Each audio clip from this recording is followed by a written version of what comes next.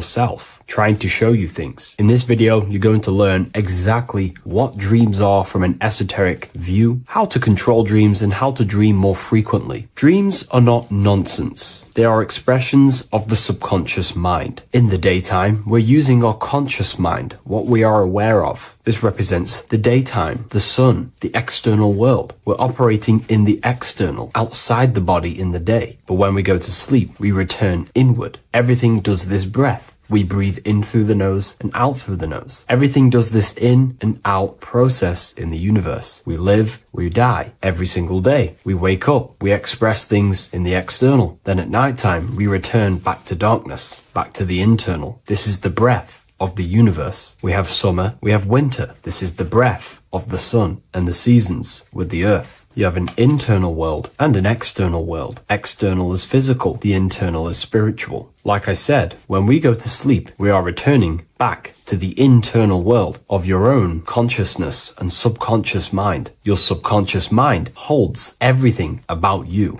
your memories, your traumas, everything you've ever learnt, your language, your name, your job, everything you identify with is stored within this vast network of the subconscious mind. It is your own personal consciousness. Therefore, when we dream, we return back to the subconscious mind, and we are in fact thinking, but in a subconscious way. The subconscious does not speak the same language as the conscious mind. The conscious mind uses language, thoughts, and all things that are very logical and very easy to understand. The subconscious is the complete opposite. It is very indirect, metaphorical, and symbolic. The subconscious communicates and works in symbols. Ultimately, symbolism is the language of consciousness. This is why in occultism and esotericism, it is filled with occult symbols, because symbols are used to communicate directly with the consciousness within the subconscious mind, and the subconscious mind is ultimately connected to the collective consciousness. We are all connected and tapping into the mental plane, where we receive thoughts, ideas, depending on what we attune our mind to. That's why we call it a mindset. But getting back on topic, the subconscious mind is your own personal network. It is like a net, an interconnected web of your thoughts, memories, traumas, emotional blockages, and all the things you identify with and have experienced in your life is stored within this network. It can be seen as a web. One example of the subconscious mind using symbolism is this next story I can tell you. Let's say I was in a very traumatic car crash as a young child. I experienced a lot of emotional trauma in that car, and that deeply impressed my subconscious mind with that trauma of emotion that I felt. Therefore, every time I see a car in my external world, that car is now a symbol that represents the state of consciousness I was feeling in that particular time of the traumatic car crash. The car is a symbol for a state of consciousness within my subconscious mind. Just like when you see a word, that word triggers what you believe that word to be in your subconscious mind. Symbols are the language of the subconsciousness. Therefore, when we dream, we are basically seeing symbols of our own personal subconscious mind. Our higher mind, which is basically our subconscious, the higher version of you that exists beyond your human thinking mind, communicates using symbolism. The higher mind does not speak human thoughts, human language. It speaks the language of symbolism. Therefore, when we dream, every event, every person, everything that happens, and everything you see is your own personal subconscious mind materializing within the plane of the astral plane. This is a dimension that sits just above the physical world that everything is pulled out of. For example, look around you. Everything you see around you was thought, then imagined. Imagination is the astral plane, and this astral plane sits above the physical world. As above, so below. These objects were thought, imagined within someone's mind, and then pulled into a physical reality. Therefore, the imagination is what you're experiencing within a dream. It is your subconscious mind thinking and materializing within the imaginative plane. For example, let's say you are a Christian, you believe in Jesus your whole life, you have lots of emotion towards Jesus. This deeply impresses your subconscious mind. You believe in him so much, you go to sleep, you have a dream that you meet Jesus. You did not meet directly with Jesus. You met with your own belief. It was your own belief materializing within the imaginative plane and revealing itself to you. Dreams are materializations of your memories, your subconscious beliefs, traumas, and anything something that could be inside the subconscious mind. It is your subconsciousness revealing itself to you in a material form. Let's say you have a nightmare. There is a big dark figure chasing you and you are running away in fear, away from this dark figure chasing you. That dark figure is not an external entity. It is not a spirit or a jinn or a demon. It is in fact an aspect of your own mind. It is a symbol that represents maybe a fear, a trauma, or something you are running away from internally, inside your subconscious mind. Something that you are not addressing, but something that is fearful, something that can be controlling you on a subconscious level. Let's say you have a fear to address something in your personal life. You want to address someone who is getting on your nerves at work. You continuously put this off and you fear doing that situation. Over a long period of time, this can slowly control you subconsciously. You start to avoid the person, avoid any contact. It is subconsciously controlling you. This is not the best example, but you can see what I mean. Hidden fears and traumas in the subconscious mind can subconsciously control your actions and ultimately lead you to low states of consciousness, keep you from reaching your higher potential, and ultimately create blockages within your own consciousness. That figure in the dream is a materialization of something that you are fearing and running away from and not addressing. This is why people always have dreams of traumas that they have experienced as a child or when they were younger, or maybe from a year ago or two. It's because that emotion is deeply impressed in the subconscious, and the subconscious is always trying to reveal things to you, communicate to you that you need to change, purify, and maybe heal within your own consciousness. This is how the higher self communicates to you, through the language of symbolism. Once you understand this, dreams can become a very powerful tool, not just entertainment at night time. Your consciousness never rests. Your consciousness is eternal. It is the very spark of the divine. Your body needs rest. Your consciousness is not physical. It does not need rest. So this is a way you can identify what your dreams are trying to show you, is by writing them down. A dream journal. Every single dream that you have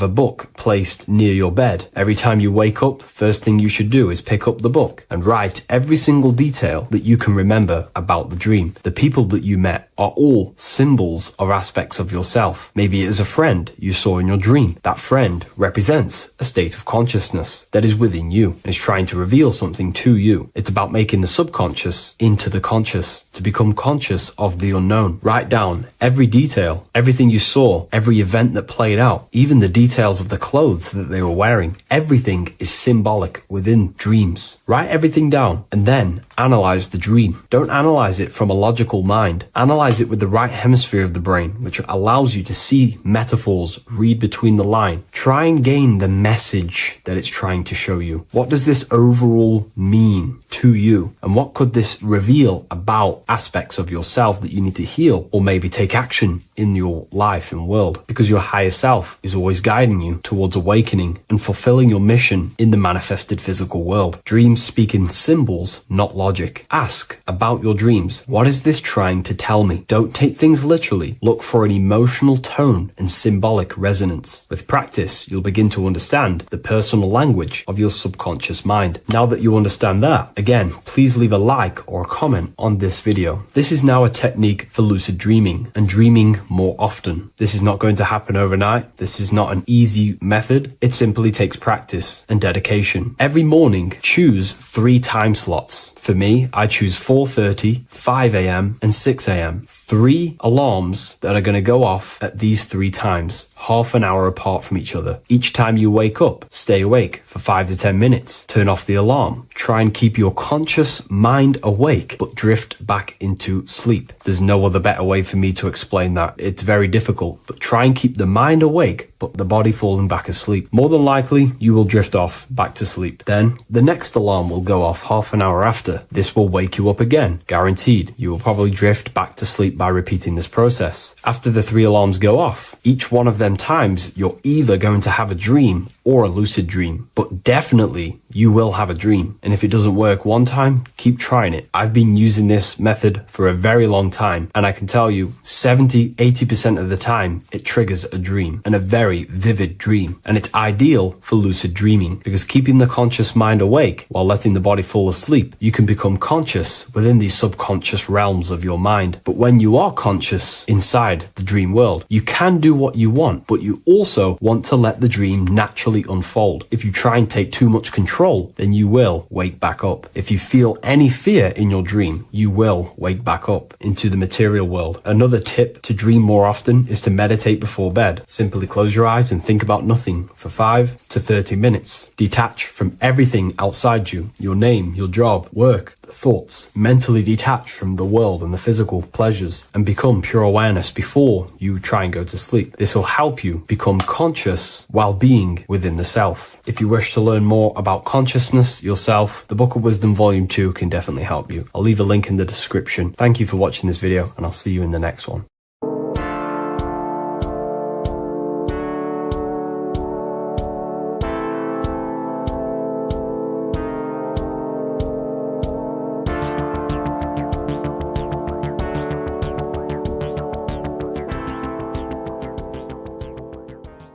Welcome back everyone to another video. Today we're going to cover everything that you need to know about the mind, starting with the two aspects of the mind, the conscious and the subconscious. The male aspect of your mind is the conscious. This is the 10% of your mind. The conscious part of your mind is only aware of everything around you, your vision, your sight, your smell, your taste, your hearing, and your current state of emotion and thought. Every thought that you consciously think about has an emotion directly attached to it. That emotion is then impressed onto the subconscious part of the mind. The subconscious part of the mind is the female aspect of your mind. It is also a whopping 90% of your mind. Subconscious mind is controlling all of the subconscious processes which happen within your body. For example, your subconscious mind is controlling your heartbeat, your digestion of food, and all of the things that you do not have to tell the body to do. It is the hidden part of our mind which is controlling all of the hidden things. The subconscious mind is like a recording supercomputer. Everything that you have experienced in your life is all recorded and stored within the subconscious mind. One of the most important things about your subconscious mind is that it stores your mental programs. Everything in the subconscious mind manifests into behavior and actions within the body. Your daily basis routine and habits are all mental programs within your subconscious mind. These mental programs are created by mainly two ways. 1, repetition, and 2, emotional impact. The repetition is fairly simple to understand. The more you do something, the more it impresses onto your subconscious mind and becomes a program. That program will then manifest into your behavior. However, with the emotional programs, they work a bit different. The stronger that you feel an emotion, the stronger it is impressed onto the subconscious mind. And then that emotion becomes a program. For example, you had a very traumatic moment happen when you were a young child. The emotion that you felt was so strong in that moment that it impressed into your subconscious mind so hard that you can recall that moment like it was yesterday. That traumatic event that happened to you when you were young will still manifest into your daily basis behavior even to this day. However, it manifests subconsciously. For example, if you were in a car crash, you will be wary to enter cars with certain people. All because of that traumatic emotion that you felt and impressed onto your subconscious mind. Another example of the subconscious manifesting into our behavior is posting on Instagram. Most of the time, the reason why you post is because your subconscious mind is seeking gratification. So before you actually do something, question yourself and find out the root cause of why you are doing this. Another thing that you need to understand about the subconscious mind is that it takes everything you say and hear literally. So for example, if you go and say, "You are an idiot" to someone, your subconscious mind will only pick up the word idiot. It only knows yourself. It doesn't know anyone else. You are casting a spell on yourself just by saying that to someone else. This is why the golden rule is to treat others like you'd like to be treated. Now, you can rewrite these programs which are already in your subconscious mind. However, it does take consistency. You have to change these programs which have been running for years. And by changing these programs, you change your behavior. because these programs manifest into your behavior. The best way to do this, personally, is to listen to affirmations first thing when you wake up in the morning, and do this for 10 minutes every single morning. Then at night time, you want to think and feel that you are becoming the reality that you desire. The more that you feel this reality, the more it will become a program and impress your subconscious mind. For example, you're trying to gain financial freedom. If you trick your subconscious mind into creating a program saying that you are financially free, this will manifest into your behavior. You will start doing more work. You will start looking for ways to make money. Your mind will be set on the frequency of money and financial freedom. Therefore, you will receive thoughts based around this program. If you take enough action, your life will dramatically change because of this program that you created in the mind. This is why we call it a mindset, because your mind is a frequency tuner which sets its frequency onto different thoughts, because thoughts are frequency. If you fill your mind with a specific frequency, you will gain thoughts and ideas based around that frequency. To create a stable mind, you need to master your emotions. You need to change your mindset. Everything that you experience is neutral. Based upon the mindset that you see it, you either give it a positive or negative charge. By understanding this deeply, you will then control your emotions. I hope you gained some wisdom and enjoyed this video. Please, if you can, leave a comment and a like, and subscribe to the channel if you like this content. Love and light to you all.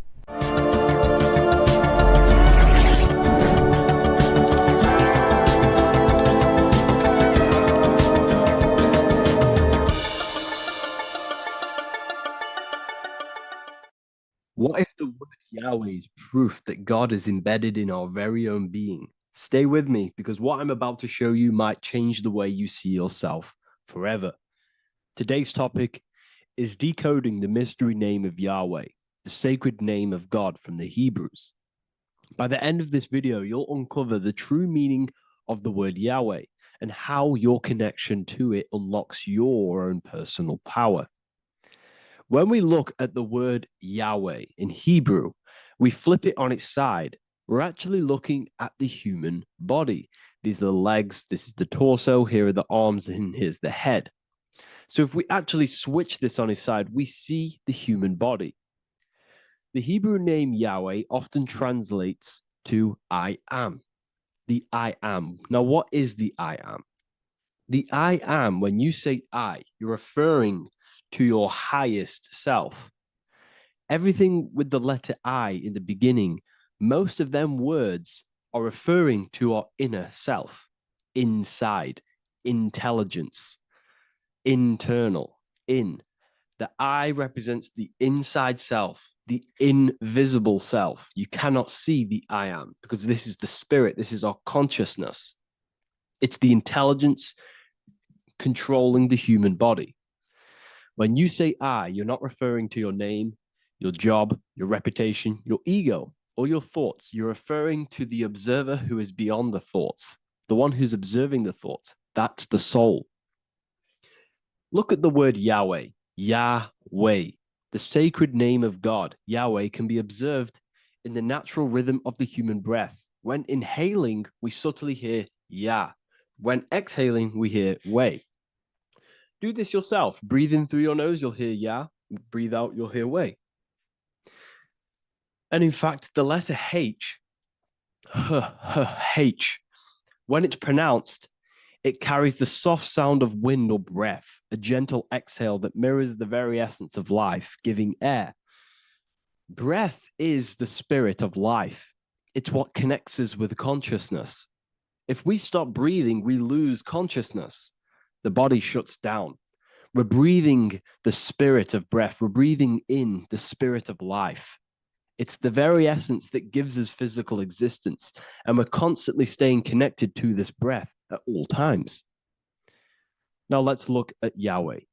1, 2, 3, 4. There are 4 letters. The Tetragrammaton is the 4-letter Hebrew name for God.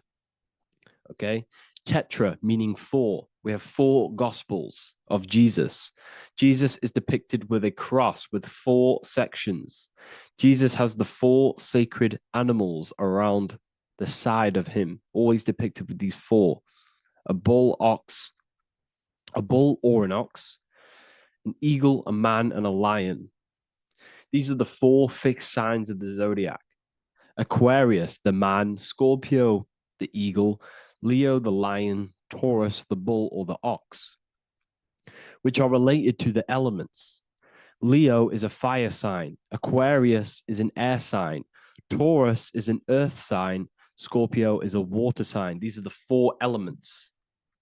And the four elements correspond to the four bodies of consciousness, as we see here.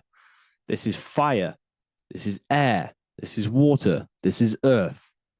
So we are made out of the four elements, which represent the four bodies of consciousness: mind, emotion, spirit, and body. The soul is incarnated into four sections. Hence why Jesus has four gospels.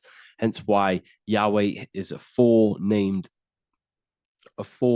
word, because we are tetraform. We have four bodies of consciousness. There are four pillars to reality: the mind, emotion, spirit, and the body. So what we're actually looking at here is the name of the very essence of the self. Yahweh represents the universal consciousness that we're all tapped into, because the body is like a radio. The body is basically a radio antenna, which is picking up the stream of consciousness, and we're all the same consciousness, just experiencing it in a different body. And Yahweh is the name for this intelligence that we're all acting out, that we're all manifestations of. So now let's look at the word Yahweh, where we read it this way in Hebrew, which is 10565. 10565 in the Hebrew letters and the numerical values. And the DNA is made up of four bases. These four things which create the DNA. This basis is the genetic code for all living things. Each DNA strand is held together by sulfur bridges that appear in a repeating pattern of 10565. This pattern matches the numerical value of the Hebrew letters of Yahweh, Yod, He, Vah, He, which are 10565. This means the structure of DNA, the code of life, follows the same number sequence as the sacred name of God, Yahweh. This is a factual observation. So we're looking at 10565. So let's look over this one more time. Yahweh represents the breath, Yahweh, inhale, exhale. It translates to I am. It's written in our DNA. The word Yahweh on its side looks like the human body. Now, this is where things get a little bit deeper. 10565 adds up to 26. The number God, well, the word God adds up to 26. Allah adds up to 26. There are 206 bones in the human body. 26. 26 adds up to 8. 8 is the number of infinity. We are all the infinite consciousness. Consciousness will never die. It's immortal. It's infinite. We are all infinite. We are not these skeletal structures. We are Yahweh, the universal consciousness. The creator of all things is our essence. We're all God with individual identities, but the highest versions of ourselves is God. The ego is our own personal experience of God. Does this make sense? So in conclusion, Yahweh is not the name of a separate God from us, but rather the reflection of the divine consciousness manifesting through the human form. The human body is like a receiver acting as an antenna that tunes into the infinite intelligence and life force we call consciousness or God.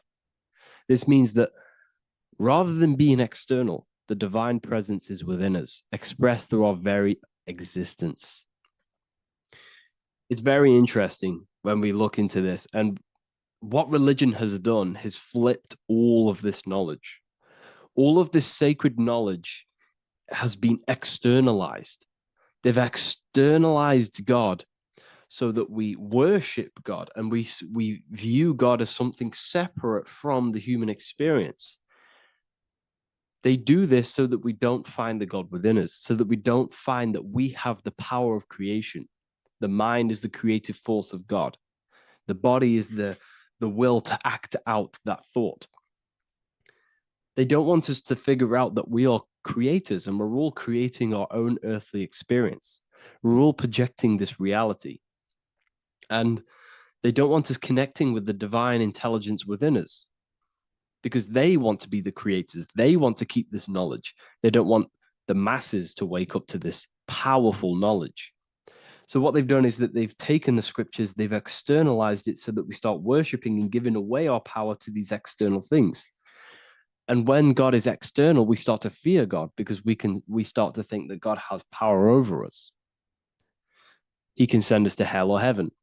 So this is what's going on. They've been externalizing this for thousands of years to keep us in a suppressed state.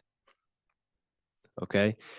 Humans are very advanced because we possess self-awareness. We possess the ability to move our awareness and our thoughts outside of the instinctual nature. For example, a cat or a dog. These things can only live in their instinct. They live based on instinct. They smell, they eat. That's pretty much what they do. But humans, we have the ability to rise above that nature and turn to our infinite selves, our higher selves. We can move beyond our instinctual nature and create very advanced things. That's why humans are made in the image of Yahweh. We are literally God in human form. So this is what we all need to realize. And I hope this video has helped. Please leave a like, a comment on inside of the description. I'll have some links to my books and my university. The people who have read them have just absolutely changed their lives. You could probably see that in the comment sections if someone leaves a review of the book. We also have Trustpilot.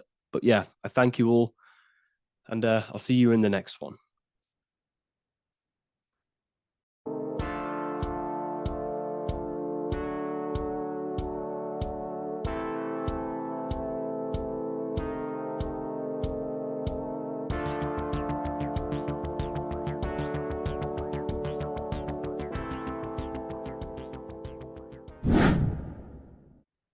How are we all doing, people? It's Revival of Wisdom from the Wisdom Academy.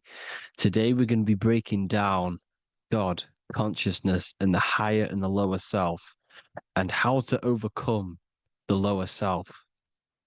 Now, the first thing you need to understand is that you are the invisible intelligence within the brain, within the body. This invisible intelligence is known as the mind. But you are not the mind. You are the observer of the mind, which is the soul, the invisible entity. The mind is your intellect, your intelligence. Now, the mind is, it's hard to put this in words, but the mind is something that gives you the ability to explore the universe. And this inner self is the I am. It's the quiet, the inner self, the voice you see in you hear in your head. This is why within spells high twin, inside, internal. The I is also the number one, which is one line. Because the one and only, is the inner self, which is the I am. This is why you say, my name is Harry. You are not Harry, you are the I, the inner self, the intelligence. Okay, this is why Jesus in French is I am. You look with the two eyes and you see with the inner eye. I and I, the same thing. Okay, because the I inside is what gives you the perception of what you're looking at. So when someone's trying to explain something and then you catch on saying, I see now, it's because you're seeing with your inner eye, the one that gives you perception, gives you intelligence, gives you the the ability to understand things.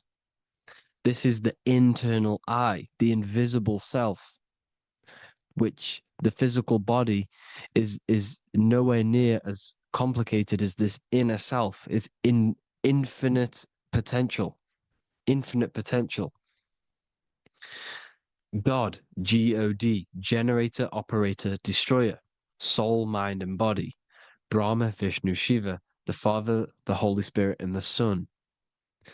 They're all the reason why you see God is always a triad is because it represents yourself. Your invisible intelligence is God. Me and you are the same invisible intelligence. We are the invisible intelligence experiencing the program being run by the central nervous system and the brain. I always say this in my videos, but I have to, in order for you to understand the things that I'm going to say later on in the video, you need to understand this concept, is that you are the consciousness experiencing the nervous system, the tree of knowledge of good and evil, which is you here. You would be in this invisible intelligence right here in the center of the brain. Now, this is why the ancient Christians show God is in the brain. This is the brain stem. This is the brain. This is also the brain stem and the brain. The brain stem and the brain. It's all depictions of the brain because the brain's the computer, the electromagnetic computer, which decodes the demands created by the invisible intelligence, the I, the inner self, you, your true self. The person moving, if you observe what someone moving, this is going to sound, but if you observe someone walking, it's not the body. The body is moving, but the thing telling it to move is the invisible intelligence. Before you kick a football, a decision is made within your invisible intelligence, your mind. And this consciousness, this invisible intelligence, is either stuck between the lower self and the higher self. Okay? When the invisible intelligence, meaning the true self, identifies itself with the physical body, it will trap its mind within physicality. This consciousness that we have is either operating in the lower self or the higher self. It's either feeding the material body or it's feeding the spirit. Okay? But because we are physical and spiritual, we need to be even. We don't want to be meditating all day long because we do have a physical body as well whilst we are here. We are playing a game in physical matter. Okay? Now, the reason that you incarnated here is to learn a lesson because the mind can manifest anything it wants within the astral planes, within the world of imagination. It can manifest anything it likes, but it incarnates into matter, into this game, so we can understand labor, because anything in matter, you have to labor to manifest. But in the astral, you can manifest at the click of a finger. You come here to learn the knowledge of good and evil. And your consciousness, I came out a bit off topic there, but your consciousness is experiencing the lower or higher self. The lower self is manifested in the lower parts of the body. Sex, food, and power, the lower three energy centers. These centers are like mini brains. You are literally thinking with these centers. And when your mind is stuck within these lower centers, you'll think, have you ever heard the term of thinking with your penis or thinking with your, you know what, as a man? Even females maybe, but mainly this is a boy saying, you're thinking with your penis.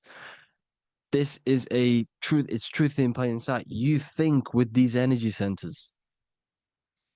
When you're living off the lower three centers, all you care about is sex, food, and power. Eating, sleeping, and greed. Power's kind of like greed. Now, when we move up to the higher parts of the body, when we live our life within the higher parts of the body, this is considered heaven, love, expression, intuition, and wisdom. This is what we need to be aiming to do, moving out of the lower half of the body and living our life within the higher self, the higher parts of the body, thinking with the higher energy centers, thinking with love, expression, intuition, and wisdom, spreading love, expression, intuition, and wisdom to others. Heaven is even. This is why Jesus is pointing at the heart chakra, always pointing at the heart. Earth rearranged his heart because in earth you're manifested as a physical being. You're in the heart, good and bad. You need to be balanced between the good and bad. Because love can be a demon too. That's a whole nother video, but love can be a demon. Now, the seven chakras are known as the seven seals in the Bible. When the Lamb opened the seventh seal, there was silence in the heaven for about half an hour. This is a verse from the Bible. The Lamb is Aries, which is the higher brain, the cerebrum, the cerebram. Ram, Aries. Because when the Ram opens the seven seals, you enter the kingdom of heaven. Because these chakras seal your invisible intelligence. They seal your true self. You are behind these seven seals, your true invisible self, your true consciousness. Because behind these seven seals, you do not think about anything materialistic. Your intelligence is not material. It's not physical. It's not from the physical world. It does not desire the physical world. The body is the beast. The body's the animal, the lower self, which can corrupt our intelligence. It can corrupt the intelligence. Okay? Now, we need to balance these chakras so that we gain a deeper connection between this intelligence and the brain. Because when there's a strong connection between the brain and the intelligence, your body and the intelligence, you have a strong connection. Therefore, you can manifest what the intelligence is saying at all times. Meaning, when, for example, your higher self, this is intelligence, the higher intelligence is always speaking to you. It's always guiding you. It's always telling you the right thing to do. You can feel it when you're doing something wrong. You can feel that you're doing something wrong because this higher self, this intelligence knows what it needs to do here. And when there's no connection between the body and this our intelligence, our true self, when we strip away, when you close your eyes for long periods of time, you will figure out you are this invisible, infinite, creative being. There's no words that I can't describe what it is, but it's the voice inside of your head that you can feel when you close your eyes. You are this being inside of the heaven, because this is heaven, this intelligence. And when there's a strong connection between the body, you can manifest everything it's saying. When everything is balanced, when you're no longer thinking with the lower centers, when they're all balanced, you're not thinking in particular with every center, you balance them all, you can manifest everything it says. Your body will act out what the intelligence is always saying. This is God in the brain, the intelligence, trying to touch Adam, representing the lower self. This is why they're not touching. Notice how Adam is resting, but the intelligence is always reaching out, stretching, symbolizing metaphorically saying it's guiding. I'm always reaching out. The intelligence, your intelligence is always guiding you. It's always reaching out to you. But Adam is ignorant of it. The lower self is ignorant of it. And that's why he's so relaxed and God is so stretching out. Because at our highest self, that when you think of when you want to better your life, that highest true version of yourself is God. When you're manifesting this, your highest self, this is God. Your truest form. your most perfect form, that is God. Your highest version of yourself, that is God. Emotions. Emotions are not what you've been taught. Emotions are not something that should be reactive, okay? You should not let the emotion be you, except that you should experience them instead of letting them become you. You need to understand there's a separation in our consciousness. You have the soul, which is the person who is observing your thoughts. When you think a thought, who's the one observing that thought? The soul, you, the I am, the I, the inner self, the one and only. And inside of every single body, inside of me, inside of you watching this video, there is this same intelligence that is inside of me, inside of you. And it's the exact same experiencing a different body. And this is what we mean by the universe is mental. We are all sharing the same ball of consciousness in a different body. The animals, the fish, the cells, all expressing this one consciousness.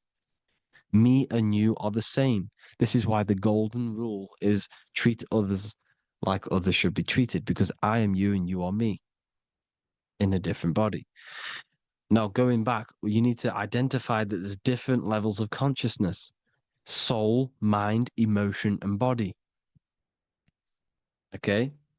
Your emotions are on a separate layer than the body, the mind, and the soul. So when you identify there's a difference between all of these, you do not let them become you. You do not let your mind rule you, because your mind can be corrupted. Your soul is the one that is pure good, pure love, but your mind can be corrupted. Okay? Your emotions can be corrupted. The body can be corrupted, but the soul can never be corrupted, only layered on top. You can only throw piles of programs within the subconscious, layering the soul down, but deep down inside of it, every single one of you, there is a loving being. Because the love comes from the heart. Love is the universal emotion, expression. Now, your thoughts can become bondage, your emotions can become bondage. Now, what do I mean by bondage? By conquering the lower self, we need to conquer our own mind, because the mind is what's manifesting the lower self. When you're thinking with the lower half of the body, when you're becoming your emotions, you need to experience the emotion, not become the emotion. Do not let the emotion become you. Do not let your thoughts become you, because your thoughts are tools that you can manifest. Your thoughts are the idea. Your emotion is the energy that you can use to manifest that thought. Your emotion is energy in motion, emotion. You use emotion to manifest, to feel as if you already have the thought. Therefore, you become that vibration. Therefore, your emotions are actually a creational force that is given to you to manifest things, because you're a human, a manifester. You're here to manifest things. You're a creator. You are a god.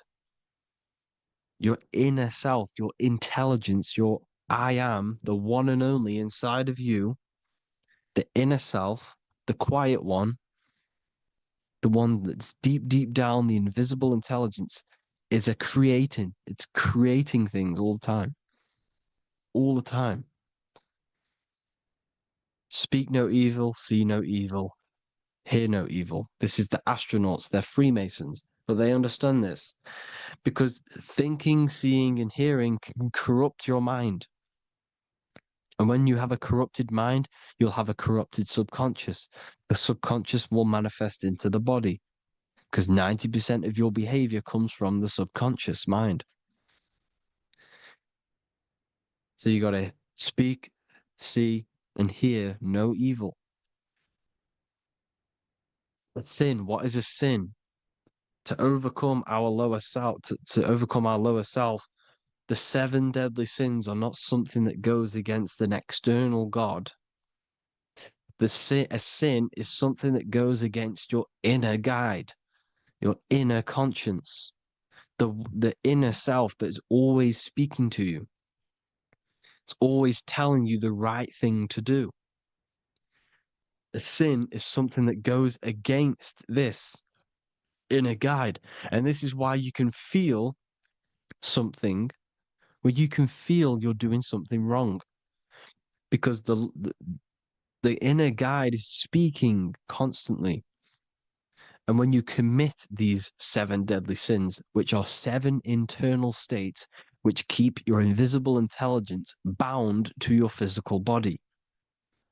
Because evil, right? Evil love bondage. This is why they stay in this realm and they control this realm, because they love the bondage of the body. They like matter. They want to stay in matter for eternal life. They don't want to ascend back into the heavenly realms where you do not have a physical body. You can explore the universe within the astral planes. They stay bounded to the body, bounded to the 3D construct of the physical world. They have greed, lust, envy, gluttony, wrath, sloth, pride. They want all of this. And if you want that, that's okay. But deep, deep down, you don't want that because your soul is always telling you the right thing to do. Your soul knows what to do to get out of here. It needs to detach from the external world.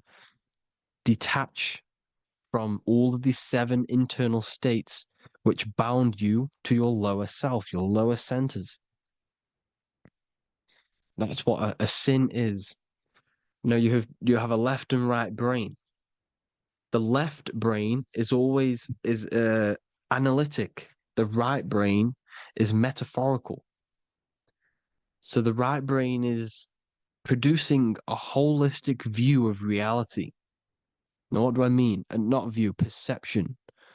When you see, because your eyes are parts of the brain, so when you look at something and you look, that image is produced in the back of the brain in the visual cortex. And then the right brain produces a perception, a holistic, it breaks down what you're seeing into a holistic image, a holistic perception. So, for example, if you're in a woods, the right brain sees the whole woods as one big woods. The left brain is breaking that perception down into individual trees, branches, and leaves. So the left brain's to do with duality, the right brain's to do with wholeness, unified. The left brain's dualistic, analytic. This is necessary so that we can pick things up and manipulate them and break things down. We need the left brain, we need the right brain. I'm not saying any of them's bad, but the left brain, sinister in Latin, means left. Because when you're left brained, you see everything in dualistic. You see everything is dual, when everything's actually one. We need to be focusing and strengthening our right hemisphere. I'm not saying sit in the right hemisphere all the time, but we need to be strengthening our right hemisphere. And this is why left is sin and right is right. Because when you focus on the right hemisphere, you see the holistic perception of creation. The right hemisphere sees humanity as one unified consciousness. The left hemisphere sees everyone as individual persons and egos. Because the left hemisphere is dualistic. And this is why the Bible says, cast the net onto the right side of the ship and ye shall find. John 21:6. What does that mean? Cast your energy, cast your perception into the right hemisphere of the brain, and ye shall find unified consciousness. You shall find your higher self, the one and only. If then you have been raised with Christ, seek the things that are above, where Christ is seated at the right hand of God. Wow. Powerful. What does this mean? Seek the things that are above, where the Christ is, seated at the right hand of God. God is your consciousness, your invisible intelligence between the two hemispheres. The right hand of God is the right hemisphere. Seek the things that are above the heart. Love, intuition, expression, and wisdom. Seek the things that are above the heart, the higher self, the higher part of the body. Because when you seek the things of love, expression, intuition, and wisdom, you create a strong aura. You attract the same frequency. And this frequency is heaven, God. This is the Sumerian artwork showing the lamb. This is a step symbolizing stepping upwards, raising up.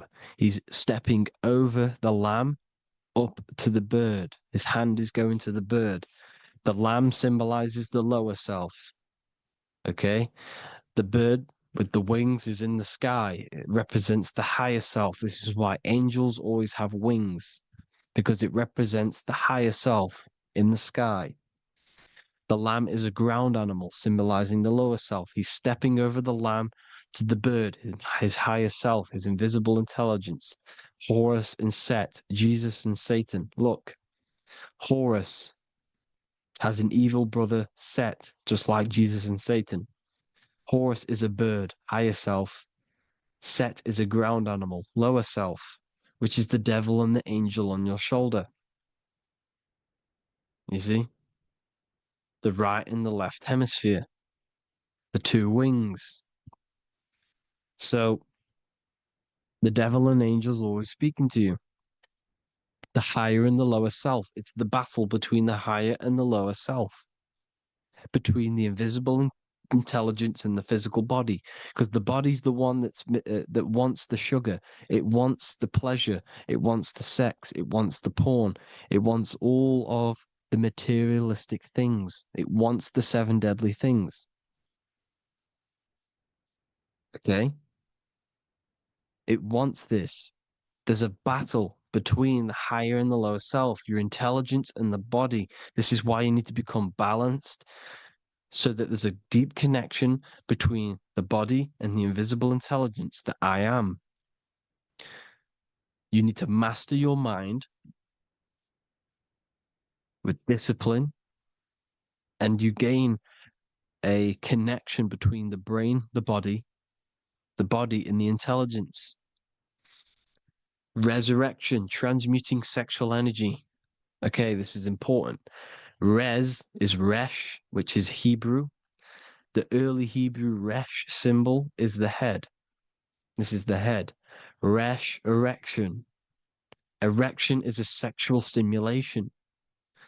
Resurrection is rise-erection. You got to raise your sexual energy up the base from the spine to the head. This is the Christ, the Christos. There's a psychophysical psychophysical oil produced in the brain every month. Go and watch my other video on raising the chrism. Okay?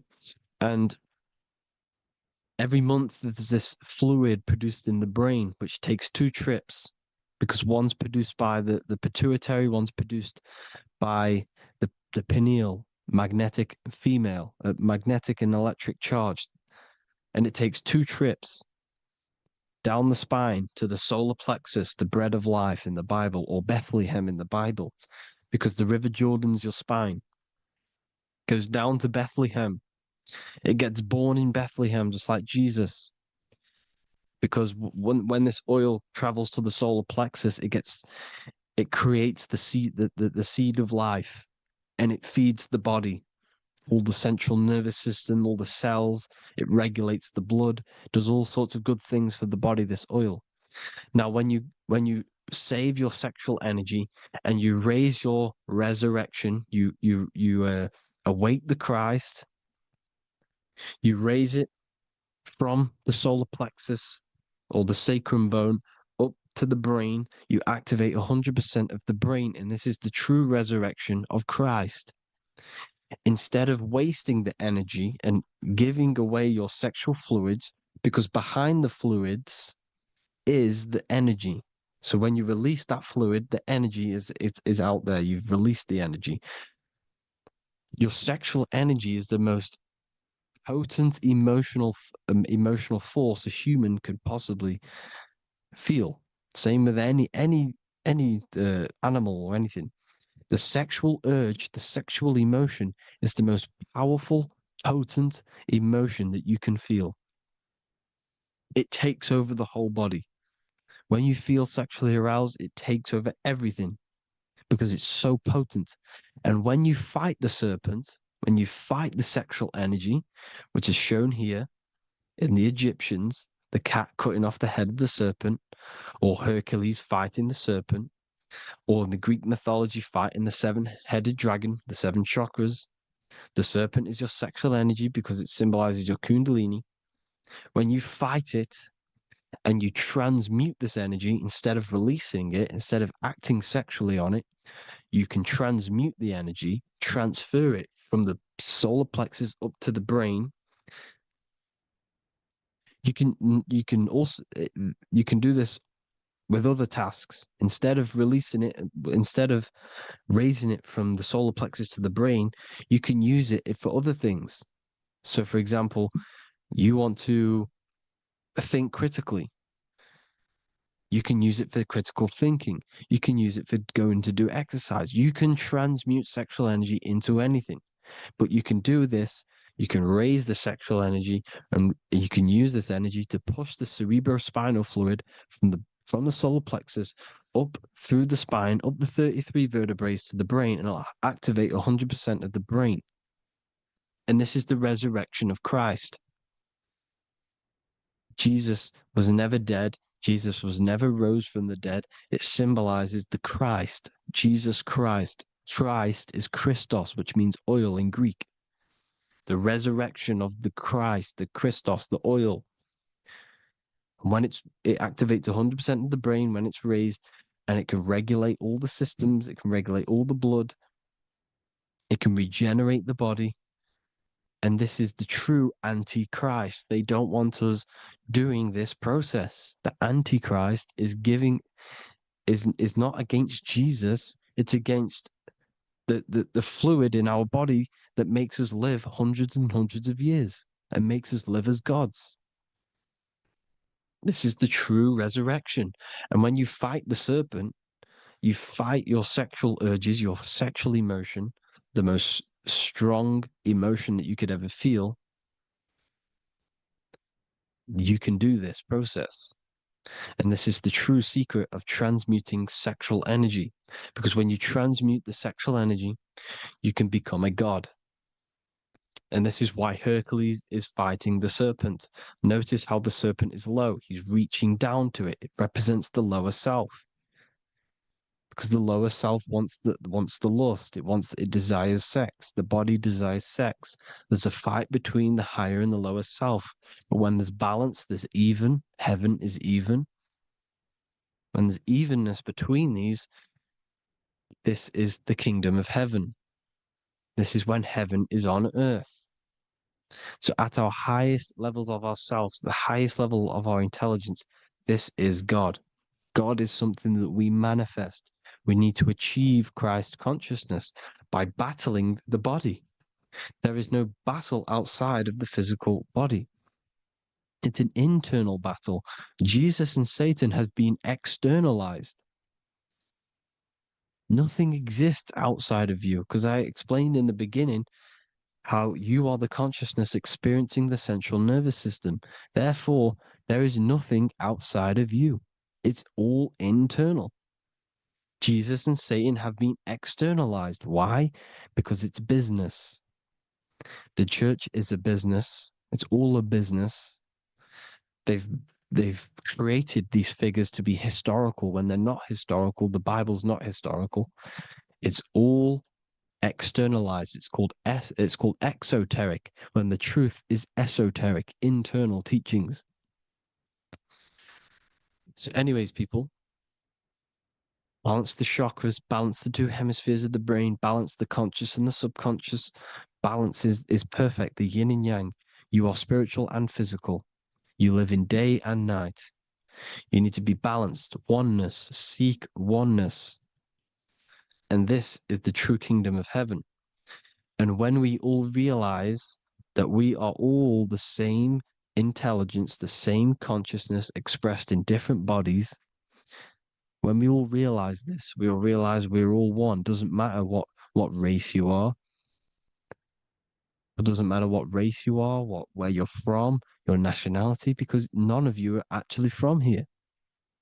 None of you are from the physical world. You're manipulating the physical world through the physical body. You are the I am. We all have a soul. Every single one of you has a soul. We all have souls. The reason why they say some people don't have souls is because they're trying to suppress your mind. They don't want you to know that you have a mind. That sounds crazy, I know. But a lot of people haven't realized that they have an infinite intelligence called a mind. And behind that mind, if you can observe your thoughts, the person who is observing the thoughts, you have a soul. Everyone has a soul. Don't listen to all these people saying some people don't have a soul, some people do. We all have a soul. Every single one of us. So anyway, you need to break the lower nature of yourself. At our highest levels, we are gods. Our intelligence, our universal intelligence, the I am, the intelligence that's inside of the brain, is God. Our minds are being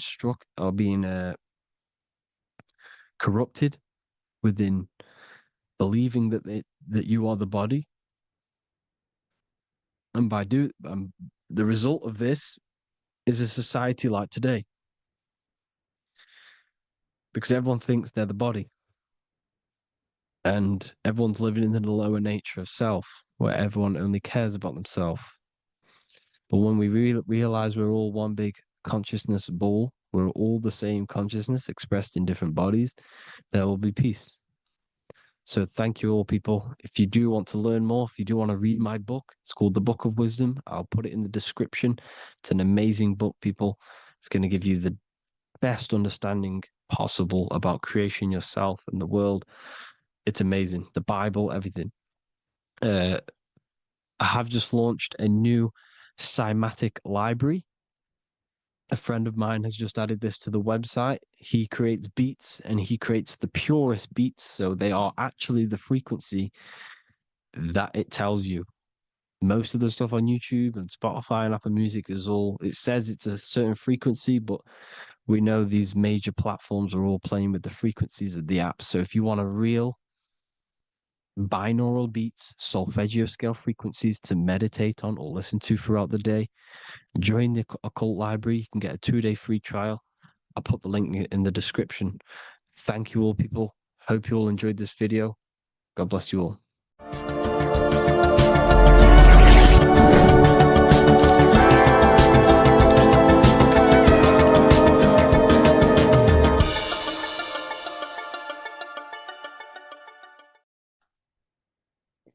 In this video, you're going to learn exactly what Christ consciousness truly is and how to cultivate this into your life so you can live a better life, create the things that benefit yourself and humanity, and ultimately to bring heaven on earth.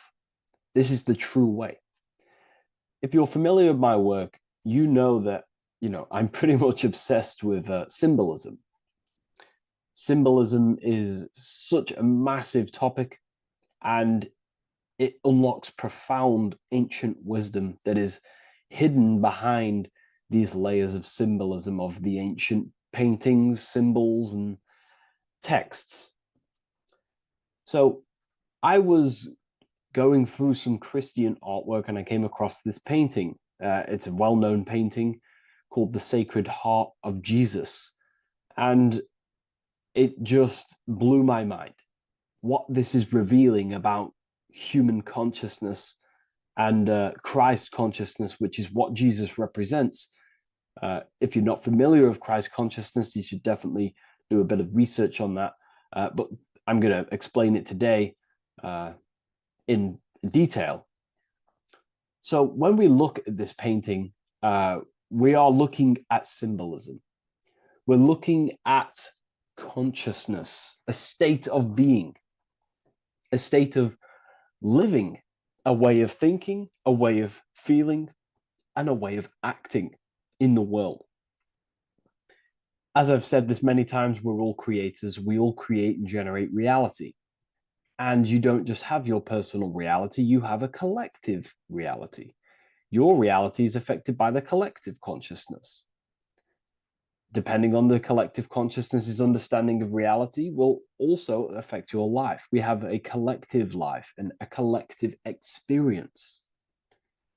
So Jesus in this depiction here is in a way showing us instructions to reach Christ consciousness, whether you see it yet or not. But I'm going to decode this for you. And your mind might be blown after watching this. Okay, so so what is the meaning of Christ consciousness? What's the whole purpose of this? Very simple. Like I mentioned before, we have a collective experience on this world. And Christ consciousness is the natural consciousness that we all need to be functioning on to generate peace, love, and unity on the earth in this experience we call life. That's what Christ consciousness truly is. It's a state of being that we need to cultivate within our own self, within myself, others, and everyone in this life and experience, so that we can all live in peace and heaven on earth, what they like to call it, so that we can generate the best experience possible together on this thing we call earth, on this material world, this material dimension.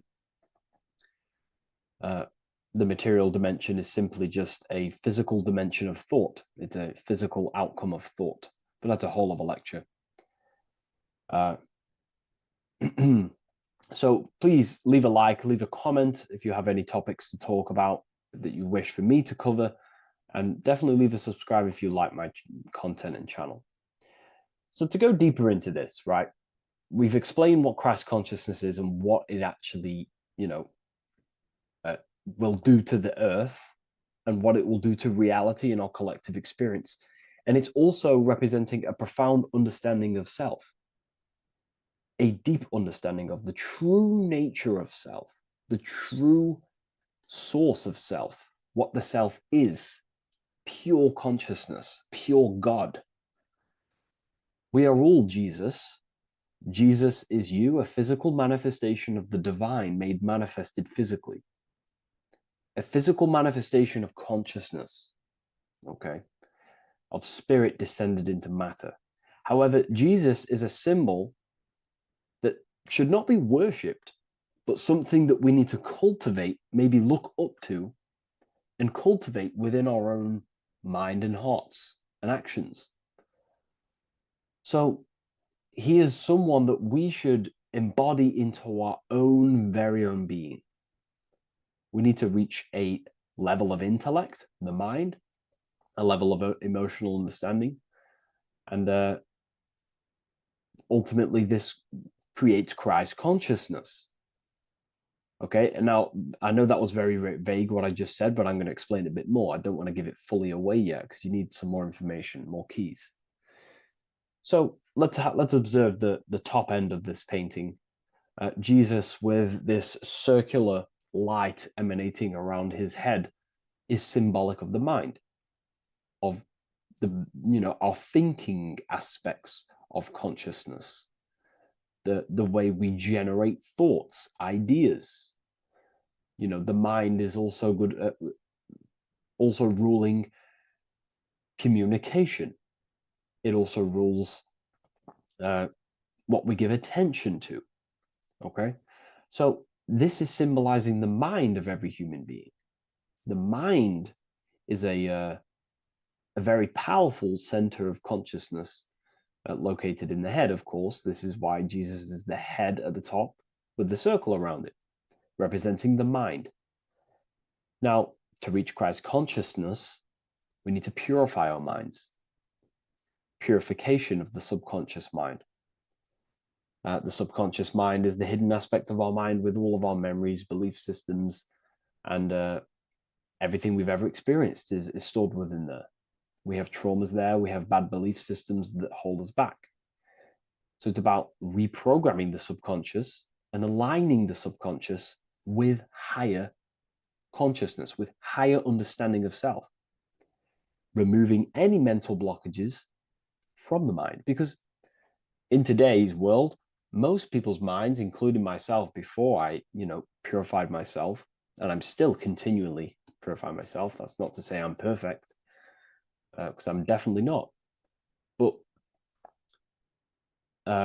what I was saying was purifying the mind so we can have a powerful mind. Because like I was saying, most people's minds are not their own friend. They let their mind control them. They let their thoughts create negative influence on them, negative emotions. They let their mind destroy their confidence, destroy themselves. We do not want a mind like this. We need a mind that is our best friend, that receives powerful thoughts, that gives someone power. We do not want our mind taking away our power. Okay, so in this specific image here of Jesus, this represents a light mind, a powerful mind, enlightenment. The word enlightenment means light and ment coming from mental or mind, light in the ment. This means a powerful mind. Light is also symbolic of knowledge, information. When someone's very intelligent, you call them a bright person. It's a bright mind. It's knowledge of self. So the mind is conscious of self. That's another thing. We need to be conscious. A lot of people are not conscious, including myself before I did this, before I woke up. Most people are not conscious of their actions. They're not conscious when they're actually awake in the day. They do things unknowingly. Are we conscious of our thoughts, emotions, and actions, what we're giving attention to in our mind? Because ultimately this shapes our experience. There's a great quote, I think it's Julius Caesar or one of the Roman emperors, who says the quality of your life is dependent on the quality of your thoughts. Something along them lines. I don't know if I'm 100% correct there, but it's very true. Our thoughts dictate our happiness. So to cultivate Christ consciousness, we need to be conscious of our actions, conscious of our thoughts that we're giving attention to. There is a level of mastery that we can achieve within ourselves where we become conscious of every single thought that enters our mind. That sounds easy, but it's definitely not. But that's a high level of mastery that we can achieve and cultivate within ourselves. So we're looking at a powerful mind here from Jesus, a powerful mind, a purified mind. And we purify the mind through, affirmations, meditations, ritual work. Rituals are things we do every single day with an intent in our mind and an emotion in our heart to impress that state of consciousness into our subconscious, so it can slowly rewrite our consciousness and align our consciousness and sync it with higher thoughts and higher emotions with love. We can sync our consciousness with love, which is ultimately what Christ consciousness truly is. Well, now we're going to go on to that now. So we've gone over the mind. Now we go over the heart. Now notice, before we go into the heart, Jesus is revealing. He's pulling back the robe, symbolizing opening the heart, revealing the heart, revealing the soul, the light of the heart. Our authentic self lies in the heart. Our pure intentions, our love, our soul needs to be shining through our heart. And our soul is unconditional love. Now, that's not to say that we can get corrupted hearts. We surely can have corrupted hearts, for sure. We can love sick and twisted things, and that's evident in today's world. People love killing people. People love hurting people, manipulating people. People love power. Now, that's obviously an inversion of natural, the natural state of consciousness for humans. When we're born with a natural state of love, of unconditional love for the self, for everyone else, for animals, insects, the earth. We love everything as a child. And not only do we love everything, we actually act upon this. As a child, we do not act on anything we know is not good. And I'm talking early stages of being a child, before we're indoctrinated, before the mind and heart become corrupted. We are pure. This is symbolizing this. Light represents also purification and truth, because when you shine light on something, it's the truth. You see it. You shine it through the darkness. It reveals. So light, this is symbolizing revealing the light of the soul, of love consciousness, holding love in the heart, true love, not love for sick and twisted things, but true love for the self, the body, and for everyone else and all things. Holding love in the heart. There's a famous saying of keeping the sun in your heart. Keep the sun in your heart. It's a very famous saying. What the sun is a symbol of love. What does the sun do? It gives abundantly. All it does is give light, give energy, power, light to the earth, and everything is feeding off this source. The sun expects nothing back. It just abundantly gives. It's a symbol of love. This is the love principle of creation. Now, the heart is also governing our actions. What we think about, okay, in our mental field of consciousness is directly corresponded and observed in our hearts. What we think about directly corresponds with what's going on and what we feel in our hearts. Okay? Thoughts produce emotions. So if we give attention to negative thoughts, there's no wonder we're having negative emotions in our hearts. So purification of the mind is also having an effect in purification on the heart. Because when we purify our thoughts and only give attention to powerful thoughts and positive thoughts that uplift yourself and humanity, then we're going to also see this change in the heart, see this emotional change in our consciousness. Okay, so this represents the purification of, a purified heart, the light emanating around the heart. Love for the self, love for one another. And you're revealing this, you're shining the heart on others. This represents, revealing your true self to everyone without suppressing aspects of self. Revealing the light, not holding back the light. Because people in darkness will look at people who are spiritual and say, oh, he's into the woo-woo stuff. It's about revealing that and not caring about others. Because when you shine a light, you're also planting seeds in other people.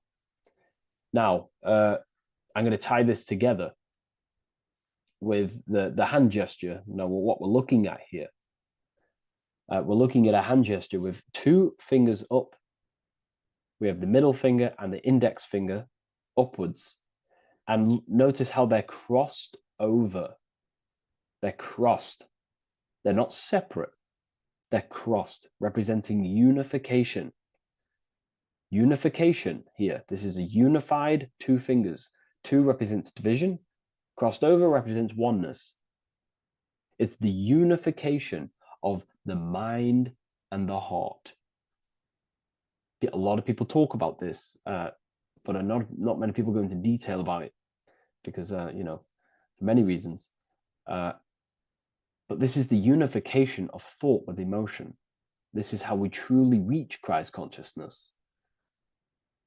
And ultimately, when we do gain the love in our hearts and we do slow, it's a gradual process of cultivating love for the self and everyone else in the world, because we're so programmed to be divided, but it's a slow progress. But when we do cultivate love in our hearts for the self and one another, love is a very, very nurturing and growing force. Like I said, the sun earlier, that is pure love energy. It makes everything grow on the earth. While love in your heart grows connections with people. It grows care. You go out your way to do things to people and do give people things. You know, it's a very nurturing and growing energetic force. And me personally, I think the whole universe is built upon love. The whole thing. Without love, you know, without the love, there is nothing. Nothing is, love is the only true emotion that truly exists. Everything else is either an opposition of love or a different degree and branch of love. Love is the only true emotion, and everything is built upon that principle. Okay, love is what guides us to a higher consciousness. When we cultivate love in our hearts, we become a vessel for light, more energy, more vibration. Our electromagnetic field expands, or biofield, when we hold love in our hearts. It's a very powerful force. And when we do cultivate a strong spiritual compass within our heart, because that's what our heart truly is, it's a spiritual compass. It tells us, well, it doesn't tell us, it knows what is right at all times. If you think something, your heart tells you whether that is right or that is wrong, whether you should act upon it or whether you should not. The heart knows what's good and evil. No one told you this as a child. As a child, you already knew this. You came into the world, you knew what was right and wrong. You knew it was wrong to hurt people. So this unification that he's doing with his hand symbolizes thinking with the love of the heart, represents thinking with love of the heart, thinking with love of the heart for the self and the collective. Now, ultimately, what this does is give birth to perfect action.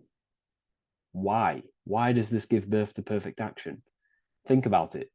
Every time you've taken an action, why did you take the action? You probably, well, you would have thought about it, you had a feeling towards it, a care energy, and you took action. Why do we go to work? We care about paying the bills and staying in our house. We go to work to earn money. We think, we care, we act. Everything you see in front of your reality, on the screen that you're seeing right now, you called your eyes, everything is in front of you because you care. It's the heart energy that leads the body. Okay? And that's even present in the body. Have a look at the body. We have the head, thought, then emotion, then our feet is at the bottom, and our feet take action. Thought, emotion, action. Thought, emotion, action. So even the body is basically a blueprint of how creation is manifested. So we receive thoughts from the divine planes, from the higher planes of consciousness. We receive them. That's another thing that I missed. If we purify our minds, we're basically attuning our mind to a higher part of the mental plane, and we will receive higher thoughts. We will receive thoughts that are more genius, what we like to call today, or better quality thoughts. We receive good ideas when we attune our mind to a higher consciousness. Okay, so we are like a radio. We receive thoughts based on what our mind is set to. That's why we call it a mindset. So, like I was saying, we receive thoughts through the head. We feel the emotion, then our feet take action. Thought, emotion, action. So the body's a blueprint of creation. It's beautiful when you really notice this. So this unification is about thinking with the love of the heart, which gives birth to perfect action in the world. And this is the state that we need to cultivate within myself and everyone in the world so we can give birth to heaven on earth through action. Because ultimately the world is molded through action, physical action. And them actions are molded from thoughts and emotions. Now,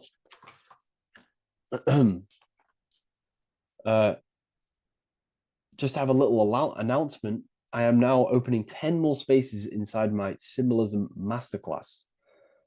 With 10 more spaces, you're going to learn about a lot more about symbolism. It's very affordable. I'll leave the link in the description if you wish, if you care about gaining more information and learning the ability to read symbols. So, what is the inversion of this? What is the inversion of this consciousness? Well, that's what we call satanic consciousness. Satanism. Satanism on its true level is the opposite, the opposing the natural state of consciousness that we are born into. It's about thinking with no emotion, thinking and acting. This is what the Skull and Bones represents here. So the Skull and Bones Secret Society, this is their main logo. Again, we have the skull, which represents thought, and the bones, which represent action. The bones take action in the physical body. We're looking at thought and action with no emotion, no empathy, no love for one another, only love for the self, the inverted love. Okay? We're looking at gray. Gray is a symbol of dullness, death. There's no emotion in gray because colors provoke emotion. When we look at a color, it invokes an emotion. Gray has no emotion. So we're looking at dullness of the emotions. I'm not going to go too deep on this subject. I'm going to create a whole new lecture for that. In fact, I think we have a great lecture inside Ethereal University on Satanism. We're going very into depth on what Satanism is and what Satanism consciousness truly is.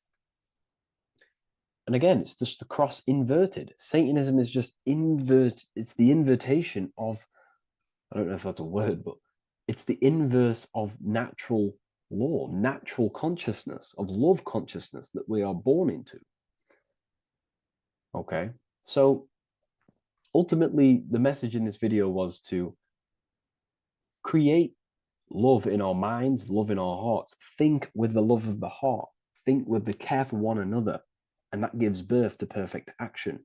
And when we align, when we do truly act out what our heart is telling us, and I know this from first-hand experience.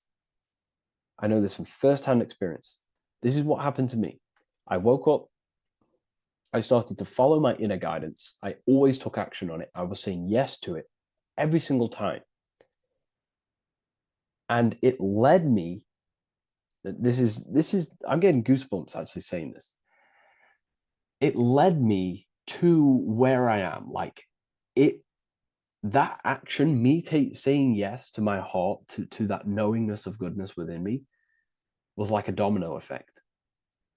And that domino effect, every time I did it, it was just opening more and more doors, not physically, but mentally. I was receiving more information. I was receiving more opportunity physically. My work started to explode on social media. Like, when you follow your heart and truly take action on what you know is good, it's like a domino effect that leads you step by step to where you're meant to be. And it's so profound and it's so, beautiful. And I'm telling you this from firsthand experience. This is ultimately how you kind of unlock your purpose in this physical world as well. So not only is it going to create a better world, it's also unlocking your true soul form and soul purpose while you're here. It's very beautiful. So I thank you, everyone. Please leave a like, comment, and share, and subscribe to the channel. And I'll see you all inside Ethereal University if you decide to take your studies to the next level. Take care.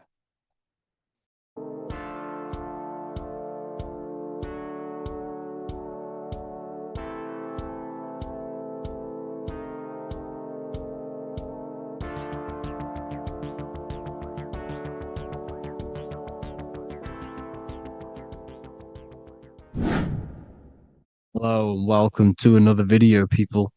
Before we start, please like, comment, and subscribe if you wish to see more content. Today we're going to be talking about the mental universe and how everything is mental. This is the #1 law on the Kybalion. If you've never read that book, it's called The Kybalion. A very good book. It's the first law because this is the most important thing you need to understand. Is how everything exists within the mind. behind every single one of these eyes is the same consciousness expressed in different bodies. The mind is what gives perception to what you're experiencing. Behind every single one of these eyes is the exact same consciousness, but the brain that they inhabit is giving them a different perception, a different being, a different body. Now, this is the difference between humans and animals. Humans possess a advanced consciousness, an advanced mind that gives us the ability to be aware of ourselves mentally, physically, and spiritually. We can reflect on ourselves. When a dog looks in the mirror or an animal looks in the mirror, it doesn't know what it's looking at. It doesn't realize it has a consciousness. It can't reflect on itself. It can't say, I want to improve in this area. It doesn't have that consciousness. We have a divine consciousness. Take away the N for divine, and you get with a D, put it with a D, you get divide, because we have a divided two-way consciousness. An animal only has one. However, it's still the same mind. We're all mind. We're all mental. We all exist within the mental plane. Look at this person walking. The body, the brain is sending electrical signals through the 12 cranial nerves, which the 12 disciples that spread the gospel of Jesus, right? You have 12 cranial nerves in your brain. There are 12 disciples which spread the gospel of Jesus. Jesus represents the mind, the intelligence, the invisible intelligence that we all are, the same intelligence, the same exact consciousness, which then sends a command into the brain. Then the brain sends these 12 electrical signals through the 12 cranial nerves to control the rest of the body through the nervous system. This person walking is not, the body is not walking. The mind is telling it to walk. And the brain is it's a supercomputer which is decoding these demands given to it by the mind. Because the pineal gland will have something to do with the ether, because the ether is physical and non-physical. The mind is sending the commands through the ether to the pineal gland, which is then getting broken down into electrical codes within the brain and sent throughout the nervous system to control the body. And this is why in the Sims simulation, because the body's the simulation, it's a false reality. It's the fake reality. It's not the real you. You are formless. There is no form. But the third dimension is a dimension within your mind. Matter, mind, light is all a product of your mind. It's all in the mind. Now, this is why The Sims has this green little diamond on top of the head. Because this is you. This is your invisible intelligence controlling the character. Okay? It's controlling the character. And this character is in the world. Your consciousness isn't in the world. The world exists within you, but the body is a vehicle for that realm that you land in. When you have a dream, your mind transcends this body into another body, duplicates your body into another universe, unite. Unite is one. We're all one. It's all one universe, expressed in many different ways, infinitely. And the vehicle that you land in is the body to operate in that realm. This is the all-seeing eye, as you see here. The eye, this is all the intelligence. This is the ball of consciousness, God, expressed in different bodies. We're all this same one in different bodies, as you can see here. And this intelligence is expressing infinitely throughout the universe, an infinite universe. There's no beginning, no end. There was no beginning of the universe. There is no end. It's infinite, always has and always will. But the mind is what gives you the ability to explore the universe, to make perception of it. We are God in disguise. We are God in disguise. We are God in flesh. But the body can become attached to the mind, can become attached to the body if the mind is not aware of itself. When the mind is that blinded by matter, and we lack knowledge and understanding of what we truly are, a formless, infinite being, a traveler. This is why Freemasons are called Freemasons. Mason means traveler. Free. You're a free traveler because your consciousness is a traveler of the universe. When we lack understanding, our mind bounds to the body because we don't separate the body with our different layers of consciousness. When we separate them and identify that we are mind, body, emotion, you then can apply this knowledge to when you want to astral travel and explore the different realms of your mind, because the mind is the universe. People, this is what we need to understand. The mind is the universe. I am you and you are me. This is the Egyptians showing you this. The Ankh is the symbol of life. This is the one ball of consciousness, mind, giving it the Ankh life to all the different life forms. The cows, the birds, the snakes, and the big Ankh given to the humans, because the humans are the most intelligent. We have the most advanced consciousness. We have the most advanced consciousness. This is why the one is giving a big Ankh to the humans here. Here you see again, this is not the sun. This is also showing Ankh giving out its life to all things infinitely. And this is the Most High. We are the Most High in disguise. When we strip off the body, we strip off the desires for the physical world, we strip off all of these fake identities that the mind gets attached to. That is God. The universe. You are the universe experiencing itself.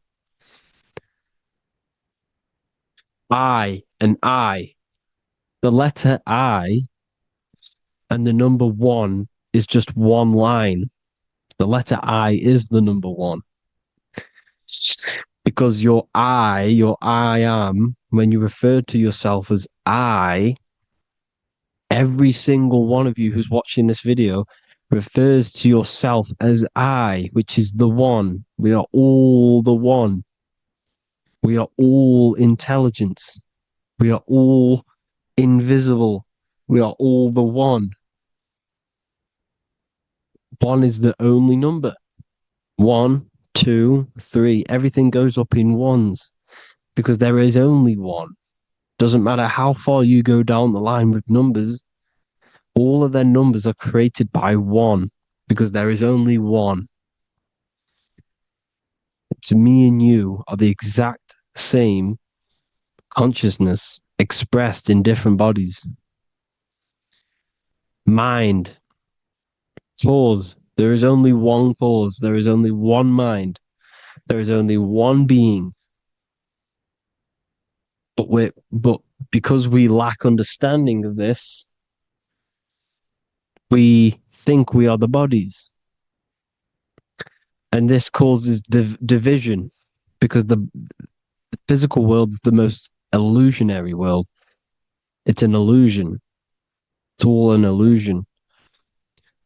Now you see with the two, you look with the two eyes, but you see with the inner eye, the mind. Okay. The mind is the mental plane is a shared plane. And it gives perception to what you're looking at, the mind. I'm affecting you when I speak because the mental plane is shared. We all share mind. We all express mind. When I'm speaking to you, I'm affecting you because we are mind. So the words that I'm saying, which are being manifested from my mind, are being manifested through my body into vibration, is affecting you. I'm affecting you with what I'm saying. And these words are having an effect on your mind because we're all mind. This is why you need to be careful what you're listening to, music and all sorts. Because music can also create thought loops within your mind. Because the chorus, we shouldn't be listening to choruses. Choruses are loops. And what they're saying in the chorus is being looped. And this can create thought loops within your mind. Go and listen to an old song that you used to listen to about 5 years ago, 10 years ago, 20 years ago. Go and listen to an old song, and you guess what? You will get nostalgia. Why will you get nostalgia? Because that song will trigger the thoughts that you were thinking in that time of listening to that song. So songs with choruses create thought loops. And they reprogram your subconscious mind. It's important why music is very powerful. Mind and mind, same word. See, language is the truth, people. This is why I use language in all of my presentations, especially the English language. It's riddled with occult truth. I is my me, I, you, and me, or I, one. We are not the name, we are I. Every single one of you is I because we are all the one, all mind. Now, the only thing that is truly mine is my mind. When you say something is mine, it's an illusion. It's not yours. The only thing that is mine is mind, my mind. Okay? It's my mind. It's the only thing. It's the same word, mind and mind. Like I said before, everything's one. Hot and cold is different degrees of the same thing, of the one substance, of degrees. The 7 colors are different frequencies of the one white light. Everything is one. There is only one. We are all one. Everything is one. Hot, cold, day, night. It's the same degree of one, which is mind. The mind's perception is what's giving it, labeling it hot or cold. The mind's perception of colors is what is giving it red or purple, hot or cold. There is only mind. The mind gives things perception. There is only one, that is mind. The conscious and the subconscious mind. The male and the female, these are married. The subconscious mind is your hidden part of the mind. Okay, it's hidden. You can't you can access it through different meditations and Reiki teachings. And dreams are manifestations of your subconscious. This is how you know mind and matter are one, because your mind creates matter in dreams. Your subconscious manifests everything in a dream, in the astral realms. The conscious is what you're conscious of, what you're consciously thinking of. So me, I am conscious that I am speaking into this mic and creating this video. My subconscious mind is the hidden part of the mind, which is speaking to my heart, telling it to beat. It's telling my food to digest. It's regulating all my blood. It's doing everything in my body without me being conscious of it. Without me being conscious. The subconscious is the feminine. The conscious is the male. The Bible, of course. Proverbs 12:4. Helpful, not helpful. An excellent wife is the crown of her husband, but she who brings shame is like rottenness in his bones. In the same way, husbands should love their wives as their own bodies. He who loves his wife loves himself. You can take that physically, you can take that literally, or you can take it metaphysically. See, the Bible's written in such a way where you can take it as your level of realization. He who loves his wife loves himself. If you love your subconscious, if you love yourself, you speak good about yourself, because your subconscious takes everything literally. If you say, I hate you to someone, the subconscious does not know the difference between me and someone else. It only thinks me, me, me. Why? Because mind is the only thing that exists. You are mind, I am mind. If I say, I hate you, you're saying that to yourself. Your subconscious picks that up and says, I hate myself. And that's telling your subconscious that's what you want. Because your subconscious manifests 90% of your behavior. The programs within your subconscious. Tying your shoelace is a program. You don't need to be conscious of it. You can just do it because it's a program. It's deeply interwoven in the subconscious. Driving your car, texting on your phone. You don't have to think about what letter. You just do it because you know where the letters are. It's a program. Therefore, if you look after your subconscious, they are a married couple. It's your wife. Your subconscious is your wife. And it manifests 90% of your daily basis thought patterns, actions, behaviors, emotions, all the things that you all the trauma that you've experienced is stored within your subconscious, which is affecting you. So let's say you were in a car crash 10 years ago and you had a really traumatic event, you really hurt yourself, and you had a very, very, very strong emotion that you felt of pain. That will still affect you today. And why? Because it will manifest into your behavior. How? Well, you'll be cautious of what cars to go in and who. You'll be cautious because of that event that stored within your subconscious, because of that feeling you felt was so painful and so strong. It's still manifesting into your behavior today. For example, you won't go in certain cars, you won't go with certain drivers. The subconscious stores everything, all your memories, the programs, and everything. So if you trick your subconscious, that's how you manifest your life. If you trick the subconscious, you already have something. And therefore it will manifest into your life, into your behavior, thoughts, and actions. This is why the golden rule is to treat others like you want to be treated. Because I am you and you are me. We are all subconscious. We all have subconscious. Whatever I do to you, I do to me. Because my subconscious picks that up and thinks I'm speaking to me.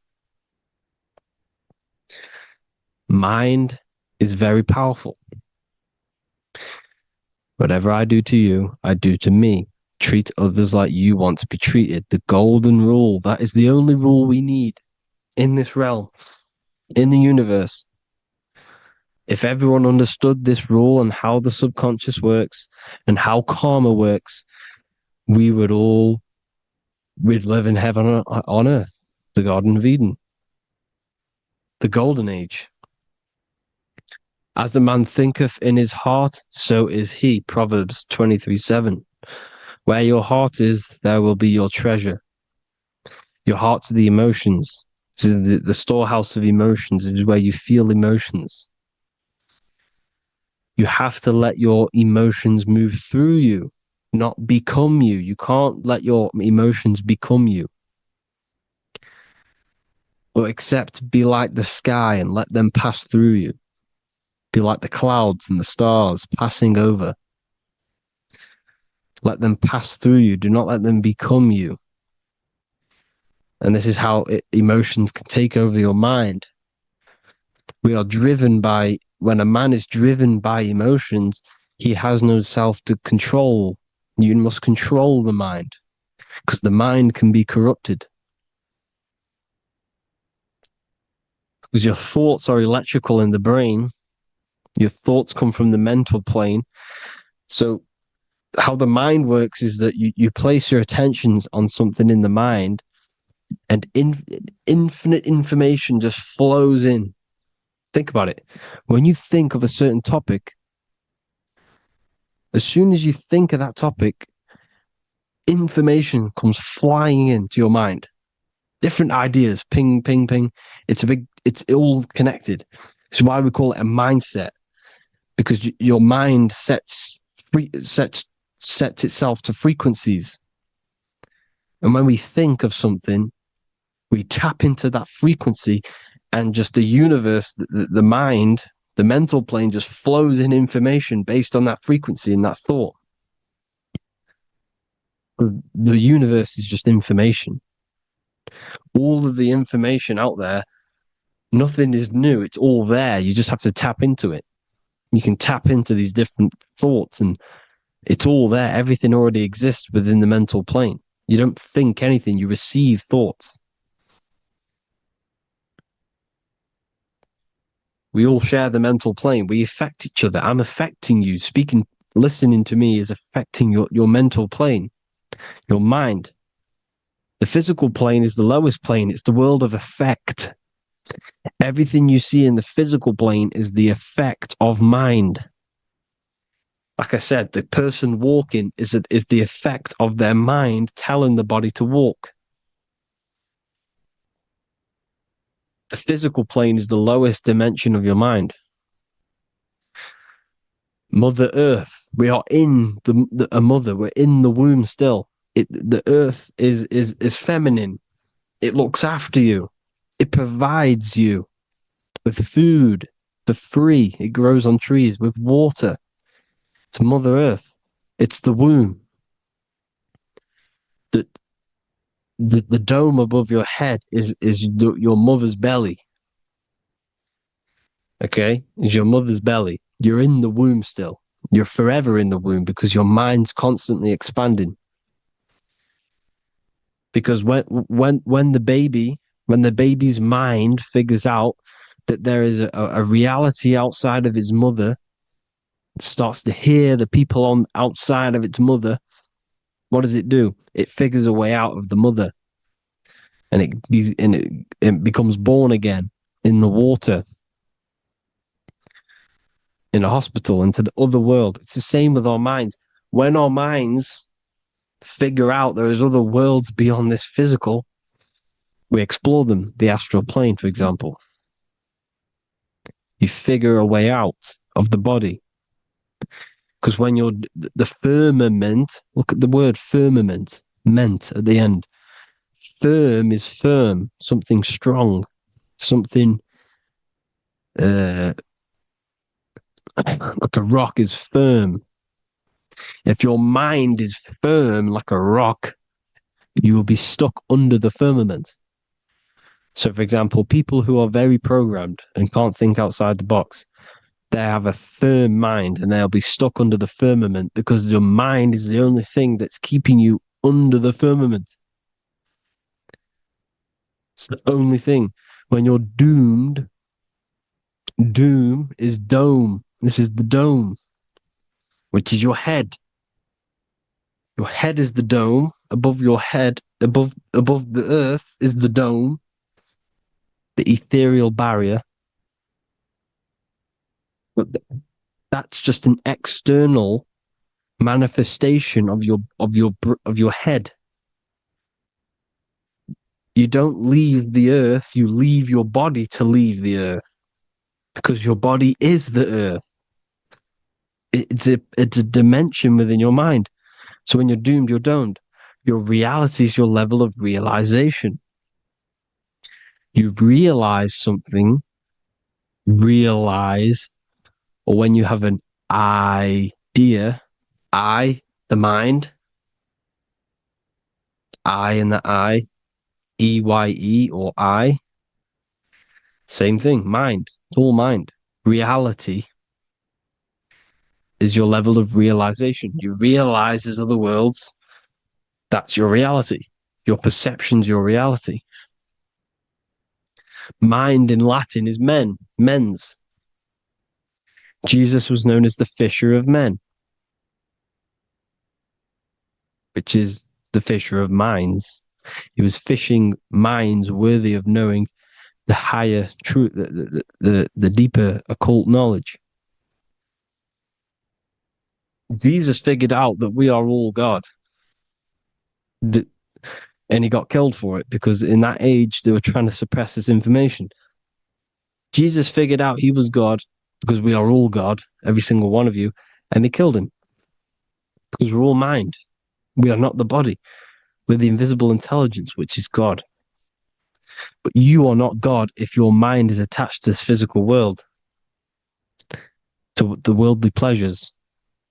If you master your mind and travel the depths of your mind, that is God. Mental and men. Look at the word mental. It has men in it. Men in the Bible means mind.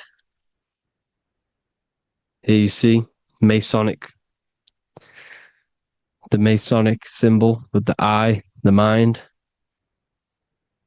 Looking over, everything is the one. Everything comes from the one. All the lines coming off it, giving its life to all of the life forms. Down here on the bottom, you have duality, black and white. Up here, you have singularity.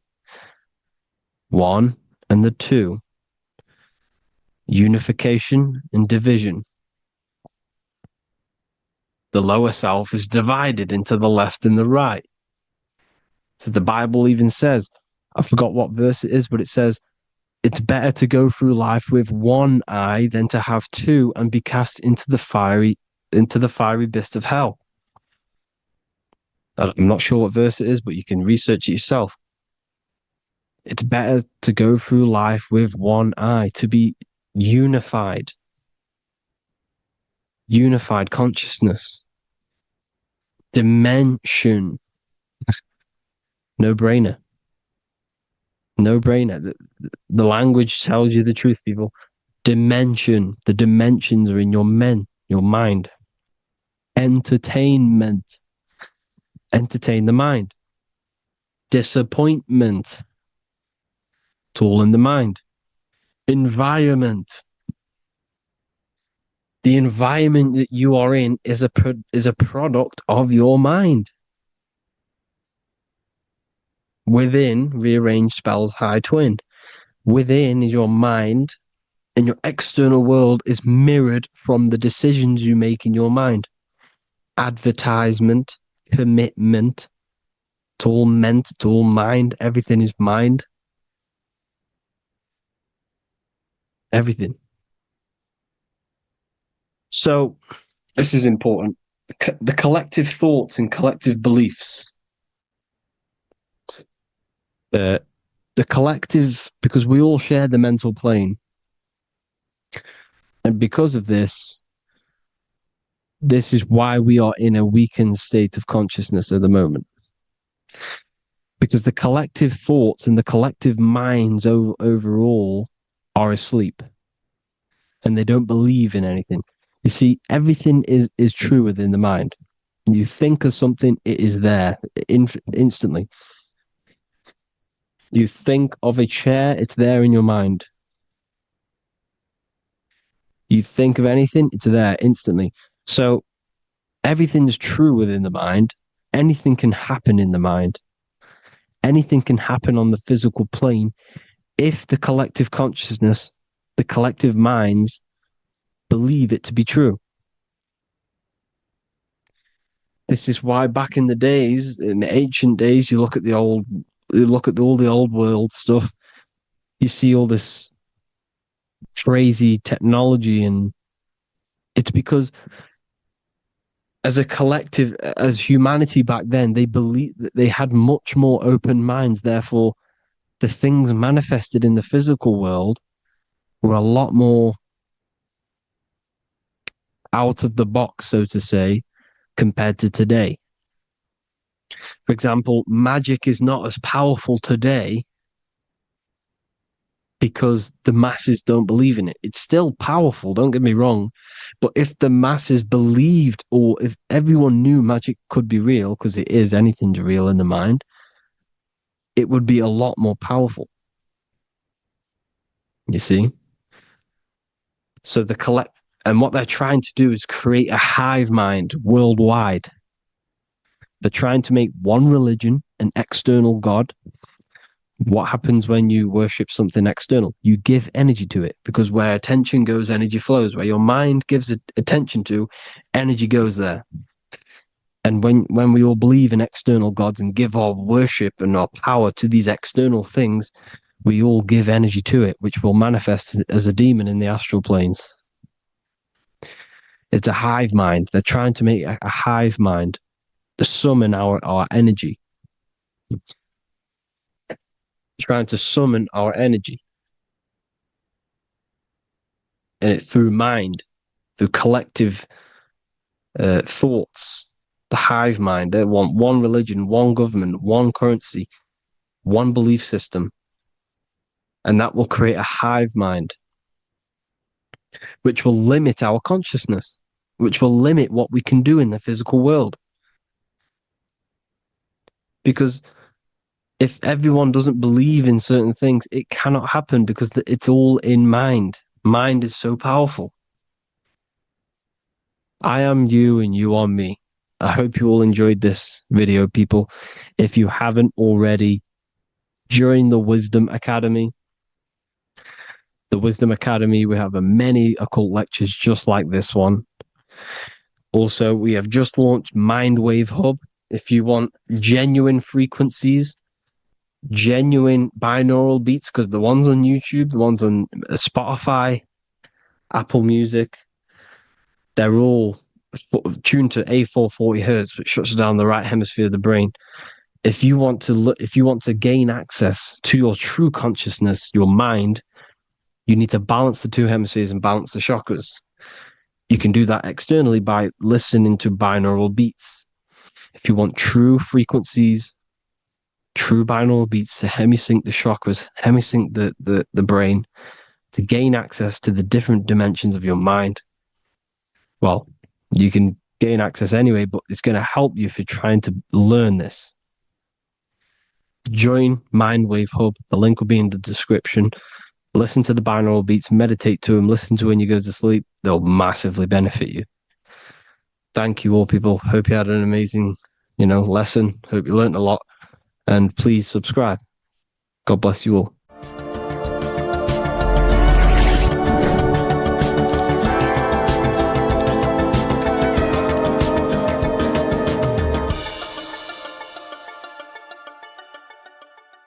What if I told you the devil is closer than you think, and it's not actually a real person, force, or spiritual entity outside of you, but a being and an aspect of your own mind and psyche? In this video, you will learn exactly what the devil is and the true esoteric meaning of the devil. The first thing we need to understand is that the universe is a mental universe. Look around you. Every action, every building, everything you see around you was begun first as thought in the mind, then manifested. We use the mind to build and shape our reality. The universe, the world, only exists inside of our mind. Therefore, God and the devil exist inside of our own psyche. So first of all, the devil is not a literal being, but a symbol of the lower self. It represents the unmastered, ego-driven part of the human mind, a symbol of destructive thoughts, emotions, behaviors, lives in realms of chaos, fear, hatred, lust, and ignorance. This is why we see the devil as red, because red is the lowest vibrational color on the color spectrum. It also corresponds with the root chakra, which is all to do with survival instincts. Red represents chaotic and intense emotions like hatred and anger. When we are angry, our face turns red. The devil represents our animalistic fundamental needs, our instinctual needs, our survival state of consciousness. We have a survival state of consciousness and a godly state of consciousness. Our godly state of consciousness is creating, not just experiencing in the animal state, but consciously creating reality. This is why we see the devil with a goat head, an animalistic head, and the head is where the brain is. The animal head represents living off instinct, the part of our mind that lives on urges, impulses, and instincts, eating, sex, power, ego-driven actions, and ego-driven thoughts. Animals are only aware of themselves. Animals live on instinct. They have no ability to consciously create like humans. This is our lower desires for the material world. That's not to say the material world is evil. However, when our consciousness is only seeking material things, this leads us down a path of self-destruction, because nothing material can ever satisfy our soul. Everything material is temporary. Therefore, the devil represents the part of us that seeks only material desires, only material fulfillment, the ways of thinking where we only think about ourselves and ego-driven thoughts. It also represents the unchecked, unconscious self, where we have no mastery over our thoughts, over our emotional impulses, and no mastery over our actions. We're living in instinct and impulsive states, which causes chaos, selflessness, destruction, and keeps us bound to our lower material 3D state of consciousness. It's important to recognize that the word devil was never present in the earliest Gospels. Instead, what was mentioned was a spirit of evil. This distinction is crucial because it underscores that the idea of the devil, as popularly conceived, does not actually exist as an independent entity. Rather, it is a personification of the lower aspects of the human mind, a facet of our own consciousness. The term spirit of evil was not meant to denote a specific deity or being, but rather any force of negativity, whether it manifests as a destructive thought, emotion, or action. A spirit is a force, an energy, and we have three forces that create our reality: thoughts, emotions, and actions. We have full control over these three aspects, which transform and mold reality. A destructive thought, a destructive emotion, a destructive action is a spirit of evil, and it originates from the darker aspects of the human psyche. So now, because we're on the topic of the devil, we have to look at the pentagram, which is obviously connected to the devil heavily. The upright pentagram represents spirit, air, water, earth, fire. Upright, which represents spirit, the most important element on top of the earthly elements, showing spiritual principles over material principles. As spiritual beings as we are, we have to put our spirit first, our higher self first, and material things second. Why? Because material things never satisfy us long term. Seeking material fulfillment will leave us feeling unfulfilled in the long run and very unhappy, and we can lose ourselves in illusions. We have to put our spiritual principles first. Seeking wisdom, knowledge, connection to the divine, and connection to our higher self is what gives us true fulfillment in our hearts and souls. But when we see this pentagram inverted, we now have spirit on the very bottom, which now represents earthly principles on top of the spiritual principles. We're putting our earthly elements on top of our spiritual element, which this inverted pentagram represents no longer caring about spirit, no longer caring about our invisible internal world, and only caring about this external body, food, sex, material things, cars, money, and all the things outside of us, the world outside of our mind. This is what true Satanism is. Satanism is not worshipping an external deity, but it is worshipping the self, only fulfilling the ego's desires. This is what true Satanism is, and we have all been conditioned to live in this state. Satanists want us to believe that there is an external deity called Satan or the devil, and the reason they do this is because they trick us, making us believe that we are not Satanists, while they are actually conditioning us to be self-seeking, ego-driven people, where we only care about sex, food, material things, and money, which is actually conditioning us to be Satanists. 80% of the population today are unknowingly involving themselves in Satanism, which is ego-driven thoughts, actions, and emotions, dwelling and living in this state, where we only care about ourselves. When we are spiritual, we realize we are all one. We are all one consciousness family, and we need to do things that help and contribute towards our collective experience, helping others, instead of seeking to serve only the self. The angel is depicted with wings, which represents elevation, higher self. The devil is represented with an animal horns, which is on the ground. A goat is on the ground, which represents the lower self. This is the elevated mind and the lower material mind. Horus, the bird, higher self. Set, the ground animal, lower self. Jesus and Satan. These are two forces, two characters that exist within the human psyche, not real entities. They are forces of our minds, and there is a battle between our higher self and lower self all the time within our own minds. There's always a part of us that's telling to do one thing and another thing, to do something bad and to do something good. There is this battle inside of our own consciousness. Here we have the human spinal column. The human spinal column is showing you the higher and the lower self. The higher self represents the head. The head is where the mind is. This is the creative essence of the universe. This is where all material things begin as a thought in the mind. We create with the skull, with the brain. This is our higher self, the heavens, connected to the heavens, the sky. And the lower end of the spinal column is where our reproductive organs are, where our gut is. Our reproductive organs and our gut is all to do with survival. The lower end of the spinal column, lower instinctual 3D based consciousness. The lower end of the spinal column is where our lower self dwells. Eating, consumption, power, and sex, lust. These are all emotional forces and instinctual based organs that are not inherently evil, but when we dwell and live off this lower end of the spinal cord, it keeps us in low states of consciousness. Our goal to raise to our higher mind is to balance this, not to overeat, not to abuse power, not to abuse sex and lust, but to master these organs and gain the ability to say no to these organs so that we can raise to our creative side of consciousness. Instead of dwelling in our instinctual nature, we can turn to our creative nature and consciously become a builder and constructor of reality. This is the true way of raising consciousness. This is the stairway to heaven, out of the animal consciousness to the higher consciousness. To wrap all of this up, it's all about gaining control over our instinctual lower nature and allowing our spirit to rule over our body and not our body ruling over our spirit or mind. The moment you let a thought become instantly an action is the moment you are an impulsive person. We are all trained to be this way. It is okay if you are in this state. The moment you let a thought turn straight into an action without questioning, that is the mind controlling you and you not controlling the mind. We need to gain control over the mind, and we do this through many different ways, through meditations,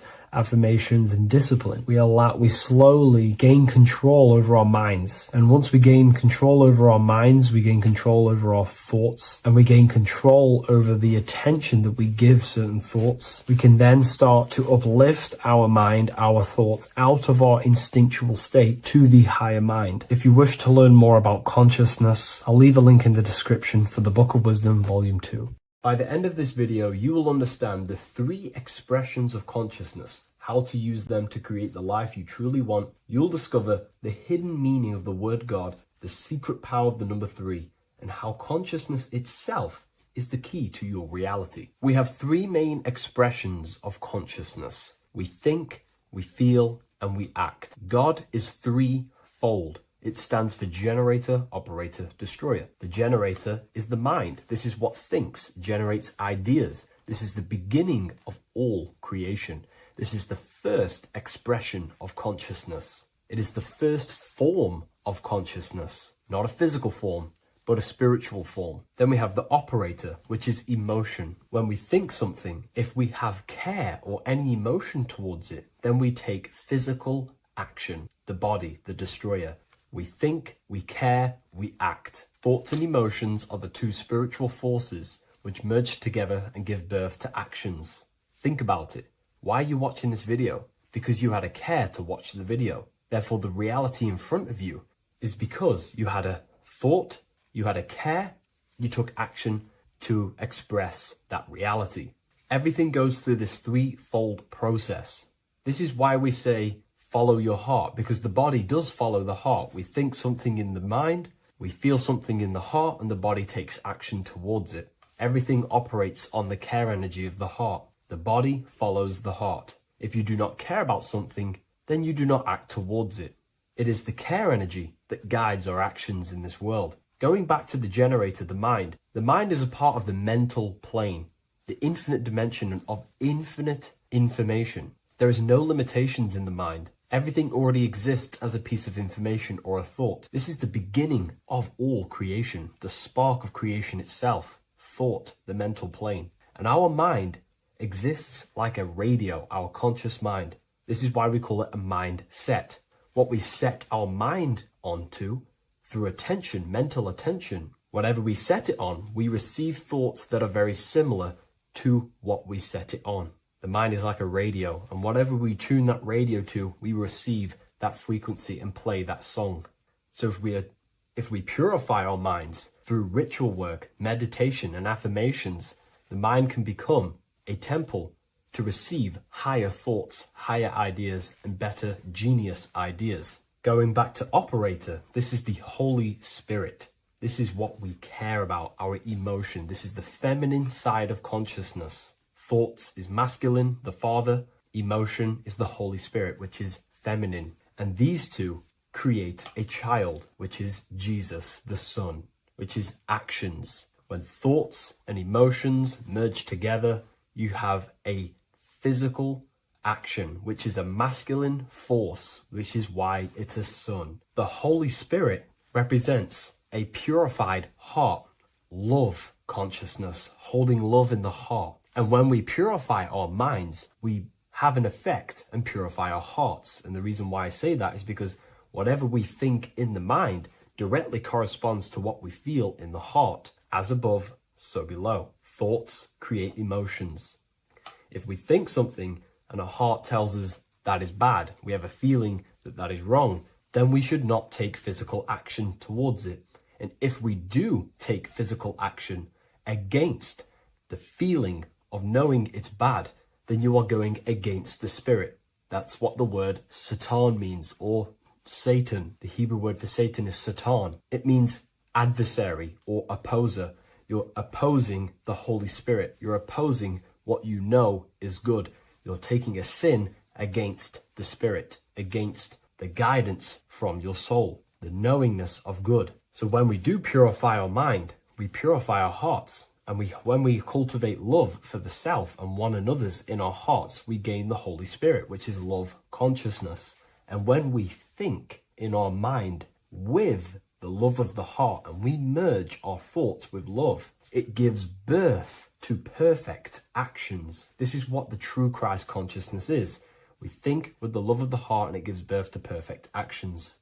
And if everyone did this in the world, we would live heaven on earth. Everyone would be balanced within themselves and the world as a whole would be balanced. So we need to gain full mastery over these three aspects of our consciousness, over our what we give mental attention to, gaining love for ourselves and the collective in our hearts, and gaining a strong disciplined willpower for our physical actions. And if you can gain full control over these three-step process, you can gain full control over your reality. The number 3 represents this 3 aspects of creation or transformation. This is a transformative process from going invisible to the visible. This is also why Jesus dies in a cave for 3 days. It's all about transforming the self. Transformation is the number 3. Me personally, I think the Holy Spirit has been replaced for the sacred feminine aspect of consciousness. They do not want us connecting to our feminine side of consciousness,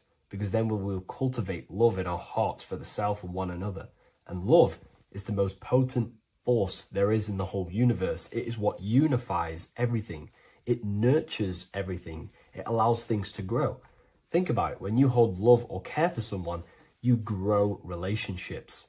The sun is the perfect symbol and representation of love energy. The sun gives abundantly, expecting nothing back, and allows everything on the earth to grow. It's a caring, nurturing, feminine force that allows things to grow and unify and come together. In today's world, we mainly have thinking and acting without emotion, without care, without the judge of our hearts. It's all about gaining unity consciousness. We think, we care, true care for one another and the self, and we act. And if you align these 3 forces towards something, your business, whatever you're trying to create, you will fully create that reality, because these are the 3 forces that you can use to generate a reality. You can do ritual work to create care in your heart about something, and then you will take more action towards it. The book I'm using here is the Book of Wisdom, Volume 1. You can get this paperback or PDF on my website. So I hope this video has helped you. Please leave a like, comment, and a subscribe on the channel if you like the content. Let me know what you think about the Holy Spirit and if it is covering up the feminine side of consciousness in the comments section. Matthew 21:1, Jesus went into the temple of God. Corinthians 3:16, do you not know that you are the temple of God? Now what is this telling you? That God is within you. Hence why in Luke 21:12 it tells you the kingdom of God is within you. And the side of your head region is called a temple for a reason. Because the brain encapsulates the mind. The brain is a physical manifestation of the mind. The heart is a physical manifestation of emotion. So we have these different layers of our consciousness. We have an intellectual, communicative aspect of our consciousness, which we would call the mind. We have an emotional aspect of our consciousness, which is the heart. And to communicate with the divine, it's all to do with the mind. Hence why the ancients always symbolize the mind being God. This is why Michelangelo always placed God inside of the brain on top of Sistine Chapel in the middle of the Vatican. He understood that God is in the brain. God is within you, not outside of you. The church tells you that God is in the sky because they are creating a externalization of the truth to create a business and a distraction so that you don't find the divinity within you, so that you don't find your power. Now you have Adam, the physical man, the physical body, the ego, the lower self, and he is resting. He's not trying to reach to God, but God is reaching because the higher consciousness within you is always trying to communicate with you. It's always trying to wake you up to your divinity. But the lower mind, the lower self, Adam, the physical self, is always in ignorance of truth, always in ignorance, and stays in a materialistic way of thinking, which is the lower animal self. And this is what we call a sleep or an NPC. This is the lower mind of man. But all you have to do is to move your finger to touch God. You have to look within yourself, within the brain, meditate, and you can find God. This is why in the Bible we see many references to the human body and anatomy to truly connect with God. Kings 6:8, the door to the middle chamber was in the right side of the house, which is the right hemisphere of the brain. The middle chamber is the pineal gland, where the seat of your consciousness is, where the seat of your higher consciousness is, the mind. And they went up the winding stairs, which is your spinal column, into the middle chamber, and out of the middle chamber into the third. So they went up the winding stairs. This represents raising your consciousness up the winding stairs. Your spinal column acts as a stairway of consciousness. Depending on what sort of consciousness you are operating in, depends on what part of the spinal column you are using. Because the spinal column ascends and descends consciousness. What do I mean? If you are in a reproductive way of thinking and you're always thinking about sex, you're jerking off all the time and you're always eating, all of your brain's power and your mind's power is being descended into the lower aspects of the spinal column, which represents hell, the physical state of man, Adam, the ignorant state. We're basically living off low-level pleasures like an animal. And the stairway to heaven is your spinal column. They went up the winding stairs into the middle chamber, which is your mind, your pineal gland, and out of the middle into the third stage of consciousness, physical, etheric, astral.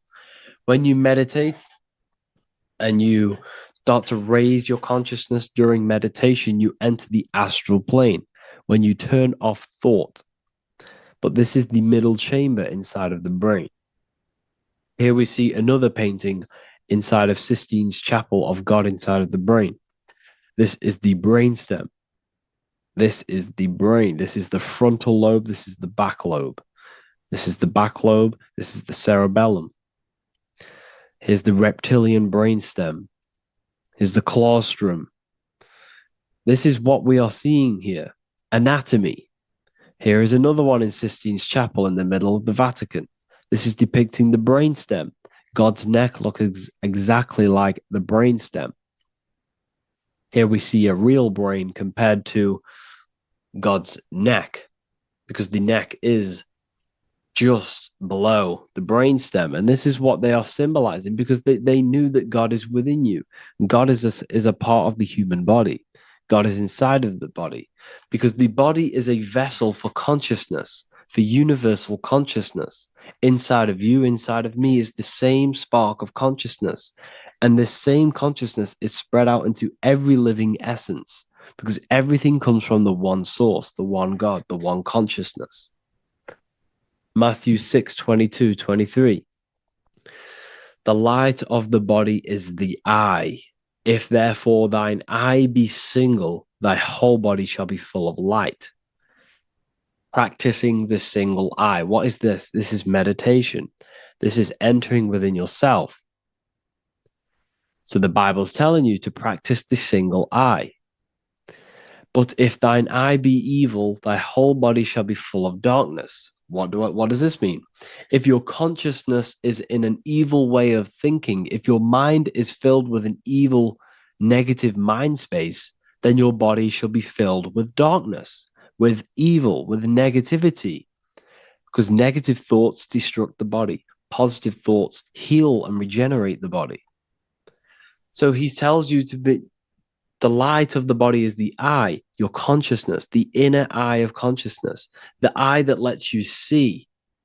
And what do I mean? You look with your two physical eyes, but you see with the inner eye. What you see is perception. You look with the two eyes, and what you see is perception. You are seeing, you are understanding, and that's what consciousness, the mind, gives you. Consciousness, or the mind, is the force that allows you to be a human being, that allows you to understand things and interact with things and make decisions. It's an infinite intelligence. See, the mind is not the brain. This is a big confusion with people. Hence why the eye on top of the pyramid is separate from the bottom half of the pyramid, because the consciousness is separate from the body, the eye, the all-seeing eye. It represents the observer, the eye that sees into this body, into this world, into this. You are the perceiver. You are the invisible spirit within the body. Theologians 4:17. After that, we are still alive, and our left will be caught up together with them in the clouds to meet the Lord in the air. You don't meet the Lord in the physical air. Okay? This symbolism of the ancient Christian artwork is showing you this is symbolic. These things never happened. There's no man in the sky. Moses didn't go on a mountain to meet with God. The air represents the mind. This is why you say you're an airhead when someone's very stupid.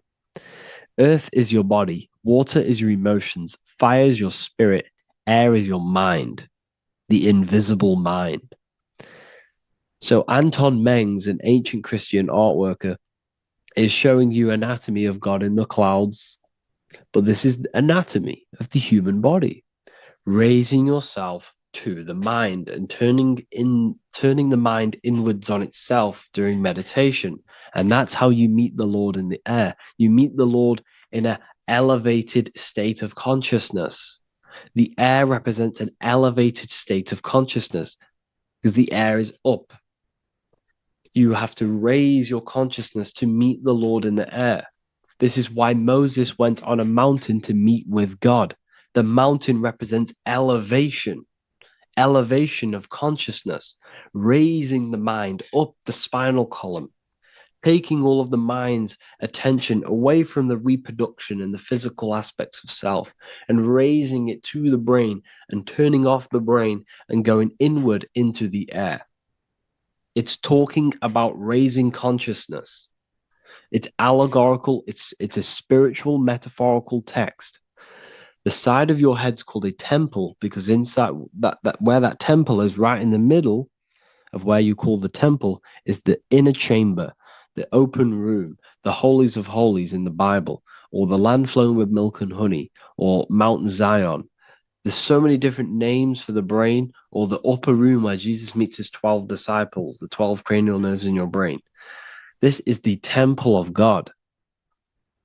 Your body is a temple of consciousness. It encapsulates the consciousness. It encapsulates the mind and soul.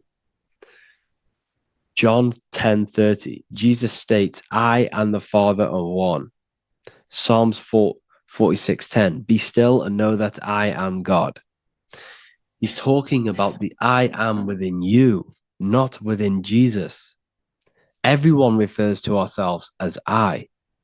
I am God. When you say I, you're referring to the highest aspect of yourself, the aspect that is above all thought, above all emotion, and above all things. When you say I, you're referring to your pure awareness, your pure consciousness, the highest aspect of yourself. And anything after I is egotistical. I is God. The letter I is the Roman numerals for one, because there is one God, one consciousness. The letter I is one line, just like the number one. Matthew 6:3-4, take no thought. Therefore, take no thought. Take no thought. He says this 5 times because you must turn off the 5 senses and take no thought to connect with God. Be still. This is telling you to meditate and know that I am God. The I am within you. I and the Father are one. I and God are one. You, who you think you are, is a completely wrong. The body is matter. Your name isn't you. Your job isn't you. Your reputation, your trauma, your memories, your friends, family, worries, bills, interests, dislikes, goals, passions. Anything to do with the thinking mind is not you. Who you think you are is a part of your thinking aspect of consciousness. But once you remove thought, you are no longer your name. You are no longer your body. You're no longer your reputation. You are the I. You are pure awareness, pure consciousness. Pure consciousness. And this pure consciousness has latched on to this name, this job, the body, and your traumas. Your pure consciousness has attached itself to this character who you're playing in the physical world. And this is essentially who you think you are, but you are not. You are the I, you are the self. You are pure awareness.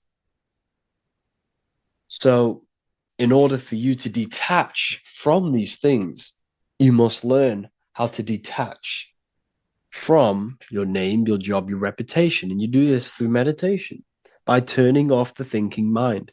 Turning off the thinking mind allows other aspects of your consciousness to open up. What do I mean? Your whole life you've been thinking, and all of these thoughts has attached you to this physical body. You haven't allowed your consciousness to open up. And you can only do this by taking no thought. That's why Jesus tells you, take no thought. When you turn off the thinking mind, other aspects of your consciousness starts to open up. Other aspects of your being can open up. And this is how you astral project. This is how you do all these mystical things and things to do with consciousness. It's taking no thought. Imagination, emotions, thought, and memory are all to do with consciousness. These things are not physical. You can't touch thought. You can't touch emotions. You can't touch these things because they are not a physical thing. So you must turn off these things for other aspects of your consciousness to open up. Okay? So essentially, the Bible is a metaphorical, astrological, numerological, metaphysical, spiritual, encoded text that talks about human anatomy, spirituality, and the true nature of the human experience. Everything they would teach you in school is to make you think that you are this body. Everything they teach you in church is the externalization of the true teachings of Jesus. Jesus was telling you to meditate. Jesus was telling you to practice the single eye. Jesus was telling you to look within yourself and find God. He wasn't telling you to pray to him. Mark 16:19, he was taken up to heaven and sat at the right hand of God, the right hemisphere of your brain. John 21:6, cast the net onto the right hand side of the boat and ye shall find fish. Fish is understanding. The boat is your body, your brain. Cast your awareness into the right side of your brain and you will find understanding, because the right side of your brain is all to do with the creative aspect and the intuition and the spiritual sides of your consciousness. This is why God is here. This is why Michelangelo depicted God in the right hemisphere of your brain, because this is all human anatomy.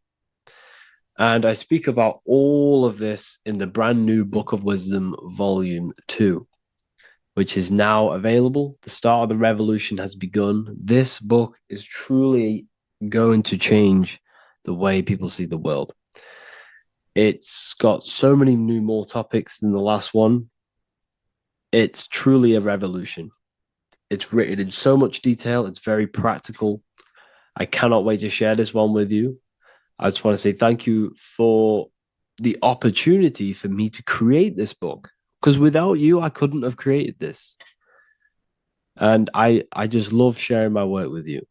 And I thank every single one of you for the support, the watch, like the views and the likes, everything, especially the people who have joined the university and stuff like that. And for people who have joined the university, you do get a free Book of Wisdom paperback if you just go to the general chat and follow the description, follow what the instructions that I gave you in the chat, and you'll be able to order a free Book of Wisdom if you are inside of the university. Plus, you get all of my other books, 2 books, and over 45 occult books on occult and esoteric things. You get lectures, live calls, a community, a manifestation mastery course, and a whole library and reoccurring updates every month, every week. So yeah, I hope you all enjoyed this video. Thank you all. Please leave a comment to help the algorithm, and leave a comment on what videos I should make. And yeah, I'll get to uploading on the YouTube a lot more now. The second book is now released. I have a lot more time on my hands. No longer using my energy to create the book. I'm now going to redirect this mental energy into the YouTube. So there will be a lot more content coming. So I need some content ideas So feel free to comment some ideas, some YouTube videos that I can create. Thank you all, people. Have an amazing day. So depression doesn't actually exist, and in this video I'm going to show you how depression is actually a choice. And I'm going to give you some solutions on how to deal with it. And this is probably going to change your life forever just by doing this alone. Okay, so the first thing you need to understand about depression is that it exists in your conscious mind. It exists in your thinking mind. So what is inside your thinking mind?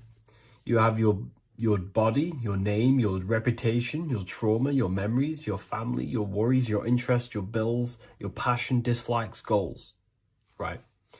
Most people identify their lives with this. They identify their lives with their thinking mind. They think they're their name, their job, their reputation, their memories. But this is not who you actually are. Who you actually are is the observer of that. What happens if you stop thinking? What is left? You're left with unconditioned consciousness. You're left with the self, which is what we refer to as I. We are the consciousness, not the thinking consciousness. You are not these labels. You are not your thoughts. You are not your job, your name, your reputation. Okay? And the reason why I'm telling you this is because it's very important, is that we are something beyond this body, beyond this name, beyond our thoughts. We are the consciousness. So depression exists inside of the thinking mind, the conscious mind. Okay? So if you want to get rid of depression, you must learn how to escape the thinking mind. And not only just escape, but that's step one. In meditation, you do meditations, right? We sit still and we have to learn how to control the mind and turn off the thoughts. And when we turn off the thoughts, depression goes out the window because there's no thought present in your mental field of consciousness to be depressed. Okay? You must understand, who is the one suffering from the negative thoughts? Who is the one suffering? Your mind is not suffering because the mind is producing the thoughts. Your body's not suffering from the negative thoughts. You are suffering. And who is you? You are a soul. You are that feeling.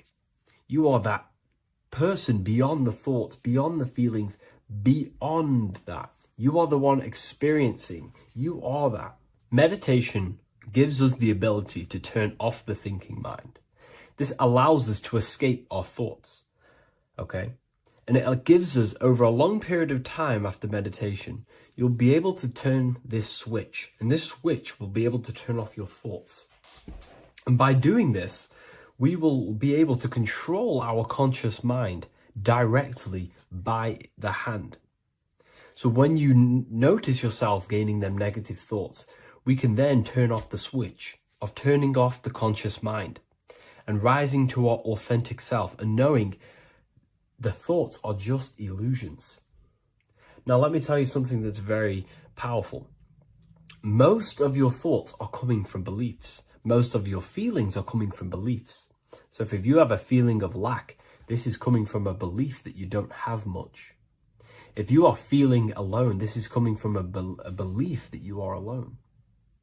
So what we must do is restructure ourselves. We must restructure the subconscious mind. And we do this in many different ways. We can do this with meditation. We can do this with visualization, visualizing our desired reality as if we are living it. We can do this with affirmation. Now, a lot of people think, oh, I'm trying to speak something into existence with affirmation. No, you're not using vibration to try and change reality with what a lot of these new age people will teach you. Vibration, your words will not have much an impact on reality. That's the truth. But what they do have an impact on is reprogramming and recrafting and refining your mind.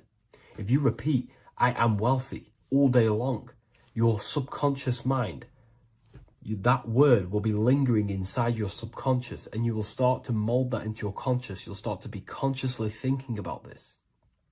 Most of your thoughts are coming from your subconscious. So if you want to get rid of depression, you got to figure out the trigger. What are you depressed about? What are you feeling? What are the beliefs that are making you feeling and thinking this way? And that's what you must restructure. You must restructure your subconscious mind through visualization, meditation, and affirmation.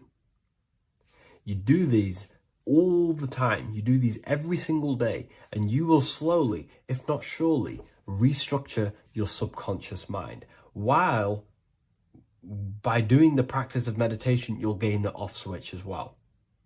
Sometimes depression comes from not living in your authentic self.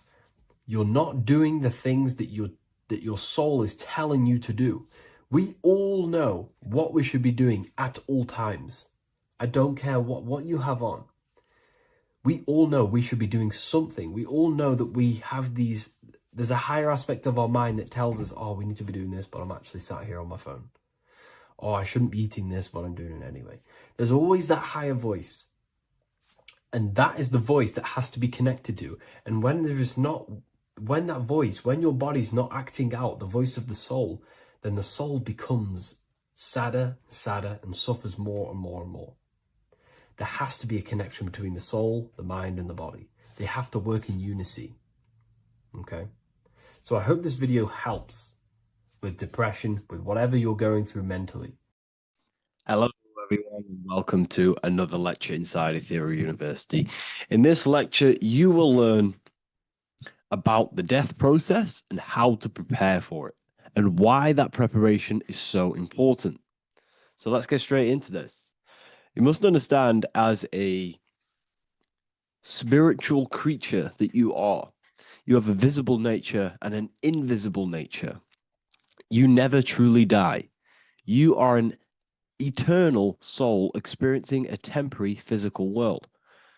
The inner world of thought and emotion is eternal, while the outer world of matter is mortal. Everything that is seen is mortal. Everything that is unseen by the eyes is immortal. When you die, your external physical world will be stripped away, leaving only your pure consciousness in its raw form, drifting within the astral plane. So here you see your physical external body and your internal world. And your internal world is your state of consciousness. It's your state of consciousness. Your thought and emotion is one overall state. Okay? So you must understand these planes. You have the physical body, the etheric double, an astral body, a mental body, and the Buddhic body. When you die, you leave the physical plane. Then you will more than likely leave the etheric plane, because the ether acts as like a portal. Everything comes out of the ether and returns back to the ether. I can break that down in another video in electromagnetism.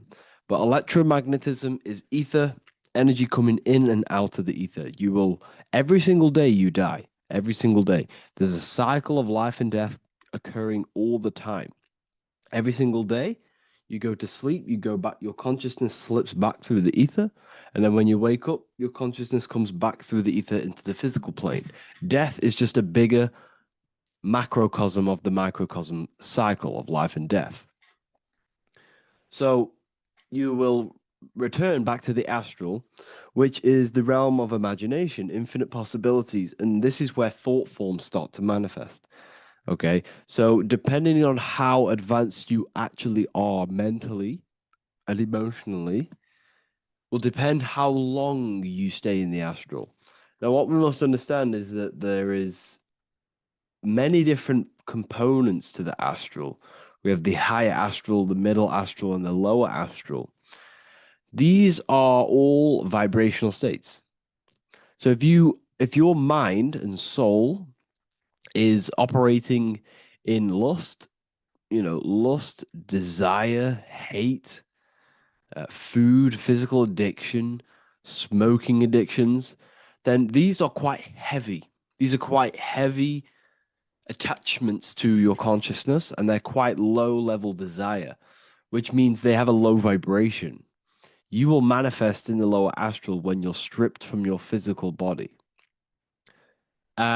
The lower astral is not inherently evil. However, there's just low vibrating things going on there. Low vibration does not mean evil.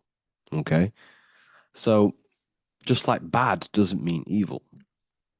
Okay? In the lower astral, you are going to see lower astral beings. You're going to see spirits, souls with low level desire. Okay. People who are attached to the physical plane, people that lust, people that do these things. Technically, this is hell, but you can escape it by escaping yourself. Now we're going to break all this down. I'll break all this down properly once you understand the full context. So depending on your level of desire, you will manifest in a corresponding layer of the astral plane. If your mind is still attached to the low physical desires, you will find yourself in the lower astral realms. But if you have few desires and have detached from the worldly attachments while you are encased in a body, then you will rise into a higher or middle astral plane, mainly the middle. Okay. The higher astral plane is very formless. So as I broke down here, this is, well, the physical plane is the lowest dimension. This is the most form, the most matter. It's quite heavy. The higher you go, the lighter it becomes, the more fluid, the more formless it becomes. So you see here it says denser down and lucidic up. So this is more lucidic in these higher realms. This is more dense in the lower realms. So this is why the ancient Egyptians were always talking about, I'll show you this. This is showing you death. So first of all, we have Anubis, which represents death. Here you have the heart, which represents the soul. And here you have a feather. And this is a scale. You see how this is a balanced scale? So what this is symbolizing, this represents death. This represents your heart, and this is a feather.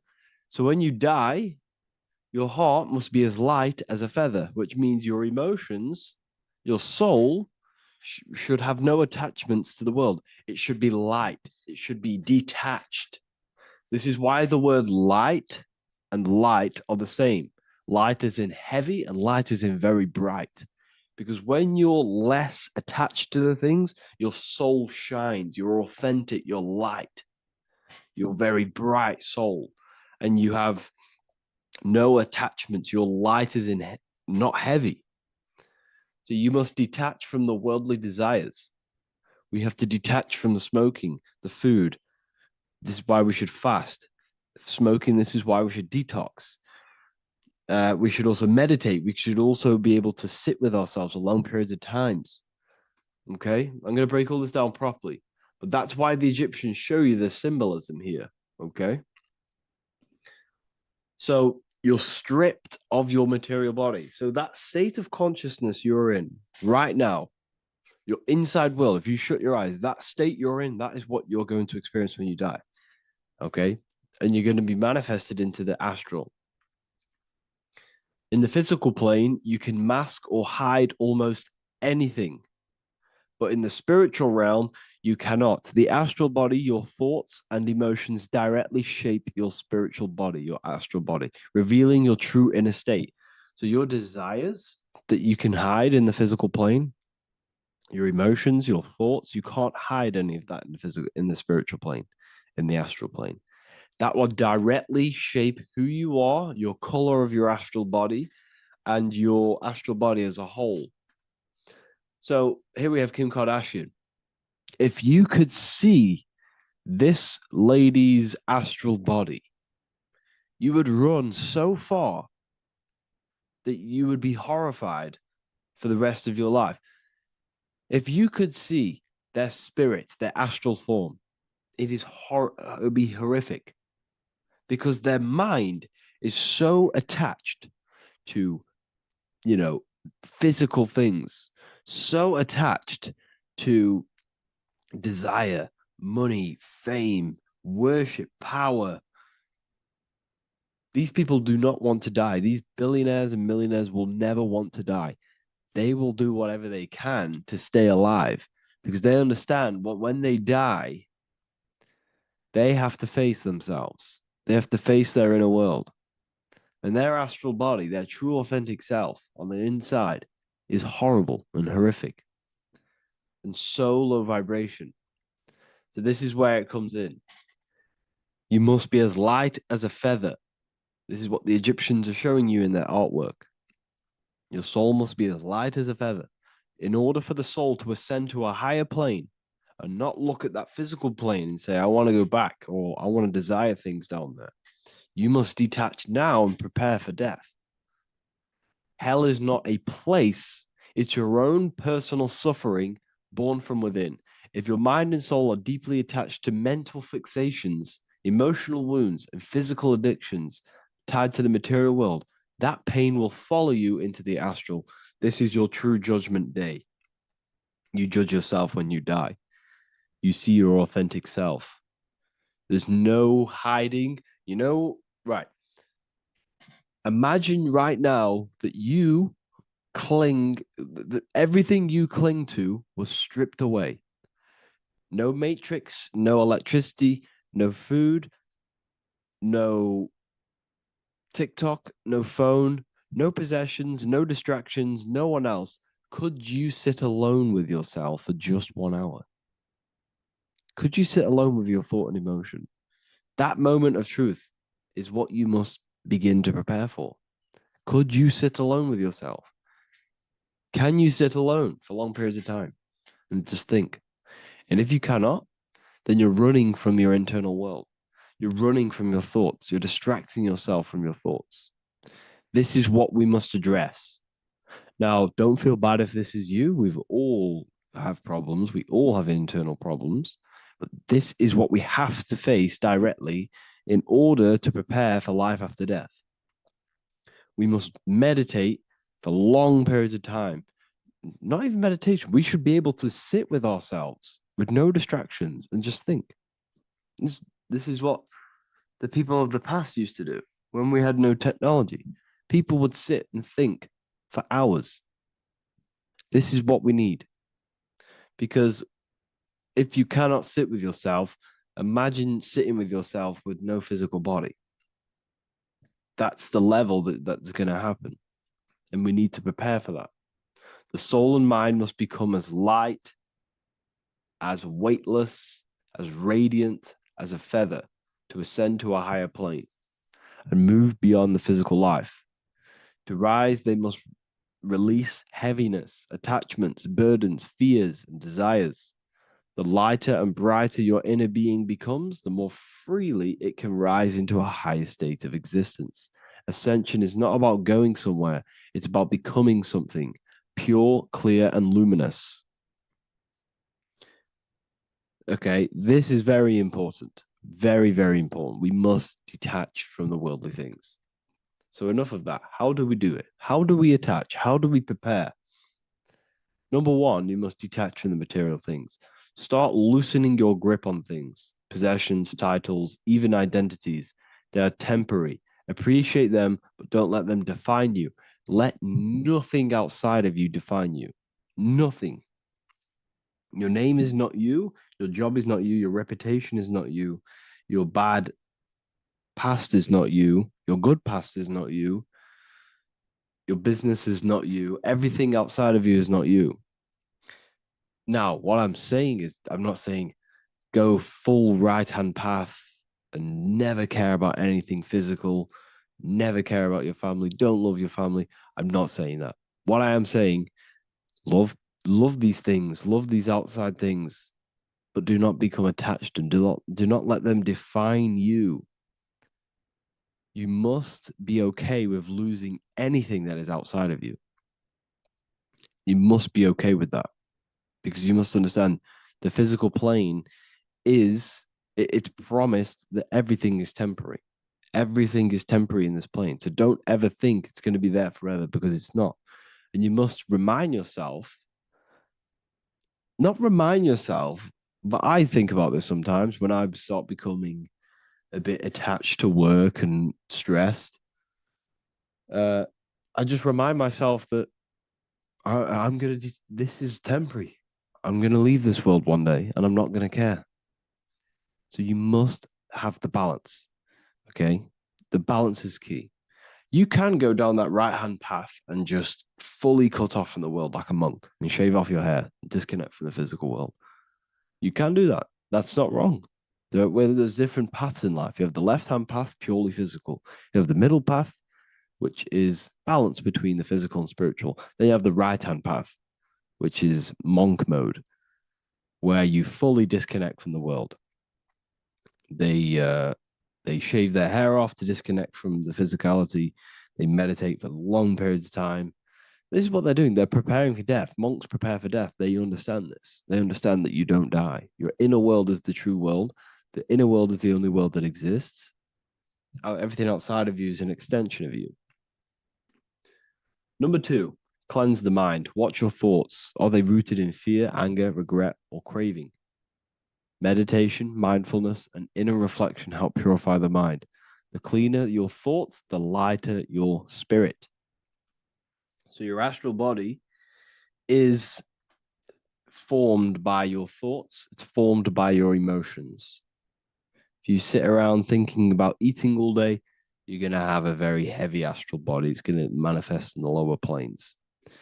But if your mind is thinking about good things with good intentions, love, knowledge, expansion, you're going to manifest even the middle or the higher.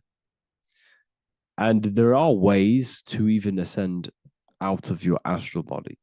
Yes, you can ascend out of your astral body and out of the mental body, but that's all very advanced, and I'm not going to teach that yet. I'll make another video on that, but you can ascend from them bodies. The astral plane is not the end. You can keep ascending as a soul until you're left with just the pure essence of the soul. But we're going to, anyways, cleanse the mind, reprogram the limiting belief systems, let go of mental attachments. And the way you do this is by getting a piece of paper and writing down every single attachment that you have. And you're going to realize, dude, there's more than you think. Okay. We have to detach from these. We have to. 4, practice presence. Can you sit in silence with yourself? The more at ease you are with your own inner being, the less you'll feel death. The afterlife is just an extension of your inner world. It's so important. This is so, so important. Can you sit with yourself? If you cannot sit with yourself, you have some inner work to do. You have some thoughts to address, some beliefs to address, and some feelings to address. Okay, so practice sitting in the present, meditation, or just literally sit there and try and be okay with yourself. And if you can't be okay with yourself, then there's something you need to address, whether it's a belief system, whether it's an emotional trauma, or something. This is what we must reshape, refine, and let go of. Live truthfully. Speak and act from your soul, not from fear or ego. The more authentic you are, the more aligned you become with your true self, which carries beyond this life. The ego is your mind's perception of itself while being incarnated in this world. It's been shaped by your experiences, your thoughts, your beliefs, and your emotions. So your ego is basically this false thought form that you've created. It's a false layer of yourself that sits on top of your true authentic self. It's basically your physical character. When you were young, you had no ego. You were pure. You had a pure consciousness. But then as you grew older, your ego started to grow, and it still is growing because it was shaped by experiences, things you've gone through, things you said, things you believe, things you think. It's created by you, by your mind. And the ego is close to the word echo. The ego is the echo. It's an echo. It's a layer. It's a false identity. It's a false layer that sits on top of your soul. And if you don't get rid of that ego, if you don't know how, well, not get rid of it, but balance it. If you don't know how to rise above that ego and you die, it's that ego that's going to be pulling down when you die. It's that ego that's going to be your suffering. Okay.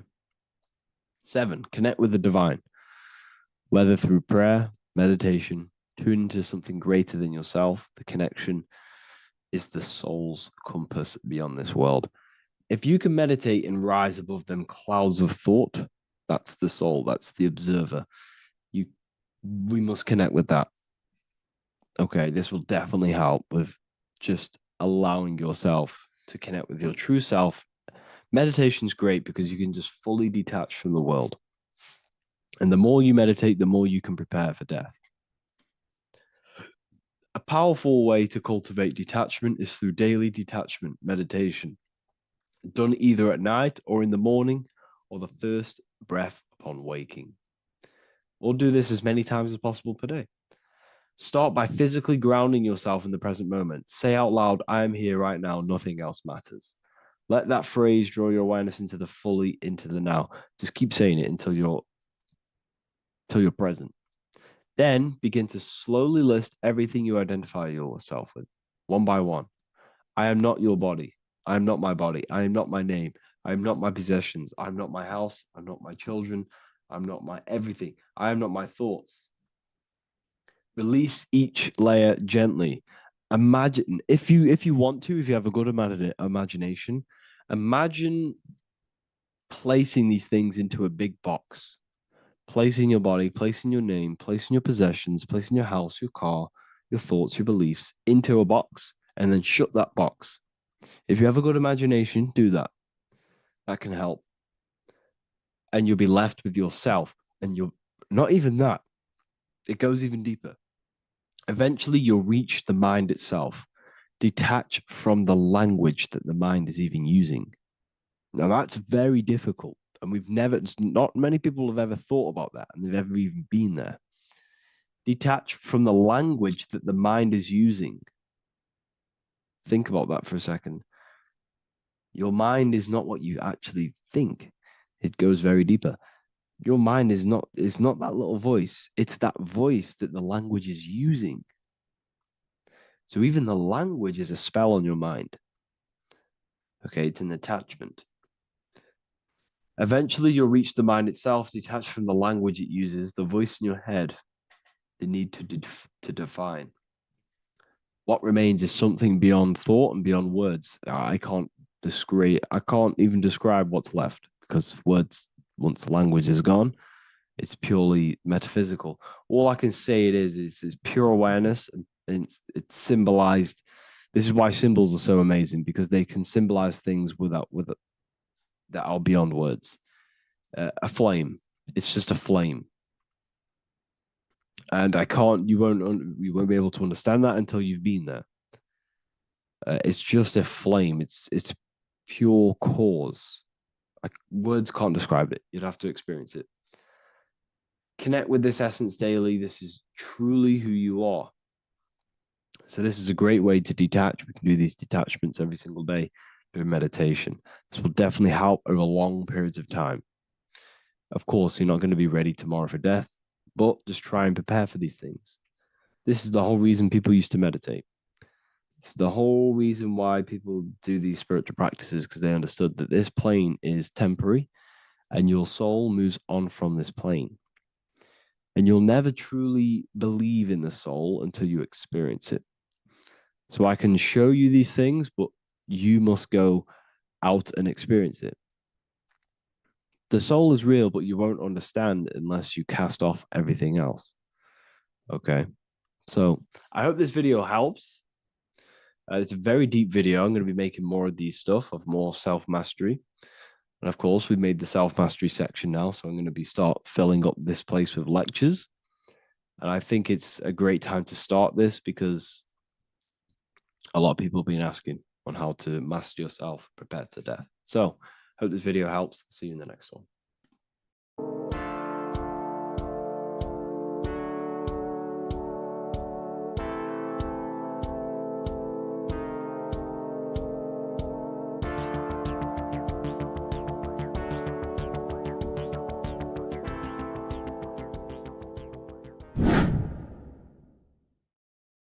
What is up, people? How are we all doing?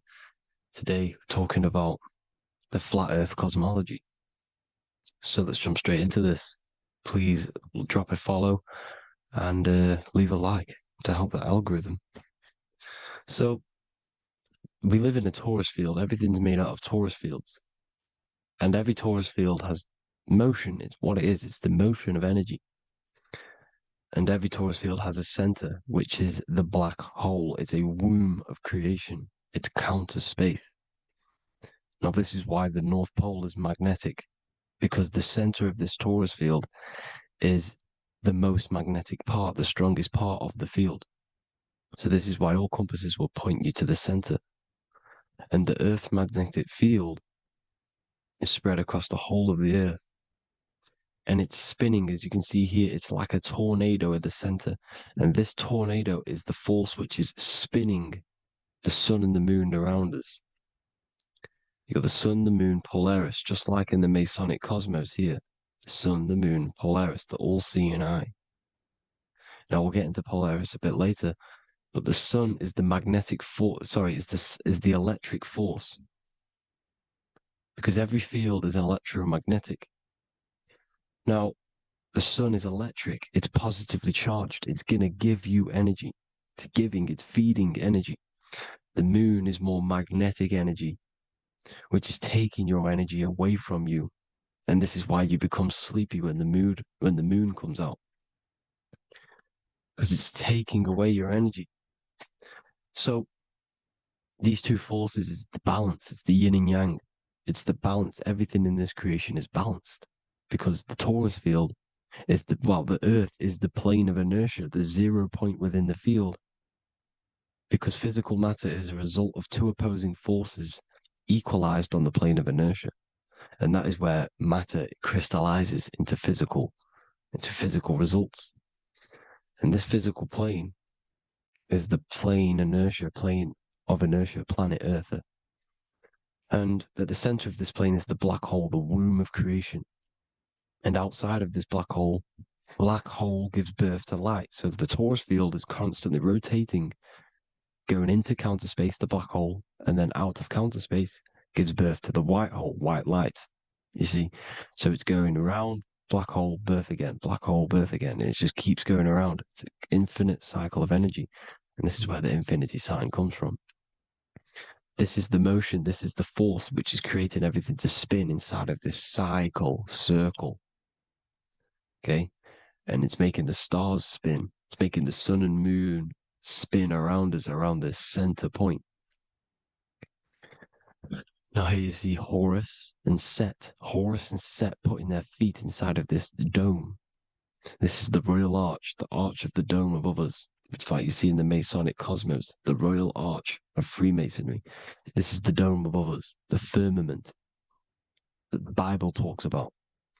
You see, they're putting their feet in because Set symbolizes the moon and Horus is the sun. Horizon, Horus. Horus is rising, the sun. So they're both putting their feet around this center magnetic pole, which is the pole, North Pole. And above the North Pole, you have Polaris, the pole of electromagnetic energy. You see? And this is how we get the sun and the seasons. Because the sun, for us, when it becomes summer, it's on the Tropic of Cancer. Then it spirals outwards, going out and out and out, then goes to the Tropic of Capricorn. That's winter for us. Then it comes back in and creates summer again. So it's constantly spiraling around this center magnetic North Pole. You see? So this roof above our heads is the firmament, and this is what they've taken off of us. They haven't physically taken it, but mentally they have taken this away from you. It's a female energy, and this is what the Egyptians called Nut, the sky god Nut. And this is the womb. We are inside God's creation, God's womb. And the woman's womb, when she has a baby, is a microcosm of this, because everything inside of this creation is macro. It's a reflection of the bigger things, as above, so below. So the dome above our heads is the dome we are in when we are a baby. And you can see the sacred geometry of it is the exact same. It's the dome. And when we are inside of the womb, the woman, the sacred maker, which is the M, the Masonic M, this is the Gmail symbol, The Masonic M is maker, mason, matter, male. She delivers the male, you see. She delivers the male because it's the maker, the female, the magnetic. The woman is magnetic in nature. The male is electric in nature. So when we are in this womb, the female, we are being fed by the center umbilical cord, by the center of the mother's stomach. We're connected to the center of the woman's stomach, just like we are when we are in the earth. The center is where the aurora borealis is being emitted from, the electromagnetic aurora borealis, the northern lights. This is our spiritual umbilical cord, connecting us to counter space, connecting us to the realms beyond this world. Because at the center of every torus field is counter space. And at the center of the earth is our spiritual umbilical cord. And this is the earth's belly button, as you see.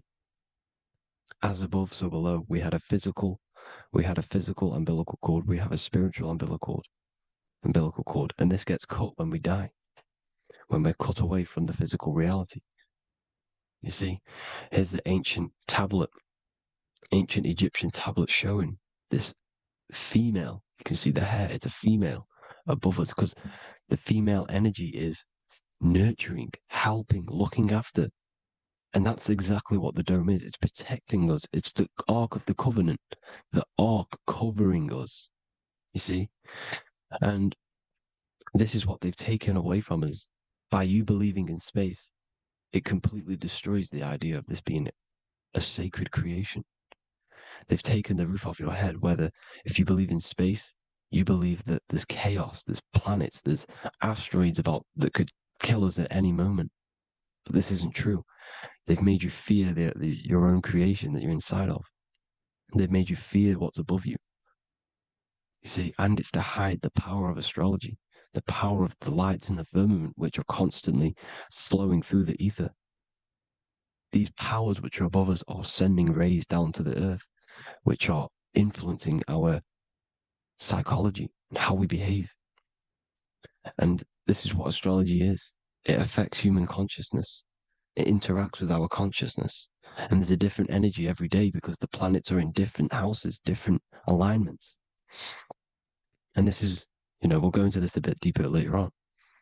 So the world tree, this magnetic north pole, the pole of electromagnetic energy, was symbolized as a tree, the great tree at the center of the earth.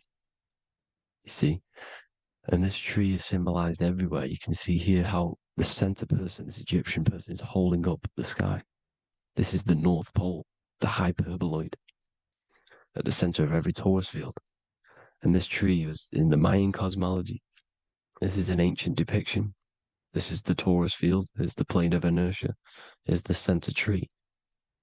Here's the tree in the center, the magnetic North Pole, the woman holding the stars. Here's the Hindu with the two birds symbolizing the sun and the moon revolving around this center tree. The Mayan tree, his Horus and Set around the North Pole. They all knew this flat earth cosmology. They knew these secrets. It's so sacred you understand the creation that you're inside of. Because if you don't, you'll be led astray. You don't know where you are. You're lost. You see? And here's the Masonic art with the rays of the stars coming down with the tree in the center. So it was personified as a tree. And we are in Asgard, Midgard, the middle garden, where there's good and evil. So the 7 layers of heaven, which is talked about in the Quran. Each planet has a different layer of the firmament, and this is the 7 layers of heaven, and these are our 7 layers of the energy centers in our body. So we start in the stars, so we are stars in a physical body. And this is why we say Mr., Sister, Fraudster, Sinister. Stir is star, and we are in the stars, and our star descends into the soul system, not solar system. And as we descend into the soul system, we enter Satan's kingdom, Satan's world. As it says in the Bible, Satan is the god of this world. Well, if you've been into my research for a while, you know Satan is Saturn. Saturn's world, because Saturn's the outermost ring. He's the Lord of the Rings.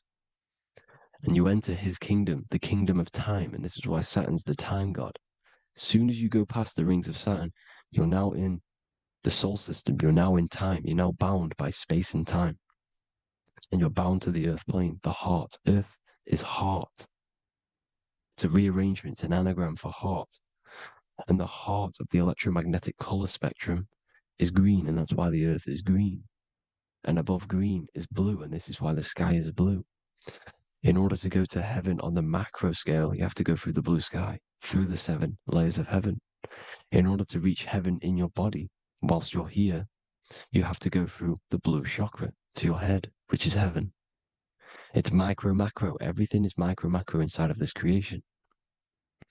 Is an ancient. I think this is a French image, piece of art from the ancient French, with obviously the 7 layers of heaven, which they all depict. And notice how it's like a dome. We'll go into this dome symbolization, the Royal Arch of Masonry, which is next.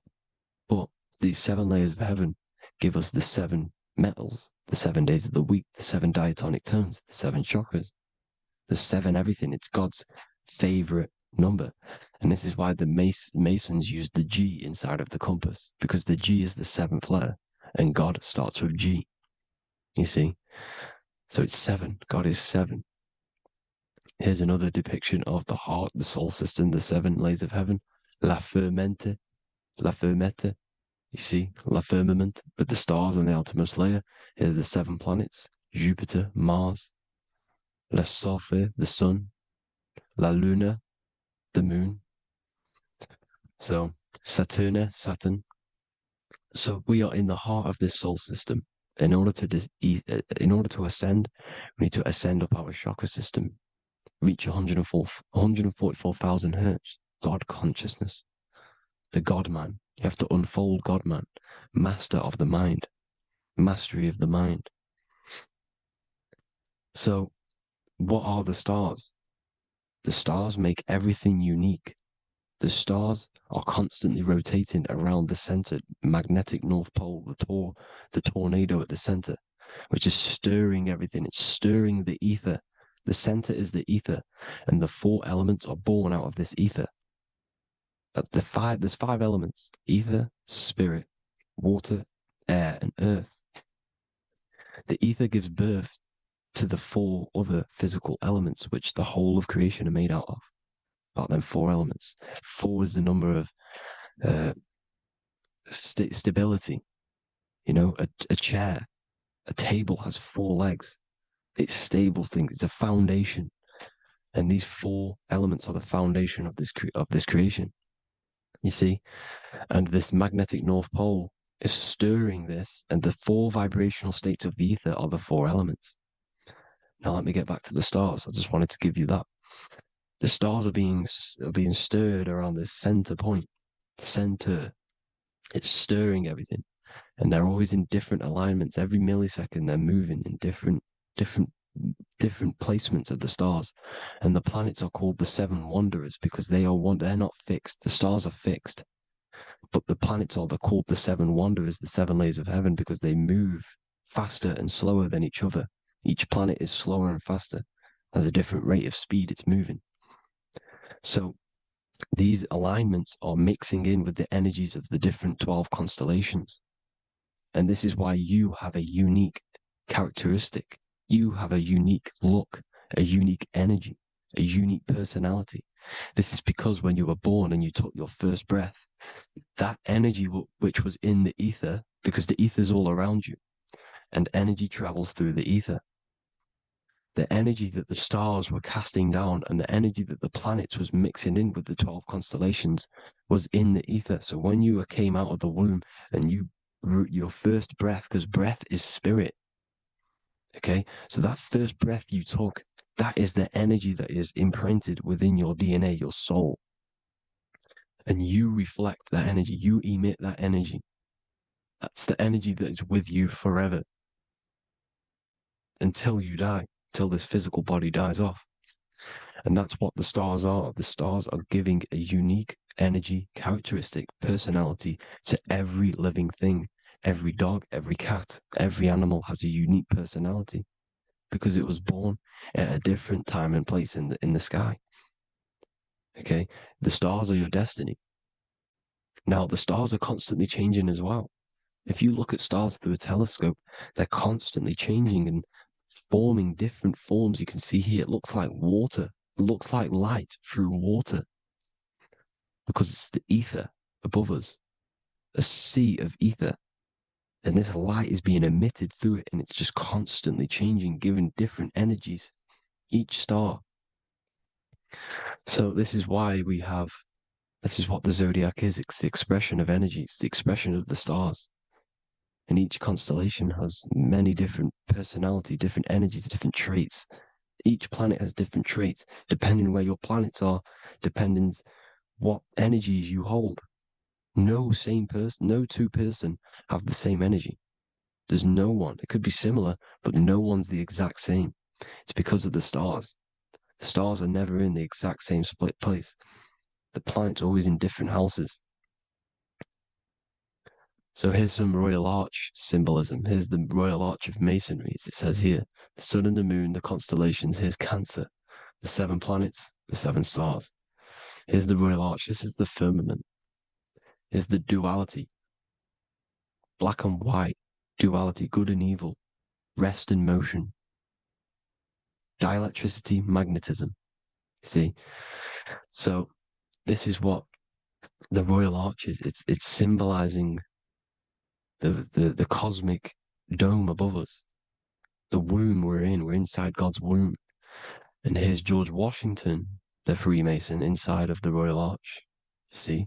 With the G, the Masonic G, God, 7. Here you see another depiction of George Washington with the stars in the dome above his head, his Polaris, the sky vault, Polaris. We'll get into that later. Go inside of all of your ancient churches, you will see the dome. Go to the Vatican, you'll see the dome. All of your ancient churches have this dome because it's the dome above your head. The ancients knew this. This was known. We did not live in space. It was known back then. They all knew.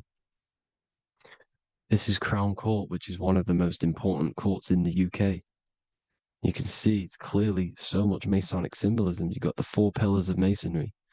The Royal Arch is like an arrow pointing upwards to Polaris. As the Disney World is under a dome. In his Polaris, the sky vault. You see? And also 666 in the symbol. Here's more 7 layers of heaven. Here's an ancient depiction. The firmament. Here's the astral plane outside of the firmament. The Royal Arch. You see? It's everywhere. Here's Polaris, the 8-pointed star. Polaris is in between the sun and the moon. It's at the center of the Taurus field. And Polaris corresponds with the pineal gland as well because it's the all-seeing eye. See? So, is Polaris, the 8-pointed star, which is at the very top. It's the very center. It's on top of the North Pole. And it's an 8-pointed star that's always symbolized as an 8-pointed star. Here you see the Vatican. The Vatican is a giant key with an 8-pointed star. See, it's a key. Here's the dome. Here's the Space Delta, the USA Space Delta logos. Here you see the Egyptian god looking from the center of the North Pole, looking upward to an 8-pointed star, Polaris. An arrow pointing up to Polaris. Here's another, the bear holding a key with an arrow up to Polaris, 7. Holds the key to Polaris. Here's an eagle holding a key above the North Pole to Polaris. Polaris, and here's another one. There's another bird, like a dragon, holding a key to Polaris. Because Polaris is definitely something to do with leaving this creation. Okay, maybe, I can't say for sure, but maybe it's to do with ascension, and this is why the Vatican hold the key to the 8-pointed star. And this is why the space, well, we all know space is a lie, but they're showing Polaris and its sacred symbology. Maybe it's to do with something leaving this creation, going to another. Here's some North Pole symbolism. As above, so below. You see the four seasons are the Big Dipper constellation going around Polaris. This is Polaris, this is the Big Dipper constellation, and this is the swastika. This image gives us the swastika because all the symbols we use are created in nature. They're created somehow in nature. This is how we get them. As above, so below. This is the map of the North Pole with the 4 rivers looking like the Big Dipper constellation. It's the Masonic, here's the ancient cosmology with the 4, you see the 4 islands, Mayan cosmology, 4 islands. This is the alchemical symbol for Earth, 4 sections. The windows, because the center at the North Pole is a window to another dimension. The 4 lucky 4-leaf clover, which is supposed to be lucky. It's just it's truth in plain sight. And here's Hitler looking at 2 flat Earth maps. So this swastika has been used for thousands of years, thousands and thousands of years, and it's symbolic for the most sacred land on this plane, the North Pole. Shambhala. Do some research on Shambhala, people. It's a it's a Hindu mythology about the sacred lands at the center of the earth, and it's known to be full of enlightened beings, and it's all symbolized at the center. You can see their paintings of Shambhala. It's all at the center, the North Pole, and it's known to be the most godly place ever because it takes you to a portal to the higher places, and maybe this is something to do with Polaris, connecting you to this sacred land at the very center. But anyways, people, thank you all for tapping in. Hope you all learned something. Have an amazing day. Please follow, subscribe, like, all the links in the description for the courses, the PDF. Please have an amazing day. God bless.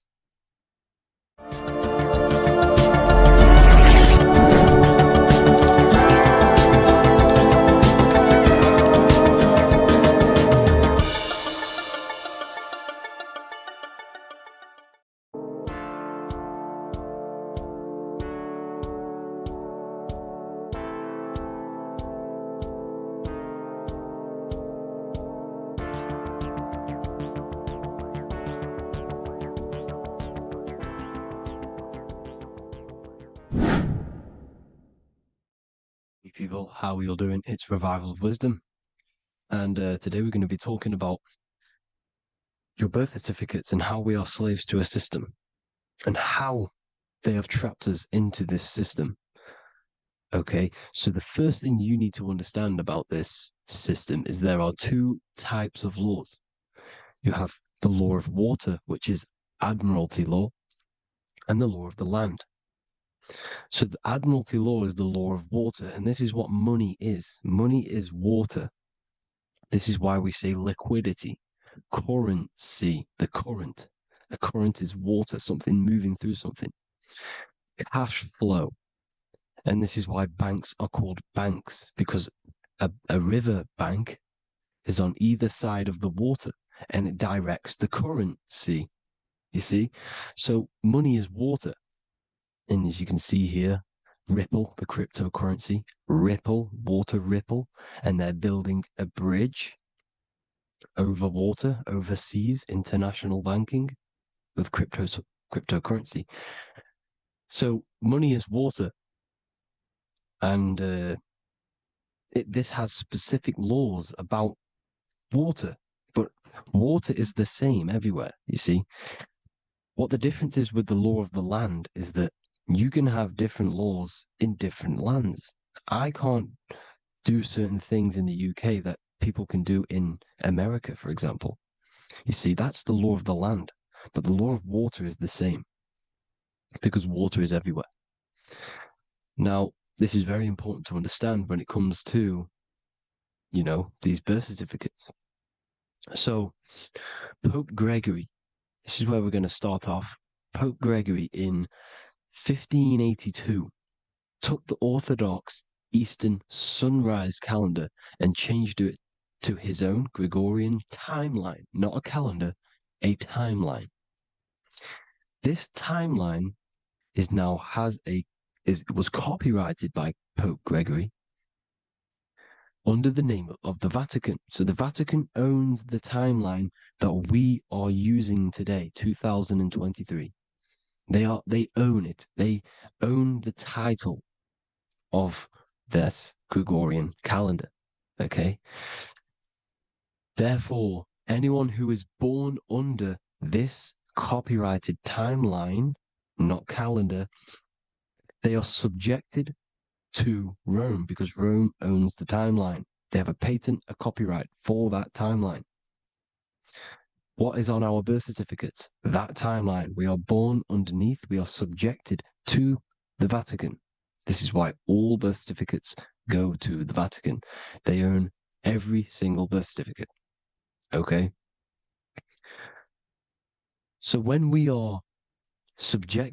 use this timeline, we are subjecting ourselves to this timeline. Okay? Which the Vatican has a claim over. This calendar or timeline is set to sunset, not the sunrise, which is associated with death, darkness, and the moon, lunatics. You see, so this is a sunset calendar timeline. Okay, this is now, they've changed a couple things, right? They say that the new year is January the 1st.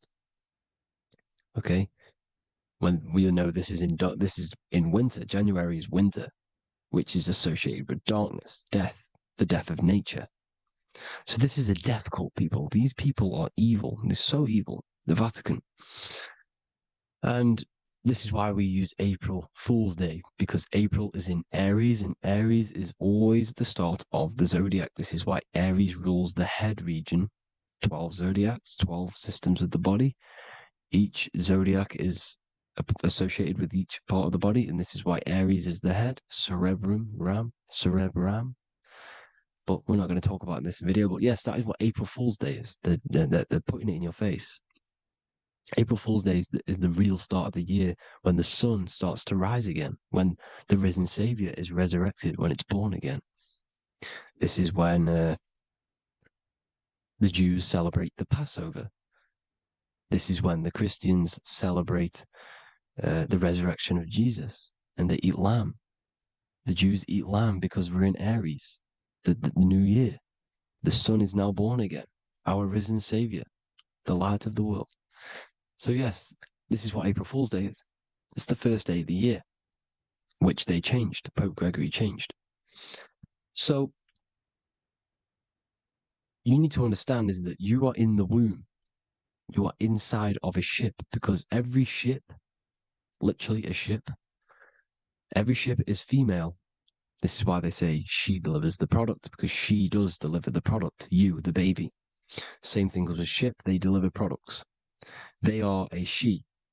And when they pull up to the bay, like you can see on this picture, they're pulling up to the bay. This is now called the birth canal. The ship is now in birth on paper. Okay, this is law. And when they pull up, they tie up to the bay, and now they get a certificate of manifest certifying all of the products which are on the ship and what they are bringing into that nation.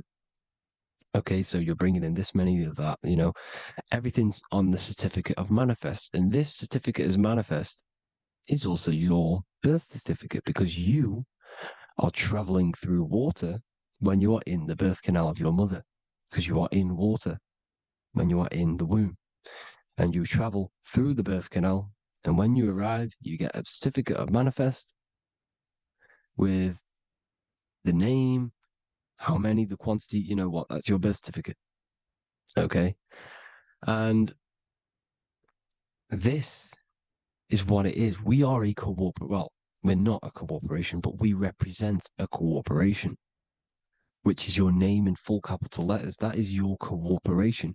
You cannot physically tax a body, but you can tax a corporation. This is why we get charged. This is why we get taxed, because it all goes down to the corporation, which our name represents, which we are subjecting ourselves to. We are my name, I am subjecting myself to this name, and that name has a corporation which I represent, which I subject myself to. You see, this is how we are attached to this straw man, this character that they have built on paper. So it's a character which is on paper. This is what we represent.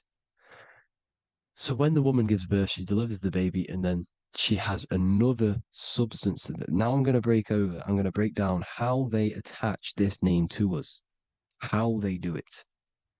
Okay. Our mother is carrying us the product in the womb, the water. And it goes, for example, it goes from the United Kingdom into a state-owned, corporate, federal-owned hospital, which is government-owned. She does not declare the package when she enters the building. Aha, so keep that in mind. When she delivers the package in the federal territory, she does not declare the package either when she leaves. Therefore, there is no evidence that we exist when we arrive. On paper.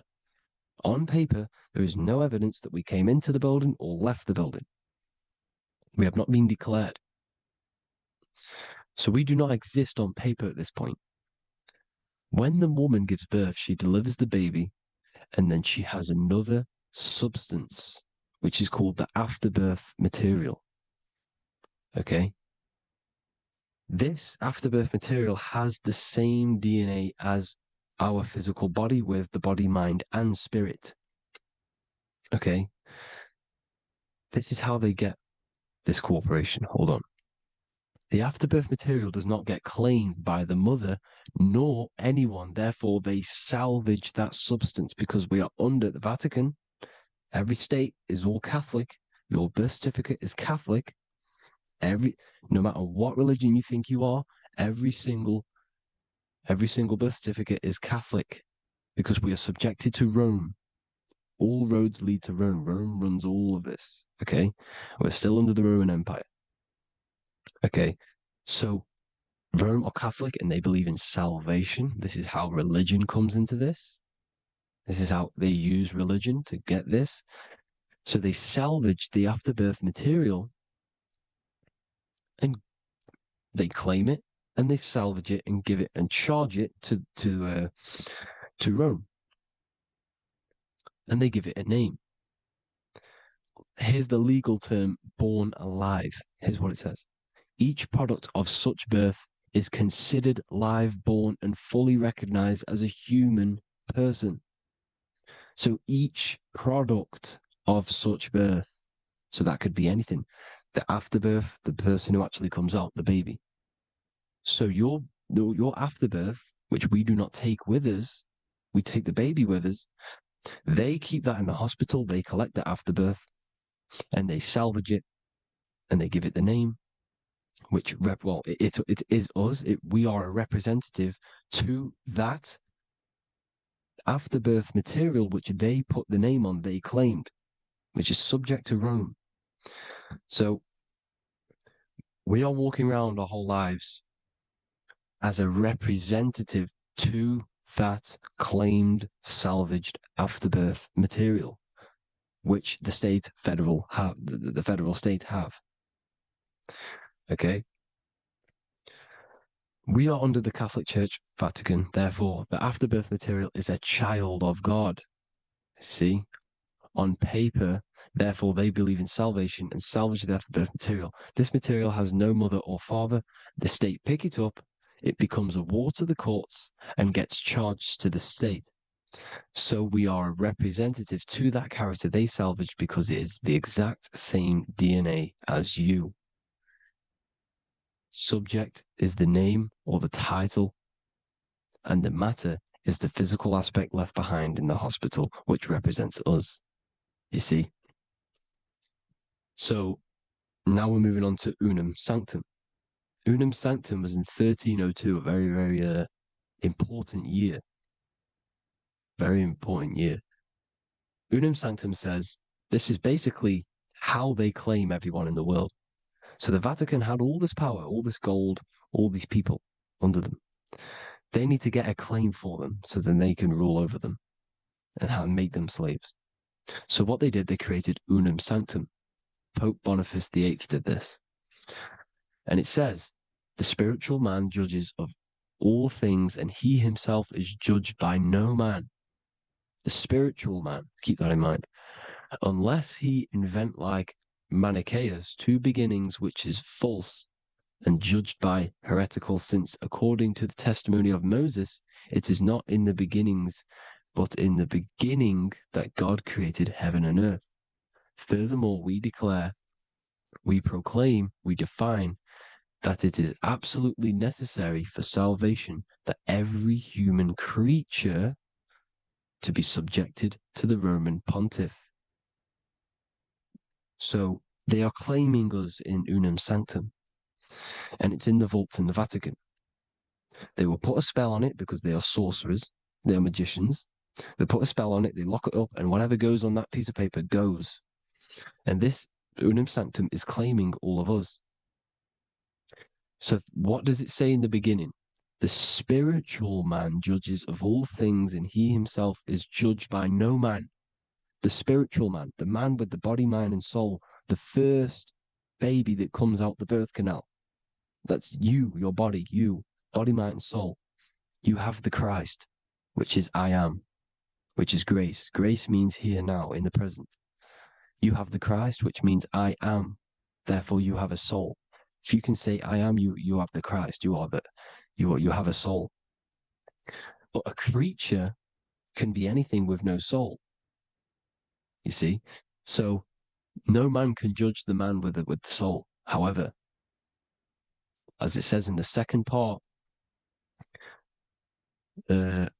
we proclaim, we define that it's absolutely necessary for salvation that every human creature to be subject to the Roman pontiff.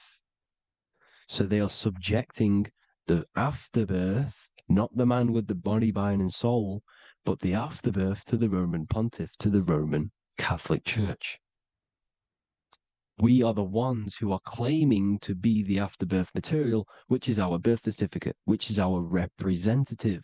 We represent that because it is our DNA. This is how we are stuck. We are stuck because we represent this DNA, which is on paper, recorded. You see? So we, being untaught, uneducated in these subjects, we are subjecting ourselves to this system, to this slavery, because we just want to live. We just want to live happily, just peaceful. Think about it. Where's all this coming from? Where's all this war, all this killing, deaths coming from? We just want to live. It's coming from the Catholic Church, these evil death cult, which has subjected us, which has used us as slaves, and we are still slaves, and it's just going to get worse and worse and worse.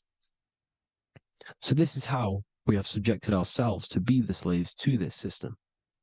It's a lot to take in, and there's a lot more deeper stuff which goes into this. I'm just going over the surface. I'm going quite deep, but there is little details that I still need to learn myself. But this is the general how that we've been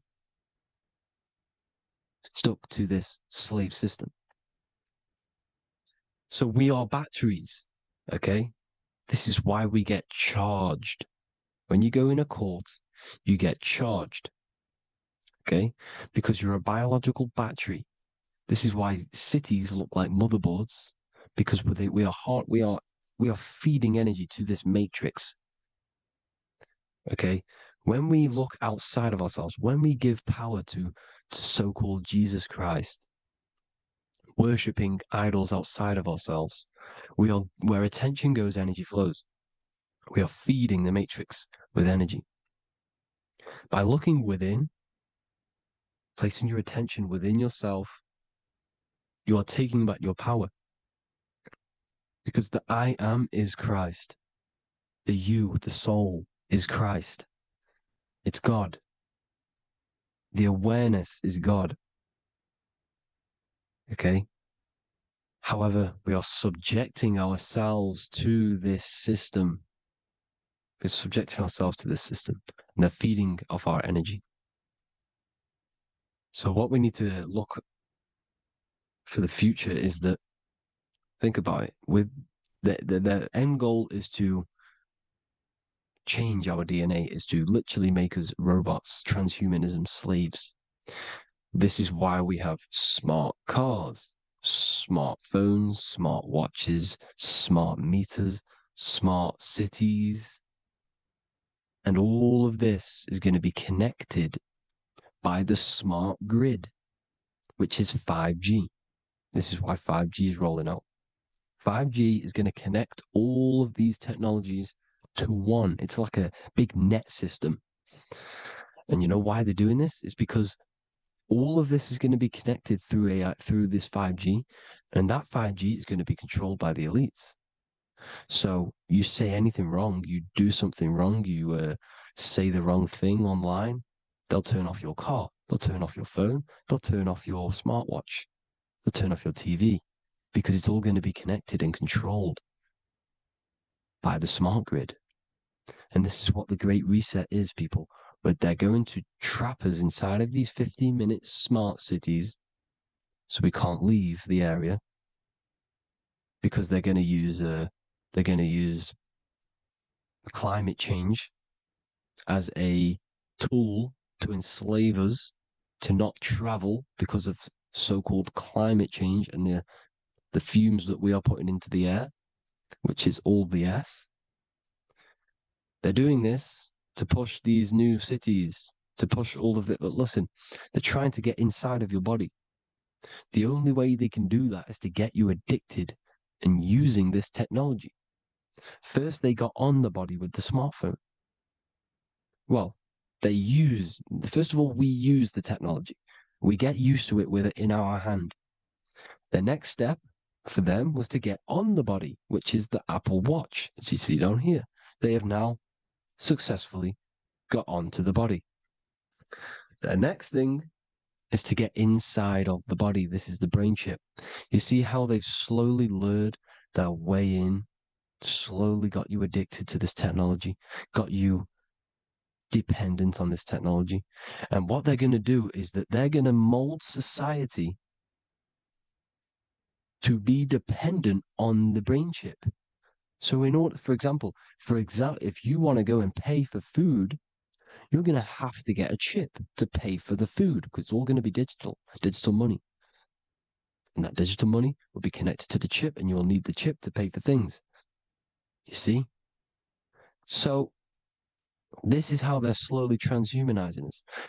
These phones, these apps, these things which are all we are all using was created by Freemasons.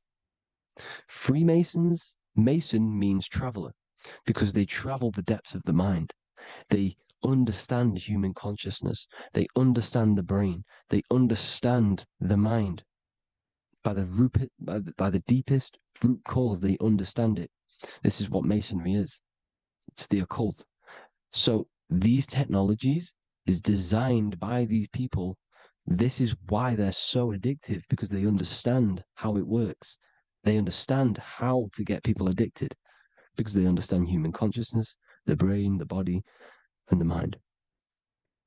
So this is the advantage Freemasons have over us.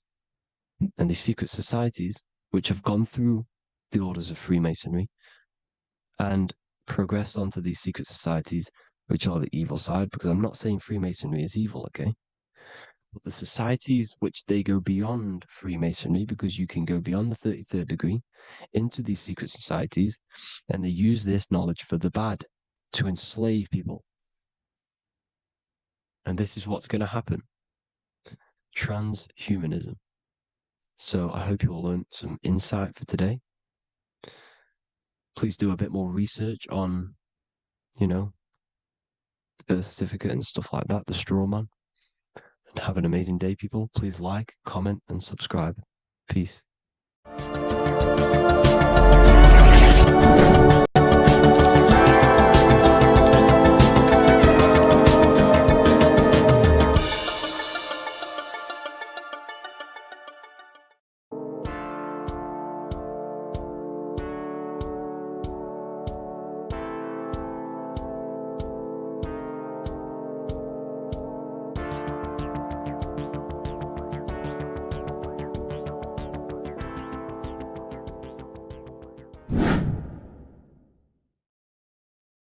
How are we all doing today, people? It's Revival of Wisdom, and today we're going to get real deep. This video is going to get real deep. A lot of people are not going to be ready for this sort of knowledge. Okay, you really have to do is to really deprogram the mind, because everything we've been taught is a complete lie, is to keep us trapped. Okay, this is really advanced knowledge. Now, let's get straight into this. All of the ancients depicted other worlds, and they called this place Midgard. Midgard is the mid garden, the middle garden. This is why the Masonic symbolism on the floor is always a black and white checkered board, symbolizing the polarity here, the good and bad, because we're in the middle garden, the heart. Earth rearranged spells heart, because we're in the heart of this system, or whatever it is, a super quantum computer, whatever you want to call it, simulation. Now, in the Quran, it talks about the 7 layers of heaven. All of these ancient artworks are depicting these different layers of reality. Okay, and look at the Egyptians here with the boat outside of the firmament. Boats travel on water, and this is exactly what the Masons are doing. So they're still using the same symbols. Why? Because it's the same knowledge, just hidden. The Egyptians have the same knowledge as the Freemasons. It's just hidden. Now, this cosmology that they're showing here, which is probably made maybe 100 years ago, this painting or artwork, is the exact same as the one we see here, with the arch, the boat. It's similar, because the boat is symbolizing traveling these other worlds, because the ether is also symbolized as water, because if you look up at the stars through a telescope, it looks like it's water. It's shining through water, because this ether, whatever this substance is outside of this world, was symbolized as water. Okay, and look at all these ancient depictions showing these different layers of reality. Now, we are being trapped within this 3D dimensional world, which is the cube, the Saturn cube, because there are 6 sides to everything in this world: front, back, left, right, up and down. 6, which is the cube, because we're in the Saturn's world. Okay, now, always been depicted as a tree of life, the tree of the universe has always been depicted as this tree. Because let's get a bit deeper. Now, the cosmology of this reality is the sun, the moon, and Polaris, always in the Masonic art. The sun, the moon, and Polaris, the all-seeing eye. If you go inside of the temples, of the Masonic temples, they always have this star in the middle, shining light beams. Okay? Look here. The light beams coming from the big star in the middle, which is Polaris. This eye is God. It's God's light shining down from his abundance. Now, when you astral travel, you will see this big ball of light above you, and this big ball of light is God. But you cannot travel towards it until you are pure. It doesn't work like that. You have to become formless. You have to become pure before you can become one with the light. In all these Masonic artworks, it's all depicting the star in the center. This star is Polaris, because Polaris is the way out of this place. And this is why you see the stairway to heaven all the way up to the light beam, the light source. What does it say in the Bible? God is light, because everything is made out of one substance, and that substance is light. And it symbolizes the eye, because God is an eye. All things that are alive have an eye. And we all say, I am. We all see these realities through eyes. God is an eye. He's the all-seeing eye. He sees all things at all times. And he is projecting this light. And this light comes down to create all the different levels of the worlds. And this is what the two pillars symbolize the number 11. 11, the number 1, is just a vertical line. It's the 1. It's a 1 point. 11 symbolizes the mirror nature of reality. Everything's mirrored. As above, so below.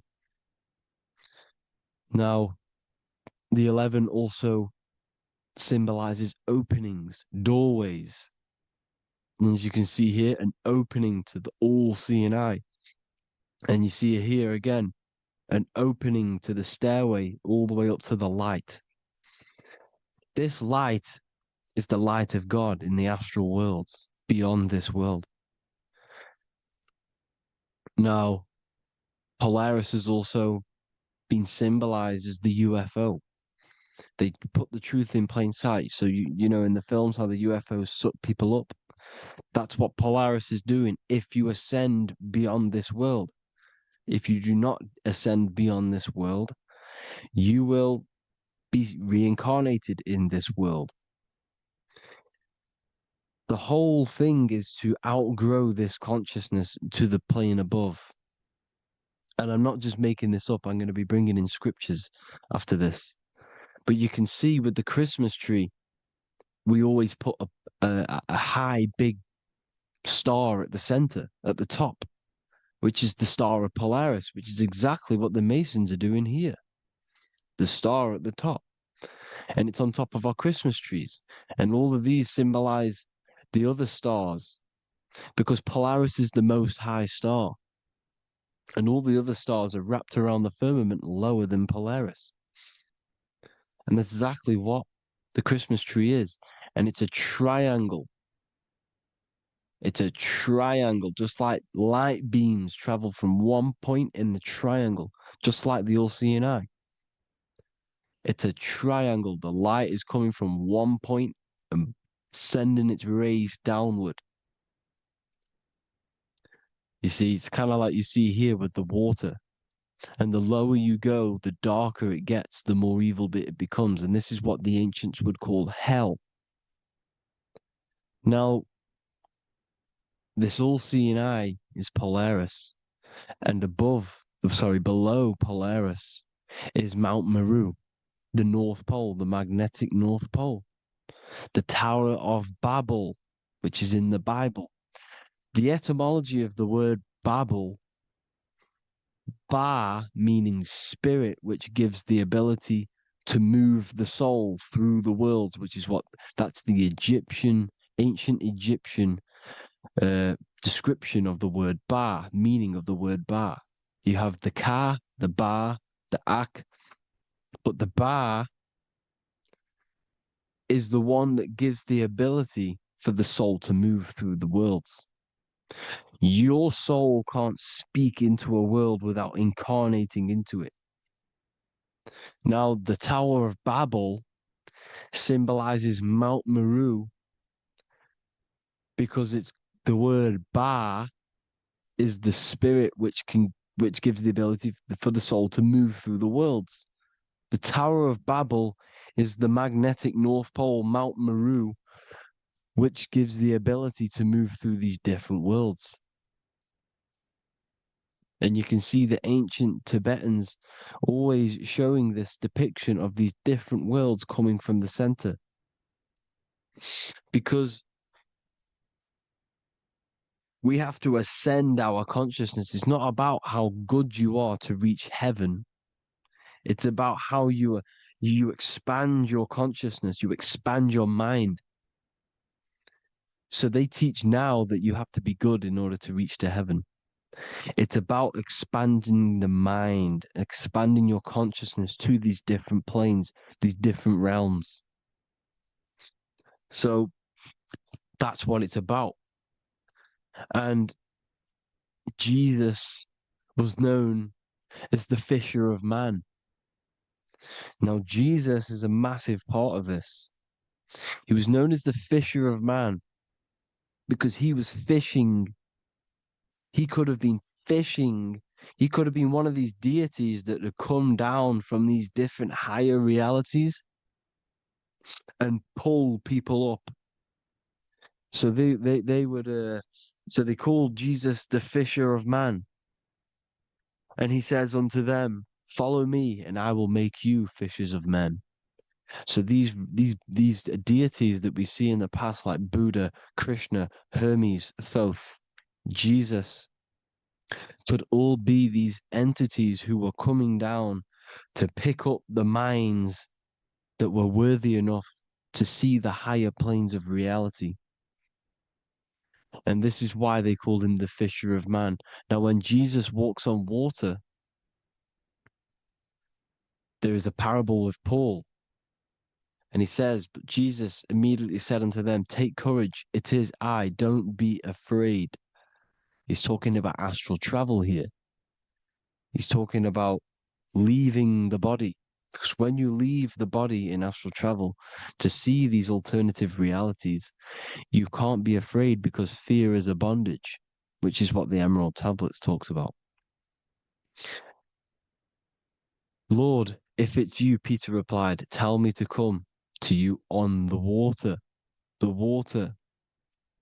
Come, he said. And Peter got down from the boat, walked on the water, and came towards Jesus. But when he saw the wind, he was afraid and began to sink. When you become afraid in astral travel, you sink back into your body. Lord, save me. So this is talking about Jesus pulling people up into different realities. And you can see the fish is the symbol of Jesus. Is another symbol of Jesus, a fish. Because fish symbolize deep occult knowledge. Because fish travel the depths of the ocean. And they symbolize us because we are fish underneath the ethers. And Jesus was pulling people up. You see, so the Bible is a people today believe the Bible is a book telling you how to reach to heaven, how to become godly and reach heaven. But you've got to become the Jesus Christ to see these alternative realities. Now look at the Emerald Tablets is a massive part, and it speaks so much about these different realities. Look what it says here. This is in Emerald Tablet 3. Then in my heart grew a great longing to conquer the pathway that led to the stars, which is exactly what the Masons depict in all of their art. Look, the ladder to the stars. And then he goes on to say, years after years, I sought after wisdom, seeking new knowledge, following the way, until at last my soul, in great travail, broke from its bondage and bounded away, broke from the bondage of the body. Free was I from the bondage of earth men. Free from the body, I flashed through the night. The stars. The stars are a massive part in the astral world. Each star is a different reality. And the true astrology is the star that you came from. You came through a star to reach this, to reach here. There is a reason why you are here. There's a reason why you have the personality traits, because your soul came from a specific star. This is why we call them stargates, because they are gates in and out of this reality. And Polaris is the way out to the higher worlds. Now look, far into space, my soul traveled freely into the infinite circles of light. Beyond knowledge were some planets and great gigantic beyond dreams of men. Then he goes to say, lift up your flame from out of the darkness, fly from the night and ye shall be free. Lift up your flame. Your flame is your soul, because it has to be lifted up out of the darkness. This is the darkness, this world, this body is the darkness. because it's a bondage. You need to break free. You need to learn how to astral travel, people. You have to learn this. If you want to get out of this world, you have to learn how to astral travel and see the other realities. Traveled I through space-time, knowing my soul at last was set free, knowing that now I must pursue wisdom until at last I pass to a plane hidden from knowledge, known not to wisdom, extension beyond all that we know. So he's talking about he went to a place where we cannot even comprehend here, a place that is not even known to earth men. He's telling you he's ascended out of this world to the planes that are beyond. And it says here in the Emerald Tablets, man is in process of changing to forms that are not of this world. Grows he in time to the formless, a plane on the cycle above. Know ye, ye must become formless before ye are one with the light. The light, the same light that I was talking about, the Masonic light, with the triangle, God, the one source. Ye must become formless before ye are with the light. Formless, you have to leave the body. You have to leave the body. You have to gain the ability to leave this body and travel to these other worlds.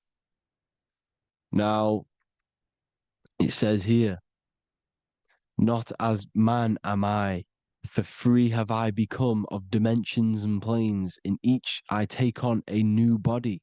In each I change my form. Know I now that the formless is all there is of form. You see, all things created come from the things that, all things that you see come from the things that you cannot see. All of us have the same spark of consciousness, the same I am. Every dog, every animal, every human has this same I, this same thing which sees through the eye. It's formless. It takes this formless entity is the same entity of us. We are all the same entity in different bodies. And this entity it was represented as the flame, the cosmic flame, which is inside of all of us. And this is why the Masons depicted your spine as a candle or the Holy Grail. You would either see this or a candle with a flame on the top, because the Holy Grail is your consciousness, which is on top of your spine, which is the candle. Now, Jesus, Thoth, Buddha were all these deities which were coming down to lift people up because they were fishermen of men. And he would lift you up to the higher worlds, out of this world, to the ones above. Now, Thoth, you can see him here, he's leading the way. He's holding someone and he's leading the way with knowledge and power. He was leading the way to other worlds, out of this world. There's no point trying to change this world. This world will stay the same. It will stay the same. You have to get out of this world. And that's what they're telling you. That's what they're keeping you from. They're keeping you stuck within this thin layer of reality. So what the Masons are doing, they have the ability to astral travel. They're living not stuck and bound to one reality, but living within the different layers of reality. And this is what Morpheus was doing in the Matrix. Morpheus was going into the Matrix to go and get Neo, which is exactly what Jesus was doing, pulling up people out of this world to the ones higher. And that's exactly what Morpheus is doing in the Matrix. If you haven't watched the Matrix, go and watch it. It will blow your mind. Everything I'm saying in this video, you will see it. Except that you don't need to use a machine to enter the Matrix. You just use your body. Well, you use your consciousness to leave this body. You see, Neo was also uploading himself into the simulation to pull people out of the simulation. And this is exactly what all of these gods were doing. The fisher of man. Look, he was pulling people up out of this reality with the knowledge. Now, Jesus was always depicted with the mushrooms. Look at all this mushroom art. Mushrooms were literally the origin of Christianity. You can see it everywhere. There's mushrooms in all of the ancient art. Every single one of these paintings you see here, there's mushrooms on them.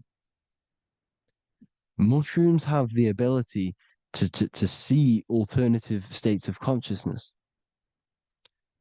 Now, if you go and do them and you go to sleep, if you pop mushrooms, you go to sleep and you will wake up in another reality.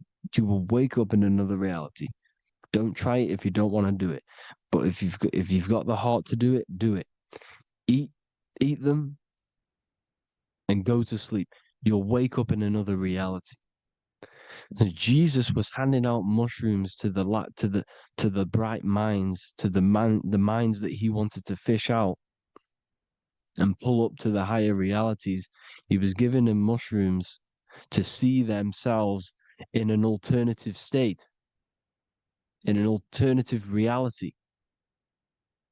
This is why there was so much mushroom art, and it's not just ancient Christians; it's Sumerians, it's the Mayans, the Celtics, the Egyptians.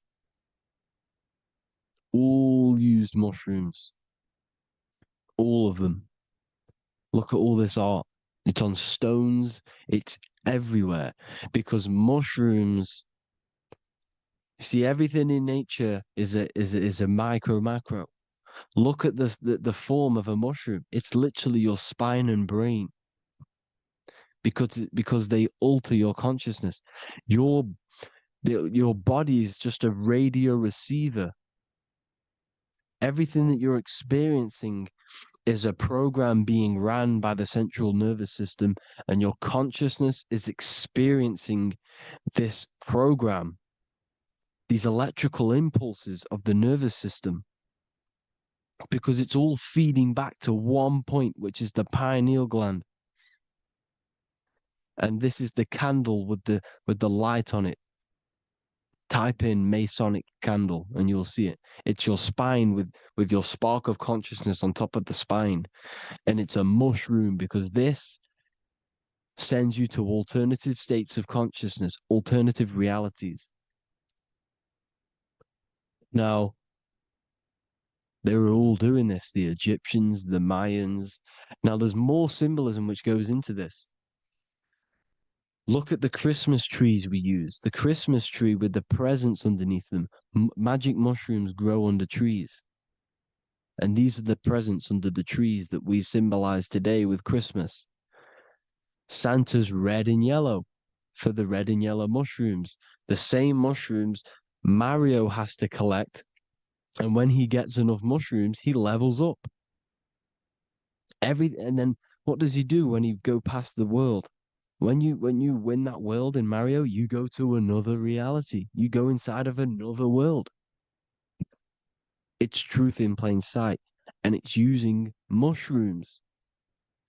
It's using mushrooms. Everything, all of the characters in Mario, well, a lot of them are mushrooms. Look at this one. The presents, black, yellow, and red and white. Red and white mushrooms. And the bow on the top is the mushroom head. That's a bit of a reach, but the symbolism never lies, is what you need to understand. And it's as above, so below. Now look at the Sumerians. The Sumerians were also multi-dimensional beings. Okay, look at how they have the double faces.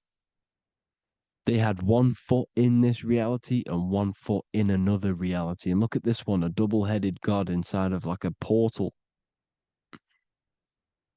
You see? Because and look at these with the wings, the astral travel. Birds, ancient birds symbolize the soul, because the soul is a bird. It flies to different worlds. It flies around the cosmos. And mushrooms gave you the ability to see these alternative states of consciousness, these alternate realities, because you exist in infinite realities. You exist in infinite realities.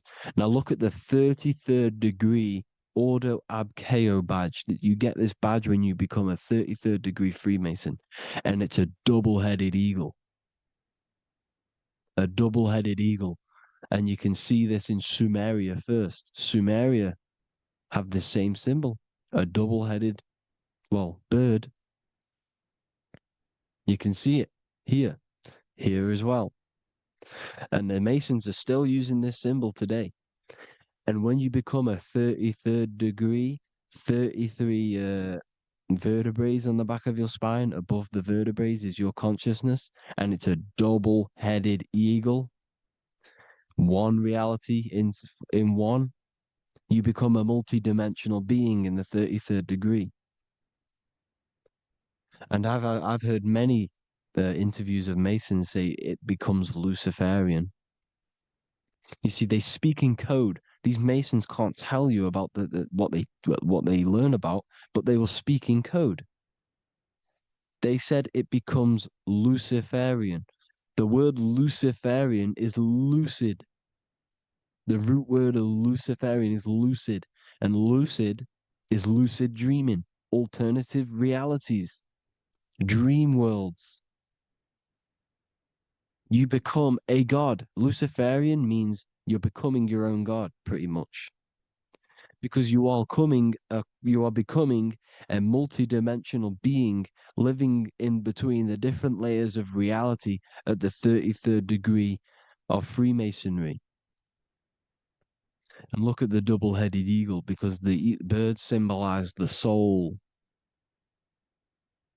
And they reach high, they fly high, just like the soul wants to fly high to the light, to become one with the light, like the Emerald Tablet says. Now look at Janus. Janus was another god, and he's known as the god of doorways. Janus always depicted with a double head. Janus is why we say janitor or January. And January is entering a new year. Janus is known as the god of doorways with keys, always got a key, because keys open doors.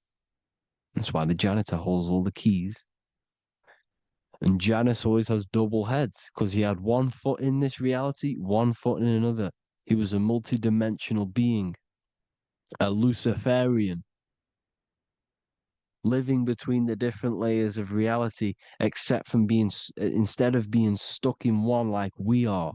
Well, a lot of people. And that's the whole point. You see, all of this stuff is about like changing the world and stuff like that. This world will probably never ever change. It's probably been like this forever. Well, forever, for a long time. But it's about moving out of this reality to the higher states. And the Masons always depict the ladder to the luminaries, the stars, with a key, the same key of Janus. The Vatican is a key, and it's in charge of all the religions. Why is it a key? Because they're holding back the key. They're keeping you stuck within this reality, keeping you stuck as identifying yourself with the body, identifying yourself with this world. You are not in the world is within you. This is a program being ran by your central nervous system, and your consciousness is experiencing this reality. Now, this is going to be a mind-blowing video for some people. You have to have an open mind. You have to let go of all the programs. I'm repeating what the ancients are talking about and the ancient symbolism.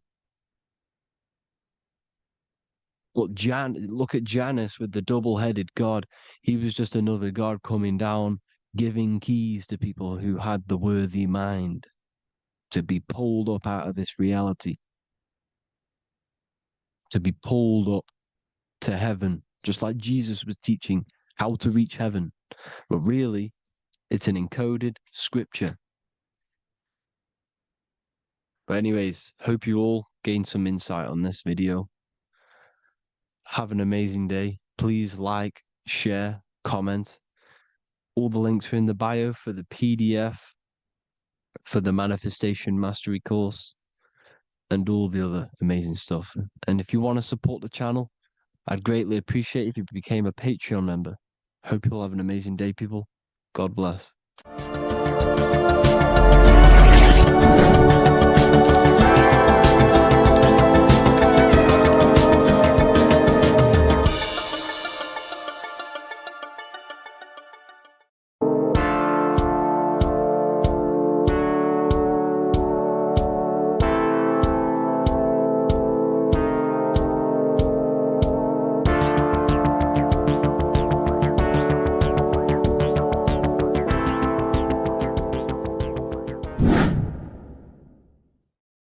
What is good, people? We're back with another video, and this is going to be talking about the connection between the micro and the macro.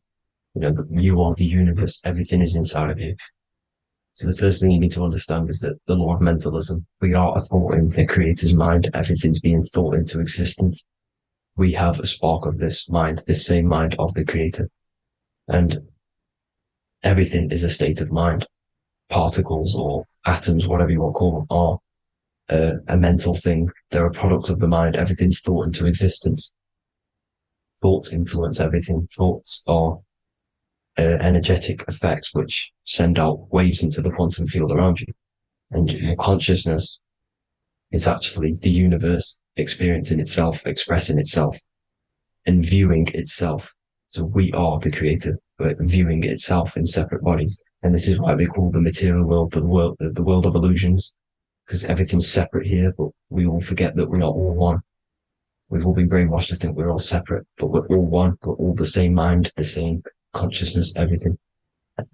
So everything's created out of toroidal fields. God created the toroidal field. That's the only thing that exists because atoms are toroidal fields. And it's the basis behind all creation. As you can see it in the owl's eyes. It creates the infinity symbol. And this was the apple. That apple is a toroidal field. And the toroidal field is made out of dielectricity, which is ether. Ether is black light, and this is counter space. This is another realm. This is what creates God to be omnipresent, to be everywhere at one place at all times. He is everywhere because ether is everywhere. Ether's infinite potential. It connects everything together, and that's what energy moves through. It moves through the ether. And that's black light. Everything is light, as it says in John 4:2. God is light. Everything's a vibrational state of light. So the torus field is made out of dielectricity, ether, black light, magnetism, which is white light, which is the center of the toroidal field. And magnetism radiates, it has no vibration.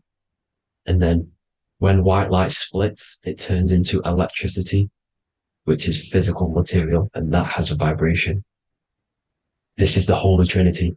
The sun, the moon, Saturn. Saturn, the god of materialism. If you've watched my videos on Saturn, you know that Saturn is crystallizing everything into physical matter.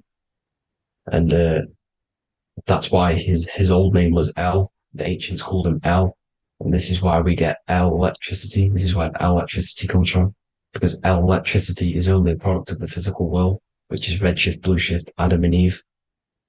And this is what creates the redshift, blueshift is what is a product of magnetism. When magnetism, white light splits, and this gives us vibration. And this what creates the toroidal field, which is the basis of all physical creation. The sine wave is created out of the magnetic wave and the electric wave. The electric wave is the blue wave, and the magnetic wave is the straight wave, which is radiation. This is vibration, frequency. So the magnetic wave is straight, and then you have longitude and amplitude. which is depth, which is dimension. You see how the electric wave has depth and a dimension. This is why you get the cross. This is the cross of Earth. This is the symbol of Earth, of bondage, of physical matter, because it consists of magnetic wave and depth, which is electric wave. I mean, this is where you get the sun cross or the earth cross, whatever you want to call it. It's the cross of physical matter, and the ancients knew this. This is why they used that symbol. Red shift, blue shift, which is the toroidal field, is the basis of all creation, physical creation. And this is why you have the police siren is red and blue. The Matrix movie, red pill, blue pill. You have red blood and blue blood in your body. The Democrat and Republic, the two parties, red and blue. Like your taps on your taps, you have a red and blue tap. One's generative, one's destruction. Fire, destruction, water, generative. So this is the basis of all things. And electric wave has dimension, like I've already said, depth, material, and it's measured in hertz. It's measured in hertz because it hurts you. It decays because the electric wave has a vibration, and vibration always has to go back to a standstill point. This wave cannot go forever, but the magnetic wave will go forever. It's radiation. Magnetic is radiation. It radiates forever. It pulses. But the electric wave will at some point come back to a standstill point, and that's why it hurts. It decays. That's why our physical body decays, because we contain of electricity. This body is an electric body, and it will return back to stillness like a guitar string. If you vibrate a guitar string, you pull it, it will vibrate, make a sound, and then go back to a standstill point.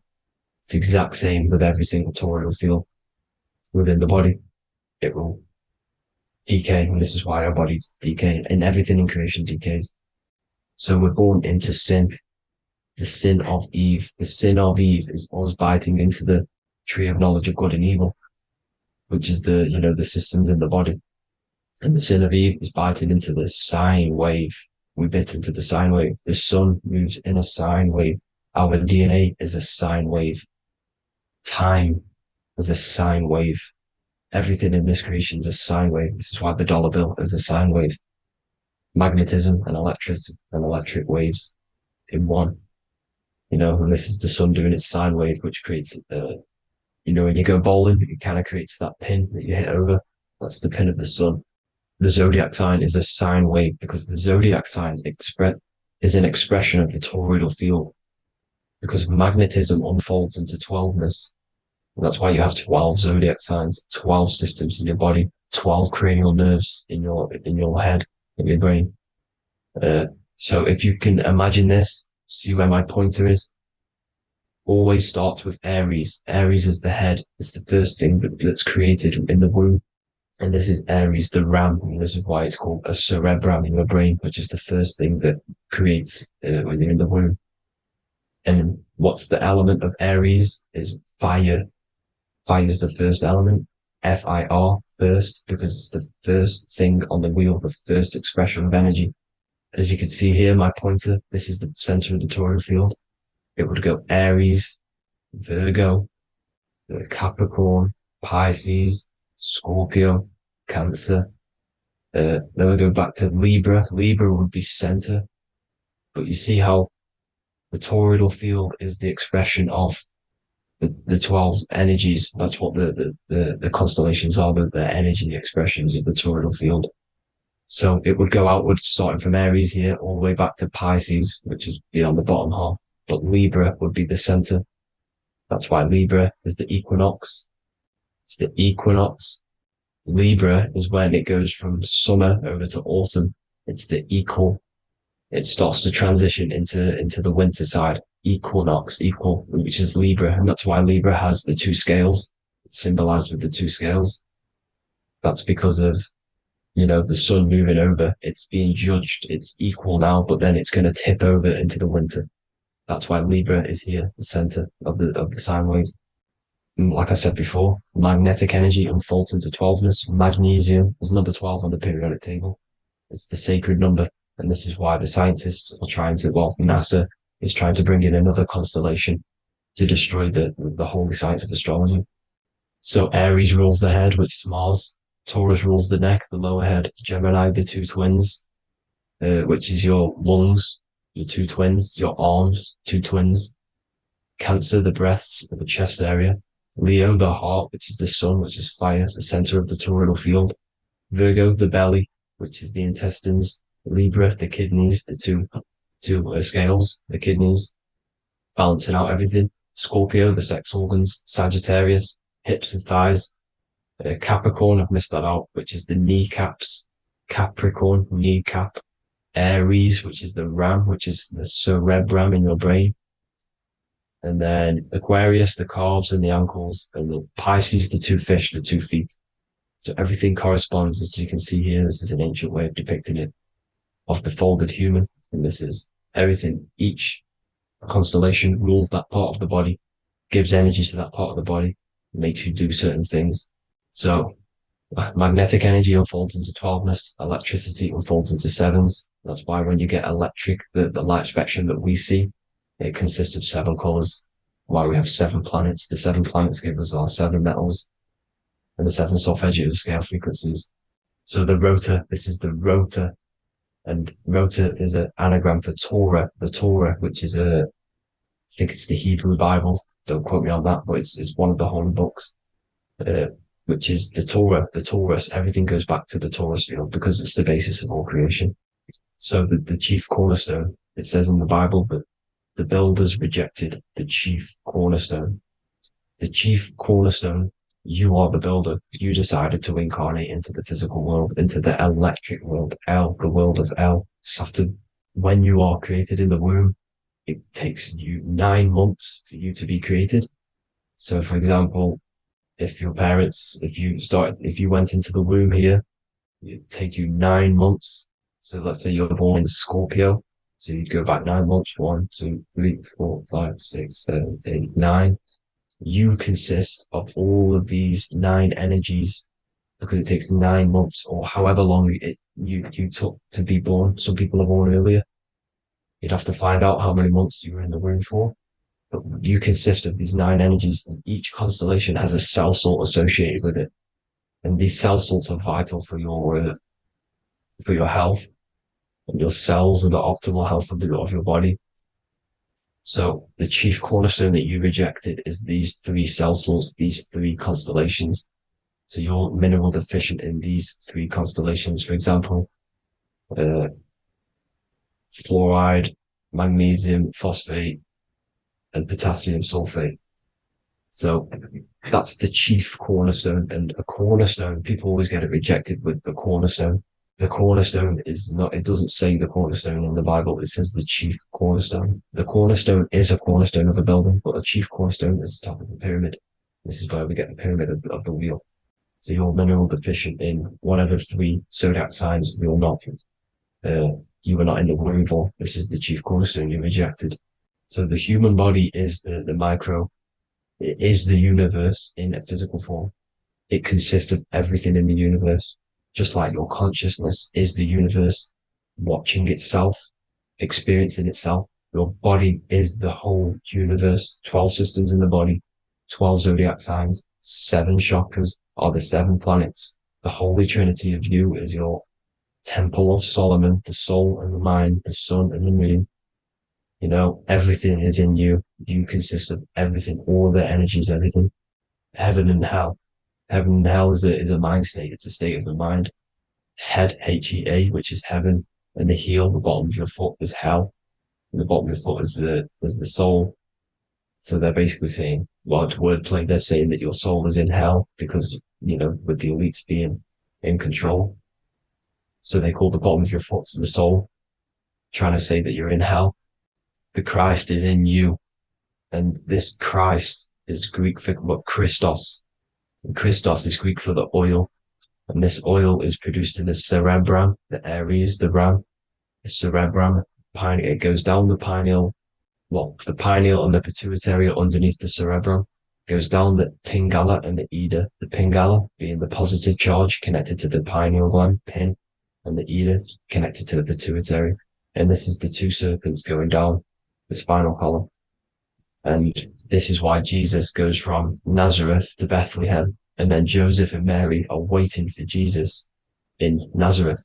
Joseph and Mary are the pineal and the pituitary gland waiting for Jesus to come back up the River Jordan, your spinal column. So this is the oil. This is the story of Santa as well. Santa comes from the North Pole. Why? Because the North Pole of the Earth is the center of the toroidal field, and the North Pole of you is your spinal column, which is the North Pole of the toroidal field. The North Pole, he comes from the North Pole. This is the North Pole. This is the South Pole of the toroidal field. Comes from the North Pole, which is your mind. And he goes down the chimney and then back up the chimney. This is the chimney. And he drops off the present, which is the Christos, the oil. And this is why Jesus is crucified at 33, because he crosses over the vagus nerve at the top of your spine. When this oil comes back up the 33 vertebrae, these are your vertebrae here. When it goes up to the 33 vertebrae, it gets crucified at 33 because it crosses the vagus nerve, and he's crucified on a cross at 33. This is the story behind Jesus and Santa. The Ark of the Covenant in the Bible is the two hemispheres which cover the vital parts of your mind, the brain side, which is the cerebrum, the pineal, the pituitary, etc. So the two hemispheres are the two angels, the Ark of the Covenant. This is the Ark of the Covenant covering the two vital parts of your brain. So these are the optic thalamus is another part, and it protects the Christ oil, which is inside at the center of the brain. See, the Bible is all a massive metaphor about yourself, because you are the universe. You are a microcosm of the universe. Your consciousness is experiencing itself, and the universe experiencing, and your body is the whole universe. Your head's heaven. So Moses crosses the Red Sea. These are the two hemispheres of your brain. This is the corpus callosum, the Red Sea. So he's pretty much saying that he's uniting the two hemispheres of your brain, because most people in this generation are stuck in the left brain, which is just logic, reasoning, science and maths, writing. And this is what school teaches you to do. It keeps you stuck in your left brain. And you want to cross over to you want to cross the Red Sea, which is the corpus callosum, to the right brain, which is awareness, art awareness, creativity, imagination, intuition, insight, using the higher mind, creativity, imagination. If you don't have intuition, then you can't read energy, you can't pick up on bad things. This is what Moses is symbolizing by crossing the Red Sea. And it's also the upper room where Jesus met the 12 disciples. 12 disciples are the 12 cranial nerves in your brain. It doesn't just represent the 12 zodiac signs, the 12 disciples. It symbolizes many different things. It's like I said, energy the universe consists of 12ness. So you have 12 cranial nerves in your brain. And that's the 12 disciples as well. And they want you stuck in your left brain, which is the five senses, materialism.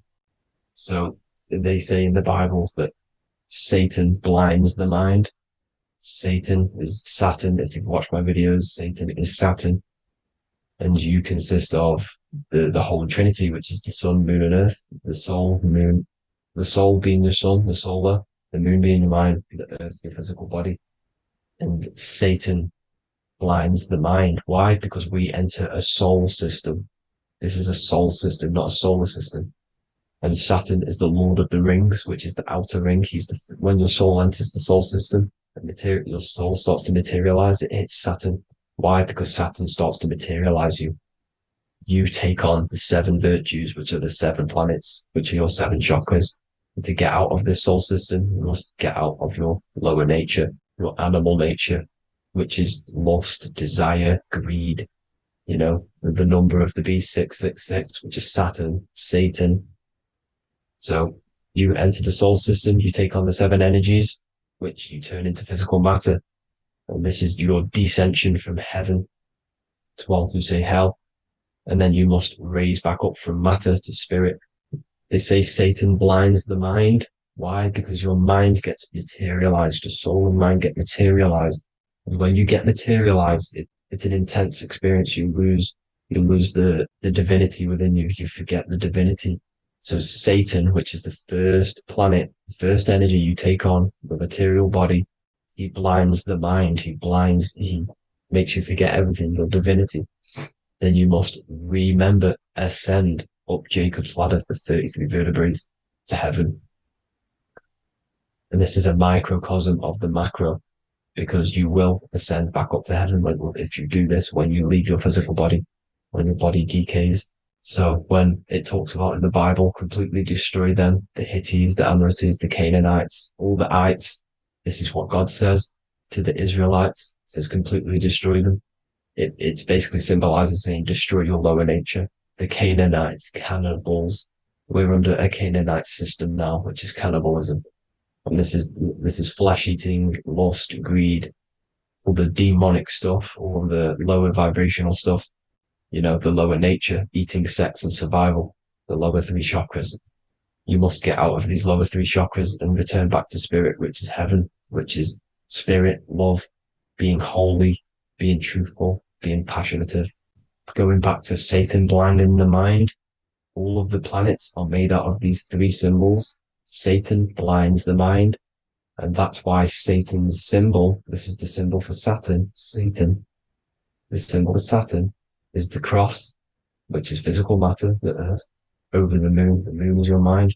So the Saturn symbol saying matter over mind. He blinds the mind. Satan blinds the mind once you enter the soul system.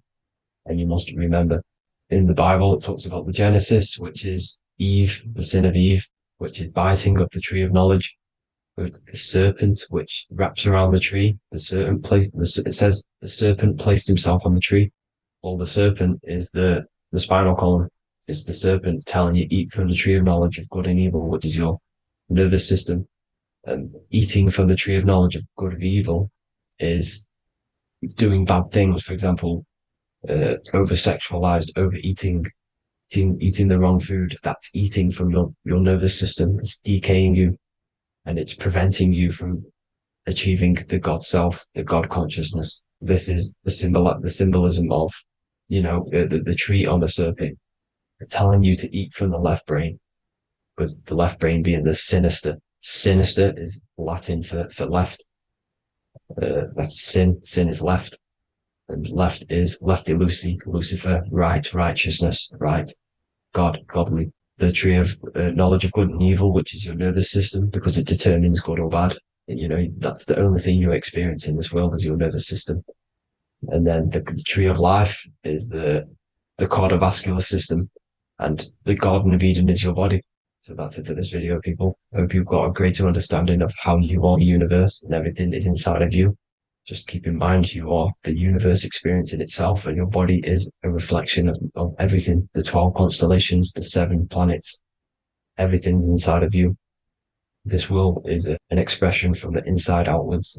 You can't affect the outside world to manipulate reality. Everything's inside of you. I hope you got a greater understanding of this. God bless.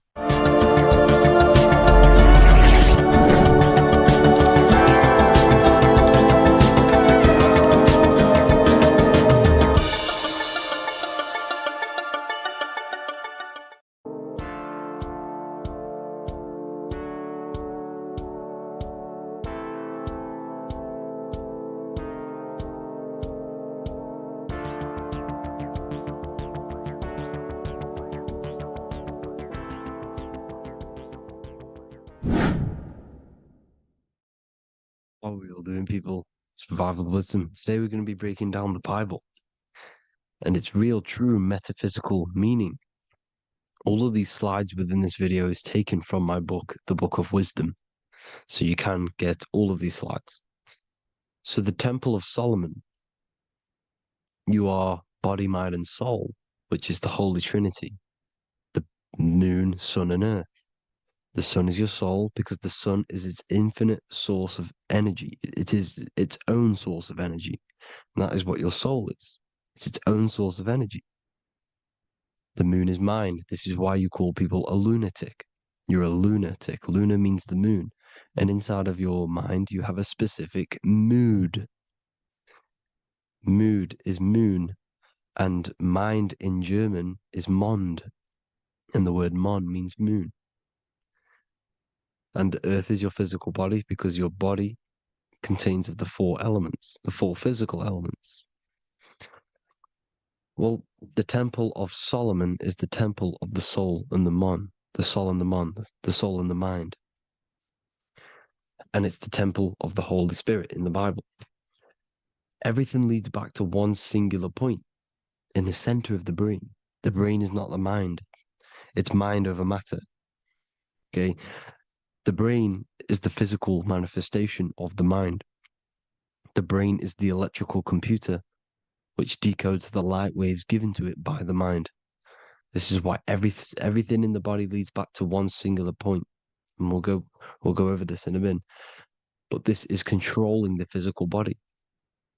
This is the within. If you rearrange within, it spells high twin, because within you is your twin, your true self. And it's just an entity in the center of the mind. And if you shut your eyes, you can feel it. Your awareness is in the center of the brain. So there's just an empty chamber in the center of the two cherubs, the two brains. They are two separate brains. They're two hemispheres. And the empty chamber, when scientists chop it up and see it's just an empty chamber, well, because you can't see in that plane of reality, you cannot see the mind. You cannot see thoughts. It is invisible to the human eyes, to the visible light spectrum, to the two eyes. The reason why we call it the third eye in the center of the brain, it's not the third eye, it's your true self. It's the mind and soul. It's an eye because it does see. It's the all-seeing eye that you always see here. There's some Masonic artwork showing the two pillars, the two cherubs, the two hemispheres of the brain, and the inner eye. This is the eye that sees all things. What do I mean by seeing all things? Not physically. It sees the mind. It's what, because your soul is watching the mind. You can observe the mind. You are not the mind. And if you meditate deeply enough, you can go beyond the mind. It's the all-seeing eye. It sees the mind. It sees what emotions you're feeling. It sees what you're thinking. It sees what you're seeing with the two eyes. It's the all-seeing eye. It sees all things. It's omnipresent. It's everywhere. Because the mind can be anywhere. The mind can switch itself into any place it wants. There is no limitations with the mind. So there is two hemispheres in the brain. And in the Bible, there is a quote saying, the most holy place between the two cherubs. The two cherubs is the two hemispheres of the brain, and the most holy place is between them, which is what the Masonic artwork is showing. This is the all-seeing eye, the soul and the mind in the center of the brain. And you will not see this with the two eyes.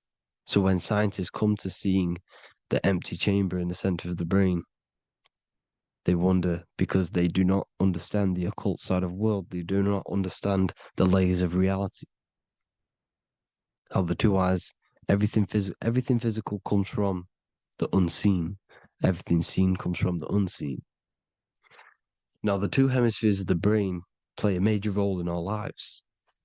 The right hemisphere is the artist. The left hemisphere is the scientist. The right hemisphere controls the left side of the body. The left hemisphere controls the right side. So there's a crossover. Now, the right hemisphere is to do with your feminine energy, creativity, unification, metaphors, visualization, intuition. The left hemisphere is to do with sequencing, facts, materialistic details, language, and logic. So they keep us normally trapped within the male aspect of our mind, which is the left hemisphere. You know, if you listen to Spotify, Apple Music, and radio, they're all tuned to 440 hertz, which shuts down the right side of the brain, makes you left brain dominant. And we learn, well, 90% of people learn to write with their right hand. They're taught to learn with their right hand, which is to do with the left brain.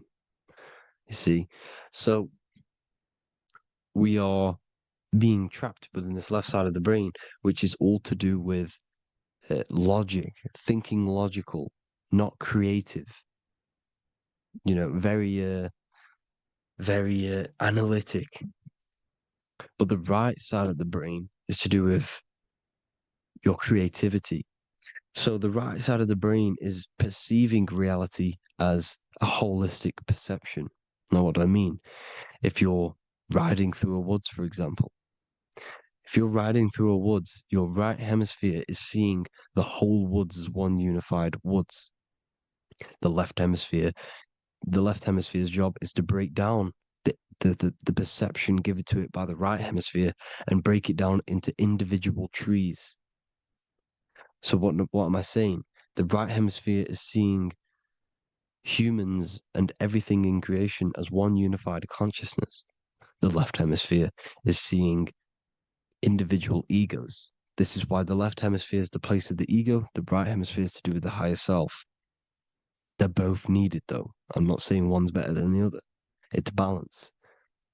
Now, they don't want you to see the unified picture, perception of creation. They want you to think everything is individual, everything doesn't come from the one, because all things come from the one. And we experience the two in this reality, dualism.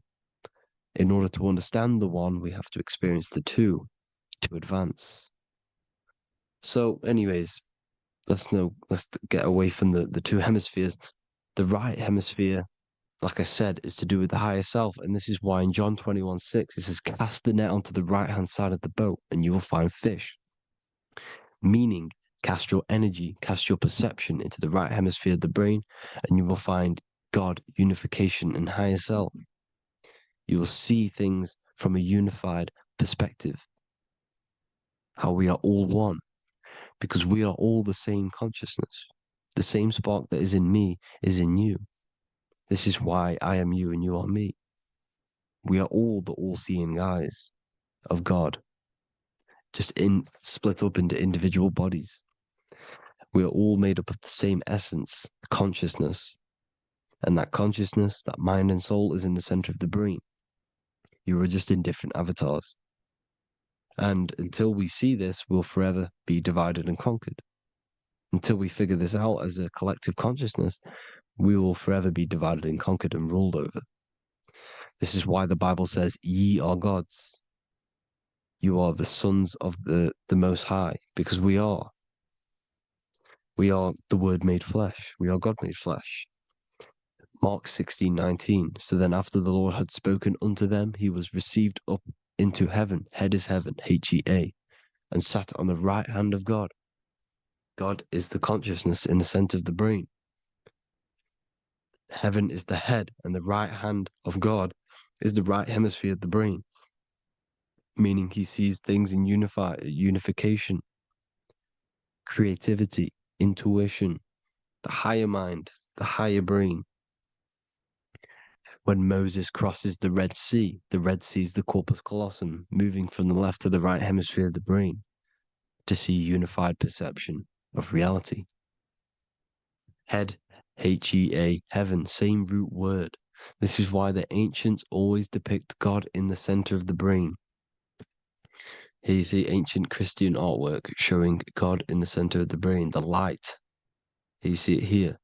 Here you see Ganesh, an Indian god, which is the brain. Here you see the Father, the Son, and the Holy Spirit in the dome, the brain. This is the brain, because you are God made flesh. That's what consciousness is. The upper room where Jesus meets the 12 disciples. It's the upper brain on the upper room. The upper room is the chamber, the empty chamber in the center of the brain. That's the room. And the 12 disciples are the 12 cranial nerves in the brain, which pretty much rule the body, all the cranial nerves. The tree of life, the cardiovascular system. This is why in Genesis it says the tree of life was in the midst of the garden. Midst meaning middle, because the middle of the body is the cardiovascular system, which is controlling all of the systems in the body. The tree of knowledge of good and evil is the nervous system. It's the spine and brain. This is what's detecting good and evil. The brain is the electrical computer with the left and the right hemisphere. decoding the dualistic world, decoding the light waves given to it by the external world. It is an electromagnetic computer. It is artificial intelligence. It is very intelligent, the brain and the nervous system, the human body as a whole. But the tree of knowledge of good and evil is the nervous system, because it is the tree that detects good and evil, makes you learn good and evil in this dualistic reality. Here you see Adam and Eve around the tree of knowledge of good and evil. Adam and Eve, male and female energies, but the serpent in the tree, and the tree of knowledge of good and evil. Well, this is the spine, the brain, and the serpent is the kundalini of the spine. The serpent is the S. That's why S, serpent, S, the letter S is the serpent. Sex and serpents make an S noise. You know, the Bible cursed the serpent. So we don't figure out the true religion. The true religion is raising the kundalini and becoming God-man and reaching our higher states, our true God self. Because once the kundalini is saved and hits the pineal gland, it activates 100% of the brain, when we're only using around 20 to 10% as of right now without the kundalini awakening. So when you use it, you're activating 100% of the brain. You're activating all the dormant brain cells. You're regenerating the body. And this is the serpent in the tree of knowledge of good and evil. This is the spine, brain. This is Adam, Eve, the male and female energies. The light of the body is the eye. Therefore, if thine eye be single, thy whole body should be full of light. Matthew 6:22. This is the single eye in the center of the brain. It is not the pineal gland. It is what's inside the pineal gland. You have to go beyond the physical world, and there are no words to describe things that are not physical, metaphysics. And the whole body should be full of light. Well, this light is the same pyramid that you see. You are the pyramid with the all-seeing eye on top. This is why the ancients built the pyramids with the stairs in the middle symbolizing the spine, because once you open all the chakras and balance them and raise the kundalini, you activate all of the brain, which gives enlightenment. The word enlight in ment. Ment means mind, light in the mind. Enlighten the mind. And this is enlightenment. We are the temple. And Jacob called the name of the place Peniel, for I have seen God face to face. Within spells high twin. Within you is the God self, which you need to manifest into the external world. And he's seen God in Peniel, the consciousness. He's seen his true self, consciousness, in the pineal gland. Genesis 28:10, Jacob's ladder. Jacob, he took a rock there and laid his head on it to sleep. Jacob had a dream. He dreamed there was a ladder that was on the ground and reached up into heaven. Head is heaven. The rock he fell asleep on is the sacrum bone, because he's symbolizing the oil that comes down the spine, hits the sacrum bone and rests there, falls asleep, and it looks up and it sees the ladder to heaven. Because when you raise this oil, you become God-man. You become God in heaven. You can leave the body at will. Do you not know that your body is the temple, that your body is the temple of the Holy Spirit? Corinthians 16:19-20. Or do you not know that your body is the temple of the Holy Spirit within you? Your body is the temple of the Holy Spirit, the soul and the mind within the center of the brain, the temple of Solomon, temple of the soul and the mind. Romans 8:10. Christ is in you. It's not external. When you give where attention goes, energy flows. When you give your energy to external things, your attention, your worship to external things, you're giving energy, meaning it's draining you, and you're feeding something within the astral plane, a mental thought within the astral plane.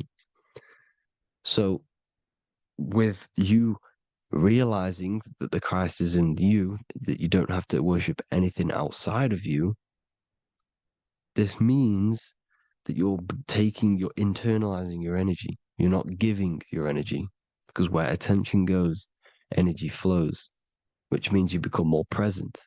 You become healthier because you're not giving off all of your special electromagnetic energy that's charging you. This is why the religions run by the Vatican is all external. They're exoteric. Exoteric means external teachings. The esoteric is the internal, the hidden teachings. In Psalms 82, I have said, ye are gods, and all of you are children of the Most High, because we are the Most High, split up into individual bodies. That's what consciousness is. Consciousness is the Most High, and we have to raise ourselves to the Most High. Brahma, Vishnu, Shiva, the Father, the Son, and the Holy Spirit. Why is it always a trio? It's a trio because it symbolizes us, the soul, mind, and body. The mind is the bridge for the soul to be in the body. What is the soul? It's the life force. It's the watcher. It's the all-seeing eye. The soul sees into different realities, and it gives life to the body of every reality it goes in. This is why you always see light around the all-seeing eye, because it is the energy, the life force, the light, life, L-I. Life is light, and it's the eye because it sees into the different realities. It sees into the dream world. When you're going to sleep at night and you dream, it's not a dream. It's another reality. You're a multi-dimensional creature. We live in a multiverse. There's infinite amount of yous. And there is a version of you which is the highest self in a reality somewhere. And this I has the ability to switch realities, which is exactly what astral travel is. Astral travel is the ability to switch reality beyond the 3D construct of this world. The Father, the Son, and the Holy Spirit, Brahma, Vishnu, Shiva. Brahma, the soul, inhabits different bodies. This is why they have different heads. Vishnu, the mind, symbolizing gnosis, meaning knowledge. This is the serpent. The serpent symbolized knowledge. Shiva, the body. The Father, the Son, and the Holy Spirit. The bird, the soul, because the bird symbolizes the soul. This is why you have here the Egyptians showing you the soul leaving the body. Here you see here with the twin head, the same head, and it's a bird. This is the soul self. This is the ego self. The Egyptians knew this. They knew all of this. Of course they did. Now the whole story of Jesus is all metaphorical for the process which goes on within your body. Your neck and head is the Holy Grail, which the sun and the moon creates. Sorry, the sun and the moon creates the fluid within the Holy Grail, the brain, the skull. And the moon creates the milk. Sorry, the moon makes the milk. The sun makes the honey, the land flowing with milk and honey in the Bible. The land flowing with milk and honey is the center of the brain in the Holy Grail. Here you see the Masonic artwork showing you the sun and the moon creating the fluid in the spine. Here's the serpent. Serpent symbolizing the two Kundalini channels, the Ida Pingala up the spine. Here's the furnace raising the Kundalini, raising the oil, heating it up, and rising it to the crown. You see? So here you see more Masonic art, seeing the sun and the moon creating the holy fluid in the brain. in the cup, filling the cup. This is why it's a cup, because it's the Holy Grail. This is the holy oil in the center of the brain that gets released down the spine, which is Jesus coming down from heaven. It comes down the spine, down the River Jordan in the Bible. This is when Jesus goes from Nazareth to Jerusalem. He comes down the River Jordan, and Joseph and Mary are in Nazareth waiting for Jesus' return. Joseph and Mary symbolize the pineal and pituitary gland, which produce the two oils created by the sun and the moon. And he returns. When he returns, he gets crucified at 33, because there's 33 vertebrae at the back of the spine, and it crosses the vagus nerve. The crucifixion of the oil past 33 vertebrae creates God-man, and it creates your higher self, and it activates 100% of the brain.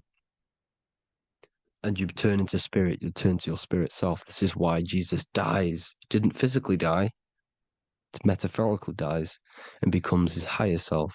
The ego self is left behind. It's the same with the whole story of Jesus. Jesus comes down from heaven, which is the oil. He dies in a cave for 3 days, which is the oil hitting the cave. Here's the cave. And resurrects after 3 days. If you resurrect the oil, comes up and gets crucified at 33 in Golgotha. Golgotha translates to a place in the skull. The three wise men from the east. Well, if you look at the Masonic artwork, they'll always show you a ladder up to the east. Okay? Here you see north, south, west. This would be east. Here you see east here. East here. The ladder up to the east. The east is the top, up. Three wise men from the east. The thalamus, pituitary, and pineal gland in the center of the brain. The most important glands in the body. Here you see the Egyptians with the spine, the sun, and the two hemispheres of the brain. What did I say at the beginning? The sun is the soul. The sun is its own source of energy. It's the life force, which gives life to anything it inhabits. The soul is the same thing. That's why sun and soul mean the same thing. So, what I'm saying is consciousness is God. And this is why when it refers to as God in the Bible, it means your higher self, pretty much. And returning back to this higher self, because God is something that you need to manifest. Consciousness is God, and your body is a reflection of the creation by God. This is why everything in the body corresponds with the stars. The stars rule the body. We are an image of the stars. This body is an image of the whole of creation. Aries rules the head. This is the cerebrum, the ram in the brain. Here's the ram, Aries. And we have something called the cerebrum, Aries, the ram. This is the Lamb of God moving to the higher mind.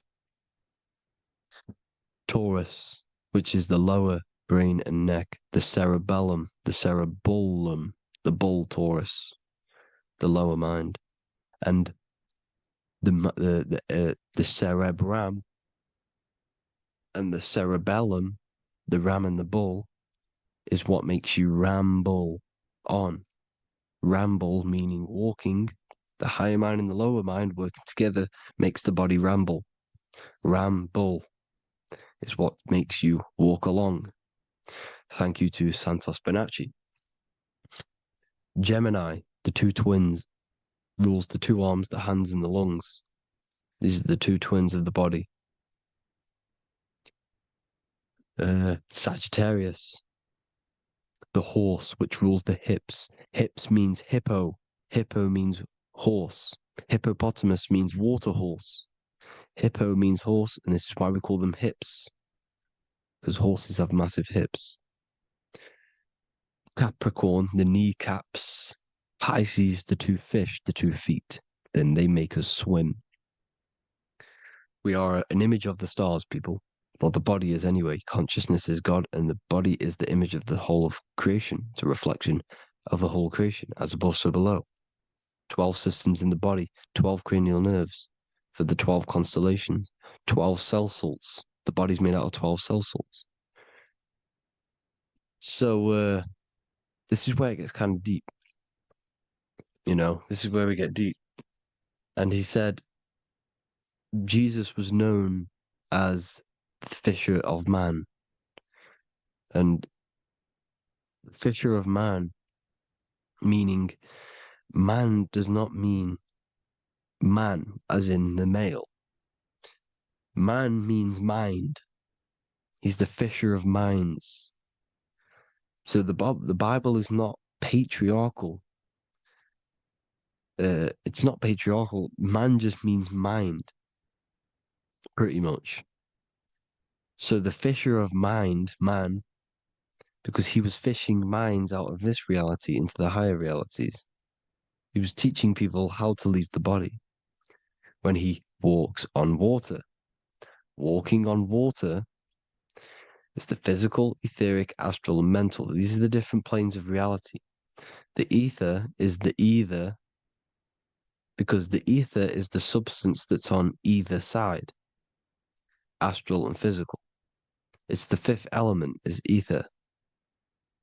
And the fifth element is the water. The same water at the beginning of the Bible when it says, let the firmament divide from the waters above from below. The water symbolizes the ether. It's the base of all physical matter. And the ether is known as the water. So when you're walking on water, you're walking on the ether, meaning you're leaving the physical body. So when Jesus walks on water and he's teaching Paul to walk on water, Paul becomes scared and falls back into the water. Well, when you astral travel and you become scared when you're projecting, you'll fall back into your body. So he's pretty much saying walking on water is leaving the body, and walking on the ether, because the ether is the veil between the astral, and that's what devil means. Devil has the word veil in it, because the devil is trapping you between one veil, which is this world. They're trapping you in this world, this thin layer of reality. Your dreams are different veils. The ether, the astral, the mental are different veils. Devil is deveil. Deveil. You need to escape being stuck in one reality and live in between realities. And this is when you truly become a multi-dimensional being, because your soul is just the eye. That's what you are. You're just an eye, and you see into different worlds. And it also, when Jesus means the fisher of man, the fisher of minds, he is. I truly believe, because of my research, that there is other worlds. It's not just this one. There's higher worlds. There's an infinite amount of you, and you've been in them dreams you call dreams. Them dreams are other realities that you are in. That's why when you're there, you don't feel like you're in a dream. You feel like it's 100% real, because it is real. So this is why the ancients always depicted the many different heads, because there's many different versions of you. And this I, the soul, the watcher, is switching itself into different bodies at all times. Well, when you sleep, when you astral project.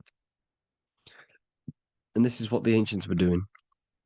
They understood the multiverse, and they could switch bodies at will. And this is what the 7 seals are in the Bible, also known as the 7 chakras. These are literally portals within us to these different worlds. We're in the heart at the moment. Earth, rearranged, spells heart, meaning middle. This is where good and evil exist. It's the middle point, the midpoint of realities. So I hope you all enjoyed the video. All of this knowledge that I've give you in this video is inside of my book, the Book of Wisdom. The Book of Wisdom gets updated every single month with new pages. It's a one-time payment for a lifetime worth of research and knowledge by me. So if you do want to get it, the link will be in the description. But I hope you will gain some amazing insight. Please like, comment, and share to help the algorithm, and drop a subscription. And for more lectures, every 2 days, I drop lectures and knowledge within the Patreon. If you want to support the channel, join the Patreon. Everything's in the description because we are not monetized on YouTube. Thank you all. Have an amazing day.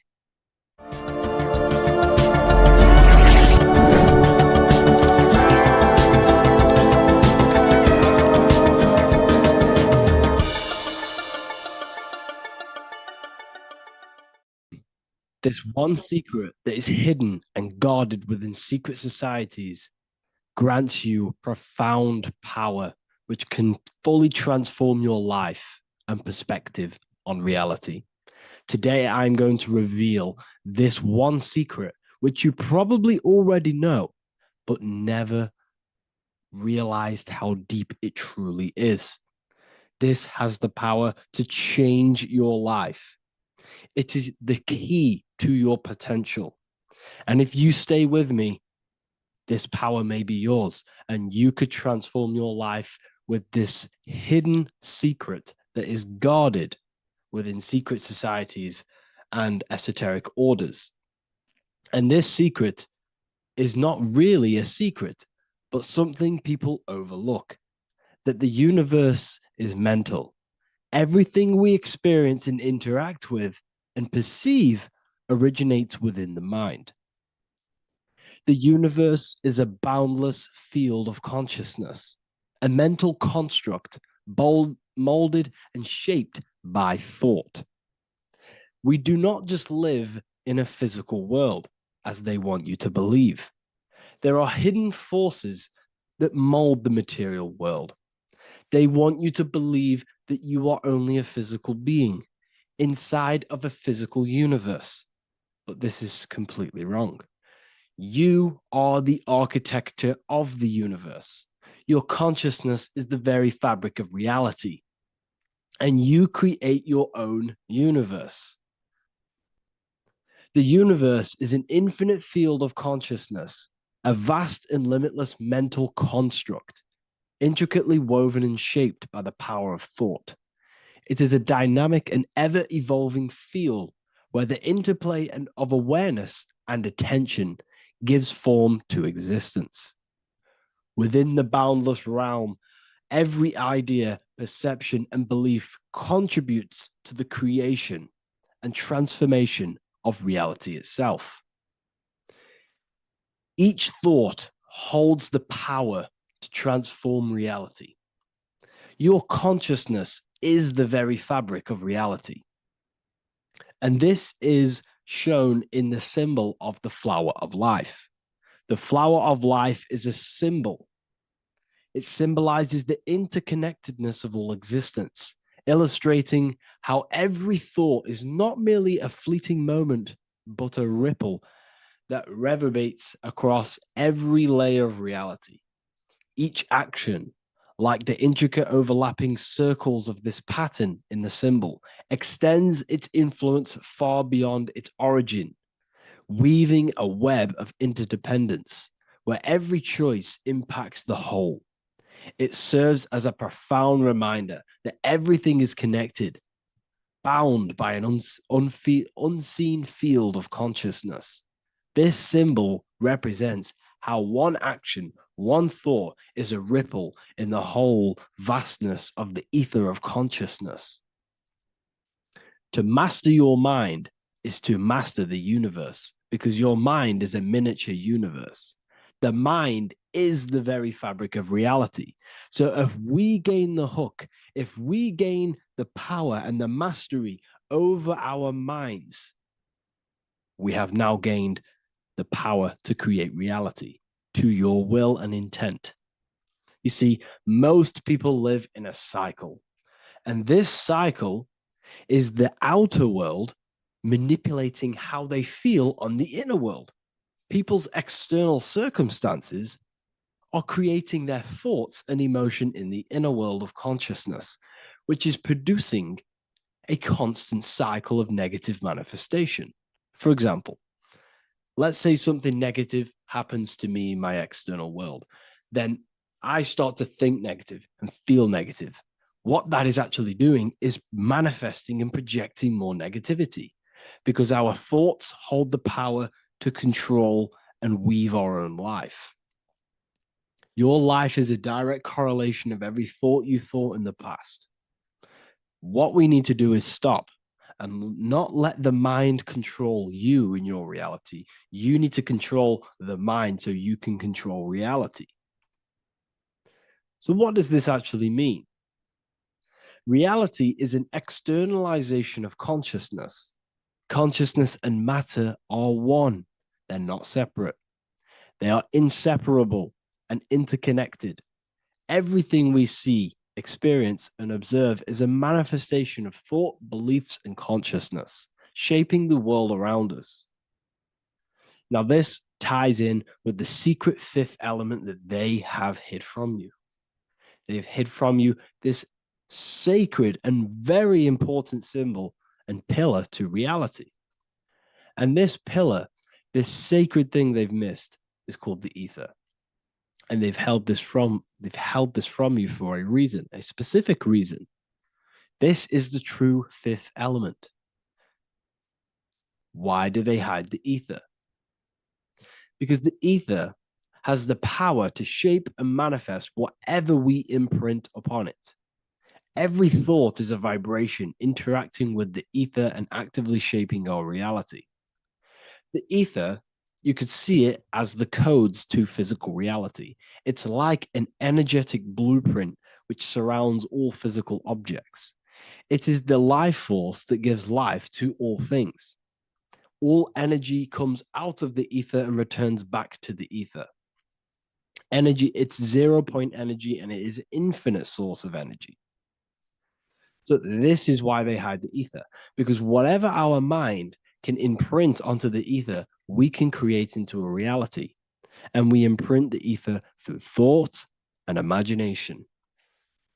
The mind holds the power. The mind is the very source of reality. The material realm is not separate from the mental realm.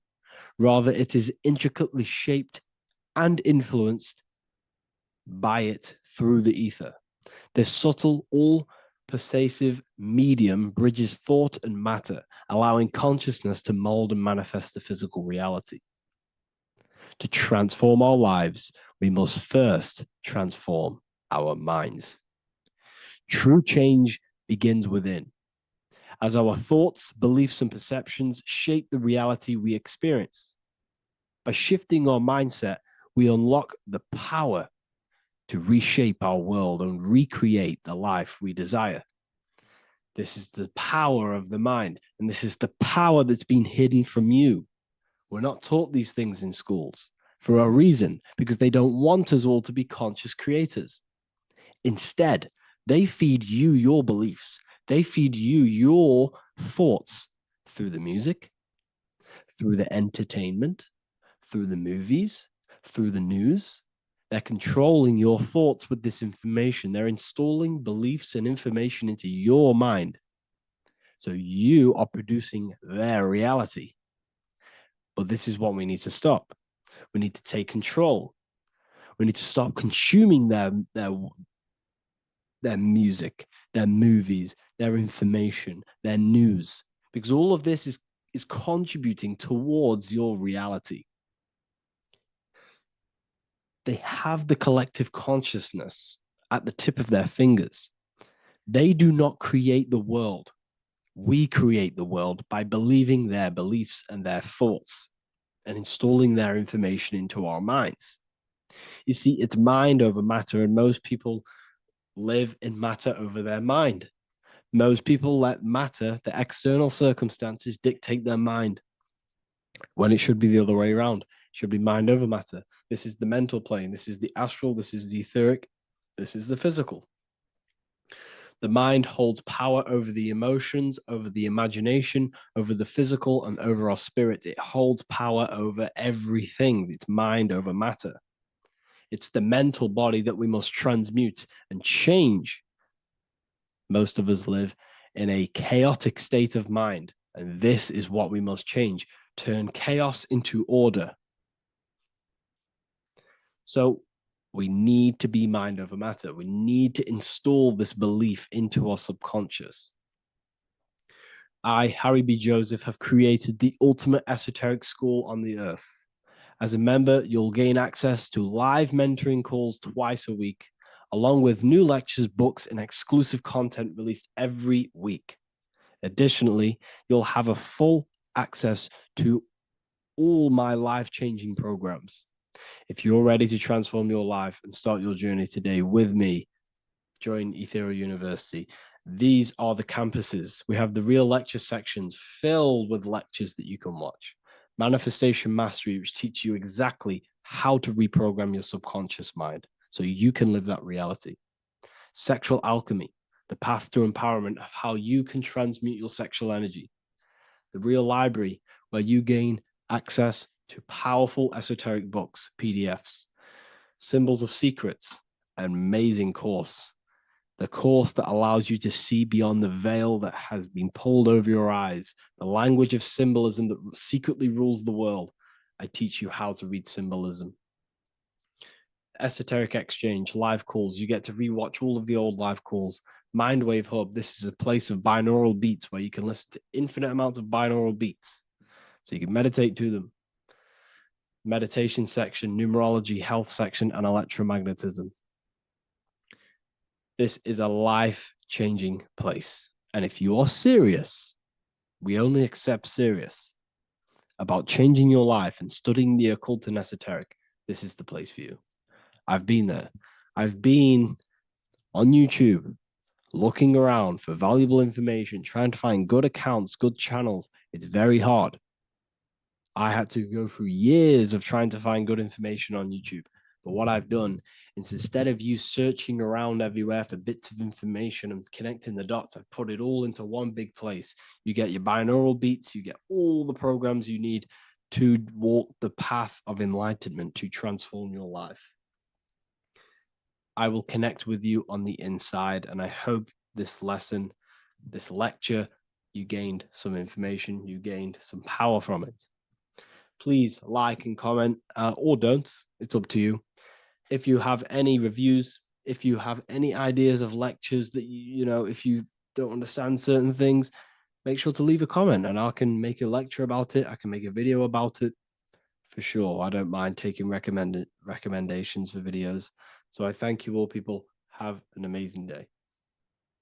What is the difference between higher consciousness and lower consciousness? In this video, I'm going to be breaking this down in great detail so you can understand what higher consciousness actually is, because this word is thrown around a lot in the spiritual community. So I'd love to break this down and make this clear to you. My name is Harry B. Joseph, also known as Revival of Wisdom. I am the author of the Book of Wisdom, Volume 1 and 2. I've been studying the occult for the past 4 to 5 years and have personally been using the occult esoteric knowledge on myself and implementing it in my life. When I say the word occult simply means hidden. It comes from the Latin word oculus, which means eye. It simply means hidden from the visible eye, what you cannot see. So we're studying things of the human psyche, the things that we cannot see, such as thought, emotion, desire, the astral forces, imagination. We're studying the things that cannot be visibly seen, but they affect what can be seen in the material world. The most important thing that helped me understand life is that life is a mental game. It's a mental universe. Every object you see was first thought in the mind before it came a physical reality, which means mind and matter are not separate, they are one. Matter is the crystallization and the expression of mind. Therefore, higher consciousness corresponds to the mind of the individual. First, let's start off with lower consciousness. The external world is the effect, the cause is the mind. The internal world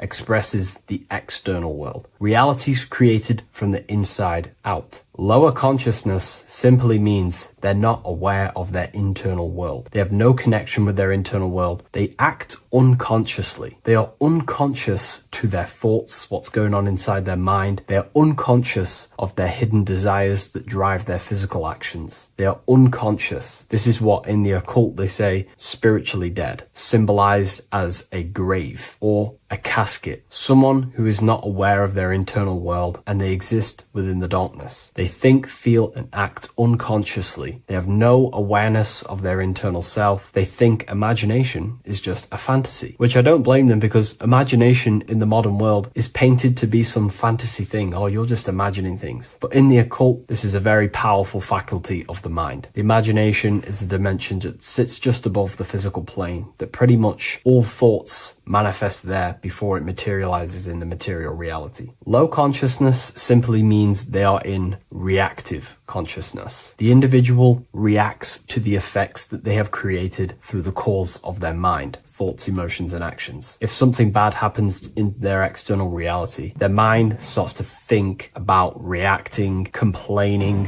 which ultimately creates a negative cycle of manifestation. They're simply blaming the effects outside of them that are the causes of the individual's mind. They are in reactive consciousness, which pretty much has no personal power. A low consciousness also means you are emotional, reactive. You are easily triggered by situations or people. Anger, fear, defensiveness arises quickly, often before conscious thought. This is associated with the reptilian brain. The reptilian brain does not think, and it is the modality of consciousness that keeps the individual not critically thinking, simply just reacting to the world. They make decisions based on instinct. They make decisions based on fear. This is a low consciousness. Another symptom of low consciousness is that the individual only thinks in reaction to their five senses. They only think in the terms of their five senses. They sense something in their five senses and they simply just react and they think around the five senses. They do not use their spiritual faculties such as imagination, willpower. Low consciousness people are mainly stuck in their ego. The ego inside of the occult and esoteric teachings needs to be overcome. We have to face our ego because the ego tells us we already know everything. I don't need to know anything else. I have my belief system. I'm happy with believing whatever. Everything else is just a fantasy. I believe everything that's already told me within school. And the ego stops them from expanding their mind into the esoteric teachings or more things about life. They're ignorant to gaining more knowledge because they think they already know everything that has been given to them within institutions such as schools. In the occult, we have to face our ego and submit to it and say, we do not know everything. There is so much more that we need to learn about ourselves to expand as an individual. A low consciousness person or individual is reactive. Their thinking dwells in the past or worries about the future. The now is rarely accepted as it is. They're never in the now. They're either thinking about the past or the future. A low consciousness is also attachments to self-image, beliefs, opinions, roles, history, and is mentally rigid. Their mind doesn't want to expand. They're stuck on a certain belief, a certain thing, and they're not open to accept anything else inside their mind. And a challenge to them feels like a personal threat. And instead of being self-aware and responsible, they see others as the cause of their unhappiness and the negative things that they are manifesting in their reality. A low consciousness also seeks for validation outside of themselves. They try to cover things up with materialism or whatever it is. But now let's move on to a higher consciousness. This is what we call causal consciousness. Causal consciousness is a state where the mind of the individual is mastered. Their mind does not dwell on the effects of the external world because the individual who has a higher consciousness understands that the world outside of them is the effect. It is the world of form. Force and form are two dualities within the occult that are very important. Everything outside of you is form. Everything inside of you is force. The forces inside of you create the form outside of you. The person with a low consciousness simply just reacts to the external world, creating a constant cycle of negativity. But the person with the higher consciousness understands that whatever happens outside of them cannot be changed. It is already manifested. Therefore, there is no point in complaining. If the person with the higher consciousness understands if they don't like something, they can change it internally. If they can't change it, then they change their mental attitude towards it. This is the law of polarity. Light and darkness are the same thing, but just different degrees of light, which means we have the ability to shift our mindset and perception towards things to make sure it's positive. The person with a higher consciousness, even though something bad may happen to them in the world of effect, they can change their mindset towards it and ultimately change their actions to change that reality. There's no point reacting. It's simply what we do to create the change. A higher consciousness means their mind is ordered and disciplined. They do not think random thoughts. The person with a higher consciousness and a trained mind in the occult has a mind of a powerhouse of control. They understand that the mind is the cause of all things, therefore we have to gain mastery and control over the mind, or else it will produce constant chaos. Their mind is ordered and disciplined. The person with a higher consciousness is always self-aware. This is very important. The person with a lower consciousness never is self-aware. They give attention to random thoughts. They give attention to negative thoughts. They give attention to negative imaginations. They start daydreaming about worrying about the future or the things that happened to them in the past. This is all useless. You're using the creative powers of consciousness for the negative. The person who is trained in the occult and has a trained mind with a higher consciousness understands that their mind is the cause, and they are always aware of the thoughts that they are entertaining inside their mind. There is a level of mastery where one can achieve the conscious awareness of every single thought in their mind every single day. Now, this is very difficult to achieve, but this is one of my goals personally. It is the thought that it is the seed of creation. And if we give random thoughts attention, these seeds can be planted in our subconscious and ultimately drive that effect into our reality. The trained mind, thought and intention manifest more effectively because they arise from unity, not fragmentation. You become the conscious creator rather than the unconscious reactor. Higher consciousness also means that you know what to do to produce a change in your reality. If there's something bad happening in my reality, I know that there's some sort of change that needs to happen within me. For example, if I start a cycle of negative thoughts, I know that there needs to be some mental work constructed on my mind. This will happen. On your path of self-mastery, you will fall back into old thinking patterns or something that happened to you in the past. These little patterns will show up again. But when you have a higher consciousness, you know exactly what to do to execute on changing that part of yourself. For example, if I catch myself thinking negatively for the past 2 days, I know I need to do affirmations and to reprogram my mind to counteract them negative thoughts. Or if I start overthinking and I start to lose control over my mind, then I know I need to do a meditation of stillness where I think about nothingness and develop my willpower. A higher consciousness knows where these things are coming from because they understand themselves. Higher consciousness also means they have unity consciousness. This is what the triangle is. Unity consciousness. The I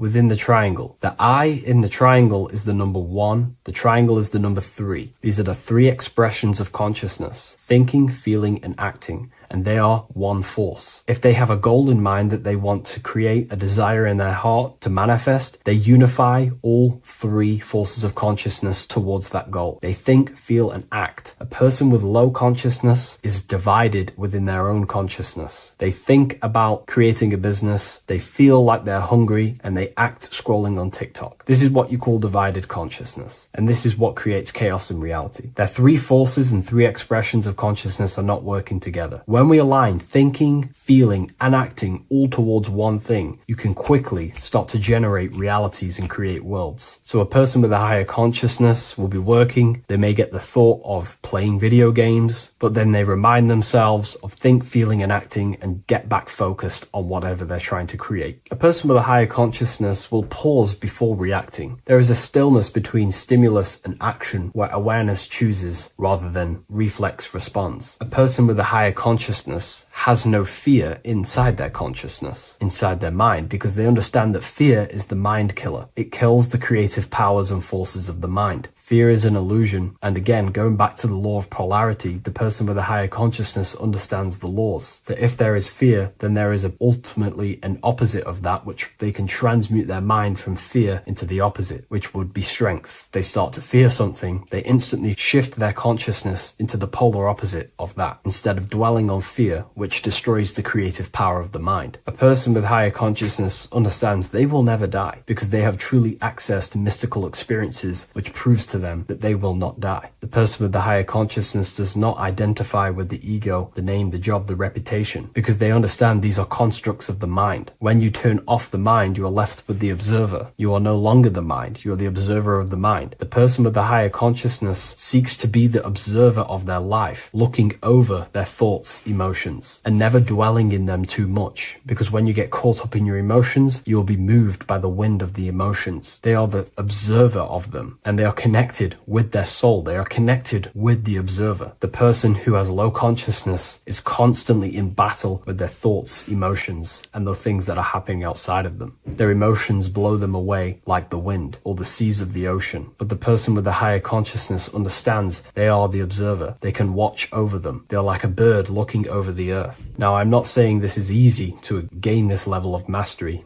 but now you can start to understand the mind of a person who has a higher consciousness and aim to become this person to ultimately live a better life. Higher consciousness is not this mystical, magical thing with, most spiritual teachers will paint in your mind. It's simply just self-control. And when you have control of yourself, life becomes a lot better. Instead of being caught up within the battlefield within your own mind and emotions, living in reaction, complaining, and a negative state of mind, the person with the higher consciousness also understands that their dreams are showing them messages from their subconscious mind. Every person, every event, everything that was said, everything that happens in your dream is a materialization of something that's going on inside your subconscious mind. If there is a person chasing you in your dream and you are in fear running away, this means that the subconscious is showing you something through the allegory or symbol of that person chasing you. There's something inside of you that you are maybe running away from, and you need to identify that and change it. So I hope this video gives you some great insight and a bit of an idea what higher consciousness is. Again, higher consciousness is about having faith, because when you were in the lower consciousness like myself before all of this, I didn't know what higher consciousness is. Therefore, you have to have faith that it's going to lead you somewhere, that the work that you are doing to try achieve self-mastery is going to take you to another level. You have to have faith in yourself that higher consciousness is going to be better for you. If you do not have faith or the desire in your heart to generate that higher consciousness, it's not going to happen. Keep your eyes on the light, keep your desire on the light, and keep faith in your heart to generate this higher version of yourself. Thank you, everyone. I'll see you in the next video. Welcome to Revival of Wisdom. Welcome people, we're back with another video, and this video is about Freemasonry and their connection to the Illuminati. Please, as always, to make sure to hit that like and the subscribe button and turn on the notifications to never miss a video. On May the 1st, 1776, the founder of the Illuminati, Adam Weishaupt, founded this secret organization, and this date can be found in Roman numerals underneath the all-seeing eye pyramid on the $1 bill. This $1 bill also says Anu Coptus Novus Ordo Secularum. This is Latin for announcing the birth of the New World Order. This New World Order will be headed by Lucifer, the all-seeing eye, and followed by the 13 layers of bricks for the 13 elite bloodlines. So your Orsini's, Rockefellers, Rothschilds, Soroses, and the other 9 elite families. So when Adam Weishaupt created the Illuminati, he made it consisting of high-level degree Masons, French and Latin philosophers, and many more powerful people to all become one society. So this is why you see Masons using this same symbol of the all-seeing eye inside the pyramid. But not all Freemasons are part of this Illuminati secret society. As the 33rd degree Freemason Manly P. Hall said in his book The Secret Teachings of All Ages, Freemasonry is a fraternity within a fraternity, an outer organization concealing an inner brotherhood of the elect. So what he's saying here is that Freemasons have to go up the degrees of Freemasonry, and once they hit the top, they either get elected or not into these secret societies like the Illuminati, Skull and Bones, and Knights Templar. So when you see celebrities doing this one-eye symbolism, either covering one eye, doing the triangle, or doing 666 over one eye, this is showing and reflecting the symbolism of Freemasonry. They have taken the oath to never speak on anything they learn about Freemasonry. Duncan's Ritual of Freemasonry book states the oath they have to take. Quote, I ... of my own free will and accord, that I will hail, ever conceal, or never reveal any of the secrets, arts, points of Master Mason's degree to any person whomsoever. All this most solemnly, sincerely promise and swear. Now, this is what happens when they break the oath, stated in this book, quote, myself severed in two, my bowels taken from thence, and burnt to ashes. So this states that Freemasonry comes first, before any law of the land. It has the right to kill you if you break your oath. This is the hand gesture they have to do every time they enter the ritual room inside the Masonic lodge. This is the cutthroat symbol, showing you and reminding you of the oath and what will happen if you break it. Now in this book, Richardson's Monitor of Freemasonry, it states, if you break your oath, binding myself under no less penalty than to have my throat cut across, my tongue torn out by the roots, and my body buried in the rough sands of the sea. If they do not decide to kill you, this book states this by pointing him out to the world as an unworthy vagabond, by opposing his interest, by dearranging his business. In other words, they have the power to frame you and destroy your reputation to the world and destroy your business if you break this oath. So yes, they do kill to keep this truth hidden, because this truth of this reality is what keeps them in power. They have the ability to manipulate people, because people do not know what manipulates them. This is why they call themselves the government. They govern the ment, which is the mentality, because the mind is the root cause of reality. They control what you perceive to control what you manifest. By knowing the truth, you are set free, and you no longer need no controller above you. So this is why they are willing to kill and do whatever it takes to keep the truth concealed within these high-level degrees of masonry and these secret societies. However, going back to Manly P. Hall's book, it states, part of the symbols are displayed here to the initiate, but he is intentionally misled by false interpretations. So this is saying even Freemasons are intentionally misled and told lies to conceal the truth, to make sure the truth is hidden in the high degrees of masonry. So that's it for this video, guys. Thank you all for tapping in. Please leave a like and a subscribe. God bless.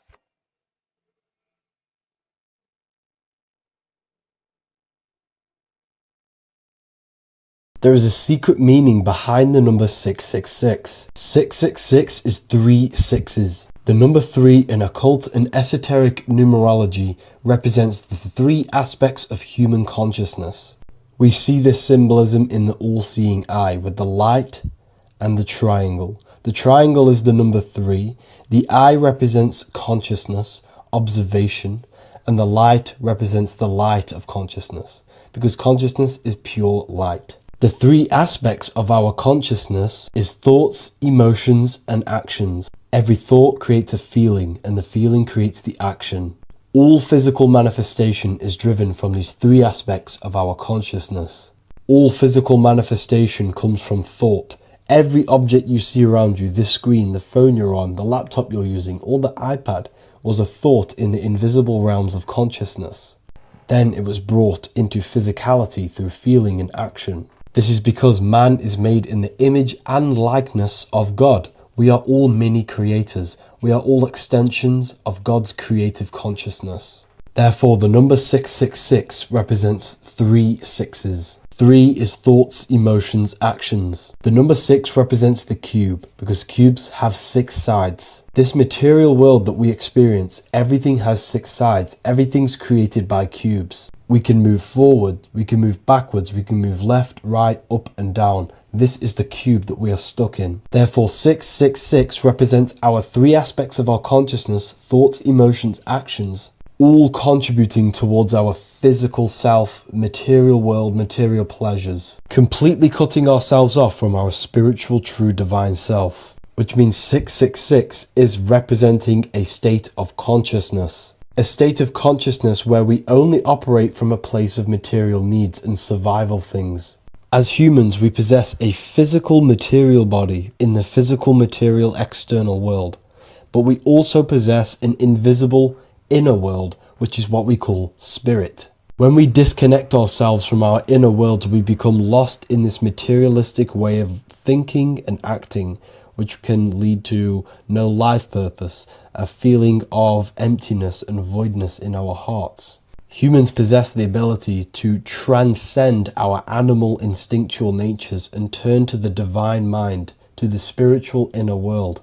It is our inner world that is projecting our outer world. The outer world is just an effect of our inner state of consciousness. It's important as we go through this human life to not lose ourselves and look for our validations outside of ourselves. The external world is simply just a mirror, mirroring with mathematical precision what happens inside our consciousness. When we change our inner world, we produce effect in the outer world. To get back on track about this number, this represents when we are lost in our material self and we are completely cut off from our true divine self. The devil is always having goat horns, which represents a ground animal. This is the lower animal self of man. He's always red. The frequency of red is the lowest vibrational color, and it also represents the root chakra. This is all to do with survival mode and our physical needs and physical self. Red represents chaotic and intense emotions like hatred and anger. This is why the devil is always red, because it represents anger and an uncontrolled state of emotion and consciousness. You see, we've been taught in the church and all through religion indoctrinations that the devil is an external deity which influences humans. And in fact, this is nothing but a metaphorical story. The devil is a character which represents an aspect of the human mind, the lower aspect of the human mind, a facet of our own consciousness and psyche. The voice that we have in our head that tells us to do these negative things is not an external deity pushing us to do something bad. This is an aspect of our own mind. Jesus and Satan are just 2 characters which represent the 2 voices that we have in our own consciousness. In fact, the word devil was never present in the early Gospels. Instead, what was mentioned was a spirit of evil. A term spirit of evil was not meant to denote a specific deity or being, but rather any force of negativity, whether it manifests as a destructive thought, emotion, or action. The spirit of evil represents the darker sides of our mind, the part that leads us astray and brings forth negativity in our lives. The reason why they want you to believe in a devil is because they don't want you taking responsibility for your creations. They don't want you to realize that the external world is truly a mirror of your inner state of consciousness. Instead, when something bad happens in your life, you blame it on some external devil or Satan who tempted you. Everything is your creation in your life. When you realize this, you take full control and you begin to reshape your external world by changing your inner state of consciousness. In this video, we're going to be talking about the evolution of consciousness. You are born human, however, you possess consciousness, which is the awareness behind your being. the awareness behind your thoughts, the experiencer behind your five senses, the experiencer, the observer behind your thought, emotions, and senses. You are an eye, an invisible consciousness looking through a lens which is your body. Your body produces this physical world that you experience. Your brain produces this world. Your brain and body is a technological computer. However, you are an infinite, ever-expanding consciousness behind this physical body. And there is an evolution of consciousness, a cosmic journey of expansion. And this is why we see so much pyramid symbolism in the occult and esoteric world, and especially within Freemasonry. Because the pyramid represents climbing, an evolution, a raising state of consciousness, a journey. Steps symbolize a journey upwards. This is the raising and the evolution of consciousness, our inner world. The transmutation of our inner selves, of our souls and consciousness and our minds. So when we see this pyramid, we're seeing a evolution, a way up to source consciousness. And the eye in the pyramid represents your source consciousness. It represents illumination. It represents divine guidance through this evolution of consciousness. This is why we see the ladder. Consciousness is ever expanding on an infinite journey of evolution. Each individual is a part of this cosmic process, contributing towards the ongoing expansion of both mind and awareness. As we evolve, we collectively explore deeper levels of existence, expanding the boundaries of thought and consciousness. The mind has the ability to expand infinitely into new realms of thought, into new dimensions of mind. The mind cannot be filled up. It is not a physical substance. The body can be filled up because it is a physical thing, but you cannot fill the mind. Therefore, the mind is constantly expanding, ever expanding into new fields of thought. So what we see in Freemasonry, the ladder, is again a journey, an elevation of consciousness. When we are born with an infant consciousness, and as we gain older, we gain an adult consciousness. Our inner world, our inner mind, and our emotional intellect changes and evolves. We are significantly different from when we were very young as an infant. It's because our consciousness evolutes, it changes, it alters like water. So, just like this evolution of your own consciousness as growing up, there is consciousness of beings existing in cycles beyond our own. And their consciousness is unimaginably different from ours. They operate on a higher level of understanding and knowing, experiencing reality in ways that transcend our current comprehension. Our minds right now cannot comprehend the highest states of consciousness. There are entities, there are beings beyond our own, existing in higher dimensions of consciousness that we cannot comprehend because they have expanded. They are on a further way up the ladder of consciousness. However, we are all on the same journey. None of us can take the same journey. There is one ultimate goal, reaching source consciousness. However, this is always ever expanding. However, we are all on a different journey. There is one truth, one source, one goal. However, there are billions in different ways of reaching it, and we are all on these different paths to source consciousness, to this ladder, this evolution of universal evolution. Okay? Their awareness is attuned to new dimensions of existence, reflecting a more advanced stage in the cosmic journey of consciousness evolution. So when you take DMT, you are shot into these higher realms of consciousness where you meet these beings who look similar to these images. They are not speaking to you physically. They don't speak to you three-dimensionally through vibration and words. They speak to you mentally. If you have done DMT, then you know this. And if you have met these beings, then you know this. You might have even met some of these types of beings on mushrooms or any psychedelic drugs. Because ultimately, when you take these mind-altering substances, it's altering your consciousness. It's merging your consciousness with the spirit of that substance. And you are essentially attuning your mind to higher dimensions of consciousness. That's why we say we're getting high when we take these substances. Therefore, when you meet these beings on DMT, you are essentially meeting beings who are attuned to higher dimensions of consciousness, and they speak to you mentally. They speak to you telepathically through thought, because the universe is mental. Everything exists within the mind. The way you are now, your physical existence, is a state of mind. Mind, thought creates matter. Spirit and matter are two opposing ways of thinking.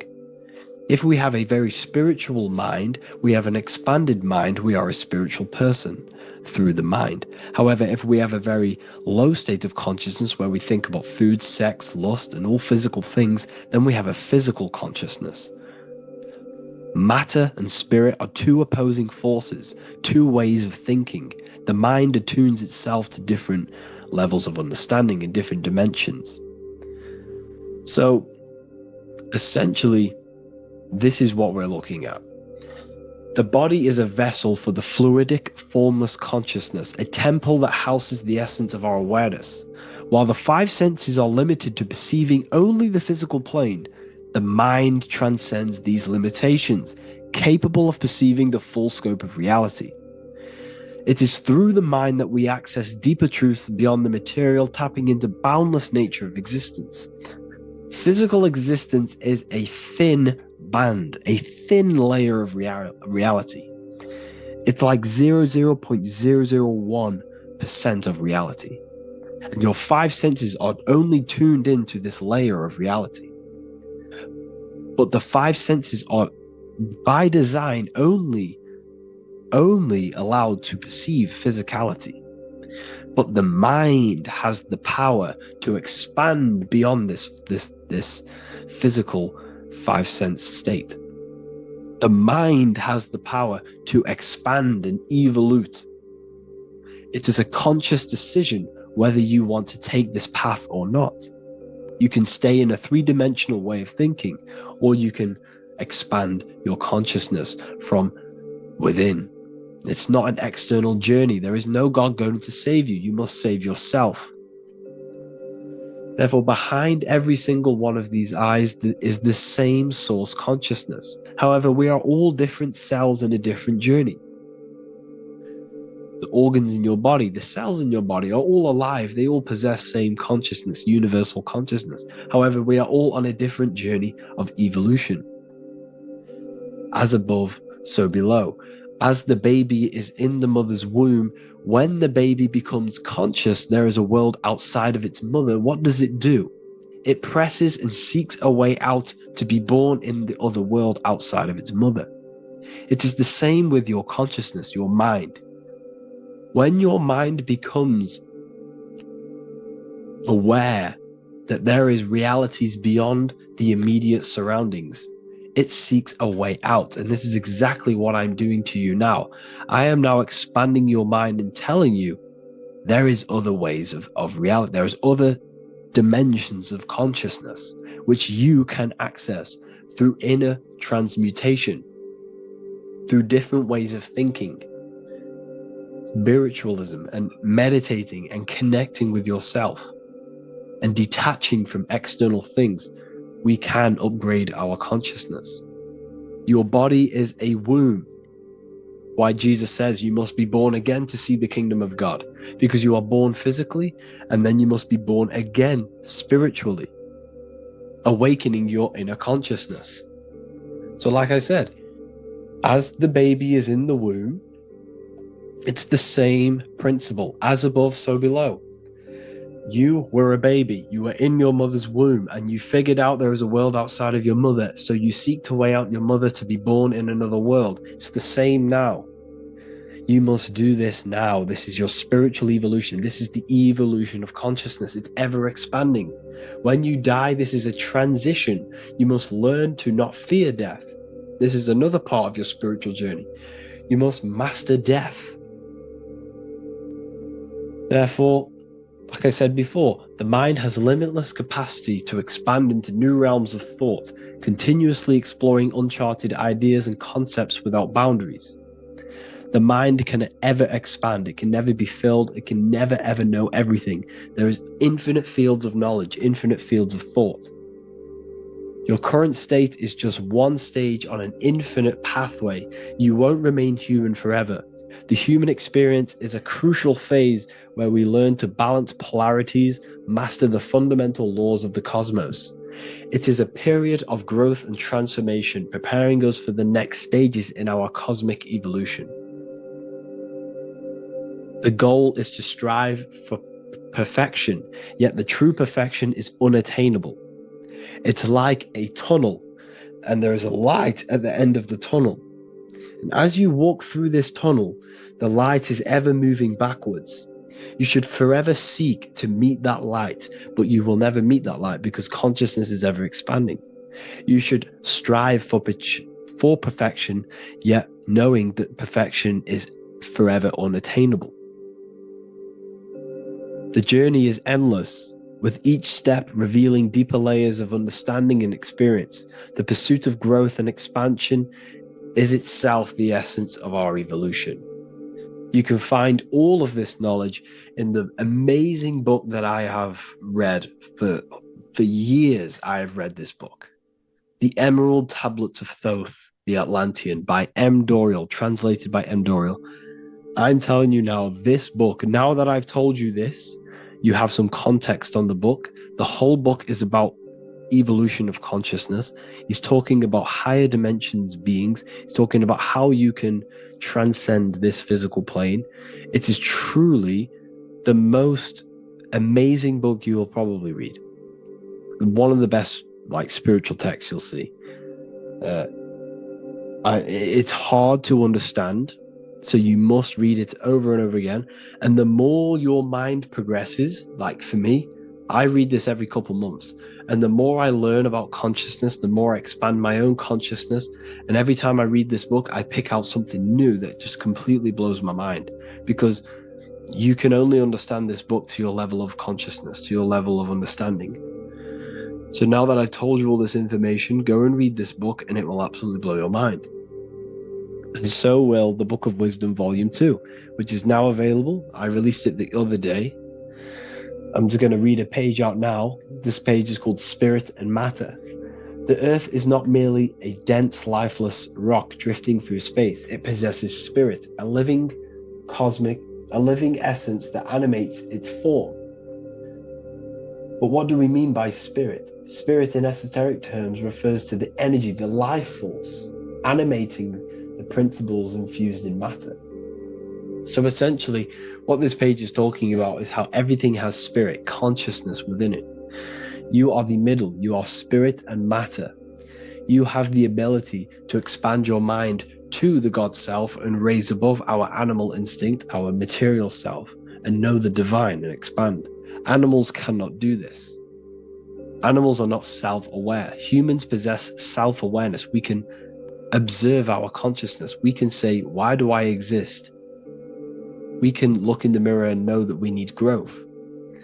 And this is what Anunnaki means. Anu means above. Anu was the supreme god of the sky, which is a metaphor. He represents spirit above, heaven. Anu came down to earth and married Ki, the goddess of the earth, which represents matter. It's a myth, it's an allegory. Anu married Ki and gave birth to the Anunnaki. Spirit came down and infused with matter and gave birth to the human, which is you. You are spirit infused in matter, Anu and Ki, Anunnaki. You are the Anunnaki. And this is just one of the teachings in my book. Honestly, this book is absolutely amazing. If you truly, truly want to expand your consciousness, give this book a read.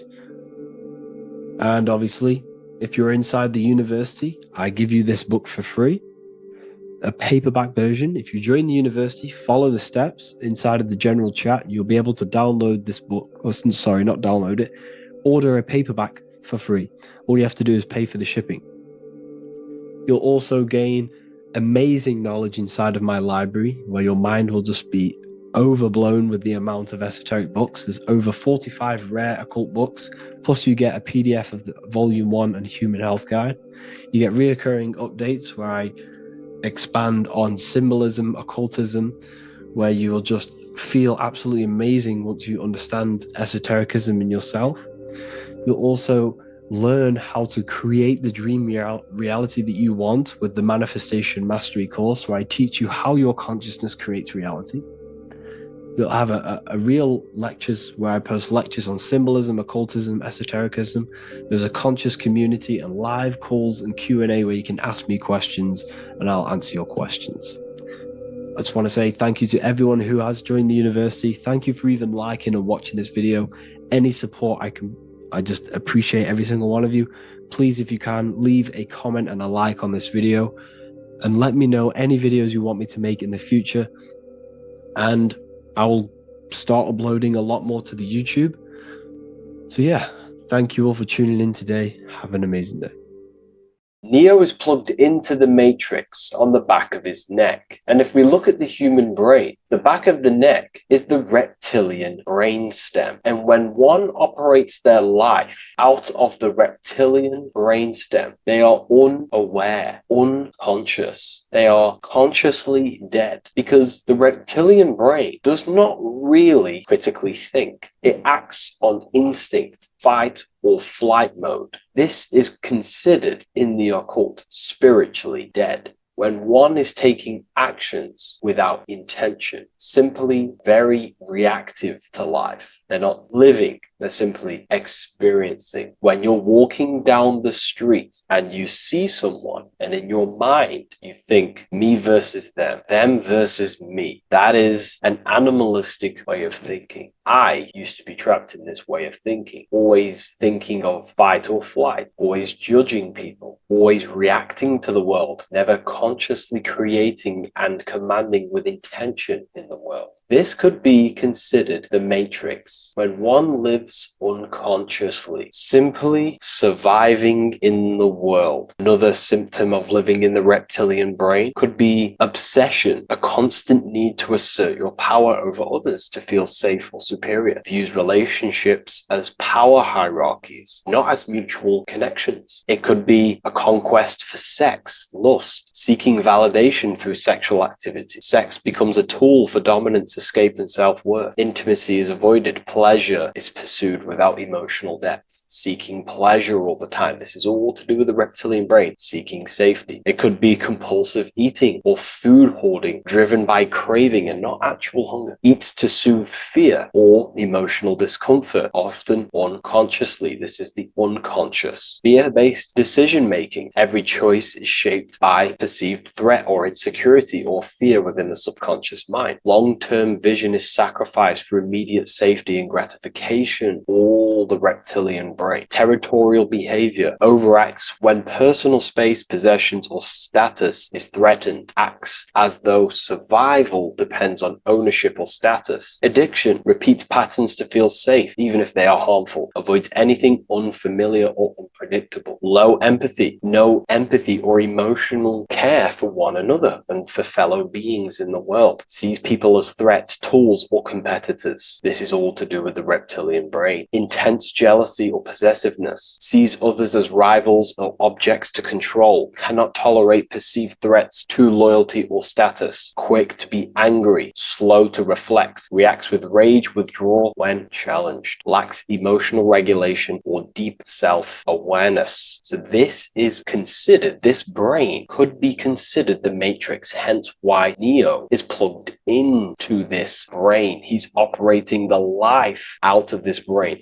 unconscious, simply navigating life like an animal. I was in this state, and you can only really realize this when you come out of this brain and you start to function from the higher regions of the brain, which we will discuss very soon. And my life was chaos because there was chaos operating internally. I was never thinking about the future. I was always operating life out of fear, out of lack, never had care for another person. When you operate life out of this brain, the matrix, things outside you, can easily control you. This is why they keep us in a constant state of fear. So we operate life out of this. So we never gain full control over our reality, over our actions, over our thoughts. So Neo is called Neo, and he works at a place called meta cortex, very symbolic of the neocortex, the higher region of the brain. Now, this brain makes you human. It ultimately allows you to hold control over the animal urges. Okay, the neocortex is the brain that allows you to have self-mastery, that allows you to control your urges, your instinctual survival urges. So humans can overcome their reptilian animalistic state and start to operate their life in a conscious mastery state. And Neo is plugged out of the reptilian brain, and he starts to use his neocortex, the human brain. This allows one to learn to have self-control, allows one to create, allows one to think about others. It allows one to critically think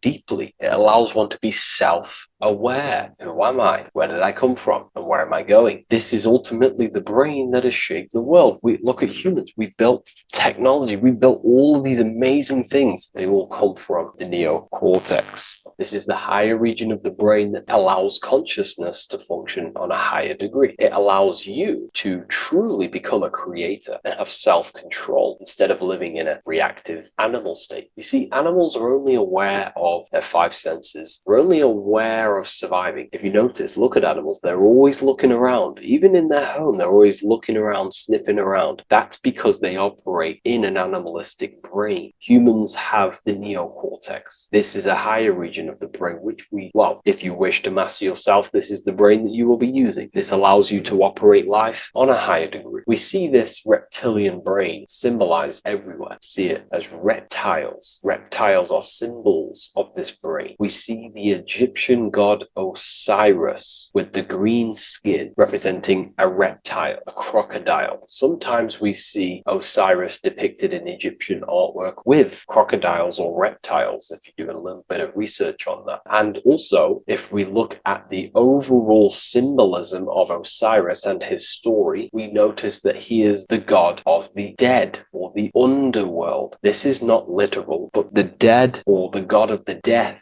the god of the death of self, the dead of consciousness, because you are a divine being with limitless potential to create. And ultimately, to create, we have to master our reptilian brain. But when we function from this reptilian brain, we are dead to our higher powers of creation, of imagination, of actually gaining control and operating life from the higher mind, operating life as the divine being as you are. But if you operate life in Osiris, he is the god of dead. You are spiritually and consciously dead. You act unconsciously. You are dead, not physically, but mentally and spiritually. So what we're looking at here in the Egyptian artwork is the reptilian brainstem. We have the left hemisphere and the right hemisphere of the brain. Notice a curve. The feminine body is very curvy. This represents feminine. The masculine body is very liney. So if we study geometry, we know that lines are masculine, hence why the word masculine, line, and the feminine body is,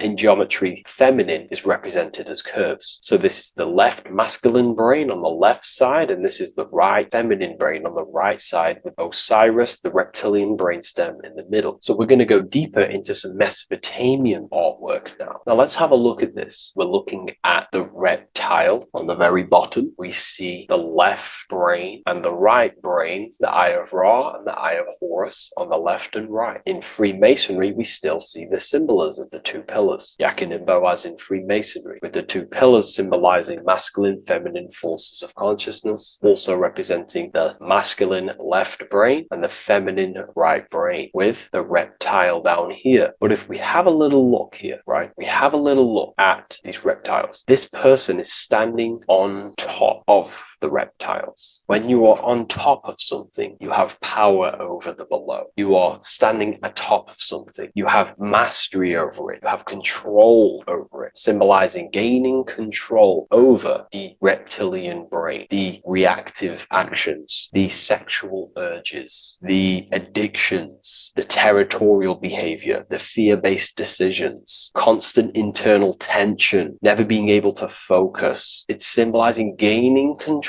over these internal qualities that happen within us, in our mind, because the universe is mental. And if we do not gain control over this brain, it will dominate our mind, which will ultimately dominate our actions and destroy our life and live in an unconscious state. So this is basically instructions in this ancient Mesopotamian artwork of becoming self-mastery, to operate on a God consciousness level. So we have a person symbolizing your awareness, the internal you, having mastery over the reptilian urges, the reptilian brain, the reptile thinking. We have a person, a face in between, and it's standing in between these pillars, symbolizing balance of the brain hemispheres. Because the face, we see the eyes in the middle, we see the person is you, your consciousness, standing in the middle pillar. It's representing seeing reality as neutral. Everything in the world is neutral. It's the mind's perception that gives it a positive or negative charge. When we adapt this mindset, this view of reality, this knowingness of reality, we see the world for what it truly is. And if you see things as neutral, it allows one to transform the situations in your life accordingly, instead of simply choosing a side.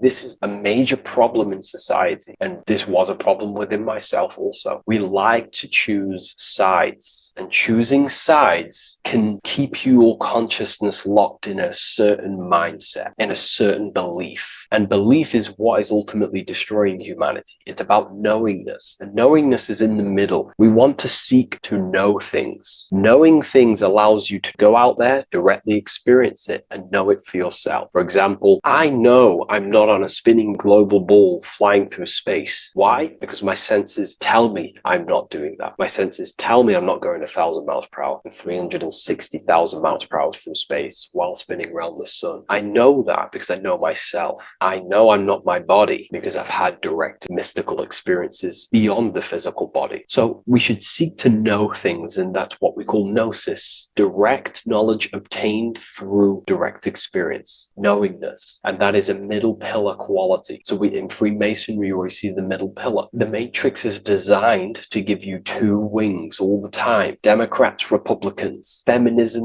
and then there's another side. There's always two sides that they're giving you because they want you locked in either way, which is seek the middle pillar, seeing things as neutral, seeing things as the middle pillar, seeking direct experience, gnosis. And this aligns with the brain because the brain gives us these two perceptions also. The right brain sees the woods, the whole woods, but the left brain sees the individual trees and branches and leaves. If we're too left hemisphered, we're going to see everything as divided. If you're too left hemisphered, you're only going to see yourself. You're only going to think about me, myself, my ego, my consciousness, my life. And I'm only going to operate in the world, take actions only towards me without considering the collective, which is the right hemisphere quality. The right hemisphere allows you to see the bigger picture, how we're all connected. We're all one family of consciousness. We're all one being separated in different bodies, one consciousness operating in different bodies. So it's about aligning these perceptions of the brain and standing in the middle, and also conquering the reptilian brain. This allows us to operate in the world and see the world for what it truly is and operate from a place of balance. We also see some more symbolism in Egypt of the ram sphinx in Egypt. Ram sphinx. Please leave a comment and please leave a like and a subscribe onto the YouTube if you like my content. Smash that like button and we'll get straight to this. So this is the ram sphinx in Egypt, also symbolizing the brain. This is my research. These are my conclusions. You can take this this with a pinch of salt and go out and do your own research. This is what makes sense to me based off my information I've gained, my symbolism that I can read. So take what you can from it. I'm not here to obstruct anything. I'm not here to place anything in your mind. I'm simply here expressing my research. Never take anything off anyone as solid truth. I've never have said everything I say is solid truth. This is my research. If the research aligns with you, that's great. Maybe it doesn't with some people, that's fine. Simply take things with a pinch of salt, go out and collect as much research and information from many different sources and place together your own understanding of symbolism and your own perspective on reality. But like I say, seek to know and not believe.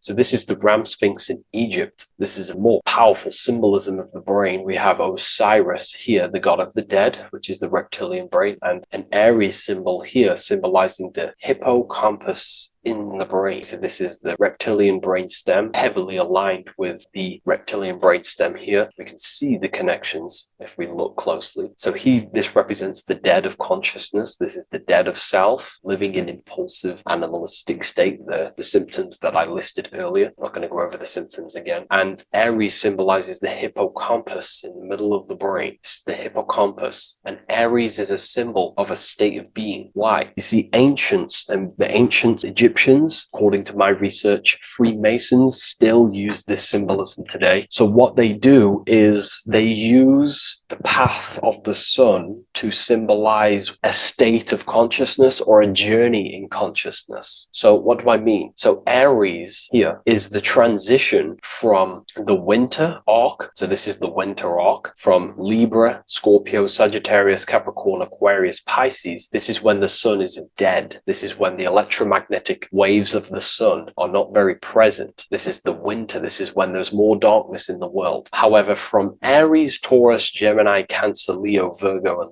to Libra, this is when the sun is giving more electromagnetic rays. Everything grows. Everything is reborn again. Everything's growing. There's more light. There's more warmth. You can grow crops. So this is very symbolic as a state of consciousness. Aries is used heavily to represent the rebirth of the sun, but internally as an esoteric interpretation of Aries, it symbolizes the resurrection of awakening of the self. It is the rebirth of the sun, of the soul, the rebirth of becoming aware out of the darkness into the light, living in the reptilian unconscious state, the unconscious, not being aware that I possess consciousness, not being aware of my thought, emotion, actions. And Aries is that symbol, is of the rebirth of the spirit, the rebirth of the self, becoming self-aware. So that's what we're looking at here with the Ram Sphinx. We're looking at Osiris, dead, the reptilian brain, operating life in an unconscious state, not really thinking,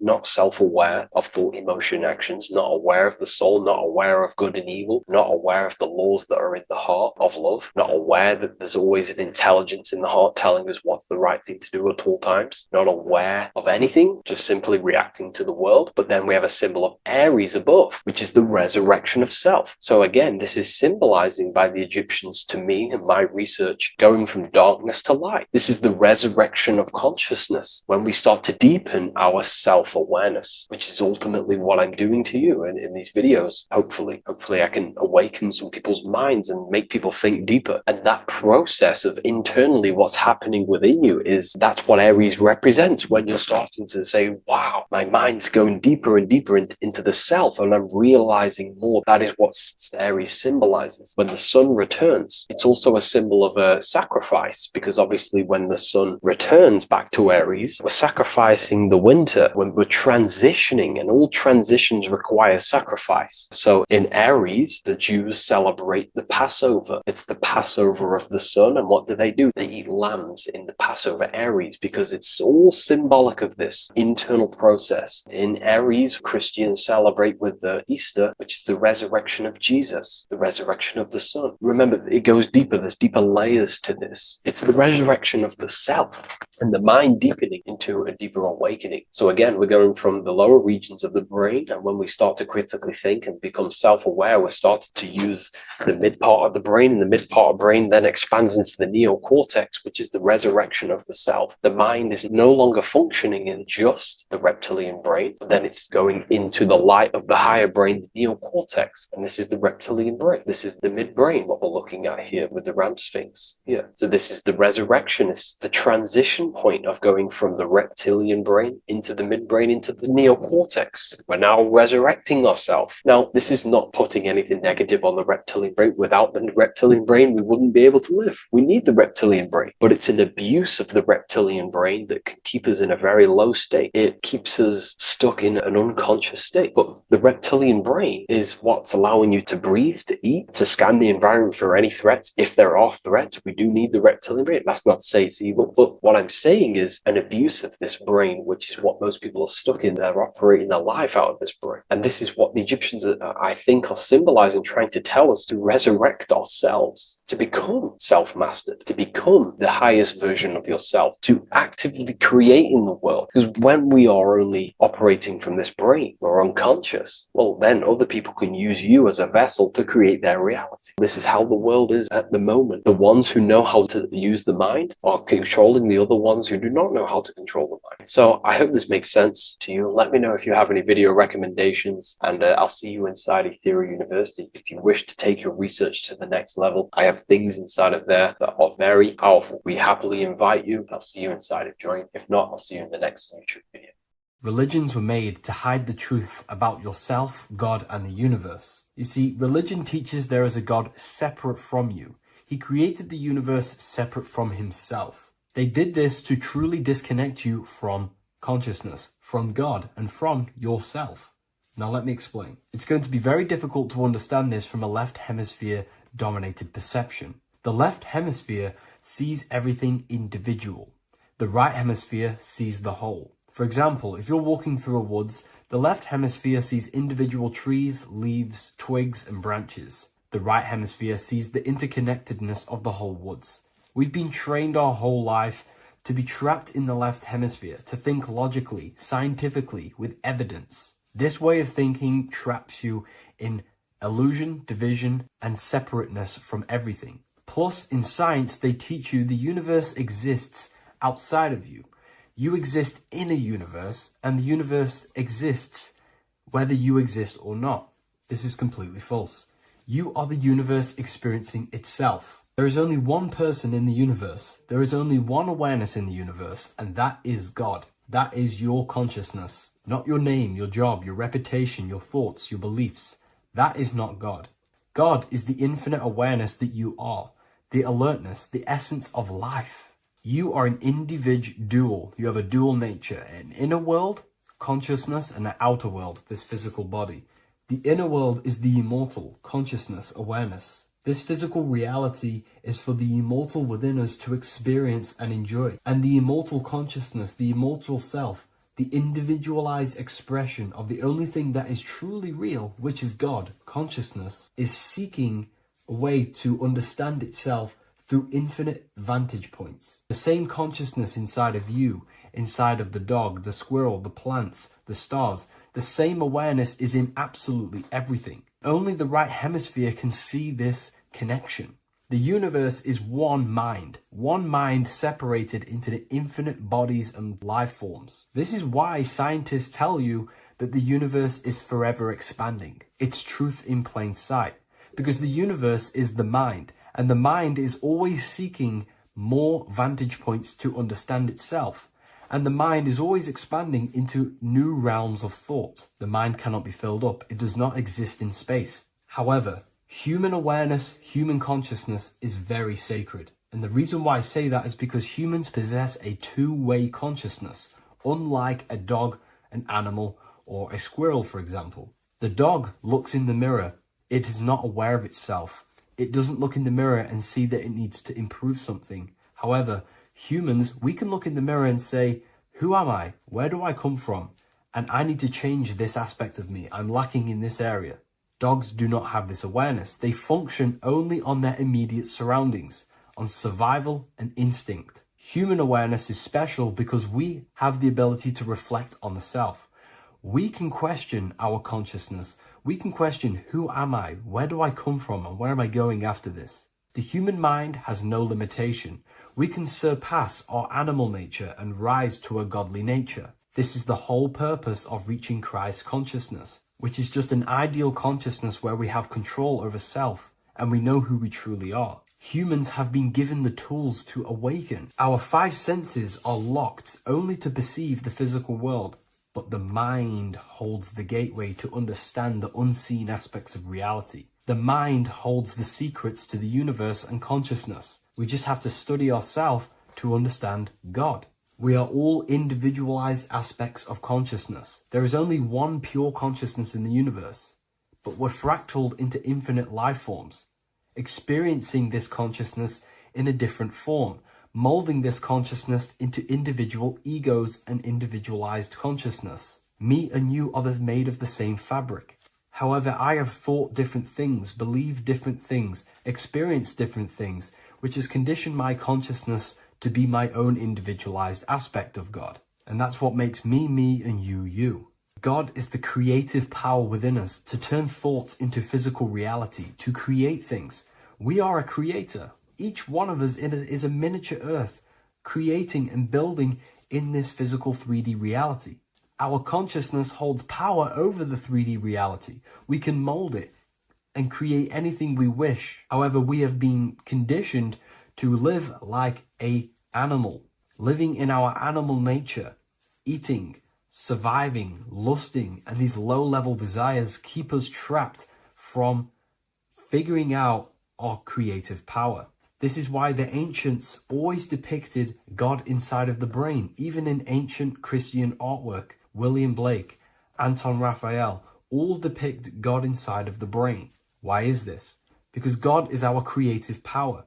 The spinal column acts as a type of ladder of consciousness. If you just think about sex and act on sex, eating, consuming, and living in a survival animalistic state, then your consciousness is functioning on the lower end of the spinal column, where your reproductive organs are and your gut organs are to consume food. In order to activate the God within us and to us to truly know God, we have to be aligned with the God consciousness. We have to unlock the God within us so we can truly actually experience God and understand it. However, God exists beyond our personal consciousness, beyond our human identity. In secret societies, satanic rituals and satanic societies, they are seeking a way to escape the human identity through ritual work, meditation, and trance-like states. A trance-like state is like the state that you enter just before you fall asleep, where there is no thought present in your mind, because you are not the mind, you are the observer, you experience the thoughts.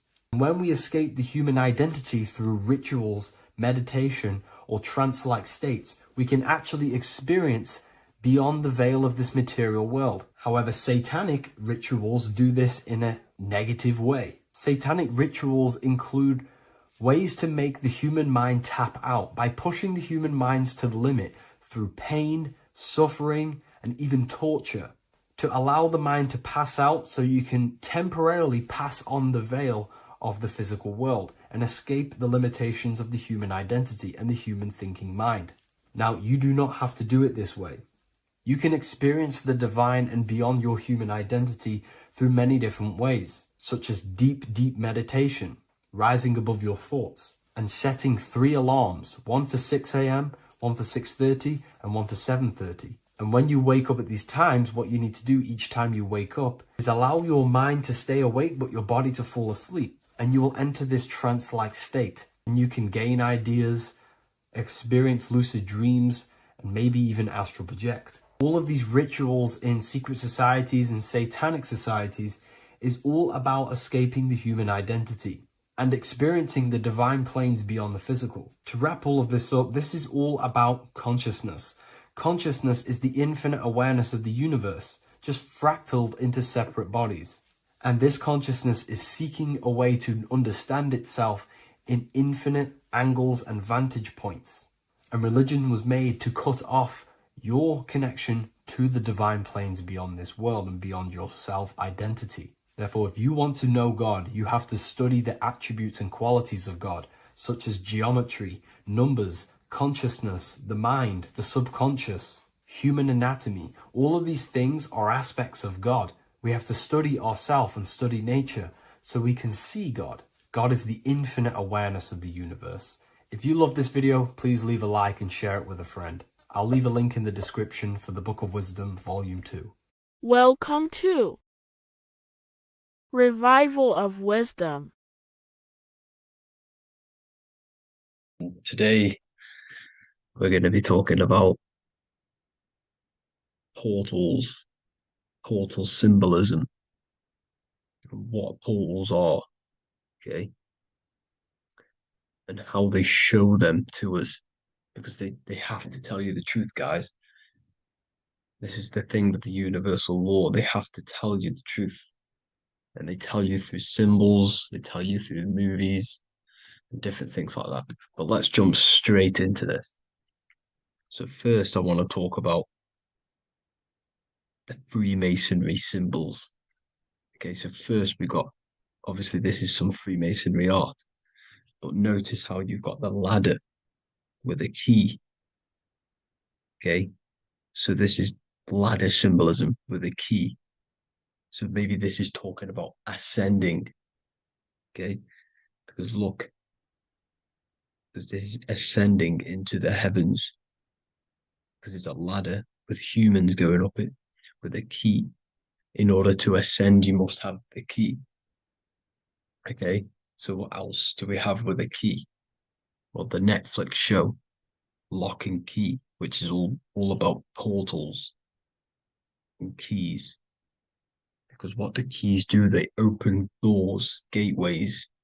Okay,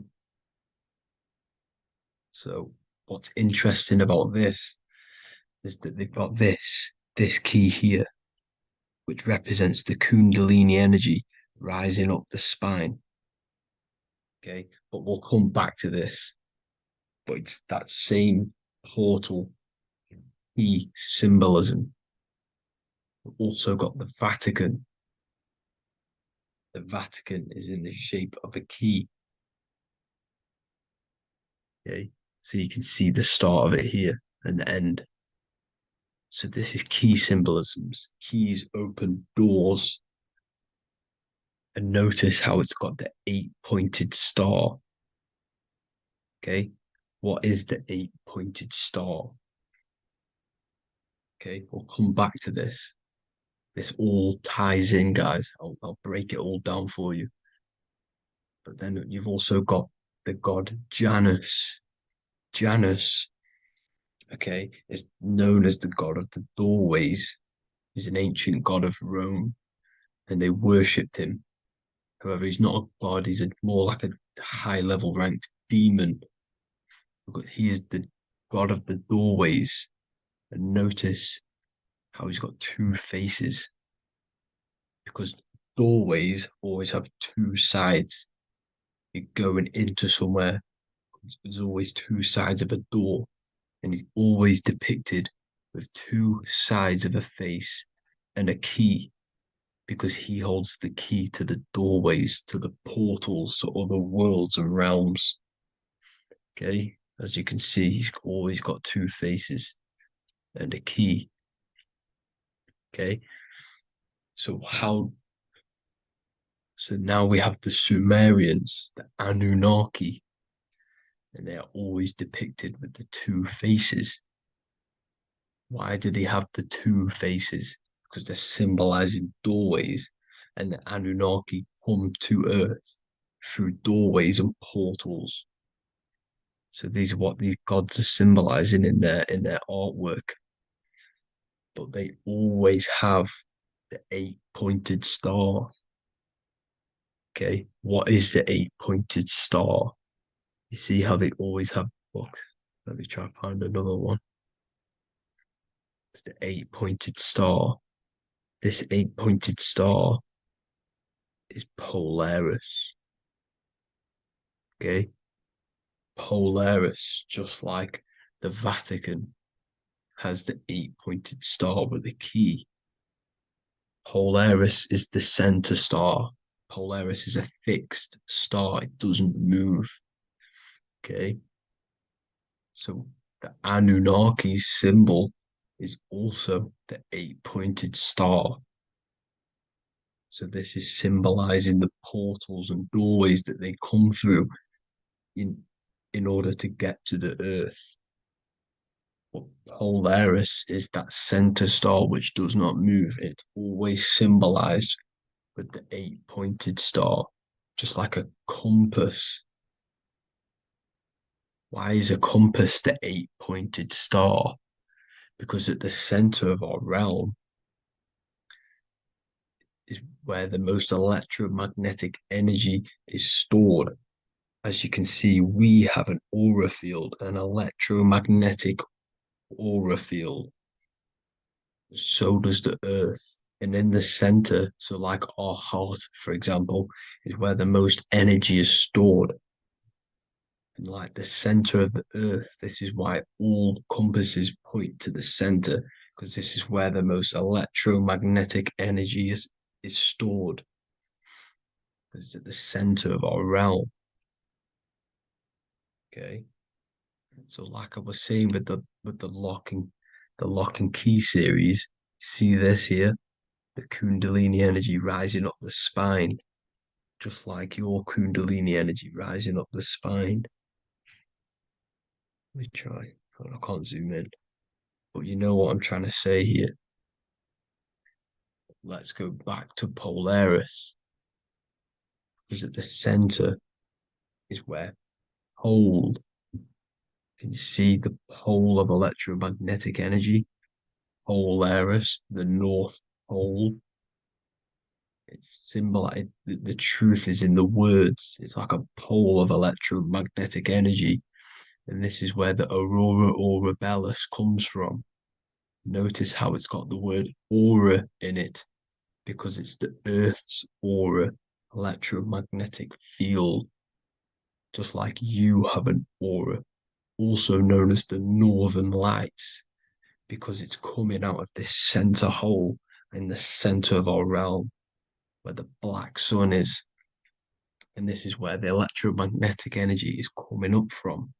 And this is what the aurora aurebelis is, or the northern lights. It's just electromagnetic energy. And it's symbolized through our symbols, the original O. Okay, because it's like a hole through the middle.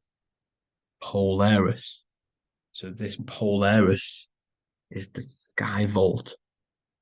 It's the portal into this realm, because this is what the Anunnaki are always talking about, always symbolize it with the 8-pointed star. And just like a compass, it's the 8-pointed star pointed to the center, to Polaris. Okay. See here on the Sumerian tablets with the 8-pointed star again. And how we know it's talking about portals with this 8-pointed star is because CERN 666 are opening up portals to the underworld, letting in demonic entities into this realm. How do we know it's a portal? Because their Hydra Collider has 8 points, just like the 8-pointed star. So they are creating synthetic portals to the underworld to let these demonic entities into our realm. But what is the key? Because if we're talking about ascending through Polaris, notice how here on the masonry art, this luminary here, so this is the sun, that's the moon, this is Polaris, because it's a luminary with what?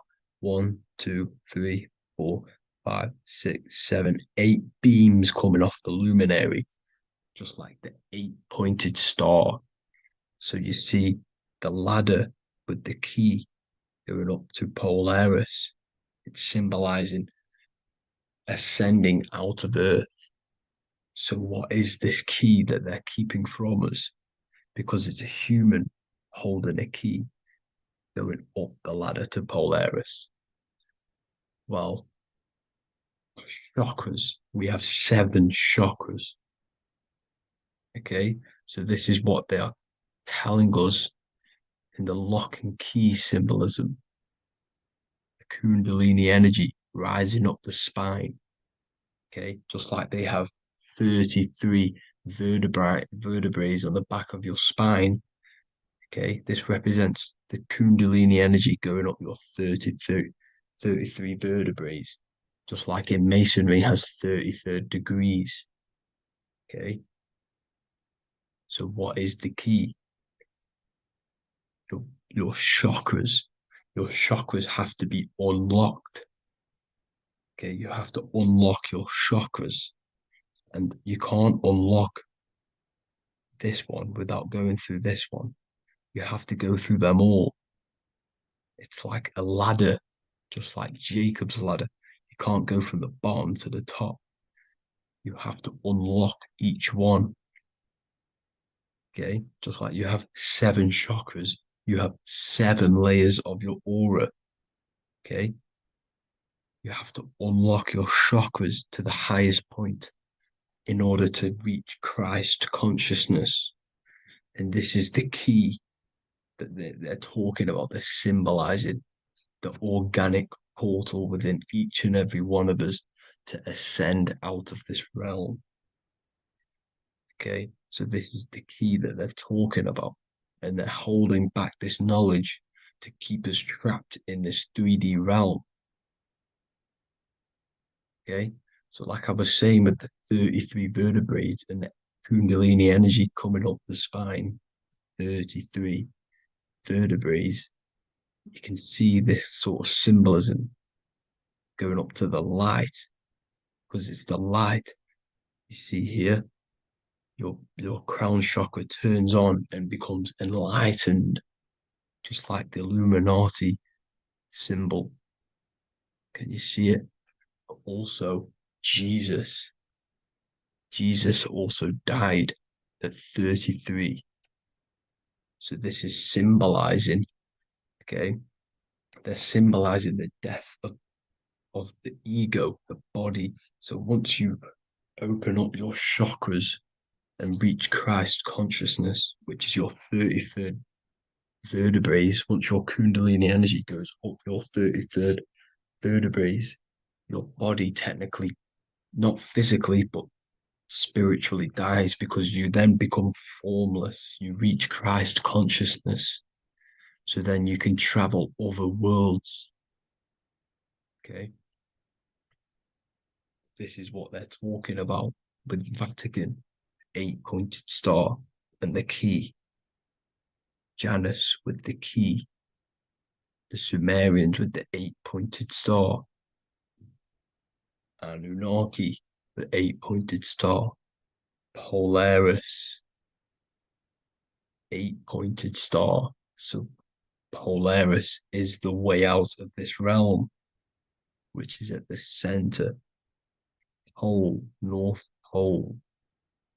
Okay, so the key is that they're hiding from us is the knowledge to unlock our chakras. Okay, and without this knowledge that they keep from us is trapping our souls in this reality to keep reincarnating. Okay, well, thank you all for tuning in. I'm going to leave you all there. Make sure to leave a like and a comment in the comment section. Let me know some topics to talk about so I can break it down for you. God bless you all.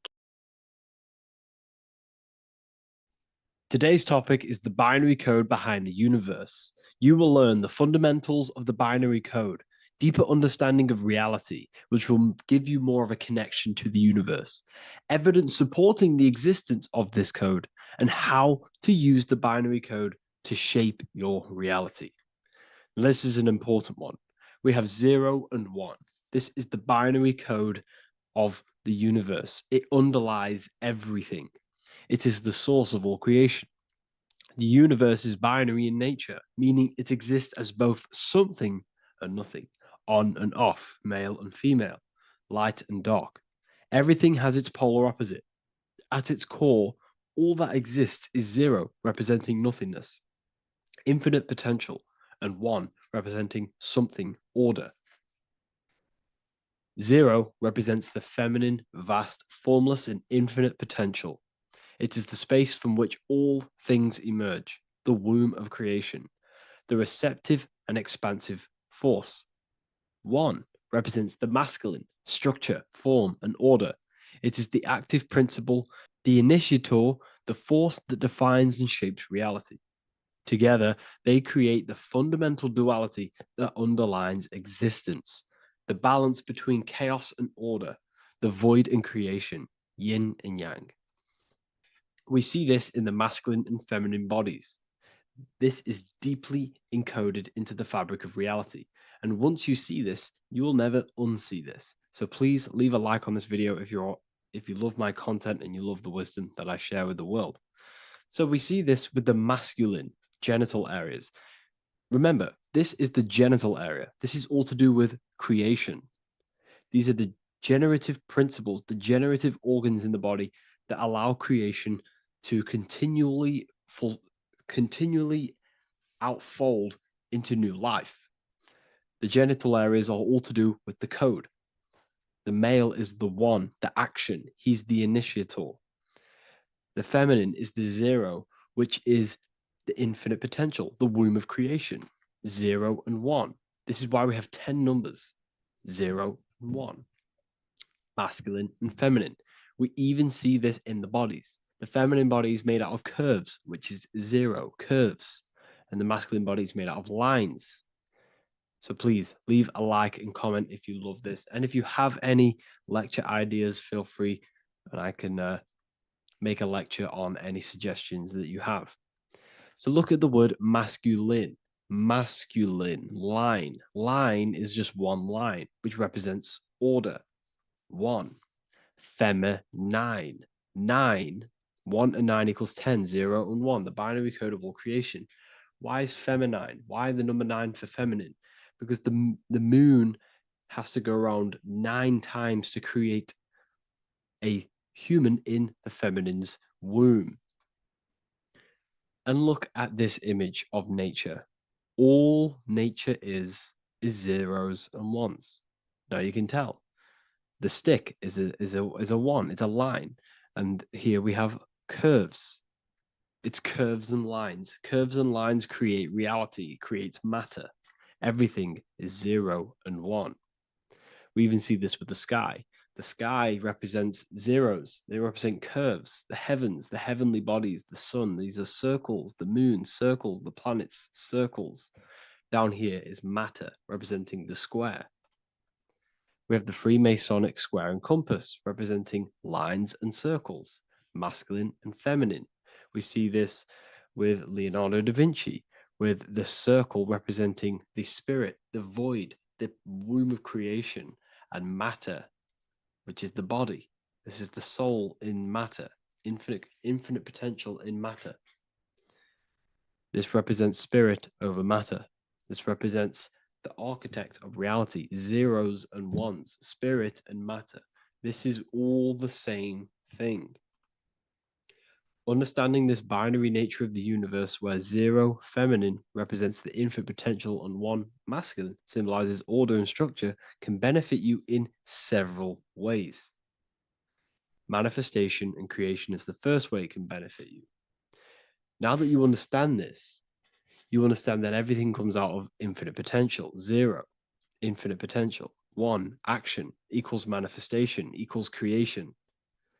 So you must pull things out of infinite potential. If you have ideas but don't take action, too much 0, nothing materializes. You'll never materialize if you sit there imagining all day, visualizing all day. You have to take action. They both come hand in hand. If you only take action without tapping into intuition and creativity, too much 1, your actions may feel hollow and misdirected. Using both effectively leads to greater success in life, work, and relationships. This is the 33rd degree motto, or this is on the 33rd degree of Freemasonry Scottish Rite logo, and it's called Order ab Chaos, order out of chaos. Chaos is the 0, infinite potential. Chaos is the dimension of the imagination. This is where this all ties in now. Imagination is the dimension of infinite potential. pure potential, formless creativity, and the realm of infinite possibilities. It is the void, the unmanifested energy that contains all that could ever be. That is the imagination. The imagination is the dimension that you are connected to, and you can pull any idea out of and materialize it into a reality. Matter, on the other hand, is order brought out of the imagination, chaos. It is when raw potential is structured, defined, and crystallized into form. This is the fundamental principle of order out of chaos, the process of turning the unseen into the seen, the abstract into the concrete, the dream into reality. That's why we say dreams into reality. Dreams are in the imagination, infinite potential, and the human mind is connected to high dimensions of consciousness, which we can pull ideas, things out of, and materialize it into our lives. Whether that's good or bad, that's completely up to you. But we have access to higher dimensions beyond the physical plane. And this is the secret that the human mind is connected to, and that you are not just a physical body. Okay? The universe itself was born from chaos. Before form, there was only energy and potential. Our minds function the same way. The mind is a microcosm of the universe. Our thoughts exist in an infinite field of possibility, but they only become real when we take action and give them form. If your inner world is filled with chaotic thoughts and impulsive emotions and negativity, then creating order within is essential for balance, clarity, and growth. What do I mean? Order out of chaos, 0 and 1. All creation comes out of infinite potential. The mind, the imagination, is the infinite potential. The material world is the order. It's the effect. Therefore, if your material world has chaos, if your room is messy, if your body is out of shape, if you do not look after yourself, everything in the physical world is just a reflection of what's going on inside of you, what's going on inside of you. So if you have a messy room in a messy house, this reflects as a messy mind, a chaotic mind, and we must create order in our mind. So this applies to all realms of your life. This applies with your mind, it applies with your emotions, it applies with your manifestation, it applies with the physical world, with the masculine, feminine. 0 and 1 is heaven and earth. It's everything. It's duality. It's on and off. It's everything. So it applies to all realms of your life. Okay. So in order for this to benefit our lives, we must, one, have awareness and observe the chaos. Step back and observe your thoughts and emotions without reacting to them. Recognize that you are not your thoughts. You are the observer of them. You are the soul. You are in between them. You are the midpoint between the left and the right, the 0 and the 1. You are the soul. Journaling or meditation can help you identify patterns and negativity and impulsivity. So it's important that we recognize these patterns, we recognize the chaos within us, and we transmute it. 2, implement structure, mental discipline, mindful practices, meditation, breath work, and slowing down your reactions. Cognitive reframing, replace destructive thoughts with constructive ones. This is so important. For every negative thought that you place attention to, place your attention onto 5 more positive. Never think about something that you don't want to manifest, because whatever you're placing attention on inside that mental field of consciousness, you're giving attention to it, which then can manifest into your action, and that will materialize into your world. Routine and ritual. Create daily habits that anchor you. Morning routines, exercise, or creative outlets bring stability. We must master the inner world of thought and emotion. We must bring chaos into order. In order to create anything in your life, you're turning chaos into order. Order out of chaos. You're turning 0 into 1. This is the binary code. All things underlie it. 0 and 1. So it's so important that we master our minds, we master our emotions, we master our inner world so we can produce effect in the outer world. We cannot create consciously and effectively if we have chaotic thoughts, and impulsive emotions. So I hope this has made more clarity to you so you can implement this into your life. I know I haven't given you much strategic things to implement into your life, but now that you have a better understanding of how this world is pulled out of infinite potential, you can use that. Everything in your life is pulled out of your imagination. Every text you send, everything you think of, oh, I'm going to do this later, that is your imagination thinking about the future. So you just have to do this on a mass scale to create something big in your reality. So I hope this gives you a better understanding of how the universe works and has benefited your life. If you have any comments or any suggestions or how this video made you feel, let me know in the comment section. I'd really appreciate it. And I'll see you all inside of the Symbolism Masterclass on March the 8th. Hello and welcome to another video and another lecture from Ethereal University. Today we're going to be breaking down in detail the Freemasonic 33rd degree symbol. Now, of course, this is a complex symbol and it's composed of many symbols put together to create a greater meaning. So, as you should know from my previous videos, a bit of context behind Freemasonry, what it particularly is, and I will give you a brief overview before we go into this. It's definitely important to know what Freemasonry is before we break down this symbol, okay? Because without the knowledge of Masonry and what it is, it's difficult to understand what the symbol truly means.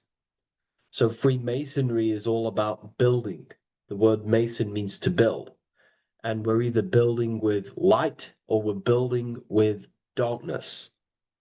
So that we have good Freemasonry, we have good Masons, people who want to spread the truth, people who want to help people awaken their mind and liberate them and bring them up to higher consciousness.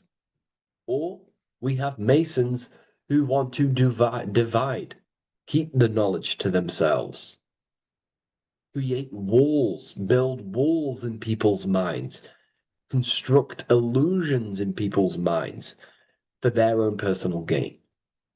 Okay, so we're either building with light or you're building with darkness. You're either building with light or bricks, spirit or matter.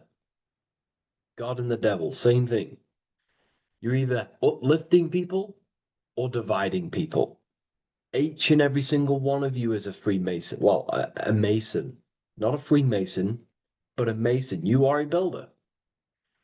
And you're either constructing division in you and other people, or you're either creating oneness.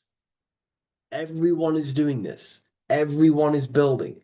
Everyone is contributing towards the world and building our reality. So Masonry is a craft, and that craft is to craft a better mind and heart, a higher consciousness, a higher understanding of the self, building a higher perception of yourself, getting to know who you actually are, why you are here. Every action, behind every single action, behind every single cause is choice. You chose to be here. Whether you know why you are here or whether you do not know, you chose to be here in this time, in this period of life on the earth, on this physical dimension. You chose, the mind of yours chose to be here in this body at this specific time. You are playing a role, you are building in this world at this specific time. So Masonry is all about getting to know the self, to know what you actually are through gnosis. Gnosis is direct knowledge obtained and extracted from direct experience. Knowledge extracted from direct experience. Knowingness. You know you have hands. You don't believe you have hands. You know you have hands. That's what knowing thyself truly means. To go within the self. To dwell in meditation for long periods of time. Not even meditation. To dwell, closing your eyes and thinking internally. Not thinking externally about anything outside you, but thinking and questioning internally, and you shall find answers. Seek and you shall find. If your heart is truly set on knowing, on getting to know true knowledge and knowing yourself, then you will find it. Okay, so because that's what the heart is. The heart is where we find our treasure. That's why it's inside of our chest. Our chest holds the treasure. What is your treasure?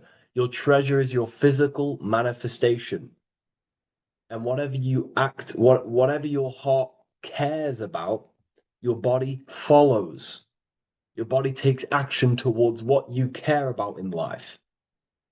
This is why we say follow your heart, because your body follows the heart, what you care about. If you do not care about something, you do not take actions towards it. Whatever your heart loves and has that love energy for, the body follows. If you truly want to become enlightened and truly want to reach higher consciousness, then you will. You truly care for that, then you will find it. You have to go within. Okay, so this is what Masonry is about. It's about going within and finding out your true nature and constructing a higher consciousness by dissolving walls and blockages inside your mind and heart, purifying the self. Because you can care about sick and twisted things. Okay? We can see that in society. People like killing people. It's psychotic, but I know. So we can be corrupted. Okay, so going into this symbol, what does the symbol mean? What is it trying to portray? Okay. Before we go into the symbol, particularly, we're looking at the Scottish Rite Freemasonry. So we have the first degree all the way up to the third degree is Blue Lodge Masonry. Then from the fourth degree of Freemasonry to the 32nd degree is what we call Red Lodge Freemasonry, the Red Lodge degrees. So again, that is that symbolism of that red and blue, the left and right, masculine, feminine, water, fire. It's that symbolism again of the two polar opposites of reality, of masculine and feminine qualities, solar and lunar. The left and right hemispheres of the brain, the inner and out world, inner and outer world, the brain and the heart. These are all polarities, okay? Spirit and matter. We have to unify these. But we're looking at the 33rd degree. This is the end of the Scottish Rite of Freemasonry, and it's considered the illuminated degrees. Illuminated. This is when one gets to know the true self, the true knowledge, when one has gone within, mastered the self, got rid of mental blockages, blockages in the heart, purified the self, and they know who they are. They have higher consciousness. And in this breakdown today, I'm going to show you how they have higher consciousness through this symbolism. Okay, so I was going to say something, but I totally forgot what it was. But anyways, we'll move forward with this symbol. Oh, that's what it was. Water melts. Well, ice melts at 33 degrees, symbolizing ice represents solid matter, ego, the physical body, left brain thinking, physical reality identification, identifying self with the ego, the name, the job, the reputation, that's the ice, that's solid, that's ego thinking, left brain thinking. When we identify ourselves with the body, our ego, our name, our job, our reputation, our family, that is ego. That is pure earthly survival base level consciousness. This is the degree, this is the level of state of mind that we need to rise out from and figure out what we are, what you actually are inside you. When you turn off your thoughts, what are you then? If you do not think, you are not your name, your job, your reputation, your family, your beliefs. Because when the mind is turned off, there is still something left. That is you. And that is the substance that we have to get to know through gnosis, through going within and thinking internally and dwelling within. Okay. So Freemasonry is all about learning about the psyche, the true nature of consciousness, how it functions, the mechanics of consciousness, how we can integrate universal law with consciousness. We're going to be going into that. Natural law. How we can become one with God's law. We can become one with the universe and integrate universal consciousness into yourself. Okay, so the first thing I'm going to say about this symbol, straight away, the first thing you probably notice about the symbol is the eagle. The eagle is a bird. Okay, what do birds do? They are high in the air. They are above the earth, which represents rising consciousness, rising the mind out of the lower mind, earth-based survival, impulsive, reactive, egotistical mind. And we're pulling us up, we're rising from that. The earth represents that lower base survival consciousness, ego-driven thoughts. And we're rising up. The bird is free. It's free from the earth. Okay? It's free. It's elevated. It looks down upon the earth. So the eagle is a bird which represents higher view of self, a higher understanding of the self. It's elevated. We have a higher view of myself when I reach the 33rd degree. That is what it's showing you. That is what it's symbolizing. Okay? It's above the earth. It is free. It looks down. When you have higher consciousness, you become enlightened. It's impossible not to look down. You do look down on people, but not in a bad way. Not in a bad way. That sounds bad. I understand if that sounds bad, but that's not a bad way. I don't mean that in a bad way or a bad-hearted way.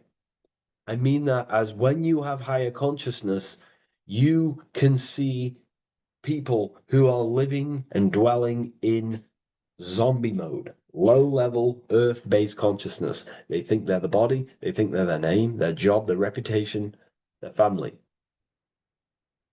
So it represents looking down because I have higher awareness of myself. I know what I truly am. The water is flowing at the 33rd degree.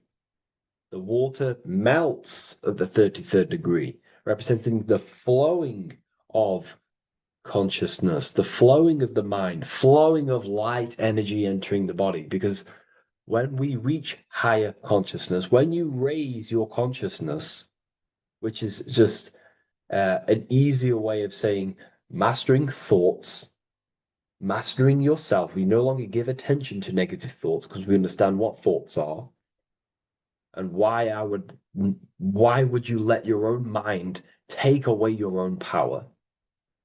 So again, Freemasonry is about gaining personal power, not in a bad way. Well, it can be used for bad. Gaining mental power, a strong mind. Most people have very, very, very weak minds in this world. very weak minds.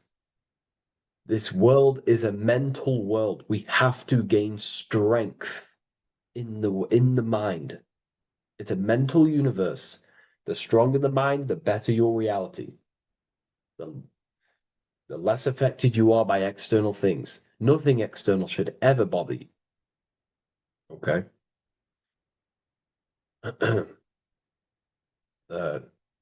So it's about gaining mental strength, mental clarity.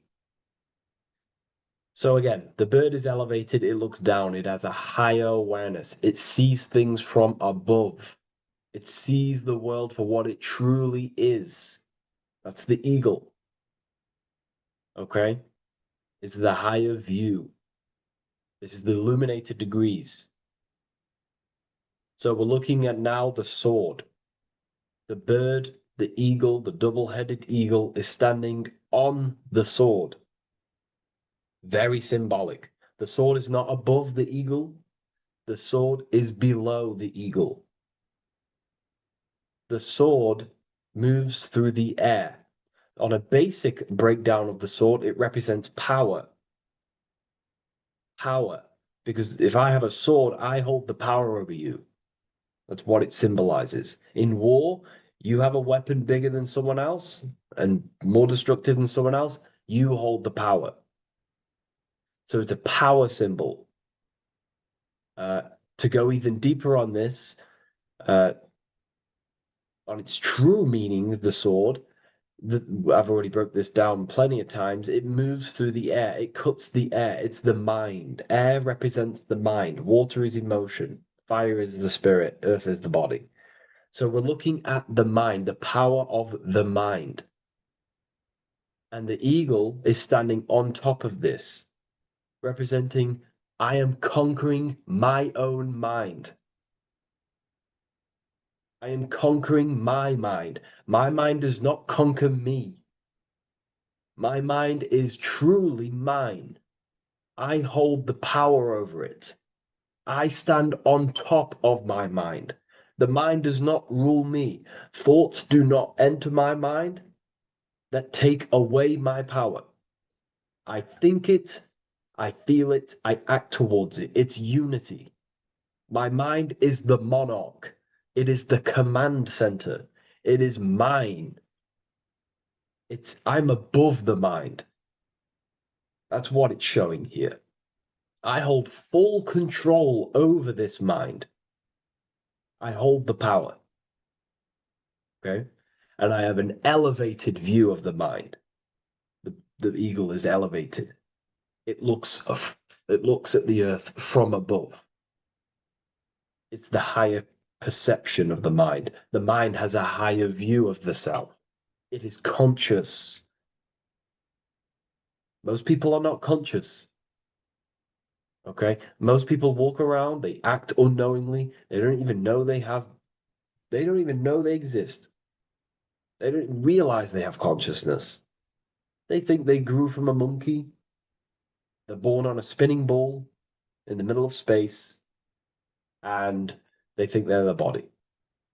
That is the level of earth-based consciousness. And it's saying, I hold the power.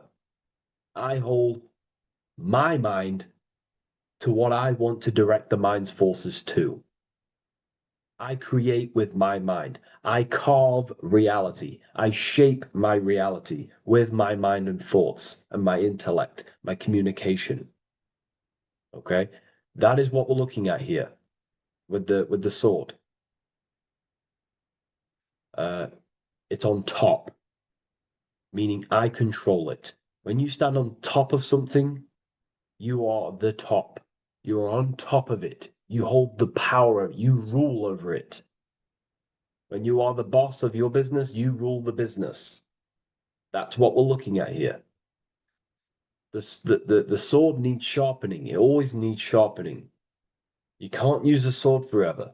You need to sharpen it. The mind will not stay powerful and strong and aligned with what you actually want unless You continuously refine the sword. The mind needs to be refined or reminded. If you stop doing affirmations, the mind will fall back to old ways of thinking. If you constantly meditate, you constantly implant the messages into your subconscious mind, you constantly visualize, you are keeping the mind sharpened with what you want in life, what you are trying to create. And the mind will continue to think with that power, with them words, with them visualizations. If you fall off, if you stop meditating, you will lose control of your own mind. Okay? This is symbolizing you have to keep on top of the mind. You have to keep control. This is what the world is. The world is like Minecraft. You ever played Minecraft? You're a builder. Okay? What do? You control the man in the world. That's what you are. You need to control this body in the world. It's all about control. You are in a game. It's like Grand Theft Auto. You don't know how to use the buttons. You're going to create chaos, and you're not going to have that much fun in the world in GTA if you don't know how to work the buttons. Same with this world. You are in a world, and you need to learn the buttons of the body, the mind, the soul, the heart. How will these things function so you can actually live a better life and create what you want in the world? Aligned with natural law, of course, unless you want to walk down the path of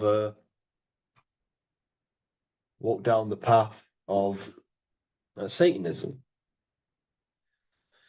So this is what we're looking at with the sword. Now, moving on, we're looking at this little banner here. This says "God and my right" in Latin. God and my right. What is your right? Natural law is your right. What is natural law? You already know the natural laws. We all intuitively know the natural law. What is natural law? Do good. We all subconsciously, on a soul level, we know to do good. We know to do right. It is wrong to hurt people. It is wrong to control people. What is your natural law? What are the forces that you hold power over, that you have full control over? You have full control over what you think, what you feel, what you act. Thought, emotion, action. If you start to try and control things outside of them three forces, that is now you breaking natural law. If I try to control and manipulate someone else, that is now breaking natural law. I'm going against my inner law. My soul tells me what is right and wrong through emotion. So it's about aligning the self, my actions, my thoughts, with my emotion, my intuition, my natural law. These are your rights. Your right is to think, feel, and act with the law, with good, with God, with love, with care for one another. Am I building with light to bring good things to the collective? You see, most people are stuck in their left brain, and the left brain only sees me, ego-driven thinking. That's why they trap us in our left brain. They train us to be left brain. They tell us to write with our right hand to strengthen the left brain. They call it writing. Everything in this matrix is to activate your your left brain. Why? They need you in ego consciousness so you can be controlled and manipulated. So you do not recognize patterns. That's the right brain. The right brain recognizes patterns, symbolism, metaphors. They don't want you reading between the lines. They want you logical. They want you divided.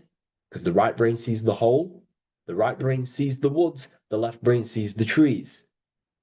And that tree is your ego, and the woods is the collective consciousness. They want you only thinking about you. Because that way you are divided from the collective consciousness. And we're all one consciousness family. We're all God. We're all God experiencing himself. And we are all building this world. So it's about aligning the self with my right,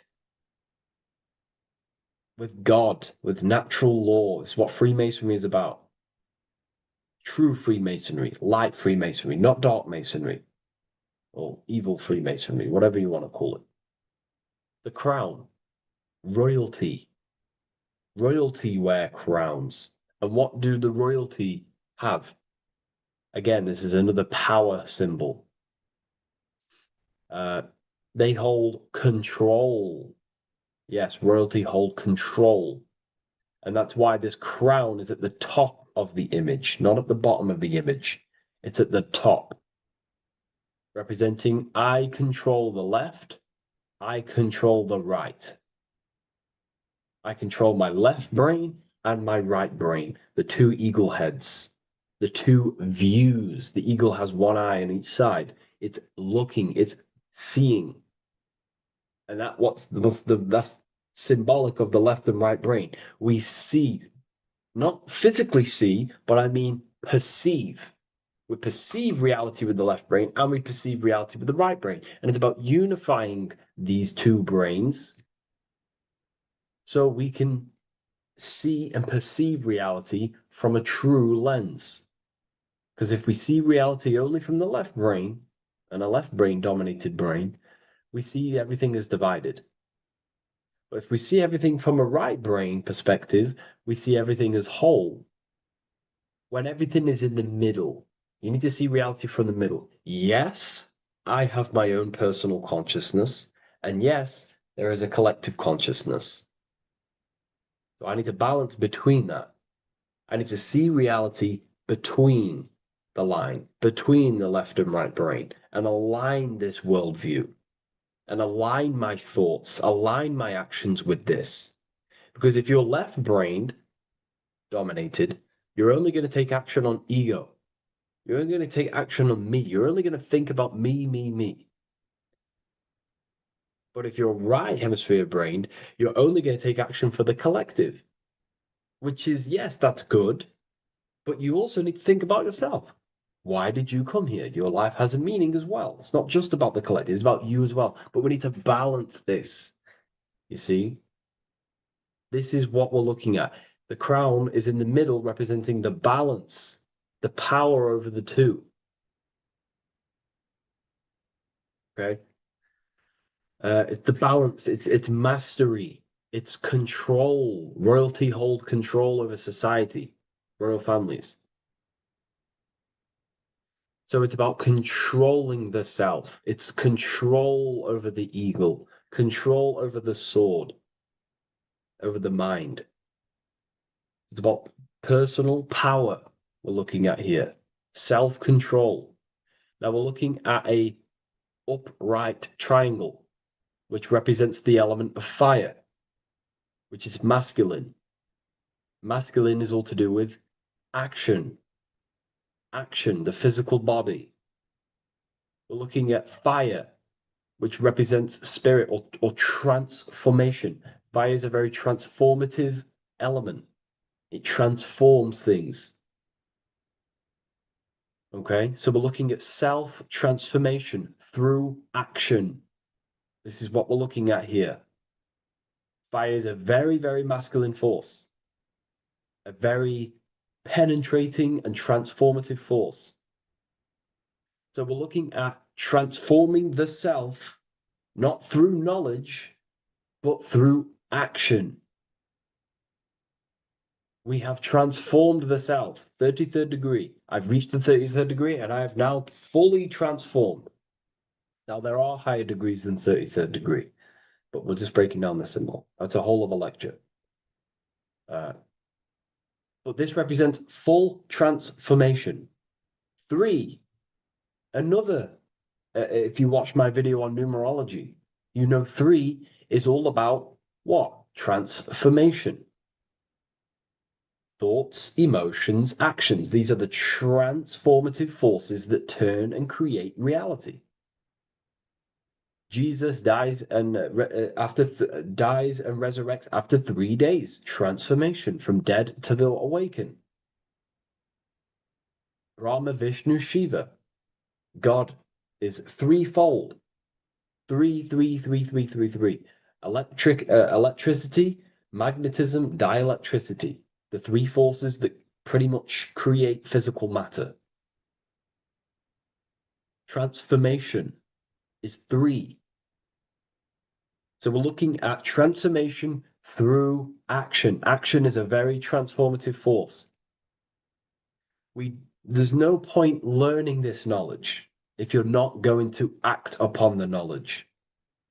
A lot of people join the university, they learn a lot, but they leave because they don't want to take the action. They don't want to do the hard part. They don't want to act towards higher consciousness. They want to dwell in their lower mind. That's fine. That's your path. That's their path.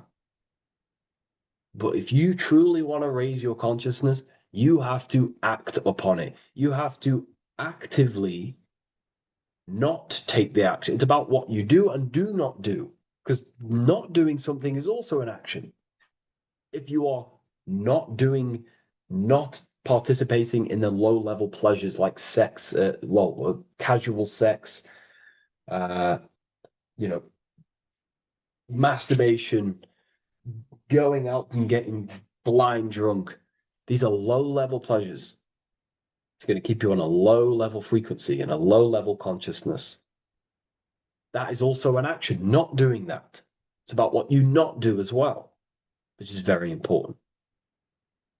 You have to act upon it to reach this degree. You will not reach this degree if you have not taken a lot of action towards reaching higher consciousness, reaching self-mastery over the mind, controlling the mind. This is what, again, it's about taking action on actually controlling the mind, controlling the self, gaining your power.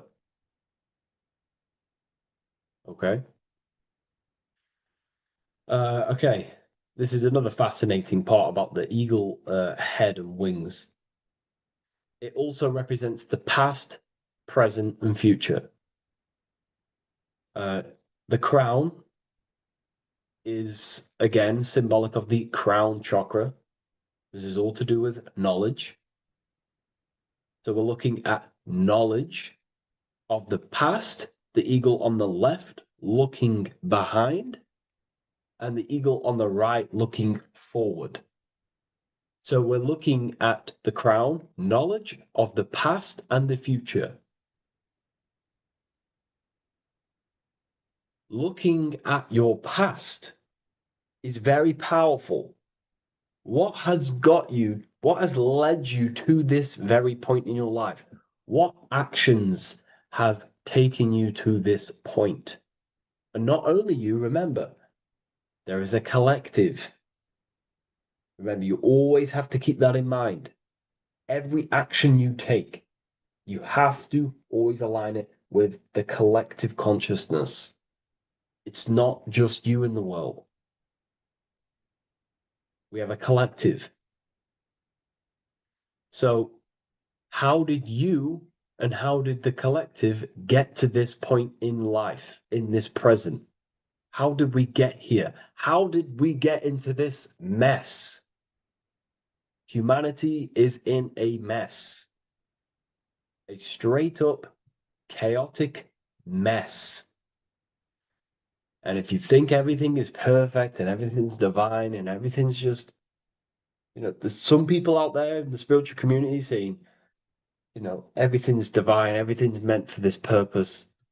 No, there are people actively manipulating and using mind control methods to control this reality. How have we got into this mess? So we have to look into the past to analyze patterns so we can take action now in the present to change the future of the collective and your personal life. That's what we're looking at here. So the eagle looking left is looking in the past, representing analyzing the past, analyzing the actions in my life and the collective life. The actions that led to this mess now, to this state now.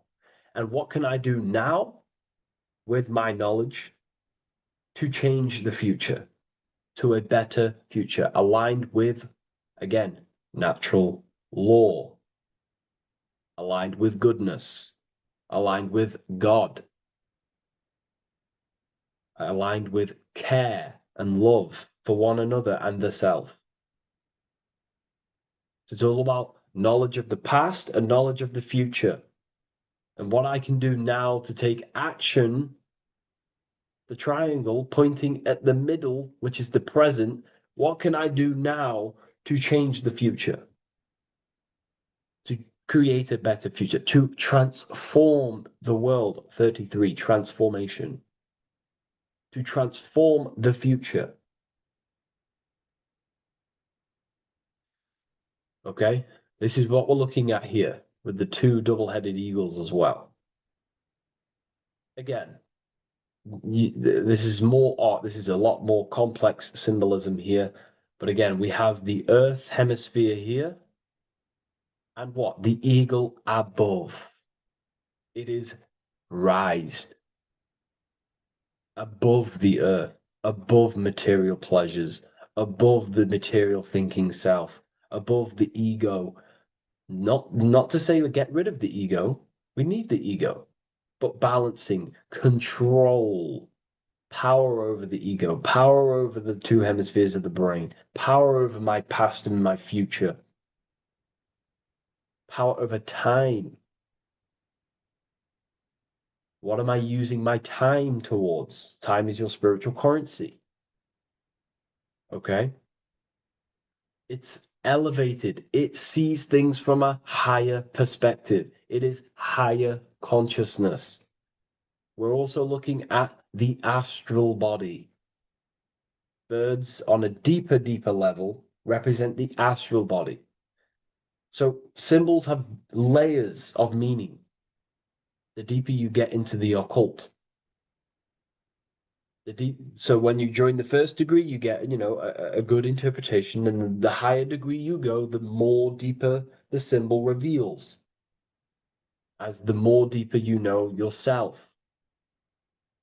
So we're looking also at the astral body, the light. What is the light? Light is a massive symbol in Freemasonry. It's knowledge, gnosis. When you're very intelligent, you call someone, they're a bright child. They have enlightenment, light in the mind. Looking at light, a lot of knowledge, a lot of self-knowledge of the self, of the psyche, how I function, what I am, knowledge of the astral body, rising above the earth, astral projection, exploring your true nature, exploring consciousness. This is what we're looking at here. And in order to explore your astral body and explore the astral realm, you have to control the sword, the mind. And you can then explore. You are free like a bird to fly. This is all symbolic of rising consciousness. All symbolic. So I hope this video has gained a bit more clarity on this symbol and given you some insights. And I will see you in the next one. Thank you for tuning in today.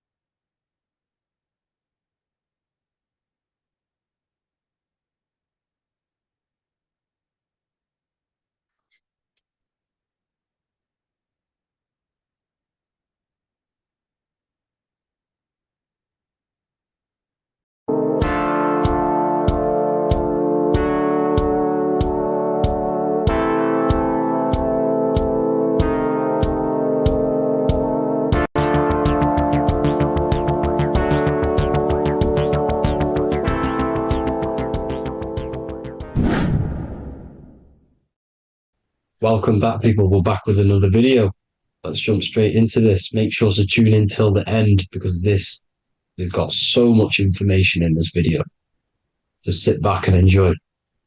So everything's torus fields. The Earth's a torus field. Everything's torus, which is electromagnetic field, electric and magnetic. The center of the torus field is where the two opposing forces meet in the center. And this is what creates the plane of inertia, the dielectric plane of inertia. Okay? You got red shift, blue shift, positive, negative, south and north pole, right? This is what the ancients were showing with the tree of life. As you can see here, this is the plane of inertia and this is the torus field. Everything consists of this. Everything is a torus field. A atom is a torus field. Okay, now the inertia is the 0 point. So this plane is a 0 point. It's the balance between two poles. Okay, now this creates matter because matter is two opposing forces in motion equalized. So these two forces coming together is what creates matter on this physical plane. And this is why we can't see the electromagnetic field, because it consists of one of the elements, which is either electric or magnetic. But when they combine together, it's what creates this physical plane, which is physical matter, which is light in motion. Now, everything is one. Don't get confused by duality. Duality is two opposing forces, but them two opposing forces are created by the same substance. It's two aspects of the same substance. So, for example, water and ice are the same thing, you know what I'm trying to say, but it's two aspects of the same substance because all is one. The whole universe is one. All goes back to the one, which is God, the creator, or magnetism, whatever you want to call it, because magnetism pulsates. Electricity has two poles, red shift, blue shift.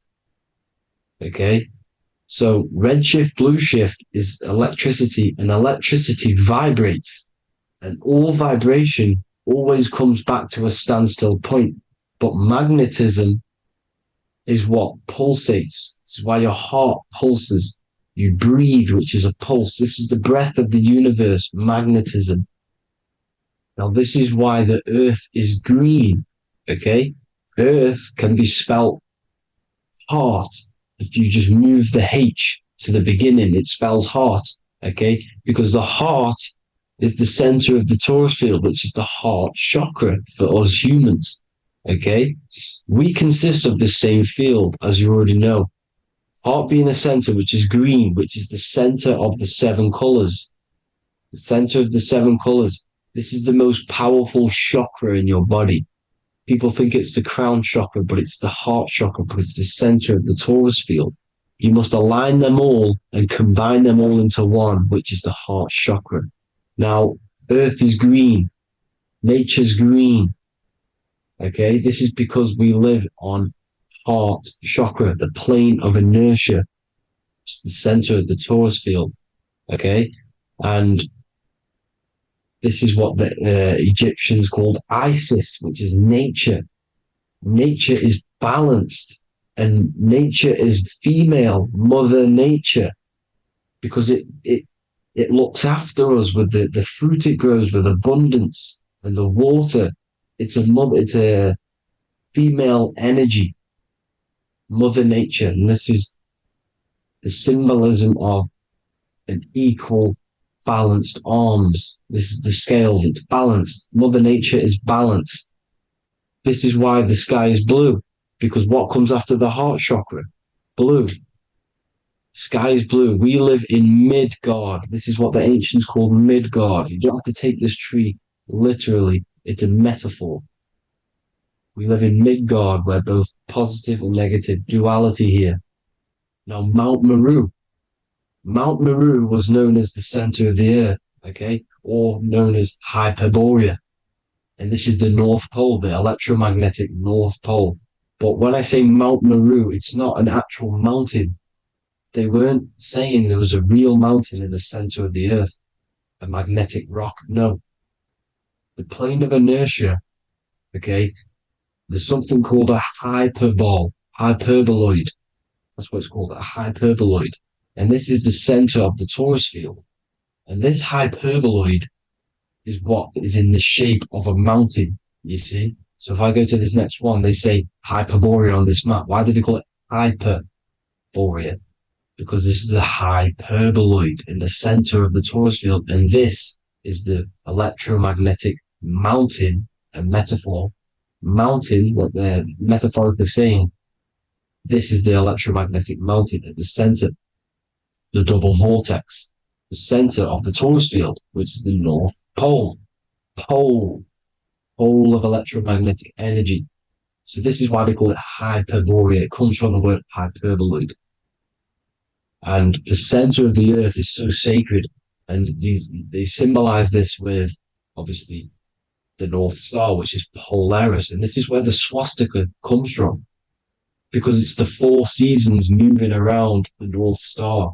This is the Big Dipper constellation moving around the North Star, which is Polaris. There's that pole again. Pole. Magnetic pole of the torus field. And this is where the green, emerald green, aurora borealis comes from. It comes from this center hyperboloid at the center of the earth, where the most electromagnetic energy is stored. The center of the plane of inertia. The center of a plane of inertia. This is the all-seeing eye as well. As you can see, they got the sun, the moon. This is the Masonic cosmos, the sun, the moon, and the all-seeing eye, because the eye is Polaris, the eye of the stars. It's all a big eye. Now, the eye means a lot more as well. It's not just that. There's different ways you can interpret symbols. Now, this is the emerald tablets. Deep in Earth's heart lies the flower, the source of the spirit that binds all in its form. Okay? The flower of life is thine own place of thine spirit, and stream through the earth as thine flows through thy form, giving off life to the earth and its children, renewing the spirit from form unto form. This is the North Pole. This is what he's talking about. He's talking about the aurora borealis. Aurora borealis. It's the Earth's aura. Emerald green. Heart chakra. Plane of inertia. Green. Earth. Heart. You see? All related. Now, there's many symbolism of this. So much symbolism of the ancients. The 7 layers of heaven. 7 layers of heaven, which are the 7 planets. Okay? These planets are the solar system. It's the solar system because we are the soul. We are the sun, the soul. And we're inside of a solar system, which is the 7 planets. That's why there's 7 layers of heaven. Okay? The rings of Saturn, the rings of the planets are moving around us. Okay? So this is what the ancients were depicting in their cosmology. Now this is the Hebrew cosmology of the earth. This is the Mayan cosmology of the earth. You see, it's all an enclosed system. We live inside of a giant torus field. All is atum. It's what the ancients said, ancient Egyptians said. All is atum. Atoms are torus fields. Don't be tricked by the modern science today with the current model of an atom. It's completely wrong. They're hiding the torus field. They're hiding the electromagnetic field, which is in everything. Absolutely everything is in motion, and motion comes from this field. And you see, this is upside down, but this is I think it's pretty sure it's candles, but the 7 candles, the 7 planets, the 7 Elohim. You see? It all goes back to the stars and the heavens. Now, this is how the earth really works, with the stars on the outside of the cosmic egg, and then the torus field spinning around the sun and the moon, the positive and the negative charge. The sun gives you energy, the moon takes your energy. The moon controls monthly cycles. Moon is mon. This is etymology. Mon, month, money, demon, monster. Stir is star, moon star. We are all stars. youngster, minister, superstar, a Hollywood star. We're all stars. We come from the stars, which is heaven. Our soul comes from the stars. You see? We are the universe, the image of man is made in the universe. We are a microcosm of the universe. The universe is a macro. We are micro. We consist of everything. The body, mind, and spirit. The sun, the soul. Moon, the mind. Earth, the body. Body, mind, and spirit. We have 12 systems in the body, which are governed by the 12 zodiac signs. Starting at the Aries, which is the ram, the ram of God, all the way down to Pisces and Capricorn, kneecap. It all goes back to the stars. We are the stars. We are the universe. Everything is inside of us. Everything. Like I say, the Temple of Solomon, the temple of the soul and mind. The soul, the temple is the body. The soul is the soul. And the mind is the mind, the temple of the soul and the mind, body, mind, and spirit. We consist of the 5 elements: air, spirit, water, earth, and fire. We consist of everything. We are the universe. We're made in God's image, which is the universe. You see? Now, everything goes back to the stars. The ancients worship the stars because the stars govern everything. They govern the systems in the body. They govern your life. This is why your zodiac is so important, your sign. Each zodiac has a specific element associated with it as well. Aries, which is the first sign, the ram of God, the lamb of God, which is a fire sign. Fire, first. Fire, first. F-I-R, this is etymology. The cerebrum, ram, which is in the brain. Aries, the ram, control with the head, the face, and the nose upwards. So it controls the cerebrum, the Torah, which is, I'm pretty sure it's a Hebrew Bible, which is the Taurus. Tornado comes from the Taurus field. You see? Everything's inside of you. It all goes back to the Taurus field, and the Taurus field is everything. Now, like I said, 12 zodiac signs, 12 systems, 12 cranial nerves in the brain, the 12 disciples of the Bible. All symbolic. Have to read the Bible properly. Now, this center, at the center of the earth, right? This is what's stirring the ether.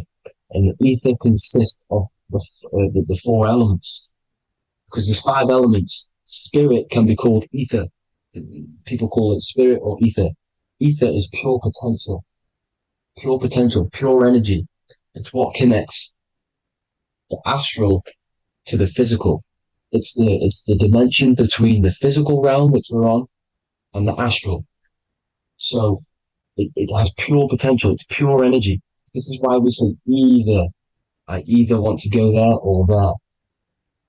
It's connecting 2 scenarios. That's what the ether is. It's connecting the 2 worlds, the astral and the physical. The center is like the cosmic womb. There's a black hole in the center. This is the center of the Taurus field. This is the womb of creation. This is the womb of creation. And inside of this black womb is the 5 elements, and everything's being stirred around. Everything's in motion. Light is motion. Everything's motion. Now, like I said earlier, light crystallizes into physical matter.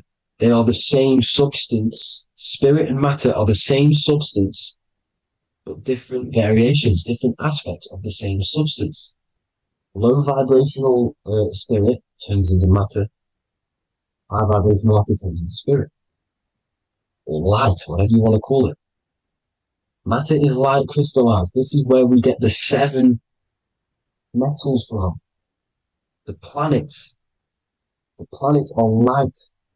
Specific frequencies and vibrations of light.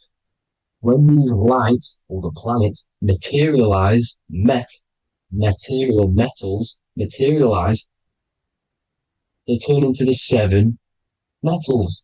Saturn turns into lead. That's why lead is red. Saturn is red. The sun turns into gold. That's why the gold is yellow and the sun is yellow. You see, Saturn is the time god. What happens in autumn? The leaves turn red and they die. This is why Satan, time god, the reaper, everything is crystallized till it's death and then reborn again. You see? Rust. When things rust, it turns to red. Because it's Saturn. Saturn crystallizes everything. He's the reaper who comes around in winter. You see? He's Satan. Jesus and Satan, the sun and Saturn. They say we live in a solar system. The solar system. I think I've already just broke this down. The 7 planets are the 7 chakras. Everyone already knows this. But I'm going through it anyway. But this is where we get the 7 planets from. And the 7 metals. You see, all the ancients knew it was an enclosed electromagnetic system. It's not a spinning ball in the middle of space, people. They want you to believe this so you get stuck in this material world. Because if you believe everything's material, you can never affect this plane effectively. You can never create your life effectively if you don't understand the planes of existence. Because the mental plane is a higher plane. And it breaks down and it controls the planes below it. The mental plane, hold on, I've got it here for you. The mental, the astral, etheric, then physical. Etheric connects the physical to the astral, but the mental is what's above them all. You see? Now, it's important to understand this. It's important. However, the ancients always talked about the enclosed system. Only NASA, which is introduced around the Roman times, not NASA, but the globe Earth was introduced around the Roman times. Okay? By these Masons. These Masons introduced this because they wanted to take over the minds of the masses and control them. These people worship the physical realm. They know how it works. They know the ins and outs of it. They know how to do the magic. They know how to do it all. They understand it all. That's why Masonry have to take the oath. The oath of not speaking. You're not allowed to speak about anything you learn about in Masonry. Because they're discovering the truth about your mind and how it creates reality and stuff like that. So, this is the Masonic cosmology. The 5-pointed star, the 5 elements. The checkerboard for duality, positive and negative. The 2 aspects of every substance. This is another ancient painting depicting the firmament. The stars inside the firmament. The sun. You see, the ancients worshipped the sun because it's so important for sustaining our life. It's the only reason we're alive is because of the sun. But then people think it gives you cancer today. They brainwash you to think the sun gives you cancer when it's the #1 source of all life. They want you to believe it's a big, spinning, dangerous ball in space. It's not. It's here to give us life. It's God's son. That's why Jesus is known as God's son. It is the Son of God. God created that to sustain us. You see? So it's important you understand the true cosmology of where you are. Because if you don't know where you are depleted of all of your morals. You're depleted. You're demoralized. You're lost. You don't know where you are. You don't know where you exist. Okay? Once you accept the globe model, the heliocentric model, you will subconsciously think that you come from nothing. This is why they implemented the evolution theory just after the globe model was introduced by Charles Darwin. Charles Darwin came in after the globe model. He's a Mason, he was another Freemason, and implemented evolution where we came from monkeys because they want you thinking less of yourself so they can manipulate your mind. You see? They want to manipulate your mind, and they have done since you got here. Since you came through that portal, you were manipulated from that day to believe this, believe that. The true cosmology, the truth will set you free. You will understand things better. You will feel better in yourself when you know the sun is here for you. You'll feel better in yourself that you know that you didn't come from a monkey. You were created as a human, a manifester, a creator. You're so intelligent. Your mind is amazing. You can manipulate matter, mind over matter. See?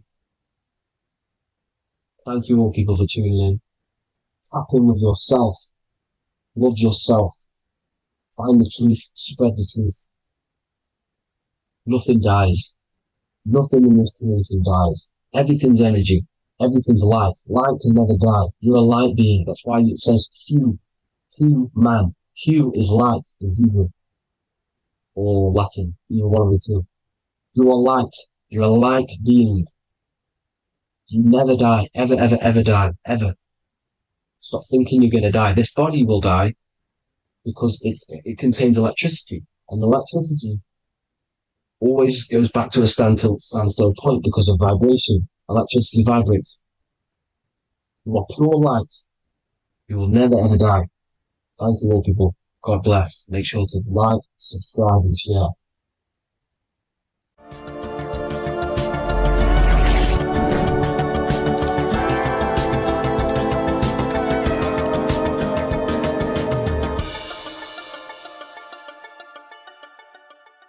Do the elites actually worship Saturn? In this video, we're going to be discussing the occult and esoteric meaning of the 7 planets and the abuse of the Saturnic energy within today's world. This will help you gain a deeper understanding of reality, yourself, how you create reality, and what these 7 planetary energies actually truly are. In order to understand anything within the universe, we have to understand the law of correspondence, the law of as above, so below. There is one consciousness expressed in infinite forms. Me, you, the squirrel, everyone who possesses consciousness within this universe is an expression of the one divine consciousness, what we like to call Source, God, or the grand architect of the universe. We have to understand there is a large scale, but the large scale is mirrored in the small scale. If we look at lightning, this is a large scale. This is the macrocosm. Then we go a bit smaller to the trees. We see the same pattern. Then we look a little bit smaller into the human body. We see the same pattern of the nervous system. Then if we zoomed into the microcosm, brain cells, we still see the same pattern. This reveals the universe is a fractal universe. The large is reflected in the small. And this is the symbol of the Fibonacci sequence, which represents this as above, so below principle. The big spiral represents the macrocosm, but then this spirals into the tiny spiral. This symbol goes for eternity, never touching, never finishing. The large is mirrored in the small. With understanding this, we can realize that we are a microcosm of God. We are our own universe. We are our own world. Your body is the earth. Your mind is the mind of God, just in a smaller version. You are a drop in the ocean of the vast collective consciousness. With that being said, everything you see outside of you is inside of you. As above, so below. The 7 planetary energies on a macrocosmic scale are the 7 energies that form the physical world. The physical dimension is crystallized thought. Everything you see around you was thought made manifest. Thought imagined, then created in the physical reality. Therefore, these 7 planetary energies are 7 astral forces that create and weave the material existence. For example, if we look at a tree has 7 categories of consciousness, 7 creational forces that create the tree. This is the reason why we have 7 days of creation in the Bible. This is the reason why we have 7 days of the week for the 7 planetary energies. Monday is for the moon, Mars is for Tuesday, Mercury for Wednesday, Jupiter for Thursday, which is Thor. Thor is Jupiter. Venus for Friday, Saturn day for Saturn, Sunday for the sun. This is also the reason why we have 7 major energy centers within the body. The 7 life forces that flow through the body to give physical existence to the physical form. Man is a microcosm of the universe. With that being said, if we look at a tree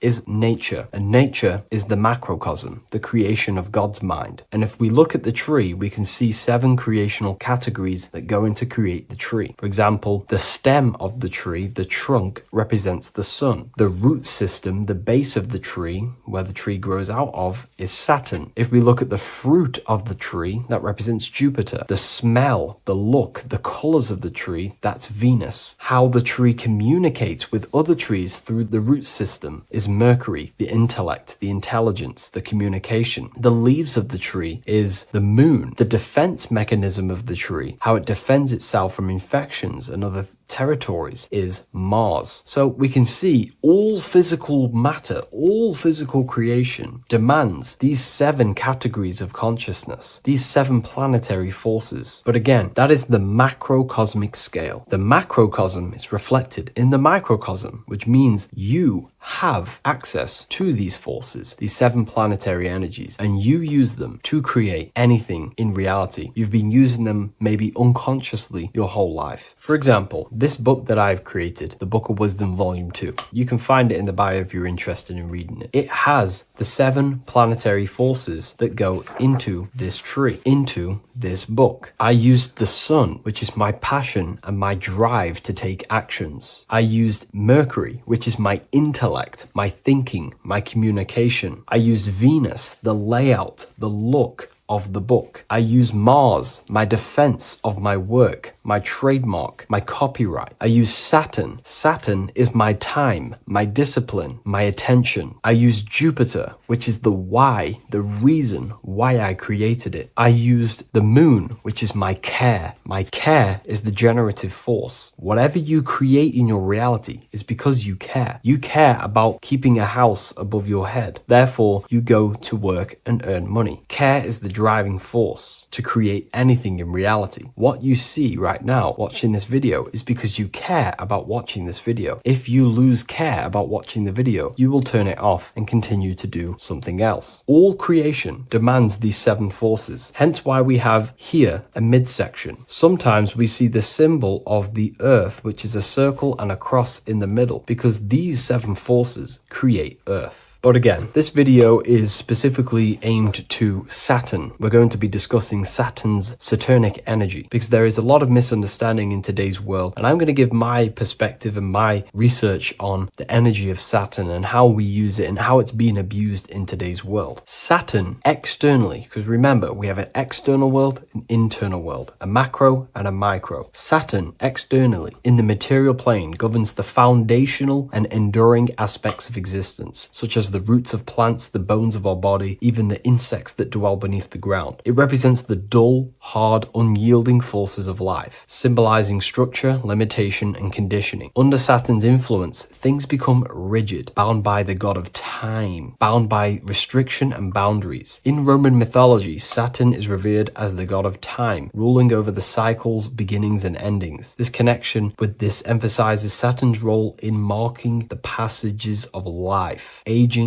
and inevitable constraints we all face. Internally, inside yourself, the microcosm. Internally, Saturn embodies the conditioning within our own consciousness. When Saturnian aspects of consciousness dominates, we become overly rigid, fixated, restricted in our thinking and actions. For example, Saturn's influence is strongly felt in today's world, where many people's minds are confined to societal norms and conditioned responses. The pervasive control Saturnian energy can lead to the sense of limitation, as people become trapped within structure imposed by society and power structures. However, we have to remember that limitation, there is dark and light. Limitation is not bad. This is why Saturn is connected to the god Satan. They are the same being. It's something that restricts, holds back, and keeps you limited, conditions and limits consciousness to its lower power. Saturn is a great teacher, guiding us through difficult life lessons that ultimately lead to growth and expansion and power. Although Saturn's energy is harsh and often challenging, it helps us to develop resilience, discipline, and wisdom. Yet in modern age, this energy has overpowered the minds of the masses, fostering excessive rigidity and limitation. Instead of being ruled by Saturn's constraints, we should seek to embrace more freedom, love, joy, balancing Saturn's lessons with openness and fluidity in our life. So like I said, Saturn rules law. Anything that is limiting or holding back, something that is a restriction or a wall. This is why we see judges wear black robes. The color black is associated with Saturn because Saturn rules over the nighttime and the winter time. Capricorn, they wear black robes. A graduate also wears a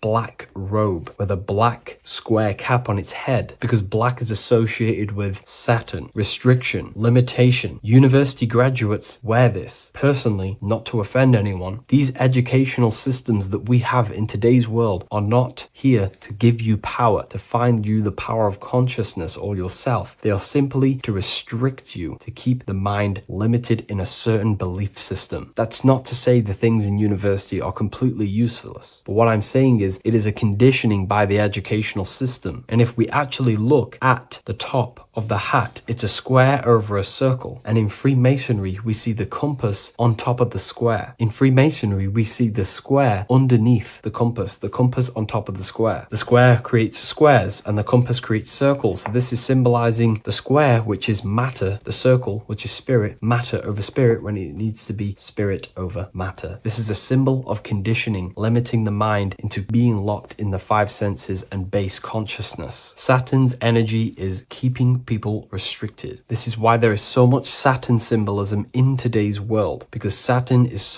anything to do with limitation, restriction, and time. All of the systems in place are to limit our minds, to keep us on base consciousness, only thinking in a limited box, only thinking and aware of the five senses. In base consciousness, in animal nature, one only thinks according to their senses. When they have a sense, their mind thinks. This is an affect state of consciousness. They're living in the affect. We need to understand that in base consciousness, we have no true power to create. We're simply living in cycles of affect. Now, what do I mean? The physical world is the effect. It's already manifested and cannot be changed. Our consciousness needs to rise to become a cause instead of playing around and being lost in the effect, to become a co-creator. And this is what the system does not want you to do. It does not want you to become a conscious creator. So they keep you in base consciousness, not giving you the awareness that you are literally a god creating a world right now. You are a world and you are shaping the world. Our consciousness needs to be mastered, controlled, and then we can become a conscious creator instead of running around in the world of illusion and effect. As above, so below. What happens in the mind happens in reality. We do not want to be matter over spirit, which means the external world over the internal world. We need the internal world to rule over the external. Saturn symbolism can be symbolized as a black cube. The cube symbolizes this physical world because everything has 6 sides. We can move forward, backward, left, right, up, and down. We are in this cube. This is why we say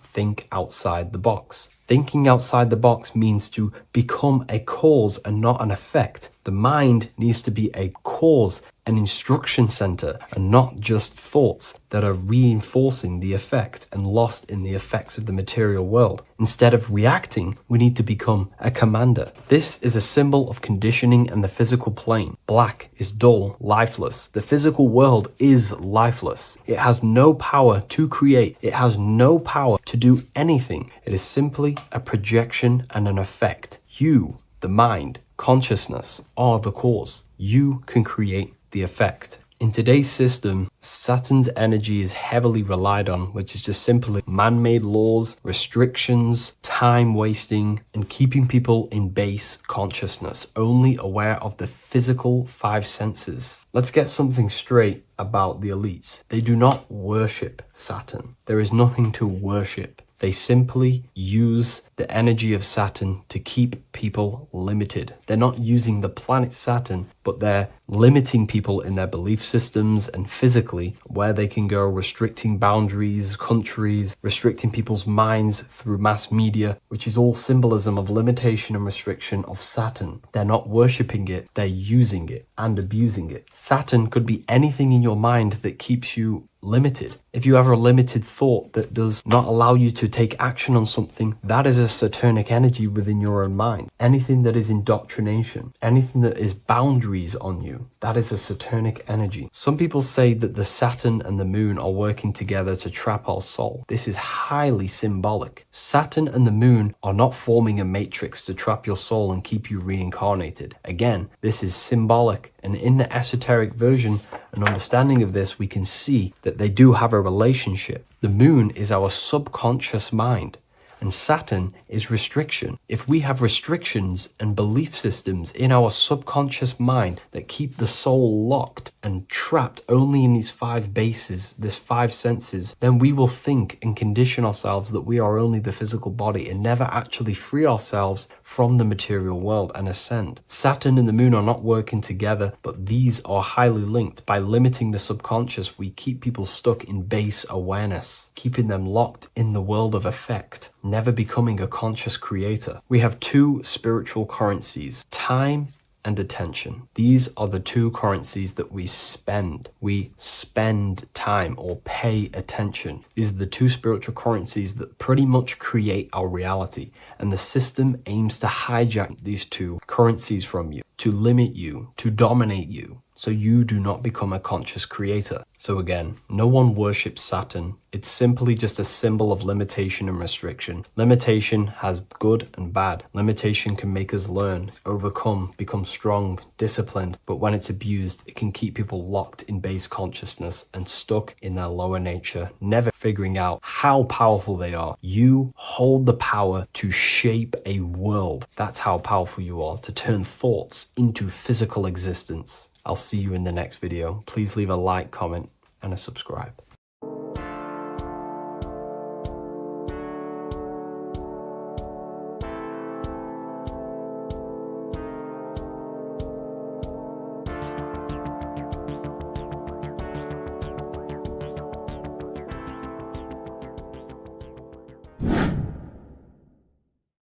What is good, people? It's Revival of Wisdom. Today we're going to be talking about Saturn.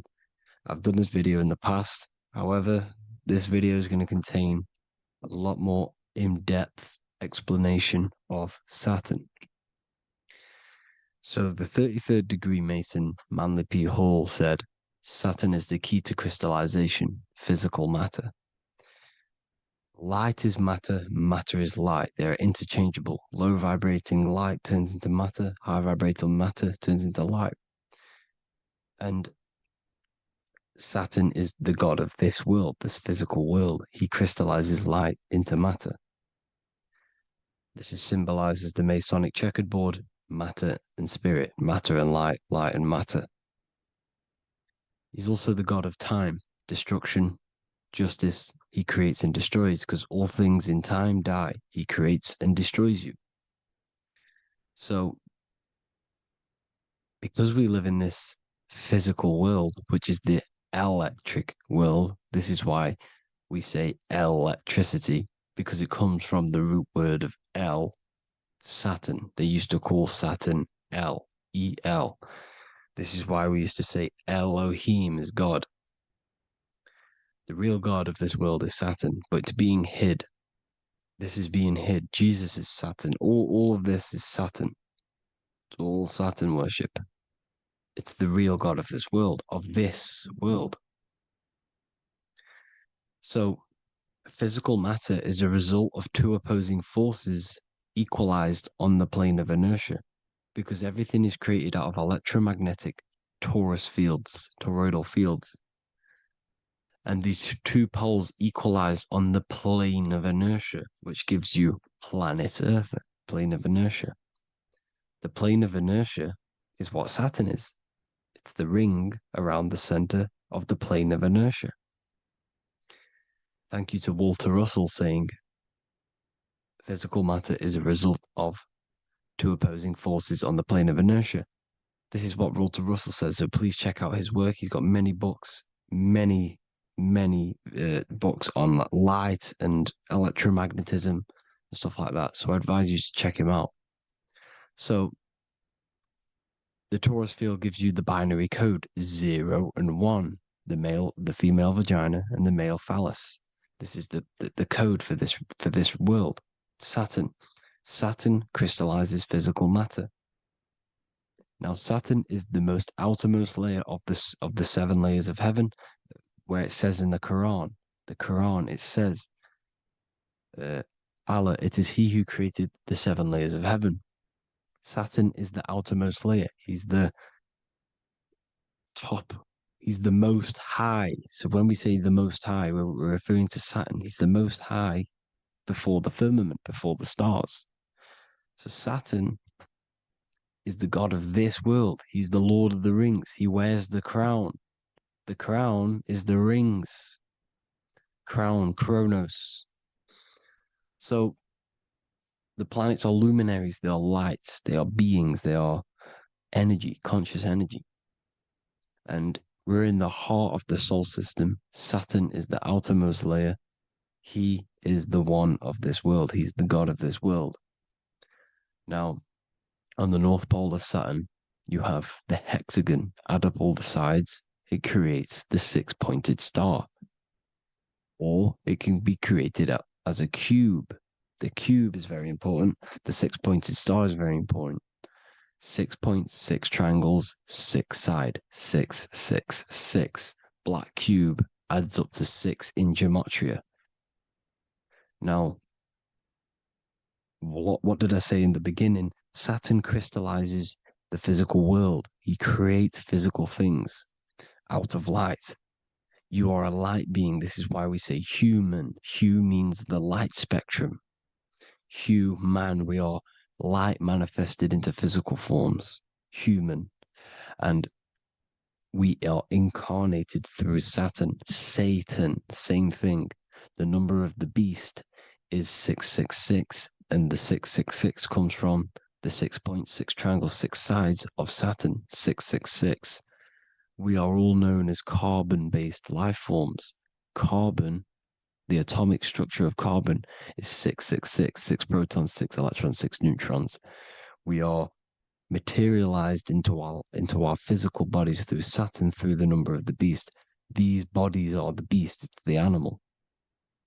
The divine, the Christ, is the consciousness within, because you are a physical, spiritual being combined into one, hexed into one. Hexagram. This is a hexagram. You're hexed into physical matter, spirit and matter, light and dark, combined into one. Now you contain of the mark of the beast, the mark of your body. Your body's the beast. Says in the Bible, Satan, who is the god of this world. This world. There are many different worlds, but this world is run by Saturn, and it says that in the Bible. Saturn is Satan. It's the same thing. And look at the crown of thorns are wrapped around the heart. The soul is in the heart. The mind is in the brain. The soul is wrapped around the rings of Saturn. You're wrapped in physical matter. This is what it's showing you. This is symbolizing the rings of Saturn wrapping you. And the cross on top is the cross of the cube. The cube, the black cube of Saturn, unfolds into a cross. So Satan, who is the god of this world, Corinthians 4:4 in the Bible, Satan, who is the god of this world, has blinded the minds of those who don't believe. Saturn blinds your mind because the god of this world materializes you and he blinds your mind when you incarnate into physical matter. When you enter this soul system, not the solar system, you hit Saturn first. He materializes you. And look at the symbol for Saturn. This is the symbol for Saturn. All of the planet symbols are created out of the Holy Trinity. The Earth, Moon, and Sun. Body, mind, and soul. The sun is your soul, the moon is your mind, the earth is your body. Your body's made out of the 5 elements. The sun is your soul because the sun is life force, gives life to everything. Your sun is a soul. Your soul is the sun of your body. The moon is the mind. The moon is the moon of your body, the mind of your body. Intelligence. So all of the symbol of the planets are created out of these. The Saturn symbol is created out of the Earth cross, matter, and the moon crescent, moon, mind, matter over mind. This is why Satan, who is the god of this world, has blinded the minds of those who don't believe. He blinds your mind. Look at the symbol, it's showing you. The Saturn symbol is matter over mind when it should be mind over matter. So we descend into a soul system, into our 666 Saturn carbon suit bodies. and we are matter over mind. Then we have to move up the spine to go back up to spirit, to mind over matter, where you manipulate your own reality. Now look at this. It creates the number 5. 5 is the number of change. You're moving from this side of the number sequence over to the right side. You're moving from the spiritual into the physical world. You're incarnating into the 5 elements, the 5 senses. So the cube, the black cube of Saturn, is another major symbol. Very important symbol. Here you see the cube, and the color black is associated with Saturn because Saturn's associated with death. He creates and destroys, light and dark.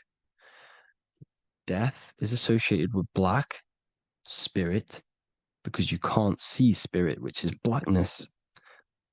So the black cube is black because Saturn rules the nighttime, which is dark, blackness, and he rules the winter, which is death, blackness. So Saturn is the black cube. Cubes have 6 sides: up, down, right, left, back, and forward. Cubes are 6-sided. Everything is 6-sided inside of this creation because you're incarnating, you're materializing, crystallizing into the cube, the world of the cube. Everything's a cube. Everything's got 6 sides. Here's Leonardo da Vinci showing you that you're in the cube. Leonardo da Vinci did this famous painting. You're in the cube, you're hexed into physical matter, or you're incarnated into the 3rd dimension, the 3-dimensional world, which is a cube, 3D. And black cube adds up to 6 sides of the black cube. The Kabbalah means cube god in Arabic. And look at what they do. They worship the cube, the black cube, and they stand in rings like the rings of Saturn. Australia, Denmark, Manhattan, Santana all have these black cubes. You go to New York, you will see the black cube there as well. These black cubes are everywhere because it is the real God of this world, So look at the cross. The cross unfolds into the cube. Xbox, Nintendo GameCube, Sega Saturn, anything to do with a simulated gaming reality, they put Saturn in it because we're in the simulation of Saturn. This is a simulation. And this is why they reflect this through the Xbox, GameCube, Sega Saturn, anything to do with gaming, simulations, is all Saturn. Because we're in the cube of Saturn, the black cube. We're in the GameCube, the Xbox, the Sega Saturn. As above, so below. So they reflect it through the simulations that they create inside of this simulation. Cubes have 8 points for the 8 points of time and space. 8 is the number of time. Everything's cycling, infinity. So look at the cube. The cube is symbolized as in Judaism. The Judays have the black cube. They wrap themselves in a black band and they cover their eyes into blackness. The black cube, for the black cube of Saturn, they use the star of Saturn and they worship their god on Saturn Day because it's all Saturn worship.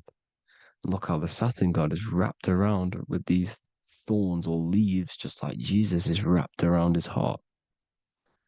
And Jesus on the cross is us on the cross. We are in the cross. We are in the cube. The cross is the cube. And the cross is even in the Saturn symbol. This is another symbol for Saturn. There's 2 symbols. You got this one, the one I've just broke down. And there's this one. This is the cross of Saturn, the cube god, the simulation, the game cube. Now, Chronos is another word for Saturn. Chronos means time.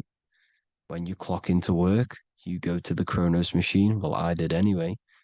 And I tap my card on the Chronos because Chronos is time. Anything to do with time is Saturn. He creates and destroys. Look at the artwork of Saturn with the sand, the time. Look at this, how he's cutting off the baby's wings. He's crystallizing the spirit into matter. He's cutting off your wings. Satan, in the Bible, he falls from heaven into earth and he loses his wings. He becomes a serpent. You see that's it's all symbolic for us. We are the fallen angels, fallen angles of light. We're fallen angles of light. We are light beings. Now we're fallen into physical matter. Saturn's chopped off our wings. He's chopped off our spirit wings because when you astral project, you can fly. You will fly around. He's got the Reaper staff here, always depicted with the Reaper staff. Now look at the clock. Saturn day is the 6th day. The number of the beast, 666. Look at the clock. 6 take away 12. Sorry, 12 take away 6 equals 6. 7 take away 1 equals 6. 8 take away 2 equals 6. 60 seconds in a minute, 60 minutes in an hour, 24 hours in a day, 2 plus 4 equals 6. That's 666. Everything's 666 because it's time. Saturn, all goes to Saturn. He's the god of time. We're in time now. We're in time. We're in the time, which is God, the god of this world, the god of time. Now look at this. The Reaper is also depicted as the Reaper with the staff, the black cloak, black symbolizing death, spirit. Judges wear black because Saturn is the law. He's the god of this world. He's the law. This is why they wear black cloaks. When you graduate from university, you wear a black cloak and a black cube on your head. You've been hexed. Funerals, you wear black because it's all to do with Saturn, Father Time, Father Crystallization. Now, Saturn, here's another one of him cutting off the wings of a child because he cuts off the wings. He creates and destroys your body. We're in the electrical world. Everything that is electrical vibrates. All vibrations have to come back to a standstill point, which is death. This is why your body dies. Your atoms stop vibrating. Corona. Look at the crown. The crown is the corona. Corona means crown. And look at this is an alcohol brand for beer. You can see the staff of Saturn in the symbol with the moon crescent. Corona, which is the crown, Saturn, the crown on Saturn, the rings. And then you've got the staff. It's all Saturn worship.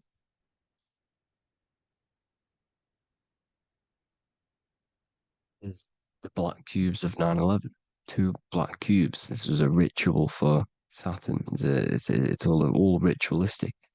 And look at the Star of David, the Star of Saturn. It's not the Star of David. Creates IXXI, the sigil of Saturn. IXXI means 9/11 in Roman numerals. 9/11. It's all a ritual for Saturn, and they have the 2 black cubes of Saturn. Now look, XX, there's more symbolism of Saturn now. We're going deeper. XX is more symbolism for Saturn. The sigil of Saturn is XX, as above, so below. Same with the Star of David. You split it in the middle, as above, so below, as above, so below.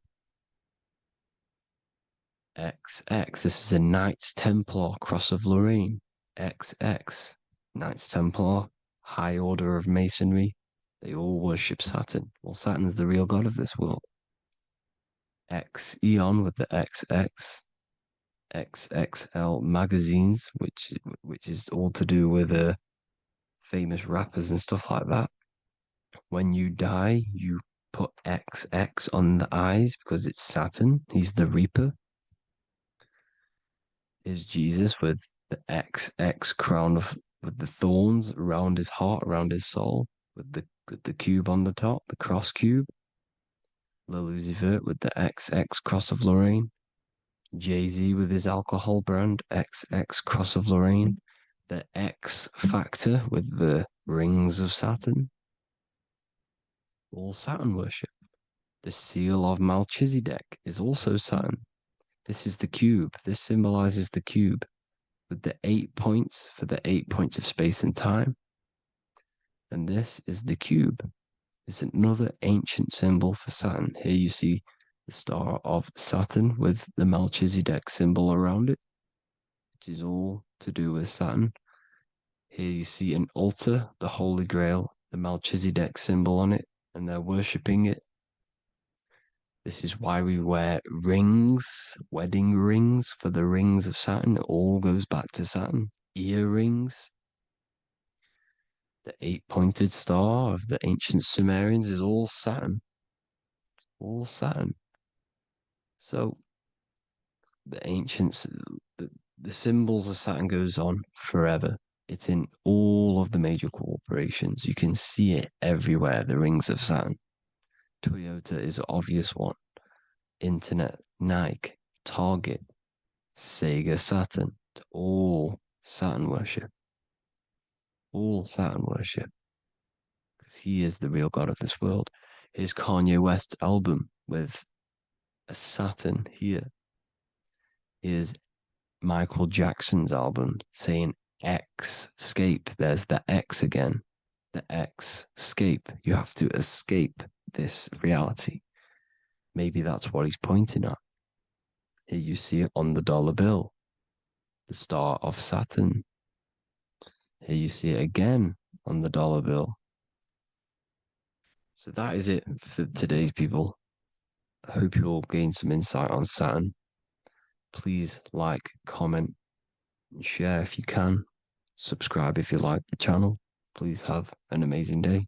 God bless.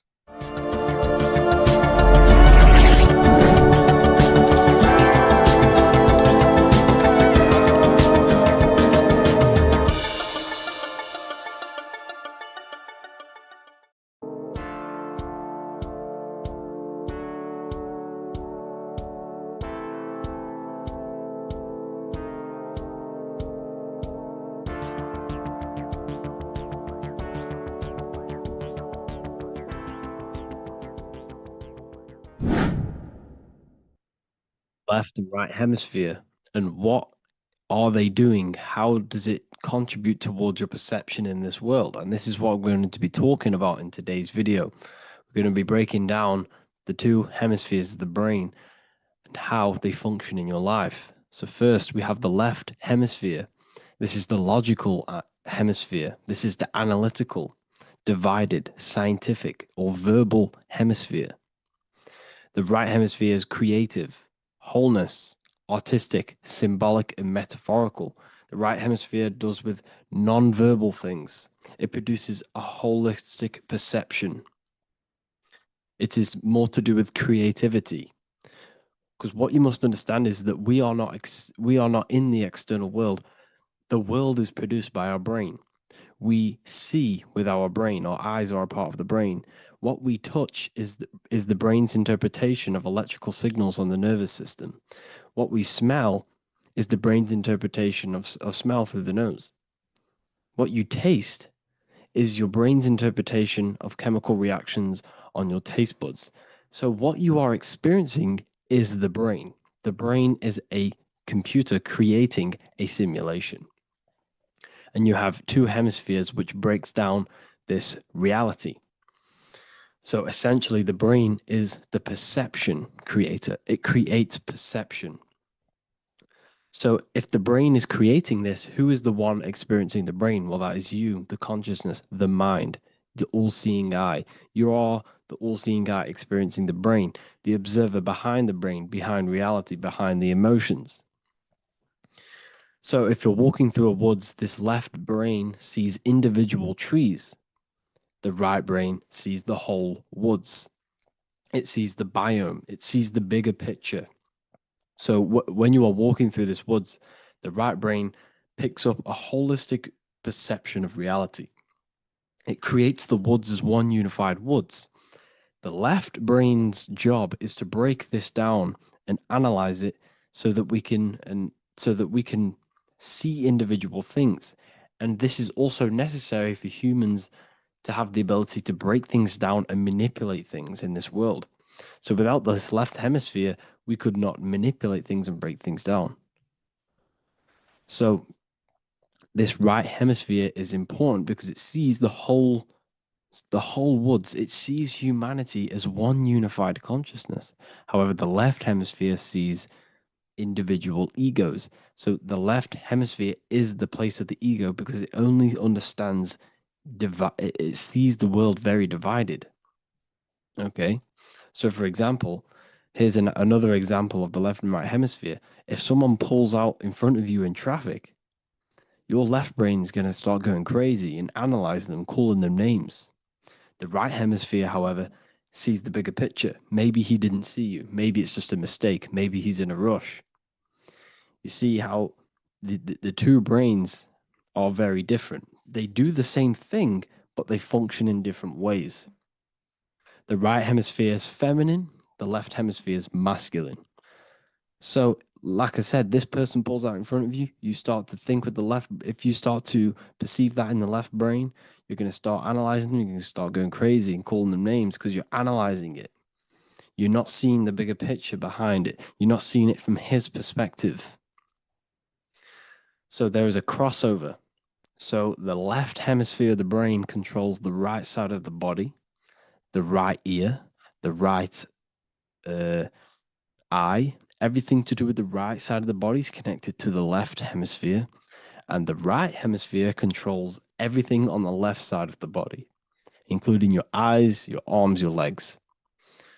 So everything is crossed over, and even your visual field is crossed over. So this is your visual field, as you can see here, and even the left side of your visual field goes to the right brain. There's a crossover. No one really knows. There's not really a reason for this. However, this is how the human body is designed. As we all know, the human body is the most advanced piece of technology on the face of the earth. They cannot replicate the human body. And they tell you it has no creator. This is crazy. People are that brainwashed, they can't even understand that their body is the most advanced piece of technology. Your body is so advanced, the computers that you use are mimicked of the body. Everything they create is mimicking nature, but they don't show you how intelligent nature is because they don't want you to understand you're in an intelligent design. So anyways, let's get back on track. There is a crossover in the brain, and this is why they teach you to write with your right hand. And I was speaking to someone who's in a nunnery, or whatever you want to call it. They were a nun, or they knew someone who was who was a nun, and they forced these people, these nuns, to write with their right hand. You had to write with your right hand. This is why, I'd say at least 70% of the world, or 80%, is right-handed and right-legged, because they taught us this to activate the left hemisphere more because of this crossover that happens in the body. So when we are using this right side more, we are using that left hemisphere more. Why? Why are they doing this? Well, they also called it writing. Writing is a spell, to cast a spell on you to use that right side of the body so that you use this left hemisphere, because they want you to see the world as a divided perception. They don't want you using the right hemisphere, using that left side of the body to activate the right hemisphere to see the bigger picture and see how everything is all one and everything is created. This left hemisphere domination keeps you from seeing the connections between everything, because that left hemisphere analyzes, it breaks things down. So when we are left hemisphere dominated by using the right side of the body, we are essentially seeing everything as divided. And this is why so many people will not understand my work, because my work connects dots and connects fields of knowledge, and makes you see the bigger picture. So people who are left hemisphere dominated will see my work and think this guy's crazy. But everything, it's all about activating that right hemisphere. So they called it writing because every word you say is molding your mind in some sort of way the things you see is molding your mind. Everything you take in through the five senses is molding your mind. And language is a massive spell, especially the English language. They call it writing, so that you use that right side. It's a spell because your subconscious mind picks up everything you say. And 90% of your daily basis behavior and thought patterns is produced by these subconscious programs within the subconscious mind. Essentially, your conscious mind is only the 10% of you. The conscious mind is just what you're aware of, what you're wearing, how you're feeling, what you're thinking. That's your conscious mind. The subconscious mind is controlling every system in your body. It's telling your heart to beat without you being conscious of it. So essentially, this is what they're programming. They're programming this system in the back of the mind, which is controlling everything through the words. And this is what spells are, because it's all about creating perception in the subconscious. So they want you to use that right side more. I truly believe the ancients, they were balanced. They used the left and the right side of the body. They didn't have a stronger side because they understood this science of the body and how the body works. So this is actually called phonetics. It's not etymology. Etymology is the study of root words. Phonetics is the study of how words sound similar. The way words are spoken. So phonetics, phone is why we call them a phone, because you speak into a phone. So this is write and writing, to use that right side to activate the left hemisphere more. So your hands are a manifestation of your brain. The left hand is the right brain, the right hand is the left brain. And as a child, we were always taught that when you place your hands together like this is the size of your brain, which is true because your hands are a part of your brain. They're an extension of your brain. Every part of your body other than your brain is an extension of the brain. Everything's working and feeding back information to the brain because you're experiencing the brain. So another trick that you can do, or another exercise, is looking in the mirror and closing one eye at a time. If you close your right eye, if you take your top off, for example, you'll analyze your body if you close your right eye, because you're using that left hemisphere. Sorry, other way around. If you look at yourself through your right eye, you'll use that left hemisphere, which will analyze yourself. You'll see individual body parts. If you close the right eye and use the left eye, you'll see your body as a whole. You won't really analyze it. This is how you can analyze yourself using these two hemispheres. So this whole system is created to keep you thinking logically and to restrict you from creating and restrict you from understanding symbolism, allegories, metaphors, and teamwork. They want you stuck in a logical way of thinking and a logical way of seeing the world. This is why when you go to school, you are told exactly what to do. You're told to think this way and no other way. You're told to do orders, do this. It's a very left-brained system, because if we all started to open up this right hemisphere, we'd all see, wow, everything is all one, everything's all connected. And this is what my work is doing. I'm showing you everything is one. The physical world is an illusion of duality, but everything comes from the one source, the one mind. The universe is a giant mind. I am mind, you express mind. We all possess mind. Behind the physical body is the same mind consciousness. And we are all expressions and fractals of this infinite consciousness called mind. And this is what they don't want us to figure out, is that we are all just one consciousness expressed. It's an infinite consciousness. It's even in the squirrel, it's in the dog. All of these different animals, they're just different bodies, but behind the bodies is the same consciousness, which is mind. That's what the pineal gland is. The pineal gland is not the mind, and it's not the third eye. The third eye is your mind. If you have a closed third eye, it just means you have a closed mind. If you have an open third eye, it just means your mind has expanded from beyond physical things through astral projection and mystical experiences. This is how you gain an open third eye. It's just an open mind. A mind that has astral traveled, has explored the realities within the mind. So everything they do is to keep us in a divided state. Divide and conquer, right? That's their motto. all to keep you thinking how everything is divided. Everything they've done is division. Postcodes, countries, everything is divided. Like football teams and all this stuff. It's also a natural process when you grow up, because as you grow up, your brain is constantly analyzing the world. So this is sort of a natural process of how you become more left hemisphere dominated, because your brain is always analyzing. And unless something awakens you, you can awaken that right hemisphere where you can start to see the bigger picture. Even the music, all tuned to 440 hertz, shuts down the right hemisphere of the brain. 440 hertz, Spotify, Apple Music, the radio. Every time you turn on the radio, it's tuned to 440 hertz. This was specifically tuned. It never used to be tuned to this. It was in the 1950s. It was changed. The standard music tuning was changed to 440 hertz because it shuts down that right hemisphere of the brain. They don't want you thinking, seeing the world in this way and perceiving things as one. And I'm going to show you. It tells you this in the Bible. Cast the net onto the right-hand side of the boat and you will find the fish. What was Jesus saying? You see, people read the Bible and they don't understand it. If the Bible is not talking about you, then it has no meaning.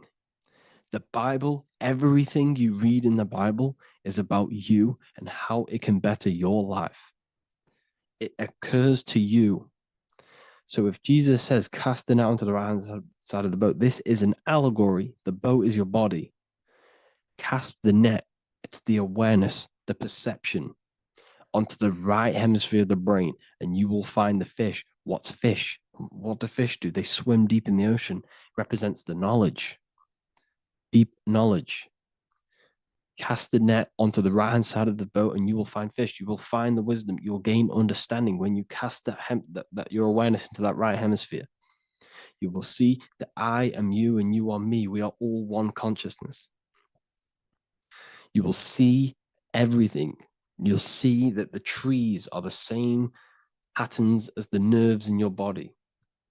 You'll see everything is connected. Everything is a fractal of the one infinite consciousness. And how many fish did they catch? 153. That adds up to 9. This is now numerology. The Bible's filled with numerology. Adds up to 9. What's 9? Human consciousness. It represents consciousness. You're in the womb for 9 months.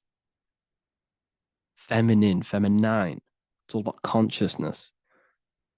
And in Revelation 14, and I looked and behold, the Lamb standing on Mount Zion. That's the spines, the mountain. With him, 144,000. 144 adds up to 9. It represents consciousness on top of the spine. You see? And he had his name the name of his Father written on the forehead. What's the Father? The higher mind, the higher consciousness within you. Where is that? In the forehead, the pineal gland. The pineal gland is the radio receiver for the higher consciousness. Because every body part of the body has consciousness. Your heart has consciousness. Your gut has consciousness. You are thinking with these different consciousnesses. You think with the gut. You think with your penis. You are thinking with all these consciousness. And it's about raising your consciousness to the higher consciousness, which is the Father, the mind, in the head. Don't think with the lower parts of the body because that is your animal nature. Think with the higher parts of the body. It's all representing consciousness. How to activate the right hemisphere of the brain? Well, it's all to do with non-verbal things. So music will activate the right hemisphere. Make sure it's tuned to the right frequency though. 432 hertz, 528 hertz. Any frequency that adds up to 3, 6, or 9 is good for you. Meditation, turning off the thoughts, and you raise yourself to the higher brain. Symbolism. Symbolism is all right hemisphered. Reading between lines, metaphors, determining the Bible, it's all right hemisphered. Seeing the bigger picture, it's reading between the lines. So tithing in the Bible.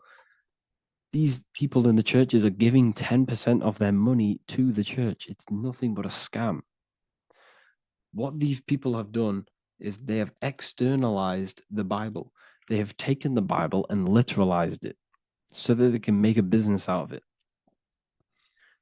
So what they're doing is a tenth of the produce of what it says in the Bible, a tenth of the produce of the land, whether grain or fruit, is the Lord's and is holy. So what's that saying? The tenth of it's basically saying give the 10% to the Lord, to God. What does that mean? Well, what's the land and the fruit? This represents physical things, the physical things that you have. The tenth of the physical things that you have. What's that? That's your ego. All the physical things that you have is all to do with your ego. That's the lower self. The ego, what is the ego? It's the mind's perception of the physical self. You had no ego when you were a child. Okay, when you were a child, you had no ego. As you grew older, you created the ego. But the ego is the full self. It's the echo. Ego, echo. It's the echo of the full self. So it's saying give the ego over. Take away the animal self. In that left hemisphere, that's all to do with the left hemisphere. That left hemisphere sees the ego. It sees individuality. It's divided. So it's saying give that 10%, give that 10% of you over to the right hemisphere, the 90%. The 90% of you is in that right hemisphere, the higher self. Now, I'm not saying the left hemisphere is bad. Okay, I'm not saying that at all, but it sees where it sees things divided. It's like I said, the left, the hands are manifestations of the brain. So when these Christians are praying, they're putting their hands together. What are they doing? They're syncing the brain hemispheres. What you're doing, because everything's an extension of your brain. So if you put your hands together, you're putting the two hemispheres together. And what's happening when you place the hands together? All the electricity in the body is now running in a circuit. So once you connect these two hands, the electrical energy is now running in a circuit. And energy can move around the body quicker and more efficiently.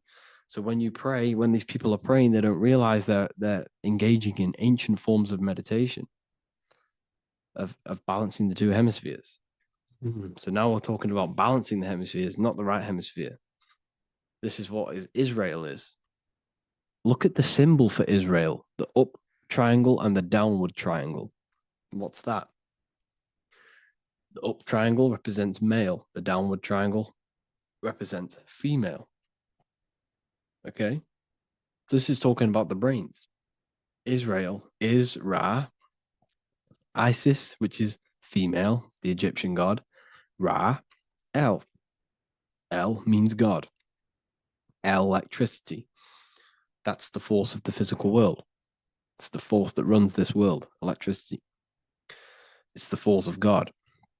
El, consciousness. It means God. Is Ra, El. Isis, Ra, and El. It's the two hemispheres of the brain, the holy land of Israel. It's the holy land, it's the brain. Once these two hemispheres are synced, this is how you unlock your consciousness. This is the easiest way of astral projecting. Hemisphering, I forgot the word for it. Hemisphere syncretization, something like that. It's about syncing the hemispheres.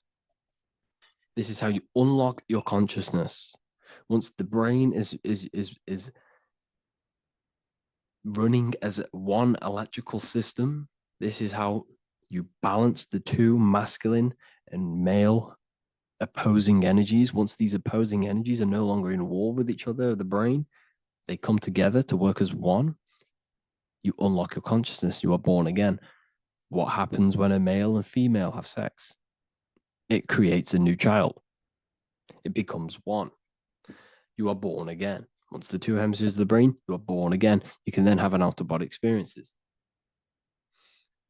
So this is why the symbol of the Holy Land, Israel, is the up and down triangle back combined together, because it represents unification of the male and female, unification of the hemispheres. You're born again. You unlock consciousness. And you can get this for free. It's called the Gateway Tapes on my website.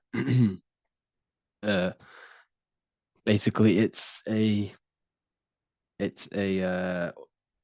audio track from the government, and they did this in the Gateway Experience. It's a CIA document, and what they do is there are different forms of meditations you go through. I think there's about 5 waves of meditations you do, half an hour each one, and it will teach you. It will sync your hemisphere, because what does it do? They understood that playing one frequency into one ear and another frequency into the other, they understood that the right ear is connected to the left hemisphere, the left ear is connected to the right hemisphere. So when you play two different frequencies into both ears, what happens? The brain picks this up, the two hemispheres of the brain picks this up, and it syncs it. It syncs these two hemispheres, these two frequencies together.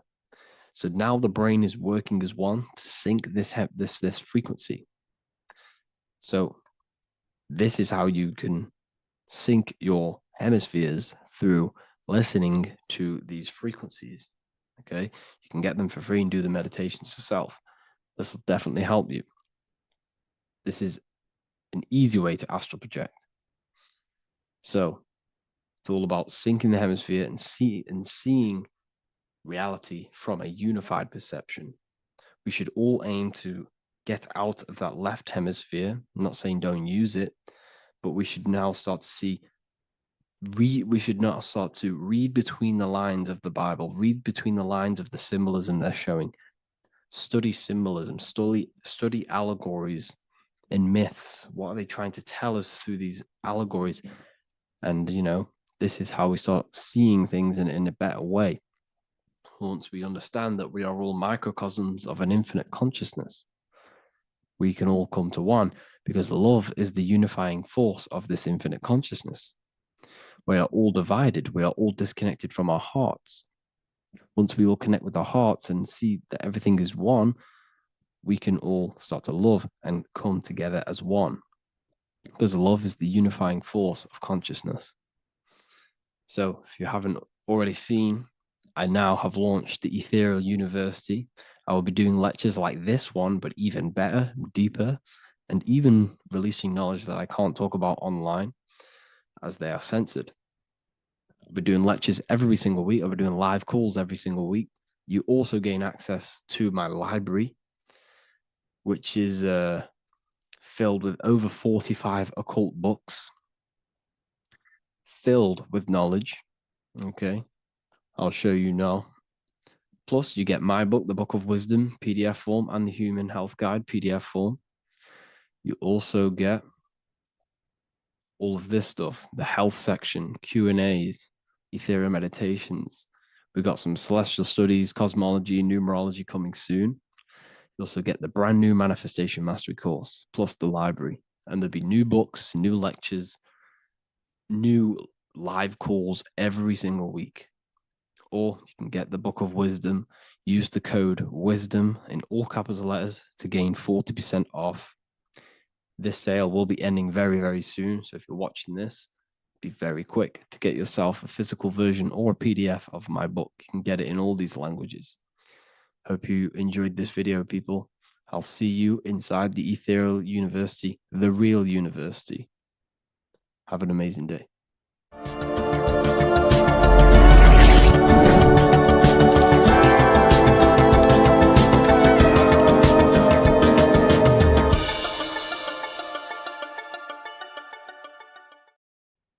What if I told you many people around you have probably sold their souls?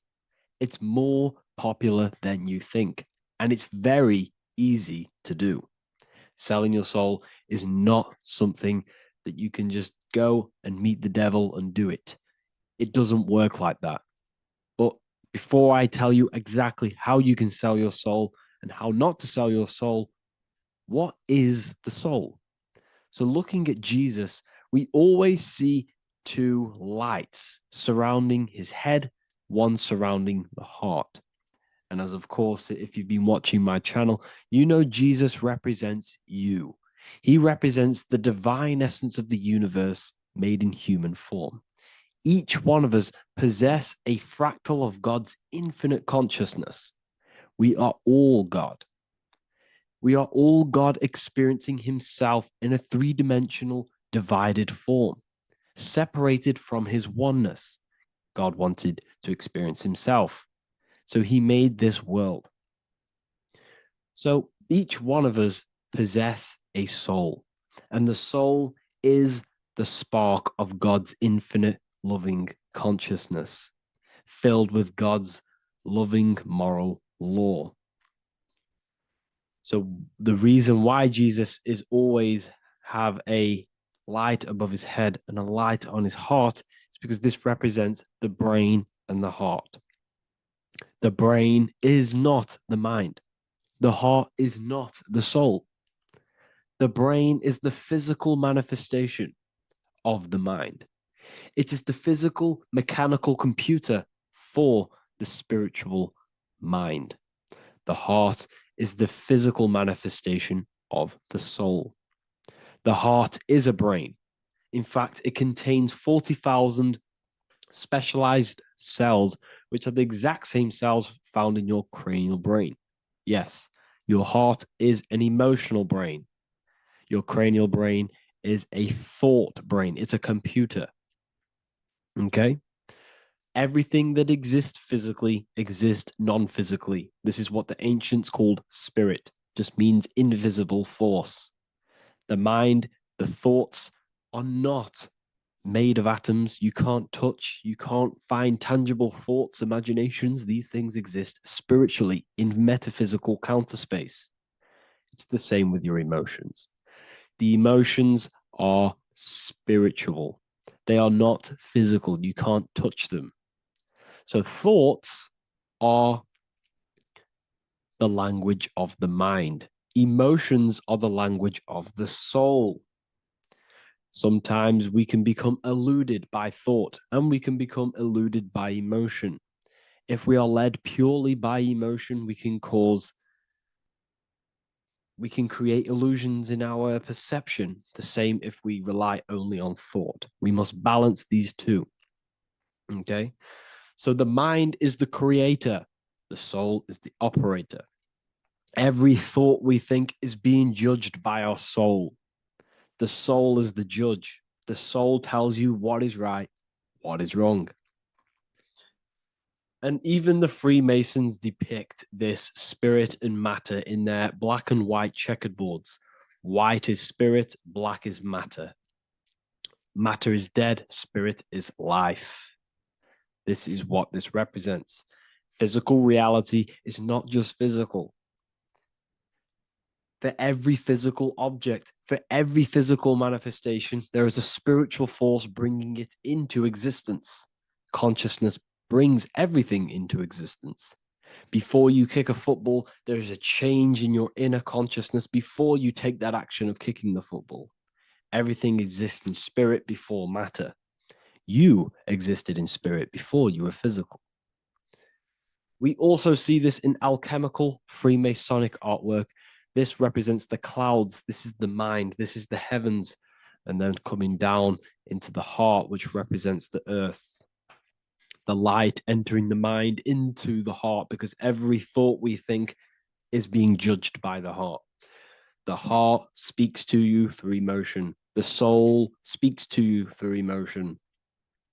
Every thought you think, your heart is telling you that is right, or it's telling you that is wrong.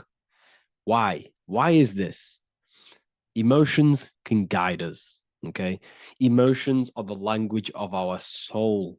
Our soul guides us to our soul purpose. Each one of us contains a purpose in this physical life. There is a reason you are alive. There is a reason why you came from spirit into a material reality. Your jealousy reveals where you need to be in life. If you are jealous of someone, this is your soul saying you need to be there. That's where you need to be. Your fear reveals your greatest growth in order for you to reach your life's purpose. If you fear something, this is your soul telling you you need to overcome this in order to reach your life purpose. This is the next obstacle.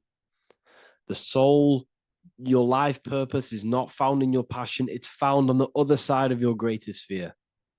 The soul's always seeking, it's always seeking truth. It's always seeking to expand, to learn. The soul must go through pain in order to overcome, in order to grow. That's why we are here, to grow and expand and create. We also see this in alchemical artwork. Again, the mind in the clouds, the heart and the soul. They must work in unity. Each one of us contains the spark of the divine, which is the soul. Okay? Which is the soul. This is the operator. God, generator, operator, destroyer. The generator is the mind. The operator is the soul. The destroyer is the body. Everything will generate, everything will operate, and everything will die. That's the Trinity, the Father, the Son, the Holy Spirit. There's always a Trinity, Brahma, Vishnu, Shiva. Okay, so each one of us contains God's law, and it's encoded within our consciousness, within our soul, within our heart. That is what's judging everything you do. Every time you hurt someone, you can feel it. If you've ever punched someone, you can feel it. You know it's wrong. If you've ever stole something from someone, it doesn't matter what you've learned in the past. If you steal something, you know deep down within your soul it's wrong.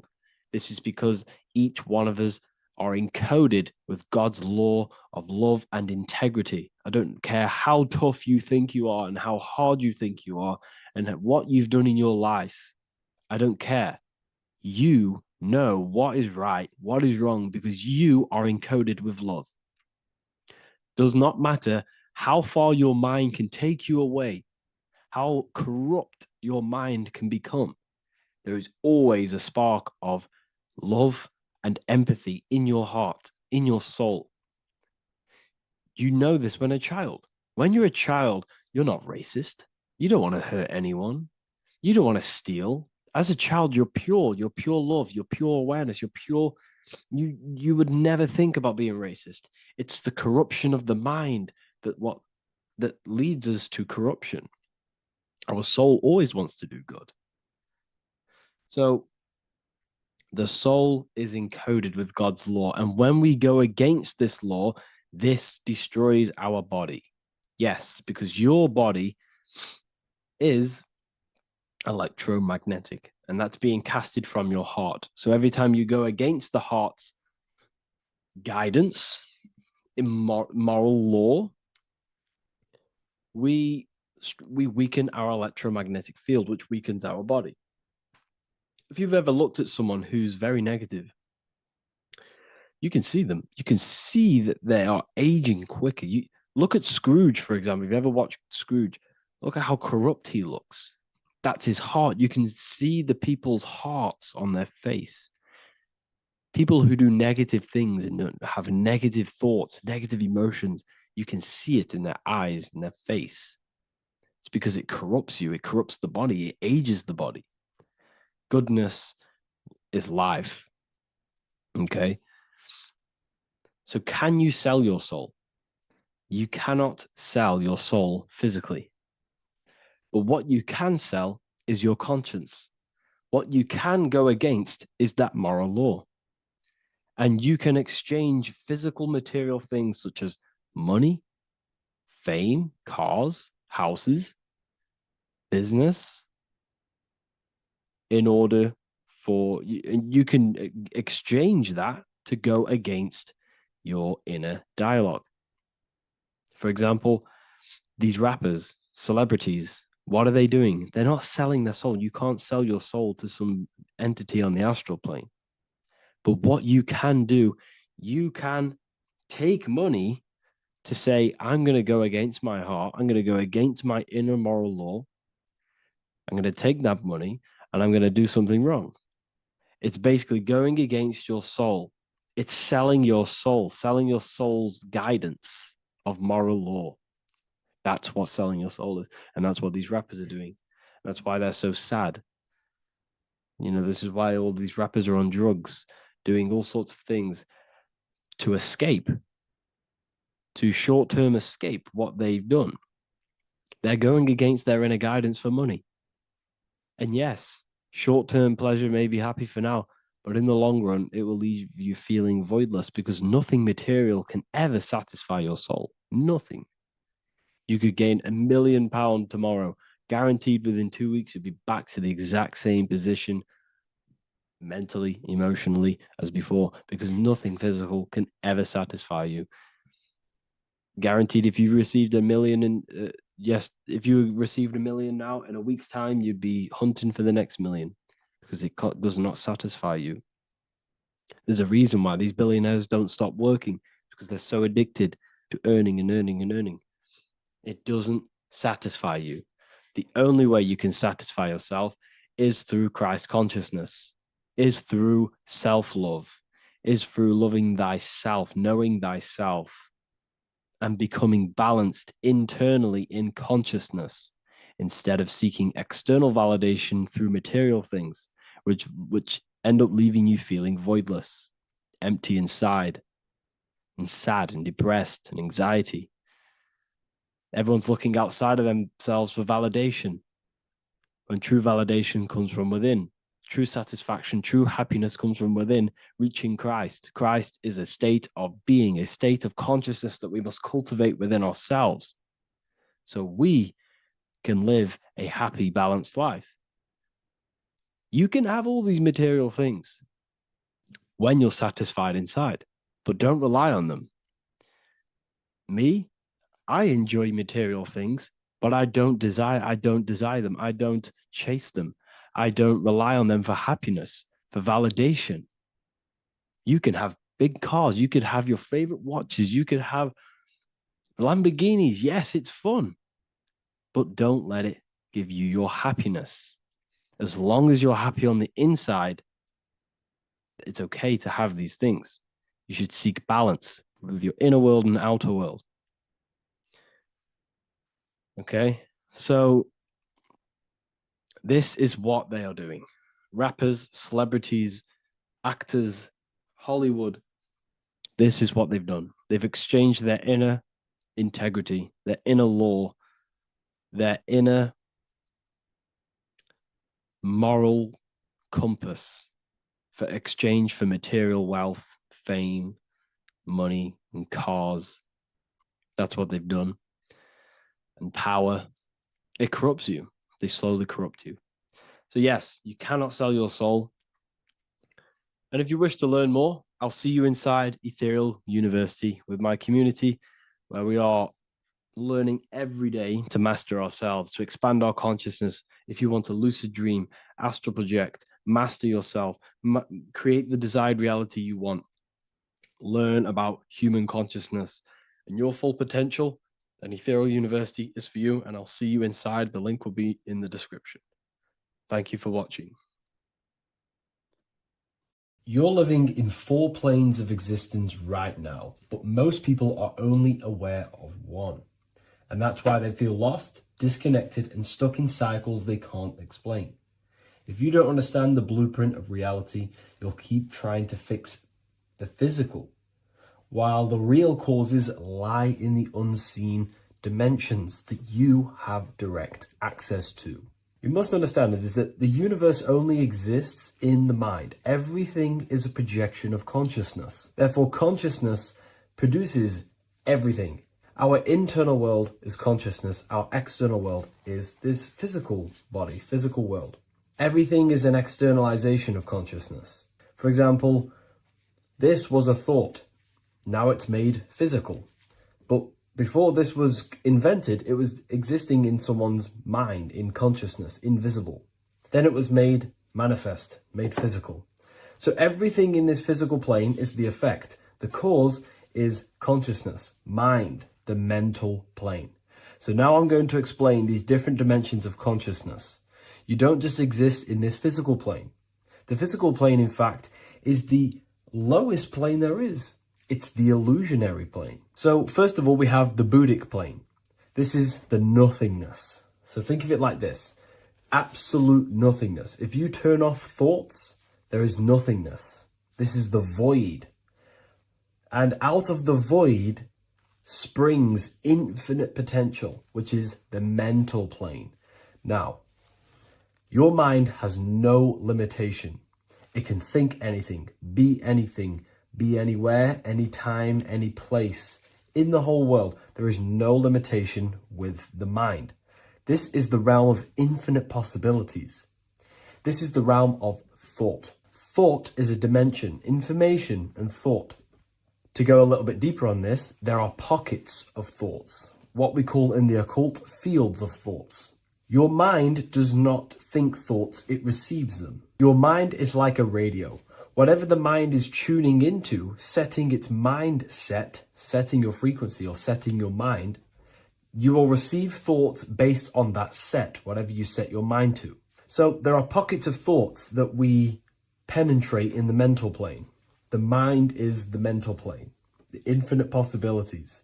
This is the spark of creation. This is where all things begin to manifest as an idea in the mind as a thought. So if you want to gain certain information, you need to meditate or do thought exercises where you are penetrating that dimension of thought, that pocket of thought. For example, if you want to find a way on how to make financial wealth, you would use your mind, set your mind on wealth and money, and think, close your eyes and think about that specific topic and see where your mind takes you. And you will expand your mind into different pockets of thought and gain information.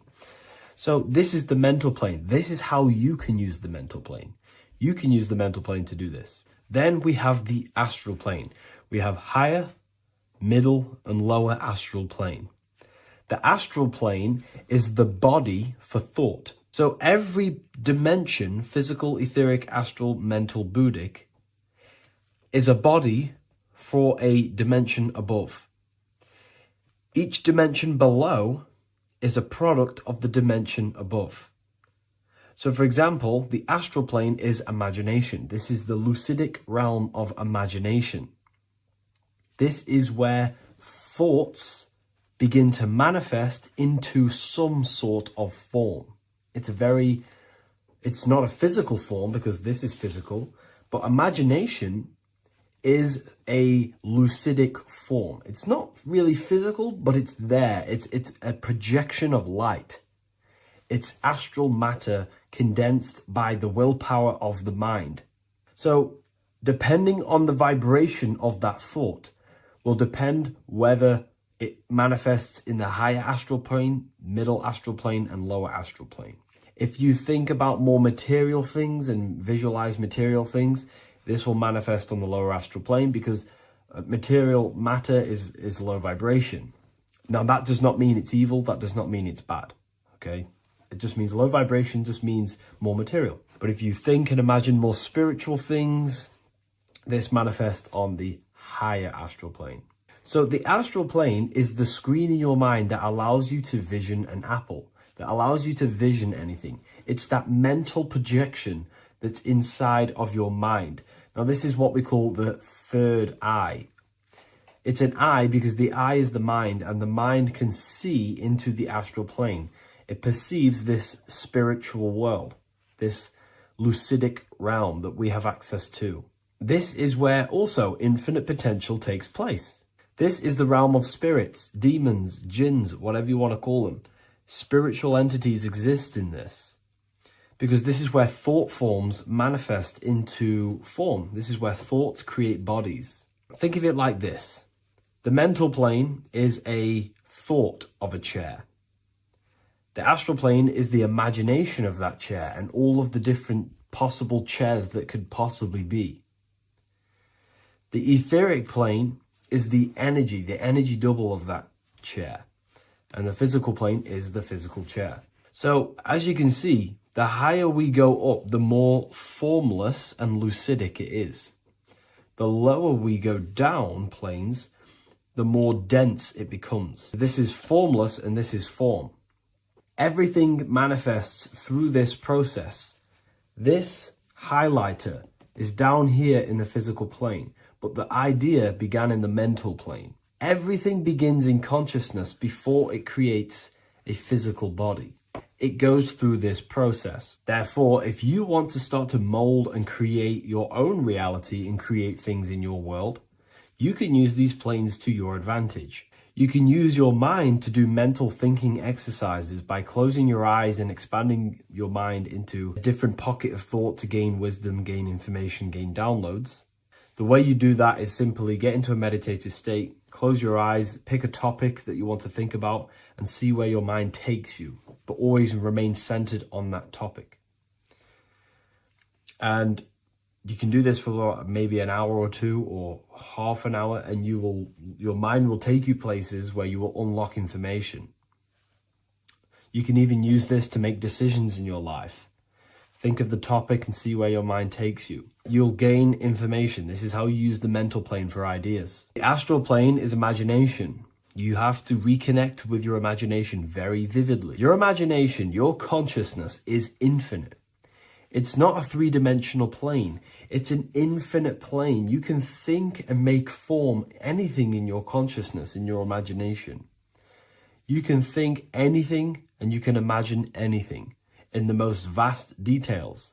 You just have to reconnect with your imagination. I have a free book on my website. I'll leave the link in the description. It's an ebook. It's called Activating the Inner Eye. This is going to help you reconnect with your imagination.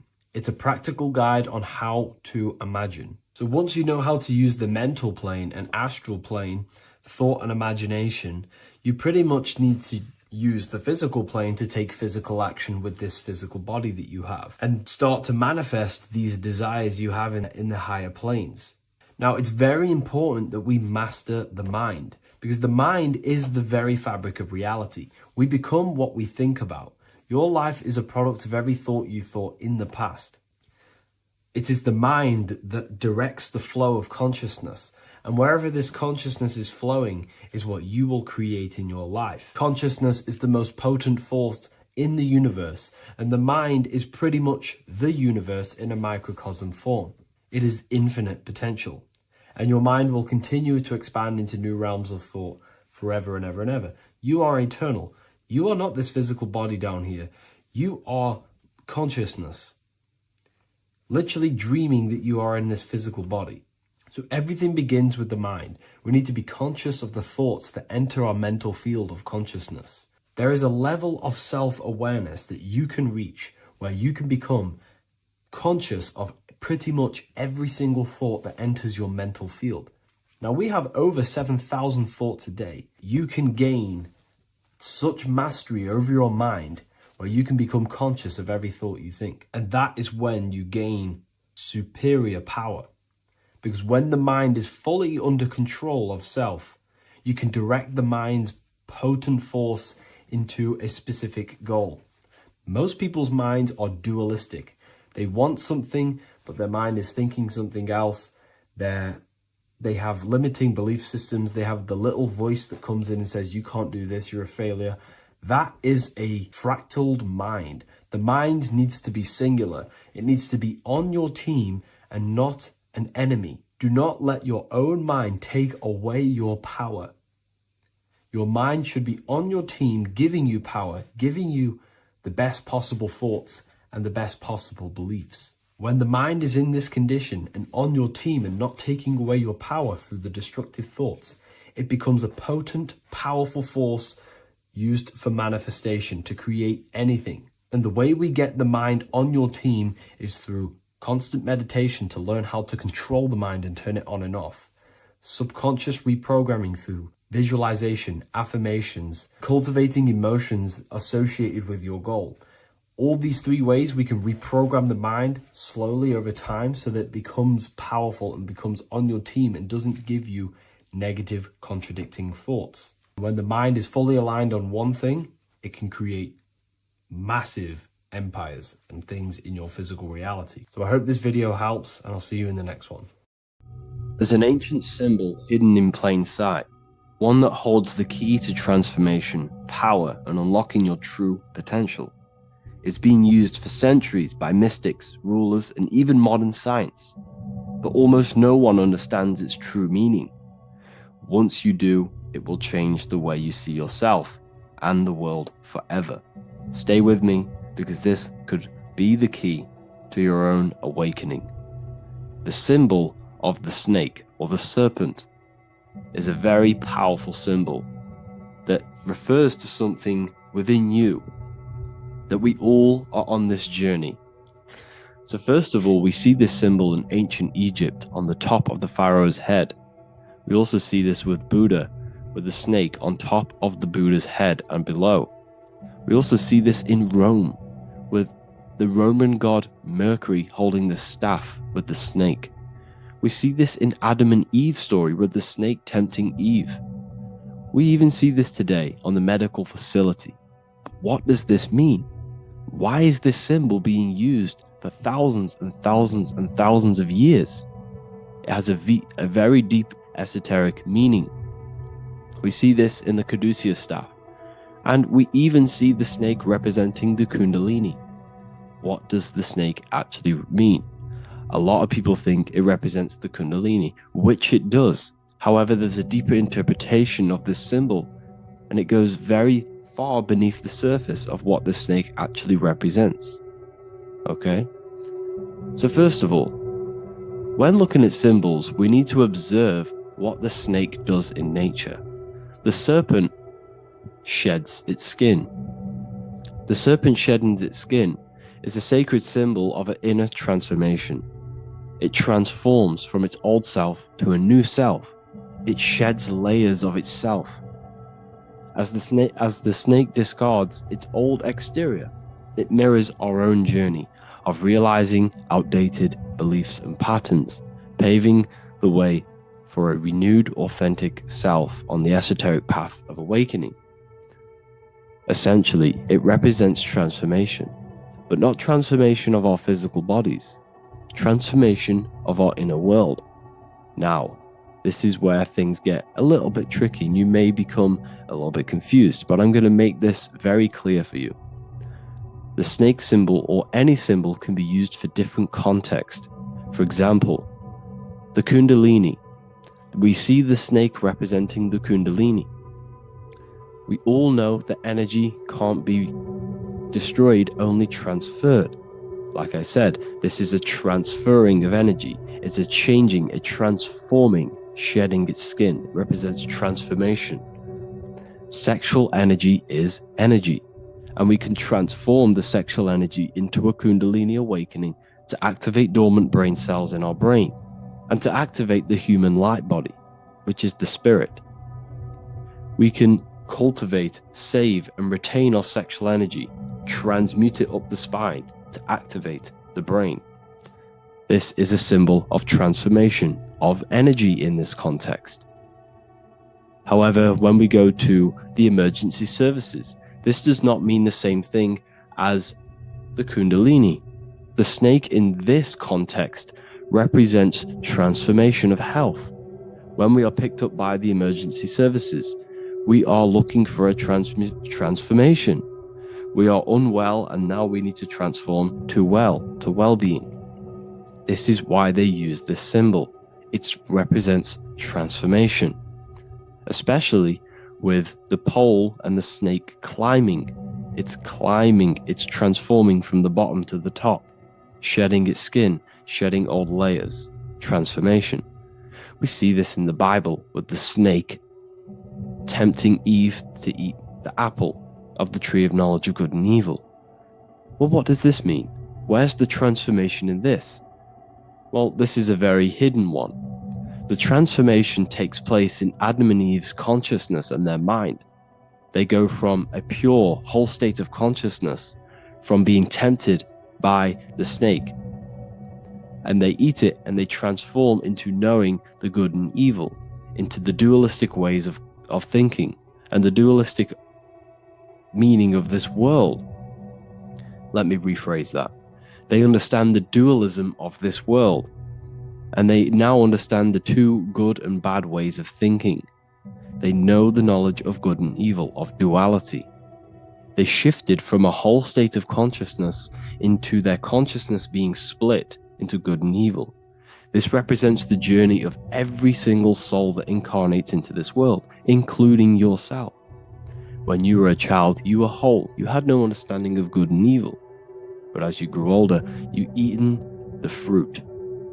You grew to understand the knowledge of good and evil. Your consciousness split from a whole into a separate and divided way of thinking and divided understanding of the world. We suppressed aspects of ourselves to fit in with society norms. And we just limited ourselves with limiting belief systems. We knew the knowledge of good and evil. Our consciousness split from a whole state. This is what Adam and Eve is symbolic of. We see this with the Roman god Mercury, with the snake. Mercury represents intellect, communication. He's always flying in the air, which represents the air, the mind, the intellect. He's holding the snake to represent transformation of the mind. This is what we call mental alchemy. Turning base metals into gold, turning the unenlightened aspects of our mind into enlightened ones, turning our negativity into power and control. We see this with Buddha, and Buddha is all to do with transformation of the inner world, transformation of the mind and the soul and the emotions. And it also represents the Kundalini. We see this in ancient Egypt. We always see the snake on the head, representing the place where the third eye is, representing the intellect or the mind's eye, the third eye, whatever you want to call it. This is the place of the invisible intelligence within us. This is our mind or intellect. And this is the transmutation of the mind. This is why the snake is on the head, representing the transformation of the mind, going from the unenlightened into the enlightened, going from the uncontrolled to the controlled mind, so that we can control the very fabric of reality. I've kind of just given that away. Why is this important? Humans are creators. We're the architects of creation, endowed with the divine power to channel the fourth dimension, which is the imagination, into reality. Each thought and intention is a seed. When nurtured with focus and clarity, transforms the unseen into the tangible experience. This creative process bridges the gap between the ethereal and the material. Humans are creators. It's impossible for you not to create. Whether you're doing this consciously or subconsciously, you've been creating your whole life, turning non-physical thought into physical reality. We are creators. However, the mind cannot create in a state of chaos. The mind cannot create with limiting beliefs. The mind cannot create with thoughts that come and destruct our minds. The mind cannot create consciously and effectively if there are impulses within our mind and we have no control over the mind. So this is where self-transformation comes from within. This is where the snake comes in. The snake represents the transmutation of our mind from the uncontrolled to the controlled. In this context of the Egyptians with the snake on their head, it's all to do with mental alchemy. In the occult tradition, the mind is seen as a delicate instrument that demands constant vigilance. Left unchecked, it reverts to archaic and destructive thinking patterns. Like a finely honed blade, it must be continually sharpened through discipline and self-refinement. In this unending process of unveiling and mastery, we learn to shape reality, harnessing the power of our thoughts to manifest the highest potential. It's all to do with mental alchemy, and this is how the snake is connected to you. And what the snake represents to you, it represents the transmutation, the changing of ourselves, of our consciousness, so we can gain control in this 3D world. If we lack control, then we'll constantly be manifesting chaos. Now, there are 3 ways that we can transform our world, and we can slowly transform our mind. Now, this is not an overnight process. It takes periods of time of purification. And number 1 is affirmation. Let's say we have this dirty cup of water and we have a tap of water. And in this tap, it's pouring in more water, clear water. Over time, if I keep pouring clear water into this cup, it's going to slowly purify this cup. And then in the end, it will look like the cup on the right. It's the same with your mind. The cup represents the limiting beliefs, the negative thoughts, the negative mind, the uncontrolled mind.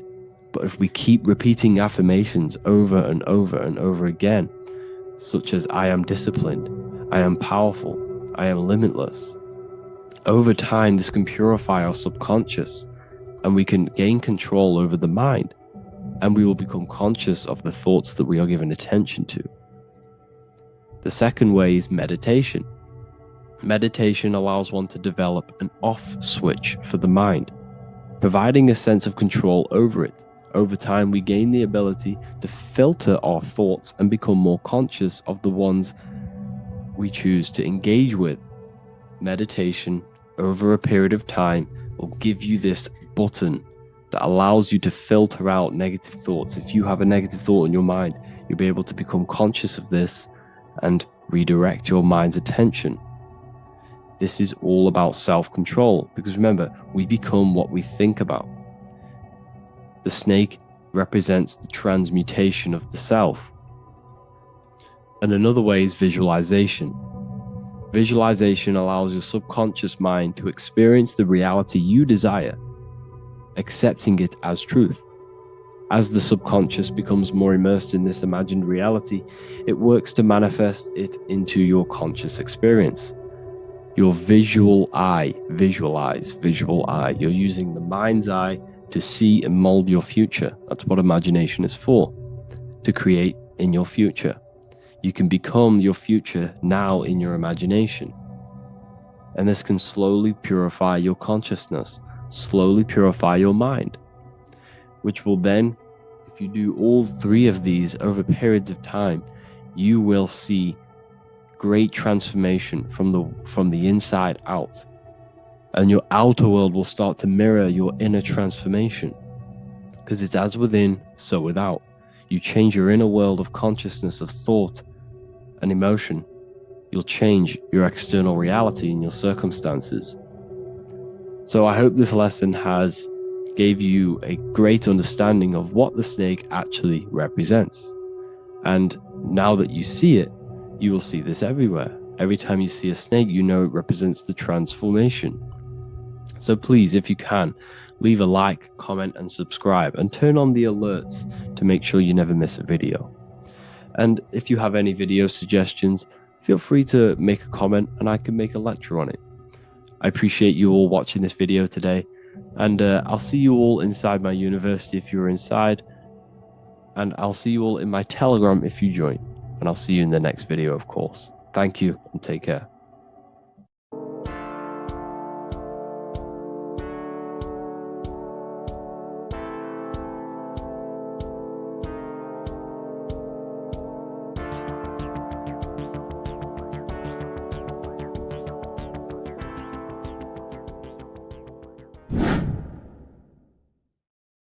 How are we doing, people? It's Revival of Wisdom.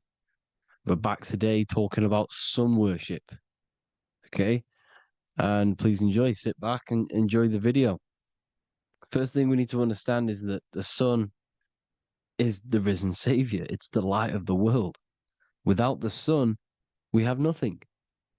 Now, the sun is the Son of God. We didn't make the sun. No one owns the sun. But who created the sun? Obviously, the Creator created the sun. Therefore, it is the Son of God. And that is what Jesus is symbolizing in the Bible. The Bible is a metaphorical story. That's why it's called the greatest story ever told, because it is a story about the sun, the zodiac. It's about you, the systems in the body. It's about everything that is sacred in this creation. Now you can see the suns behind Jesus' head in all of the ancient portraits, even the ones that are more modern. You still see a sun on the back of his head, because he is the sun. He's the light of the world, our risen savior. And this is what Christians are lost, because they don't realize it's a symbolic story and they think Jesus was a historical person. He's not a historical person.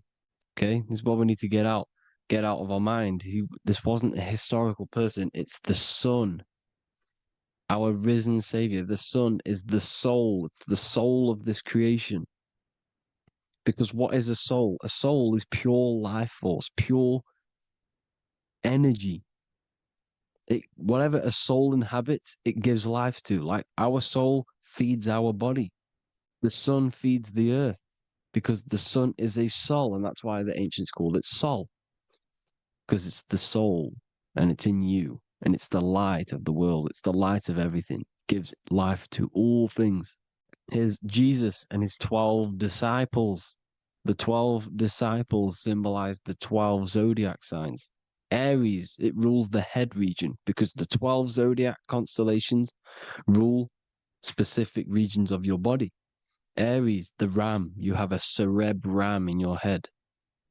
This is Aries on the head of the table.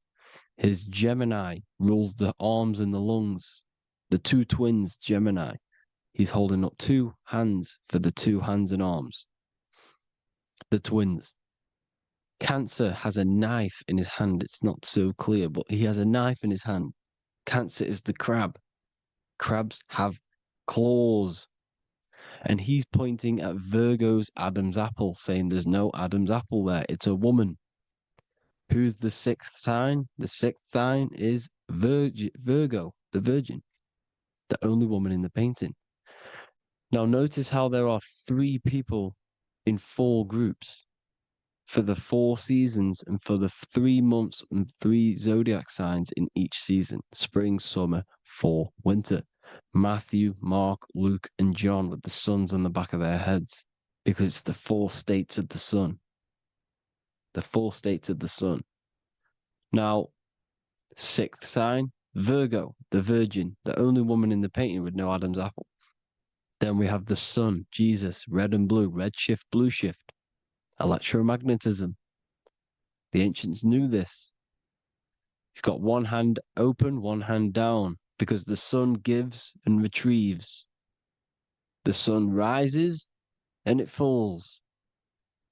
It gives, then pulls away. That's what the sun does, and that's what he's doing. His arms are out, symbolizing the rays of the sun, casting down onto the earth, giving and then receiving.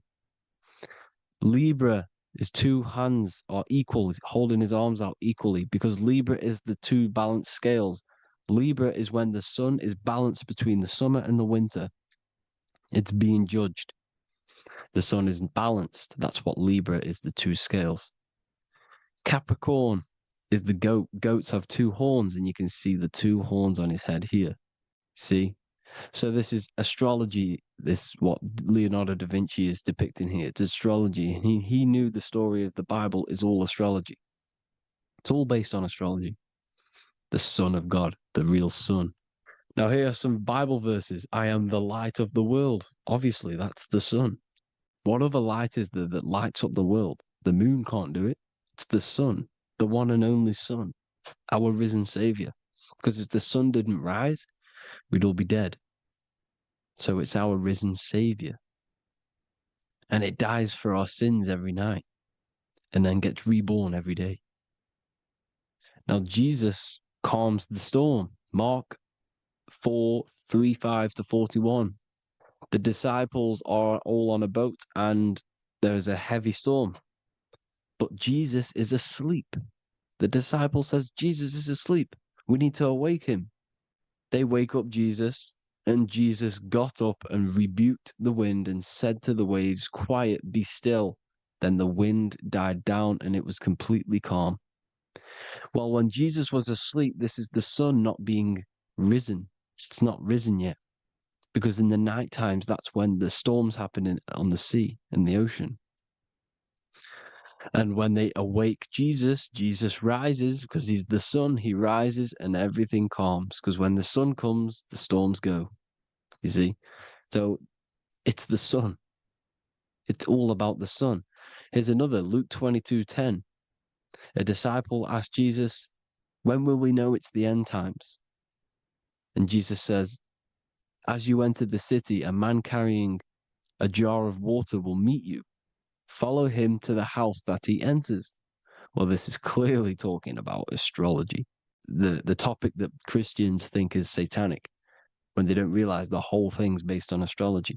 Because the end times is the end of Pisces, which is the 2 fish, which is the age we've just gone out of. And you can see all these ancient churches here with 2 fishes, because they knew it was the age of Pisces.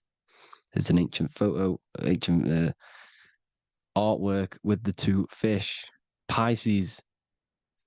And the end times, as it talks about in the Bible, when Christians think the world's going to end or something. But no, it's just the end of Pisces.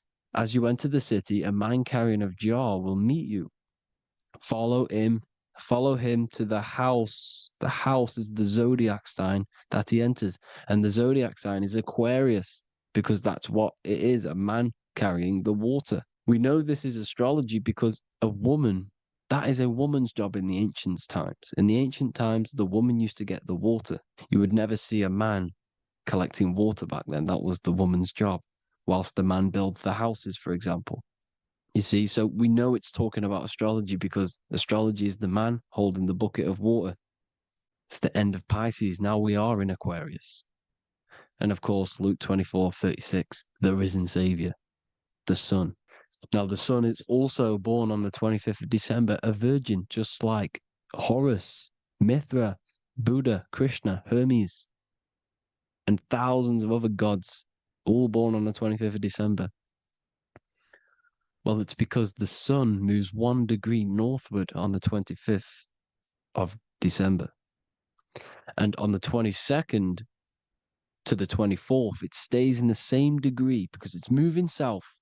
But then on the 22nd, it stays in the same degree on the Southern Crux constellation. And the ancients called this the sun dies on a cross because the cross is the Crux constellation, the Southern Cross. And it stays on that same degree for 3 days on the cross. The sun dies on a cross, and then on the 25th, moves 1 degree northward, bringing back the summer, the light, the warmth, the growth of crops.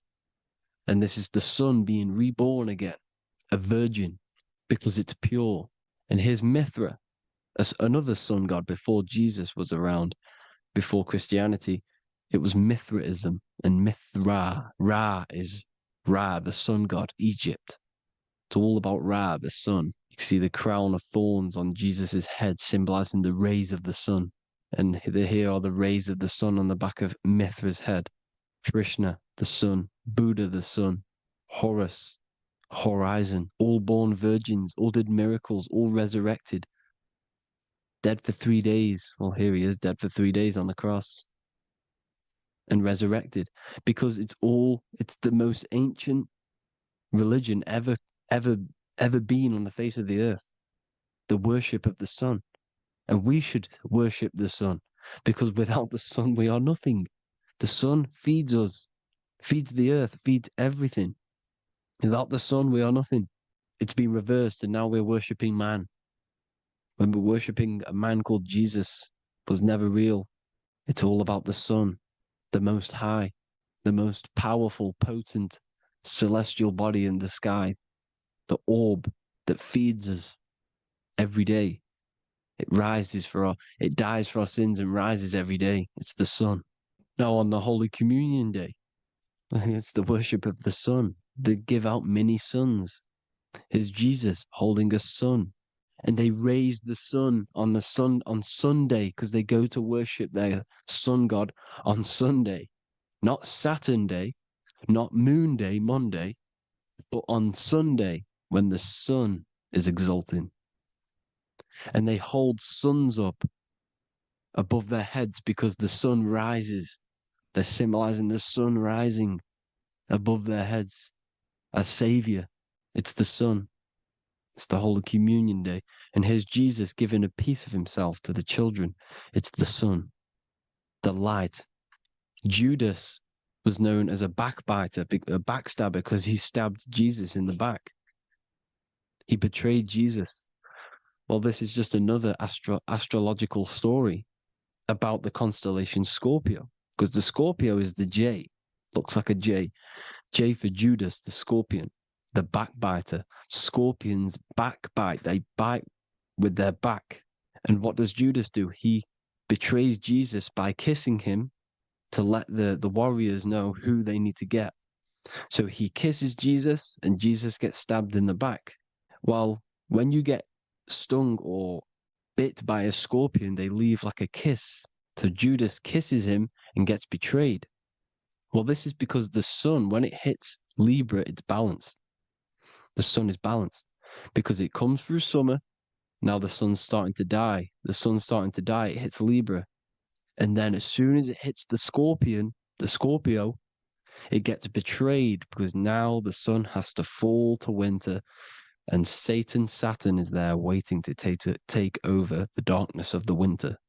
So he gets stabbed in the back by Scorpio. Judas, the Scorpion, the backstabber. You see, it's an astrological story. Here's Mary. Mary means marry, which means pure. The sun is pure. No one gave birth to the sun but the God. And it's born every day. It's born every day on every year. It's born pure. There was no controversy. There was no, activity for the sun to be born. It's pure. Now, the 7 metals come from the 7 planets. The sun gives you gold, and this is why the sun is golden. It looks gold. And this is why the banks are backed by gold, because gold is the most valuable metal, because it's the sun, the most valuable celestial orb in the sky, in the heavens. Well, here's Jesus, another ancient symbol of him being crucified on the cross with the big sun, the Southern Cross constellation. The sun dies on the cross constellation. And if you go to the old etymology dictionaries, you will see sun and son is the same word. They come from the same etymology roots. You can use them for no matter what, but they've been confused today. But if you go back to the old dictionaries of etymology, they are interchangeable. You can use them. Son, sun, sol, it's all the same thing. The 12 disciples, 12 brothers of Joseph, 12 tribes of Israel, 12 breastplates on the stones, because it's all the 12 astrological signs. They could have used any other number, but there's 12. Because 12 is the mind, which is God. 7 is the number of matter, which is man. 7 energy centers in the body. 12 cranial nerves in the brain, because it's the mind. 12 is the 12ness. The zodiac is literally the mind of God, the signs of God.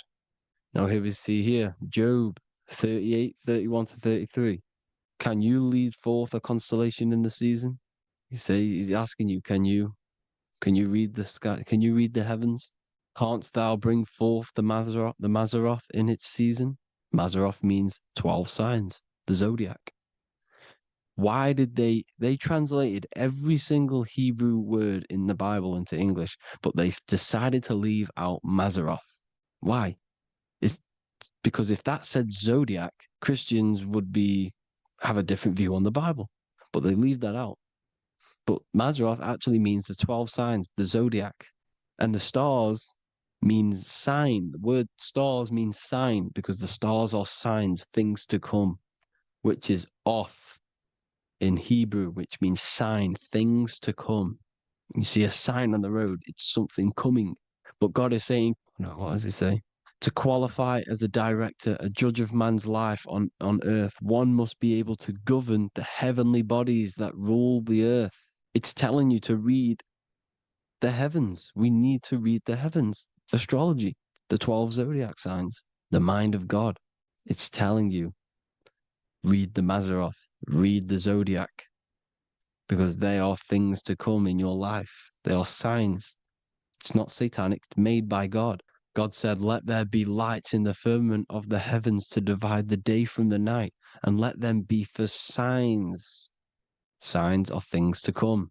The 12 zodiac signs. It's all about astrology. Here's Mary holding the sun. His son, her son. It's the sun in the sky. The one and only, the most high. The soul, the solo because it's on its own. The most powerful, Ra, radiance. Here's the Pope holding the sun. All 3 popes holding the sun because they're sun worshippers and they know the true meaning and origins behind Christianity. Sun worship. Here's the Vatican is a sundial. Yes, this is literally a clock. Your clock, your watch is a sundial. It's got 12 sections on it for the 12 zodiac signs. 12 hours, 12 Horuses. Now here you see Jesus walking on water. Well, it's the sun. And here's the beard of the sun. Here's the pyramid of the sun, the illuminated one, the all-seeing eye, the sun. Here's the Ankh. The sun creates these symbols. The ancients knew this. Now, when you see these headdresses, these are actually the days of precession of the sun. Aries, Cancer, Libra. It's all about the sun. Here's some more sun worship going back to Egypt. Ra, Horus, Osiris, and Set. Jesus and Satan is Horus and Set. The sun and Saturn. Saturn rules the winter, Satan. Jesus, the sun, the light of the world, rules the summer, rules the day. Satan's the night, Saturn's the night, the sun is the day. The evil brother, Satan. Well, Horus comes, well, this is where we get the word hours from. There are 12 Horuses. The sun moves in 12 Horuses, 12 hours. Where's Horus? What hour is it? Where's Horus? His Ra, 12 noon, Ra, radiates, powerful, the most high sun. That's why he has a sun on the top of his head. These are the 4 states of the sun. Set, sunset. This is why we say sunset, because the sun is setting. His sunset, his Horus, horizon, the Horus is rising, Ra radiating, and the sunset. Then midnight is Osiris. Here's another ancient symbol for the sun, the scarab. Ra, the sun, scarab. It's got the word Ra in it because it's the sun. And here's the sun on top of the scarab with the wings. Because scarabs roll dung up hills, and then they'll let it fall down the hill to gain more matter. To gain more bigger, like a snowball effect. And this is, the ancients saw this as a process of the sun, because the sun climbs up the hill and then it falls. So they used the scarab to symbolize the process of the sun. The sun climbs and falls. Here's an ancient Egyptian cat cutting off the head of the serpent. Well, the cat is cutting off the head of the serpent, symbolizes the sun cutting off the nighttime. When the sun rises, it cuts off the nighttime. It cuts off the serpent. The serpents represent darkness or evil. Oh, there's some more symbology of the sun and the heavens, the arch, the royal arch, the firmament, the sun inside the firmament. These are all ancient churches, and they all depict the firmament with the sun inside. Is the ancient cosmology, you see, because it's all about the sun. Everything's about the sun, because the sun is our orb made for us to sustain life in this, inside of this creation, inside of this firmament, the royal arch of heaven. Here's the Freemasons depicting it. Here's the Masonic royal arch, but you can even see the zodiac signs. Here's Cancer, the checkered board. It's the royal arch of the firmament. Obviously, they don't want to tell you that. You live in space, apparently. Some more sun worship. Here's the beard of the sun on the water. They all have this long beard. And why do they say amen? Amen at the end of every prayer. Amen is a sun god, a creator god. It's all about the sun. So thank you all, people. Hope you all enjoyed. Hope you all gained some knowledge and insight. Please give me a follow, drop a comment, drop a like. Have a good day. Love you all.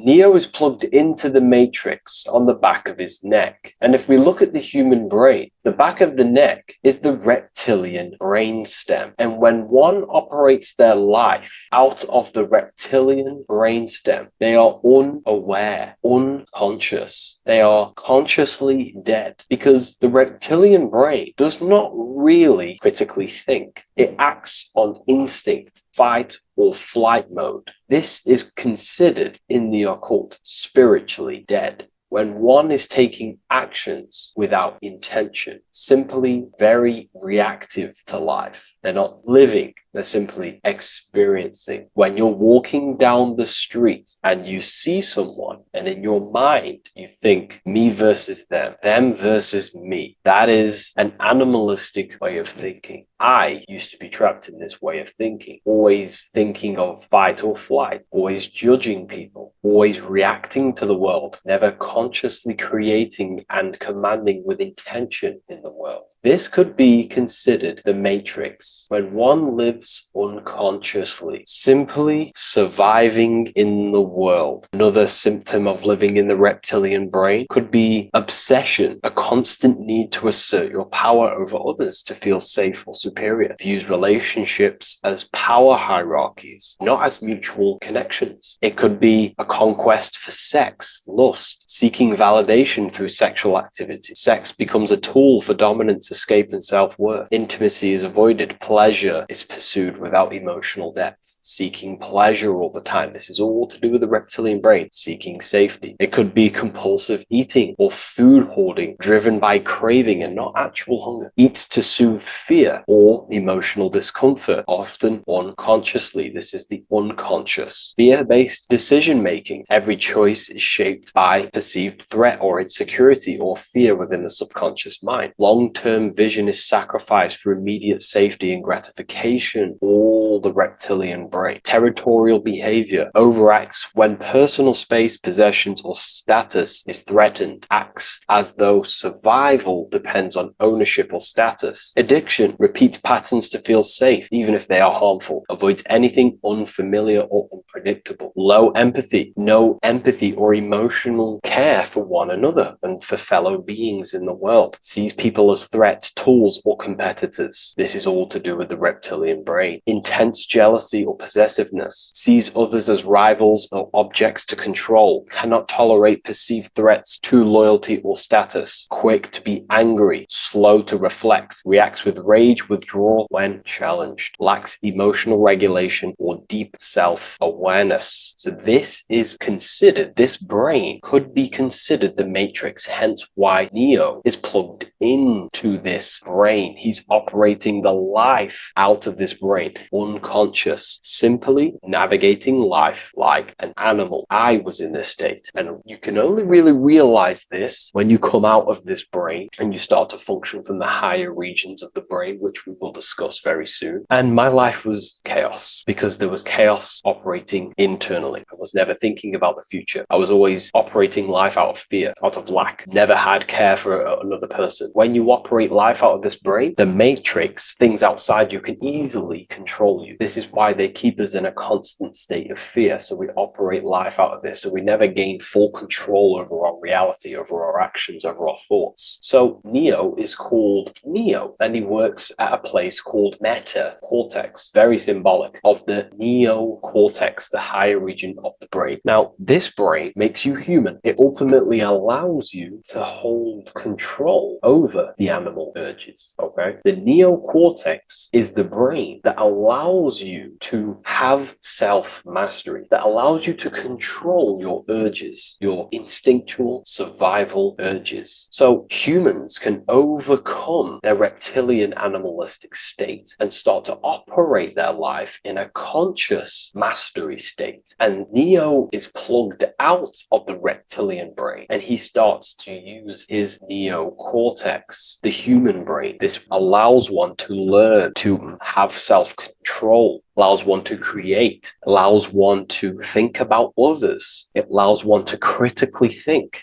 deeply. It allows one to be self-aware. Who am I? Where did I come from? And where am I going? This is ultimately the brain that has shaped the world. We look at humans. We built technology. We built all of these amazing things. They all come from the neocortex. This is the higher region of the brain that allows consciousness to function on a higher degree. It allows you to truly become a creator and have self-control instead of living in a reactive animal state. You see, animals are only aware of their five senses. They're only aware of surviving. If you notice, look at animals, they're always looking around. Even in their home, they're always looking around, sniffing around. That's because they operate in an animalistic brain. Humans have the neocortex. This is a higher region of the brain, which if you wish to master yourself, this is the brain that you will be using. This allows you to operate life on a higher degree. We see this reptilian brain symbolized everywhere. See it as reptiles. Reptiles are symbols of this brain. We see the Egyptian god Osiris with the green skin representing a reptile, a crocodile. Sometimes we see Osiris depicted in Egyptian artwork with crocodiles or reptiles, if you do a little bit of research on that. And also, if we look at the overall symbolism of Osiris and his story, we notice that he is the god of the dead or the underworld. This is not literal, but the dead or the god of the death,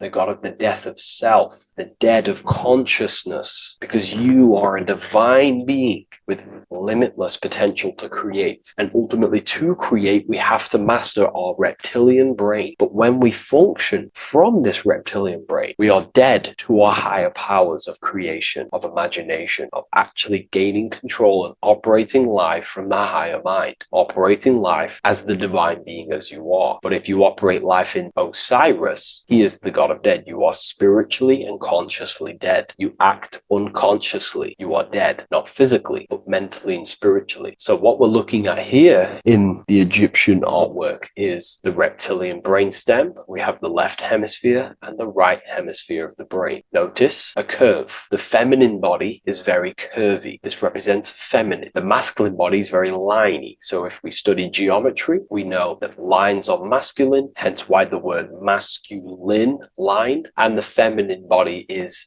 in geometry, feminine is represented as curves. So this is the left masculine brain on the left side, and this is the right feminine brain on the right side, with Osiris, the reptilian brainstem, in the middle. So we're going to go deeper into some Mesopotamian artwork now. Now let's have a look at this. We're looking at the reptile on the very bottom. We see the left brain and the right brain, the Eye of Ra and the Eye of Horus on the left and right. In Freemasonry, we still see the symbolism of the two pillars, Yakin and Boaz in Freemasonry, with the two pillars symbolizing masculine, feminine forces of consciousness, also representing the masculine left brain and the feminine right brain, with the reptile down here. But if we have a little look here, right, we have a little look at these reptiles. This person is standing on top of the reptiles. When you are on top of something, you have power over the below. You are standing atop of something. You have mastery over it. You have control over it, symbolizing gaining control over the reptilian brain, the reactive actions, the sexual urges, the addictions, the territorial behavior, the fear-based decisions, constant internal tension, never being able to focus. It's symbolizing gaining control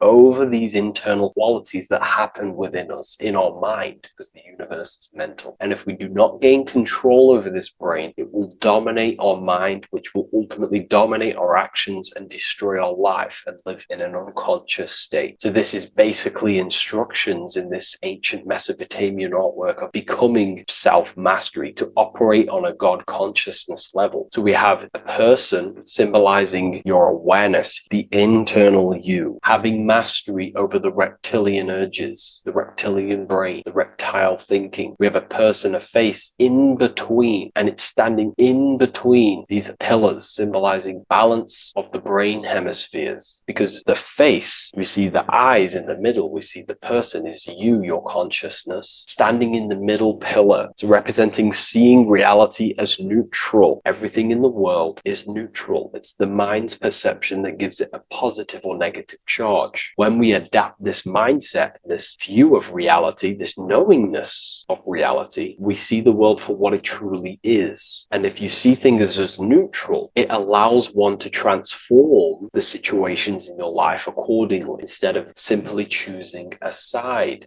This is a major problem in society, and this was a problem within myself also. We like to choose sides, and choosing sides can keep your consciousness locked in a certain mindset, in a certain belief. And belief is what is ultimately destroying humanity. It's about knowingness, and knowingness is in the middle. We want to seek to know things. Knowing things allows you to go out there, directly experience it, and know it for yourself. For example, I know I'm not on a spinning global ball flying through space. Why? Because my senses tell me I'm not doing that. My senses tell me I'm not going 1,000 miles per hour and 360,000 miles per hour through space while spinning around the sun. I know that because I know myself. I know I'm not my body because I've had direct mystical experiences beyond the physical body. So we should seek to know things, and that's what we call gnosis, direct knowledge obtained through direct experience, knowingness. And that is a middle pillar quality. So in Freemasonry, we see the middle pillar. The matrix is designed to give you two wings all the time. Democrats, Republicans, feminism, and then there's another side. There's always two sides that they're giving you because they want you locked in either way, which is seek the middle pillar, seeing things as neutral, seeing things as the middle pillar, seeking direct experience, gnosis. And this aligns with the brain because the brain gives us these two perceptions also. The right brain sees the woods, the whole woods, but the left brain sees the individual trees and branches and leaves. If we're too left hemisphered, we're going to see everything as divided. If you're too left hemisphered, you're only going to see yourself. You're only going to think about me, myself, my ego, my consciousness, my life. And I'm only going to operate in the world, take actions only towards me without considering the collective, which is the right hemisphere quality. The right hemisphere allows you to see the bigger picture, how we're all connected. We're all one family of consciousness. We're all one being separated in different bodies, one consciousness operating in different bodies. So it's about aligning these perceptions of the brain and standing in the middle, and also conquering the reptilian brain. This allows us to operate in the world and see the world for what it truly is and operate from a place of balance. We also see some more symbolism in Egypt of the ram sphinx in Egypt. Ram sphinx. Please leave a comment and please leave a like and a subscribe onto the YouTube if you like my content. Smash that like button and we'll get straight to this. So this is the ram sphinx in Egypt, also symbolizing the brain. This is my research. These are my conclusions. You can take this with a pinch of salt and go out and do your own research. This is what makes sense to me based off my information I've gained, my symbolism that I can read. So take what you can from it. I'm not here to obstruct anything. I'm not here to place anything in your mind. I'm simply here expressing my research. Never take anything off anyone as solid truth. I've never have said everything I say is solid truth. This is my research. If the research aligns with you, that's great. Maybe it doesn't with some people, that's fine. Simply take things with a pinch of salt, go out and collect as much research and information from many different sources and place together your own understanding of symbolism and your own perspective on reality. But like I say, seek to know and not believe.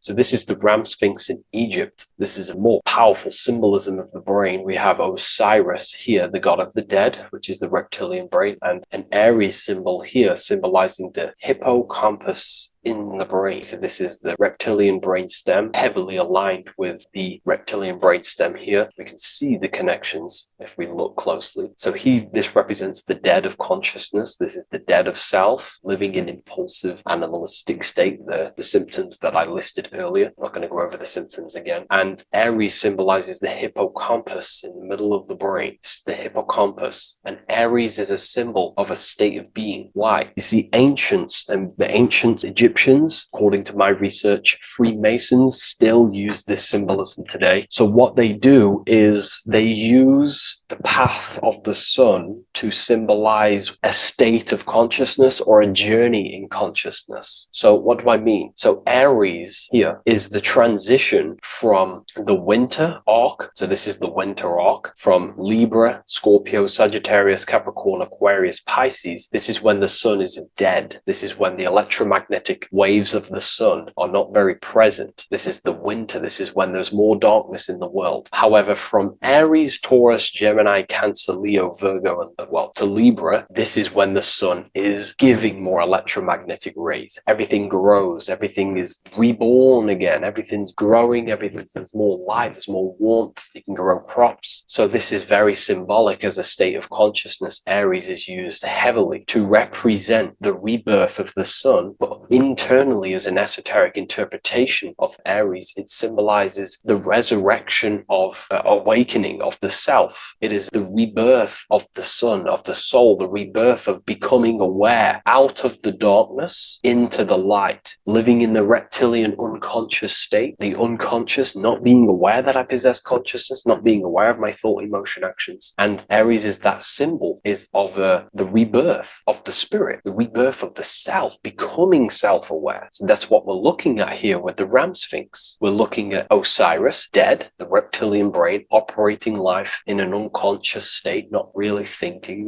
not self-aware of thought, emotion, actions, not aware of the soul, not aware of good and evil, not aware of the laws that are in the heart of love, not aware that there's always an intelligence in the heart telling us what's the right thing to do at all times, not aware of anything, just simply reacting to the world. But then we have a symbol of Aries above, which is the resurrection of self. So again, this is symbolizing by the Egyptians, to me and my research, going from darkness to light. This is the resurrection of consciousness when we start to deepen our self-awareness, which is ultimately what I'm doing to you in these videos. Hopefully I can awaken some people's minds and make people think deeper. And that process of internally what's happening within you, that's what Aries represents when you're starting to say, wow, my mind's going deeper and deeper into the self, and I'm realizing more. That is what Aries symbolizes. When the sun returns, it's also a symbol of a sacrifice, because obviously when the sun returns back to Aries, we're sacrificing the winter, when we're transitioning, and all transitions require sacrifice. So in Aries, the Jews celebrate the Passover. It's the Passover of the sun, and what do? They eat lambs in the Passover Aries, because it's all symbolic of this internal process. In Aries, Christians celebrate with the Easter, which is the resurrection of Jesus, the resurrection of the sun. Remember, it goes deeper. There's deeper layers to this. It's the resurrection of the self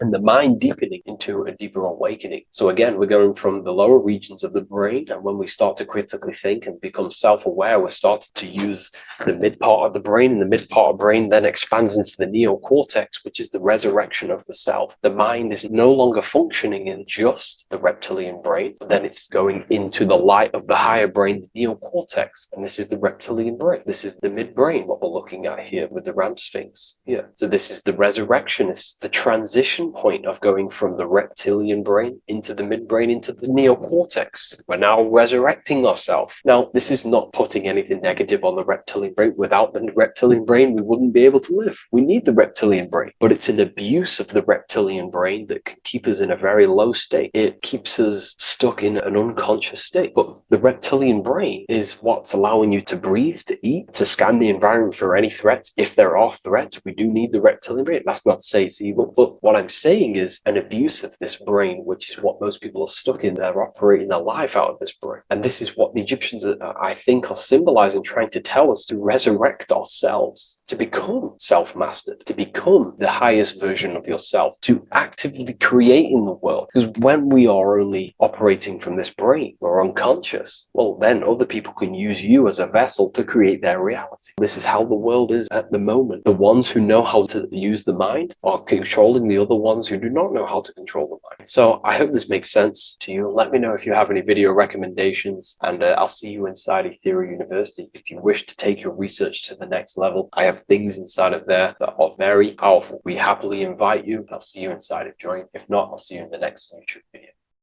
Greetings everyone, it's Revival of Wisdom. I facilitate human enlightenment through occult and esoteric teachings. I hope this video expands your mind into a new field of thought. In this video, we're going to be discovering the true esoteric meaning of the 7 planetary energies. So let's jump straight into this. In order to fully understand this, you must understand that esoteric teaching is as above, so below, and as within, so without. Our inner world is mirrored into our external material reality. We have a physical voice, which you are hearing right now, and I also have an inner voice, which no one else can hear. The inner world is invisible, and the external world is visible. In other words, the inner world is the spiritual world, and the outer world is the material world. The inner world of ourselves reflects and projects our outer world, which means everything in our external reality is a somewhat reflection of our internal self. You are made in the image and likeness of God. You yourself are the universe experiencing itself in a three-dimensional physical form. The Newtonian science has programmed you to believe that you are a physical being inside of a physical universe. They did this to limit your mind to only believing there is a physical universe and that you are separate from the universe or God. But you yourself are the divine essence of the universe, experiencing itself in a physical plane, which means everything you see is inside of you, including the stars, the planets, and the elements. As above, so below. As within, so without. An example of this is the four physical elements: fire, earth, water, and air. In the external world, these are physical elements. In our internal world, they represent the four bodies of consciousness. We have four different bodies. We have a material body, we have a spiritual body, an emotional body, and a mental body. The mind is not made out of the same substance as the body. The emotions is not made out of the same substance of the mind and the body. These bodies exist in four different dimensions, four layers of consciousness. With that being said, the four physical elements are inside of us. The earth is our material physical body. Fire represents our spiritual astral light body. Water represents our transformative and emotional body. Air represents the mental body, the communicative and thinking body. This is the teaching as above, so below. If that resonates with you and you can comprehend it, please leave a like and a subscribe to this channel to see more content. And feel free to leave a comment on any video suggestions. Okay, so now we've gone over the four physical elements and how they correspond with your inner world of consciousness. This is going to make it easier for you to understand what the planets actually are. The planets are a bit more in-depth and more detailed aspects of our consciousness. The four physical elements are generic, but the 7 planets go deeper. They are deeper aspects of ourselves. On a macrocosmic scale, the 7 planets rule the material realm.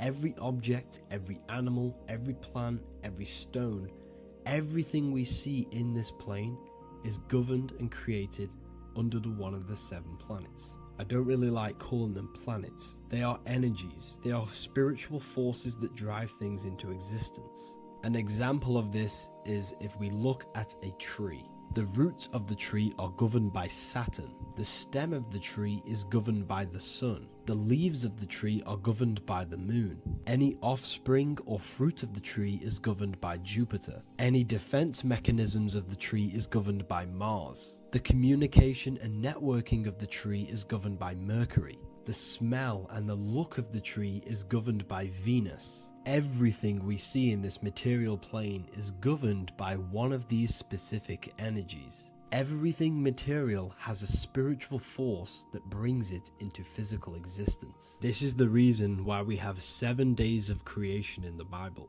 The 7 days of the week, all governed by the planetary energies. Monday is Moon Day for the moon. Mars governs Tuesday. Mercury is Wednesday. Jupiter is Thursday. Venus is Friday. Saturn is Saturn Day. And Sunday is for the sun. This is the reason why there are so many 7s in this physical plane. 7 days of the week, the 7 colors, the 7 chakras, the 7 diatonic musical notes, the 7 lamps on the Jewish candlestick, the G inside of the Masonic square and compass. G is the 7th letter. Now let's go a little bit deeper into every planetary energy. Saturn in the external material plane governs the foundational and enduring aspects of existence, such as roots of plants, the bones of our body, and even the insects that dwell beneath the ground. Saturn represents the dull, hard, and unyielding forces of life, symbolizing structure, limitation, and conditioning. Under Saturn's influence, things become rigid, bound by restrictions and boundaries. This is the reason why Saturn is known as Father Time, because Saturn rules anything that is a restriction and a limitation, which is time. The whole of this material plane is governed by time. You will be born and you will die. This explains why there is so much Saturn symbology in this material plane. Saturn is one of the most important planetary energies. You are a spiritual being in a physical body. Your light, your consciousness is bound to the physical body until you learn how to escape the physical body. The body is a limitation for our infinite minds and spiritual bodies. Our infinite mind is stuck in this material body, governed by Saturn's limitation of time, matter, and space. Now let's dive into what Saturn means to our consciousness within our internal world. We've gone over what Saturn means in the external world. What does it mean to our consciousness? Internally, Saturn embodies the conditioning within our consciousness. When the Saturnian aspect of our consciousness dominates, we become overly rigid, fixated, and restricted in our thinking and actions. For example, Saturn's influence is strongly felt in today's world, where many people's minds are confined to societal norms and conditioned responses. Saturn is the aspect of our consciousness, our minds, such as limiting belief systems and limiting thoughts and emotions. This is the negative thought that you can't get rid of that's holding you back. This is a Saturn aspect of our consciousness. However, this is not a negative thing. The Saturnian aspect of our consciousness is a great teacher, guiding us through difficult life lessons that ultimately lead us to growth and expansion. Saturn's energy allows us to experience and overcome fears and limitations so our minds can expand into new fields of thought, into new life. Although Saturn's energy is harsh and often challenging, it helps us develop resilience, discipline, and wisdom. However, in the modern day, this Saturnian energy has overpowered the minds of the masses, fostering excessive rigidity and limitation. This is why we see so much Saturn symbolism. It's literally everywhere because our minds are being dominated by the Saturnian limiting aspect of our consciousness. Now, let's move on to the moon. The moon, or lunar energy, in the external material macrocosm plane governs the elements of water, influencing the natural cycles such as the ocean tides, which rise and fall in harmony with the moon's phases. Beyond water, the moon also guides instinctual behaviors such as animal migrations. Birds, insects, and other creatures rely on the moon's subtle energies to navigate their journeys. For example, dung beetles use polarization patterns in the moonlight to orient themselves and travel safely home. The moon creates the months. M-O-N is moon. There are 28-day cycles, and this 28-day cycle of the moon is reflected in the woman's body, known as the menstrual cycle. The moon is a feminine energy, governing the feminine elements such as water and the feminine cycles of the body. The moon is the womb. This is why eggs have the same color as the moon, because eggs are ruled by the moon's energy. Now that's the external world. The internal world, the moon symbolizes the emotion aspect of our consciousness. It represents the subconscious mind, the seat of intuition and psychic abilities. Just like in the external world, things are born out of the moon, such as eggs and the womb. The subconscious mind acts as a womb for our conscious mind. Our deep subconscious emotions and programs are born into light into the conscious mind and controls the conscious mind. The moon represents our hidden psyche, our shadow self.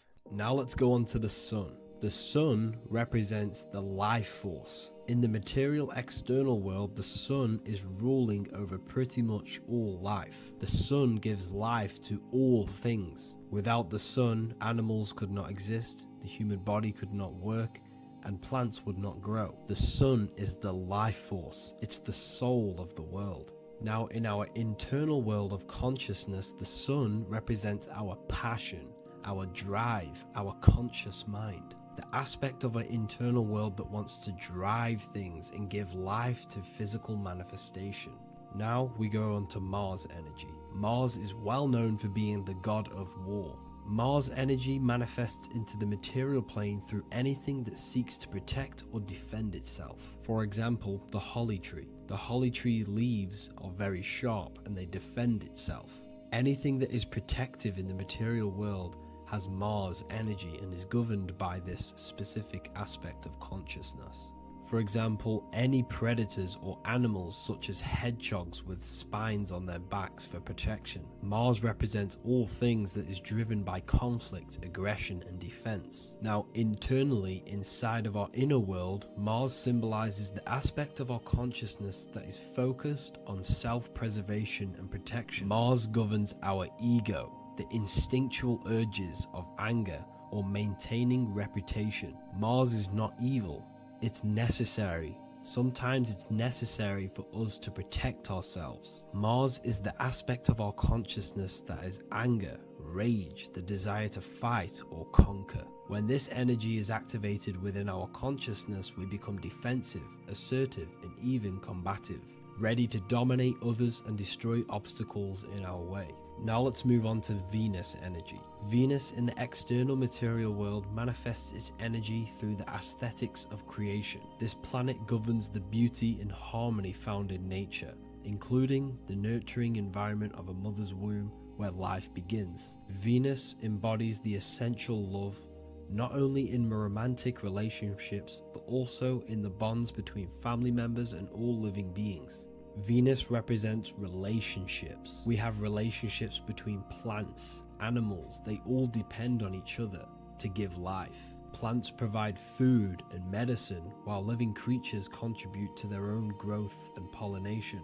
Internally, Venus represents the aspect of our consciousness that yearns for relationships and connections with others. This is an aspect of our consciousness that encourages to care for our physical appearance and embracing beauty. Aesthetics play a role in our interactions and self-expression. This is why there is a beauty brand called Venus. Now let's move to Jupiter energy. Jupiter in the material plane manifests its energy as forces of fortune, abundance, and wealth. This energy manifests itself as plants, as fruits that we can consume and eat in abundance. Anything that is nourishing and cultivated by the earth for humanity and animals. Jupiter embodies the giving energy that provides for and sustains life, fostering growth and ensuring that resources are available to all. Its influence is seen in the natural cycles of abundance, where fruits must grow and ripen before they are enjoyed, symbolizing the importance of effort and patience. Internally, in our spiritual world, Jupiter represents the aspect of our consciousness that yearns for abundance and seeks growth in various aspects of our lives, including wealth, knowledge, and personal development of the mind, spirit, and the soul. This is the aspect of our consciousness that wants to gain wealth, that wants to gain expansion and abundance in our lives. However, when Jupiter's energy dominates our consciousness excessively, it can lead to feelings of stinginess and greed. It represents material possession. The last planet is Mercury. Mercury in the external world governs the vital elements such as seeds, air, communication, education, and electricity.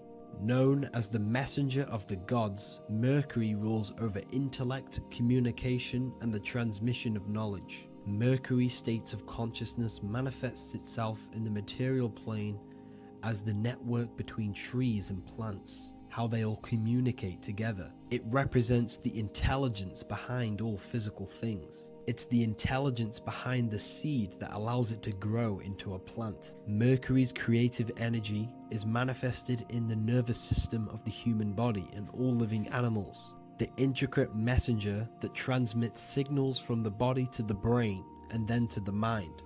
This intelligence within us allows us to facilitate thought and movement. Internally, in our spiritual aspects of consciousness, Mercury is the state of consciousness that seeks knowledge, understanding, and intellectual growth and expansion. This part of us is curious, eager to learn and driven to communicate ideas and information. It represents our mental body. The Roman god Mercury is often depicting flying because this symbolizes the air. Air represents our mental body. When the Mercury aspect of our consciousness dominates, we become highly intellectual, constantly seeking information, analyzing situation, and communicating our ideas. While this can enhance our understanding and ability to interact with the world, an excess of Mercury's influence can lead to overthinking, excessive analysis, and focus on intellect over emotions or intuition.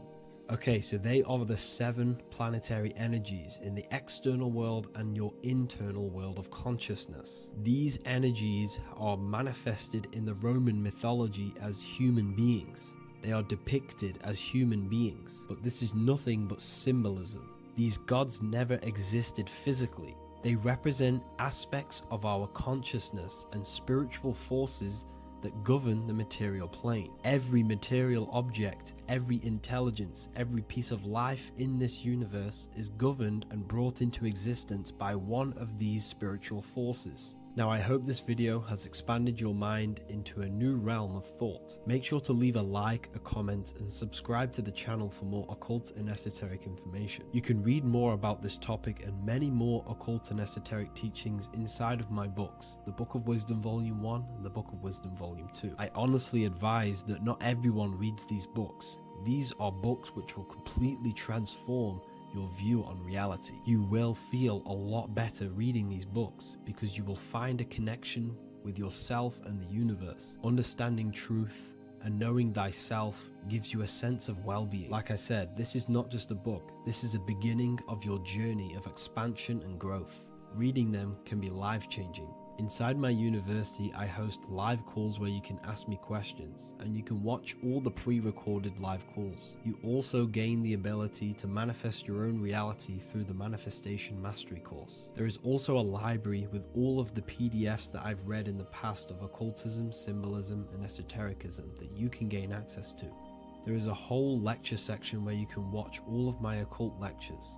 This is a place of transformation. The price of the university will be going up very soon. If you join now, you will gain a free sexual alchemy course which will teach you how to transmute sexual energy into creativity. I'll leave all the links in the description for the university and also my website where you can get my books.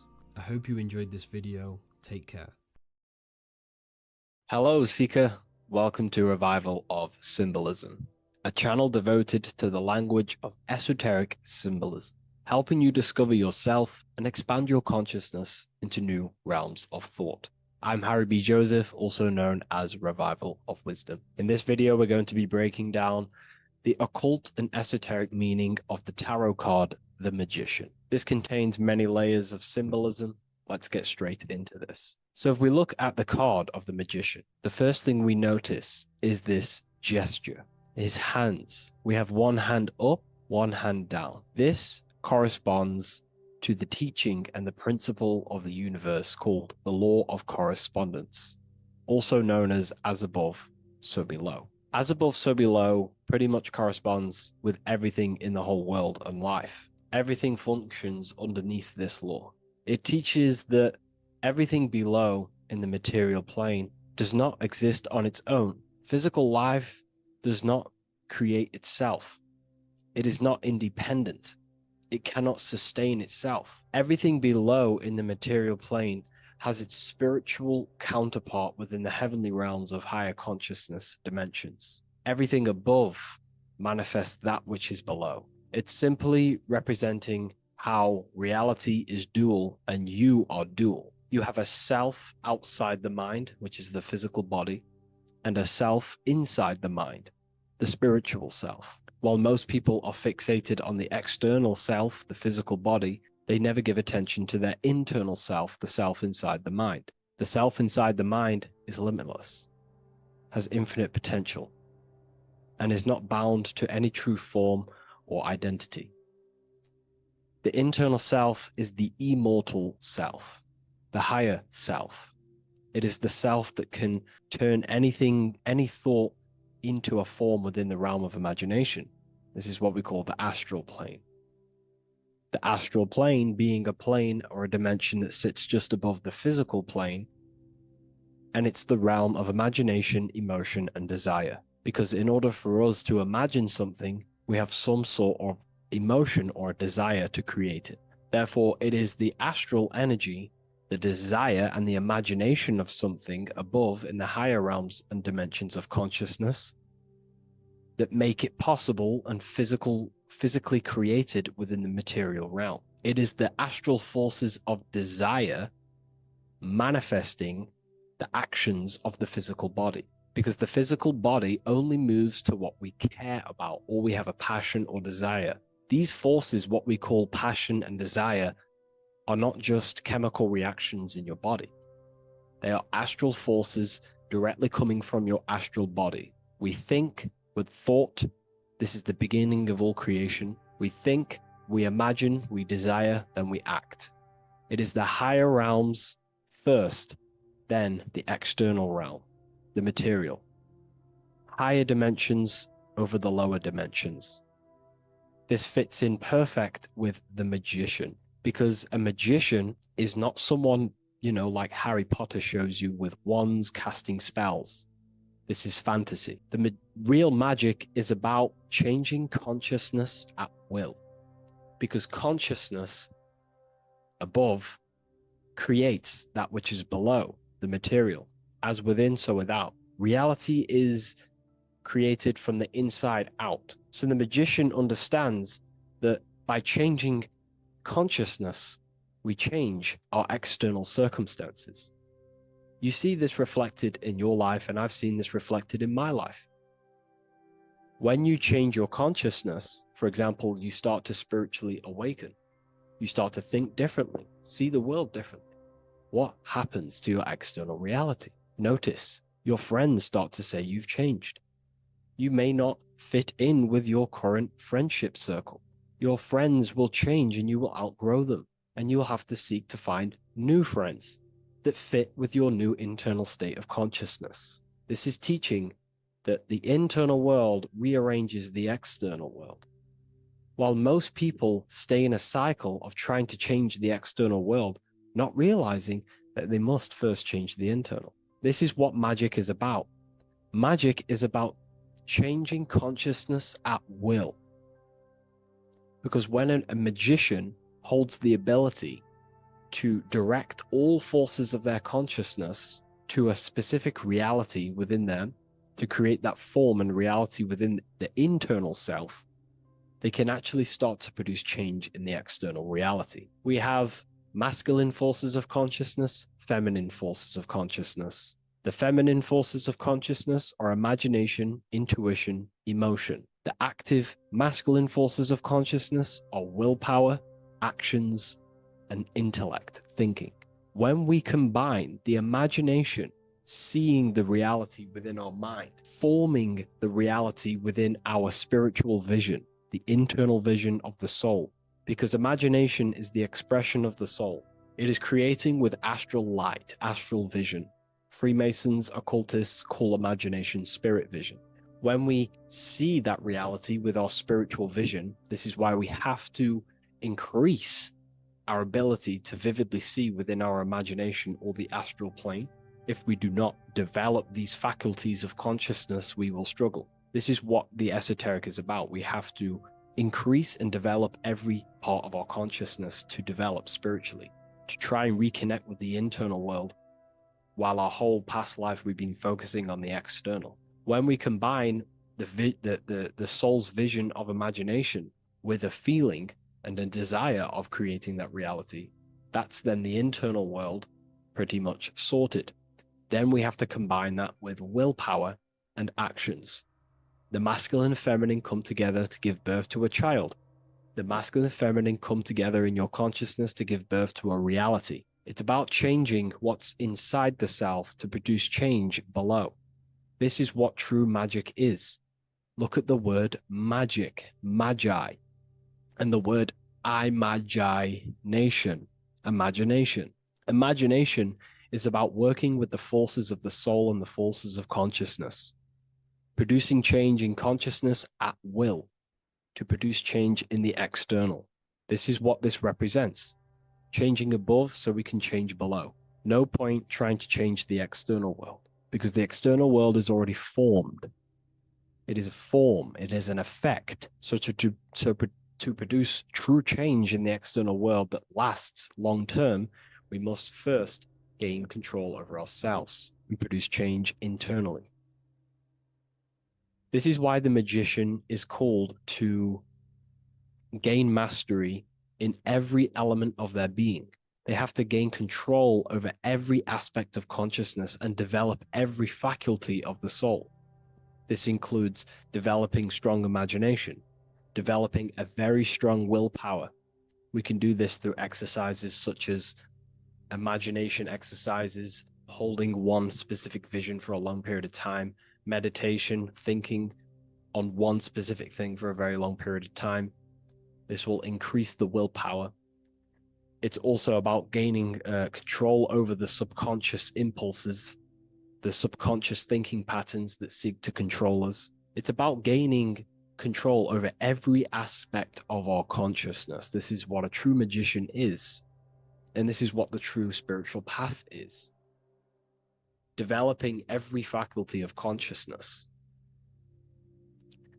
It's a never-ending journey of self-mastery. If we look at the magician, we see this infinity symbol rising just above his head, symbolizing the mind being filled with higher knowledge. The mind aware of higher dimensions.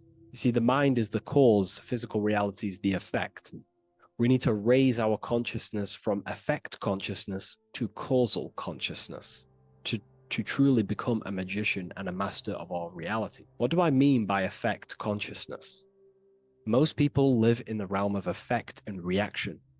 Their consciousness, their mind, emotions, and imaginations are constantly thinking, feeling, and imagining the things that have happened to them.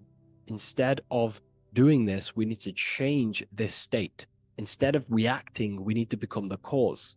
Instead of thinking and imagining and feeling the realities that's already gone past and things that have happened to us, we need to change this so we use the powers of the soul, the powers of consciousness as imagination, emotion, the intellect, as causes and not reactions. This is how we truly become a magician and apply this principle of as above, so below. We need to think, feel, act, imagine, and use all the faculties of consciousness and the creative powers of the soul to cause things, to create a better future, to imagine a better outcome, instead of dwelling in reactivity, because reactivity will create a constant cycle of negative manifestations. If we sit around and moan, complain, think, imagine, feel the things that have happened to us in the past, the mind is the cause. And if the mind is in that state of reactivity, it's just going to constantly create more negativity in your external reality. This is what it's all about, as above, so below. You can see the sword here. The sword cuts through the air. The air is one of the 4 physical elements. Fire represents the spiritual body of consciousness. Water represents the emotional body of consciousness. Earth represents the physical body of consciousness. Air corresponds to the mental body of consciousness. So this sword is a symbol of a sharp mind. The mind needs to become very sharp and very disciplined and very controlled, both consciously and subconsciously. What does this mean? We have to gain control over the mind. We have to become more conscious of the thoughts that are happening inside our mental field, because the mental field of consciousness is pretty much the birth of all creation. We think, imagine, feel, then act. So we must gain a sharp intellect, a sharp mind, a sharp, powerful mind. The sword is also a symbol of power. So this is a symbol of a powerful mind, a mastered mind. This is your sword. This is your tool to create, because you are a co-creator. As above, so below literally tells you that you are God itself. The same powers God used to think everything into existence, such as nature, the stars, the human body, the macrocosm, the world. God thought the world into existence. We live in a mental universe. All creation is first thought, then manifested physically. The same powers of thought God used to create the world is the same power that you use to create your world. You are cut of the same fabric of God. You are a microcosm, as above, so below. God is the macro, you are the micro. What is the wand? The wand is not real. This is not a real wand you cast spells with, but a symbol. The symbol of the wand represents direction of consciousness, willpower, and attention. We have two spiritual currencies which pretty much create our experience and reality: time and attention. That's why we say we spend time and I pay attention. These are your currencies. These are how you create and generate reality. Moving on to Jesus and Satan, we see there's an exact same symbolism within the ancient paintings. Jesus pointing up, Satan pointing down. Satan is the egoic force within one's consciousness. He is a symbol. Satan is not a real identity or being or entity. He is a symbol of a personality and a force within one's consciousness. Satan represents the negative forces of the ego that tells you to do things that is wrong. In your heart, you know what is morally right and wrong. Let's say you're thinking, you get a random thought of stealing an old lady's purse. You, in your heart, know that is wrong. But Satan is the force inside of you that says, do it anyway. Don't listen to the heart. Get the personal gain. I want the money. That's Satan. Jesus is the higher mind, the aspect of our consciousness that dwells above the ego. It's the part of our heart that desires the spiritual. Our heart is the generator of our reality. And whatever we desire is what we generate. You only take action and generate your life on what you care about or what you feel. If someone's talking about something you don't care about, you say, oh, I don't care about that. But if you care, you will listen. If you care about something, you take action towards it. If your heart desires the material, you have been taken over by the egoic force of Satan. Not a real entity, a part of your consciousness, a part of your nature, the dark side of yourself. Jesus represents a heart that desires the spiritual wisdom, the things that cannot be seen. The heart must desire the things that can't be seen, because this is what gives true satisfaction to ourselves. We feel void when we chase material things because nothing material can satisfy our hearts. So this is as above, so below. Jesus is the higher mind. Satan is the lower mind. We must place our hearts on the higher things and give our hearts and desires to knowledge, the things that we cannot see, because this is what gives us true fulfillment. We also see this symbolism in the Baphomet. As above, so below. The material realm below and the fire up here. The fire symbolizes spirit. The spiritual made manifest in the physical. This is all the same symbolism. It corresponds to everything. You can use as above, so below to determine truth. If someone tells you something, tries to make you believe it, and it does not correspond with the law of correspondence, then you know it's a lie. You can use as above, so below to manifest things. You can use as above, so below to see the world as a reflection of God. We are in God's kingdom. This is God's world, and you are creating in the world through the same powers of God, thought. You are a small version of God, co-creating a world and reality in earth. You yourself are an earth. Your body's the earth. Your consciousness is God and heaven. So I hope this video helps. The occult goes deeper than you could possibly imagine. If you wish to go even deeper, join our community, Ethereal University. Please leave a like, share, comment on this video for more. Welcome to Revival of Wisdom. What is good, people? Is Revival of Wisdom. We're back with another video. Today we're going to be talking about the importance of Saturn and the occult. Let's jump straight into this. So Saturn is the god of the earth, right? It's the time of God, change, destruction, physical matter. He creates and destroys, because the energy of Saturn is the key to crystallization. It wraps things in physical matter, right? He creates everything, all life forms, and he takes things back, because the day that you're born, that's the day that your expiry date is coming. The time is ticking until Saturn takes your life. This is why he's known as the Reaper. okay, as he's personified as eating his child here in this ancient Roman painting. As you can see, he's eating the child. We are all children of Saturn, right? He creates physical matter, our physical bodies, right? He's the god of time because he's the slowest moving celestial body. He's the Lord of the Rings, as you can see here. He's the last one on the ring. He's the slowest one moving, okay? So he is the Lord of time, destruction and creation, okay? This is why his name is Satan. He's the devil, okay? But I'm not saying Saturn's evil, guys. It's a part of life. Everything lives and dies, right? He's the key to crystallization. Now, as we have the clock here, our god Saturn, or Chronos in Greek, just means time. He's also the god of time, as I've already said. 60 seconds in a minute, 60 minutes in an hour, 24 hours in a day. Add 2 plus 4 equals 6. 60 seconds, 60 minutes, 2 plus 4 equals 6. That's 666. Okay? And as you see on the clock, 6 take away 12 equals 6. 7 take away 1 equals 6. 9 take away 3 equals 6. 6 is the number of Saturn. It's associated with Saturn, right? He's the god of time, of justice. Everything goes back to the Reaper in the end. Everything lives and dies. Now, the artwork of him, he's always got the Reaper staff.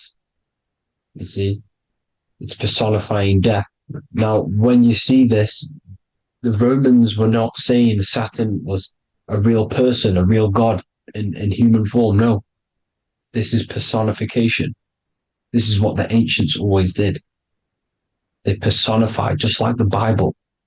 It's all personification.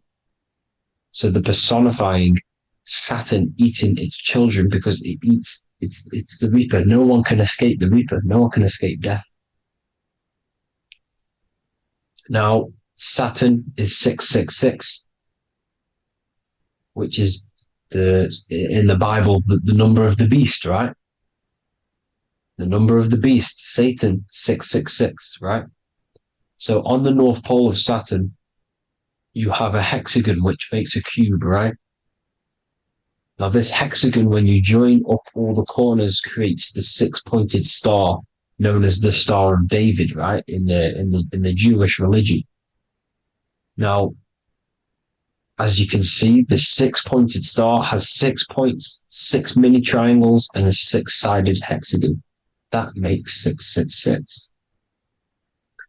And also, you have Saturday is named after Saturn, the 6th planet, the 6th day of the week, and has a 6-sided polygon in its north pole. That's also 666. Now, this Star of David, this symbol goes back thousands of years, and it originates from Saturn. It's not the Star of David, right? It originates from Saturn. It symbolizes the physical and spiritual aspect combined into one, which makes us humans, right? Also symbolizes the male and female combined into one. These two sacred energies create the human. We consist of both male and female energy, also known as the Seal of Solomon. And we all know if Solomon was a real person, he talks about communicating with 72 demons. He could apparently, in the text, he could communicate with 72 demons, and this is sorcery. This is black magic. Now, this symbol is associated with hexing people. When you place a hex on someone, that is a form of witchcraft, which a hex is just a curse. When you're cursing someone, this is black magic. Now, the black magician would stand in the middle of the symbol and cast his spells onto other people. Now, this symbol is obviously on the $1 bill, twice on the $1 bill. and it's very, very ancient symbol, and it originates from Saturn. And let's keep going. So the cube. So I've just said how you see the cube on the North Pole of Saturn, right? The cube is limited. It's a 3D shape. It symbolizes limitations to the physical 3D dimension, the third dimension, the physical realm which we are in. Now, as you can see, the color associated with Saturn is black, right? Black is infinite potential. Black is the creation of all things before there was light. Light is born out of blackness, darkness, okay? Now, black is physical matter. And as you can see, the black cube, black symbolizing physical matter, the cube being limited, as the physical realm that we are in is limited. It's not like the fourth dimension where everything can exist in a thought. The third dimension is limited, right? And this is what Saturn is. It limits you to the 3D 666. Your body limits you to your physical body. Now these black cubes are placed everywhere, as you can see: Australia, Denmark, Manhattan. There's one in New York. As you can see, the Apple have a cube. The Nintendo GameCube, Trump Tower is a black cube. This is worshipping the energy of Saturn, the god Saturn. Okay, it's not a god; it's a celestial energy. However, it rules over Earth because it pretty much created the physical realm. Now, as you see, when you go to a funeral, you wear black, a black suit symbolizing Saturn, which is the color associated, black. And as you see in Mecca, they walk around the black cube in rings. As you can see here, they're stood around in rings, like the Saturn, the rings of Saturn. The Mercedes symbol. You probably wouldn't notice that, but yes, it's Saturn. And when you graduate from university, you wear a black cube on your head. This is all symbolizing Saturn.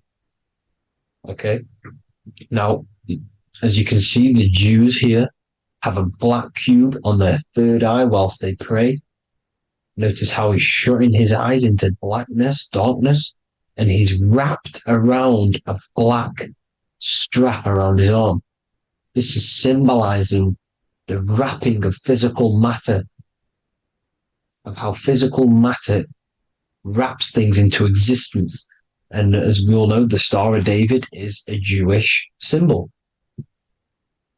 So he has the black cube and the Star of David, right? So all of these religions are secretly worshipping Saturn.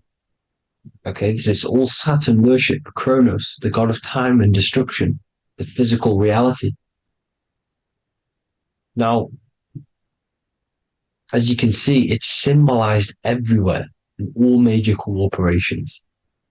Pepsi, internet, that's obvious. NASA, of course, NASA. NASA means to deceive in Hebrew. Universal, Walkers, that one's so obvious. Nike, Toyota. So many different ways they symbolize it. You either see the rings of Saturn or the black cube, as I just showed you here, the Nintendo and the Mercedes, right? It's absolutely everywhere. Now, they also use 666 to symbolize it, as I've just broken it down to you. 666, the World Economic Forum. We all know how they're trying to enslave us into this new world agenda. Google Chrome, CERN, Disney, Coca-Cola, Cadbury's, all of these have 666. Now, every UPS barcode has 666. And even www. Is Hebrew for 666, as you can see here. Monster. It's the same Hebrew letter.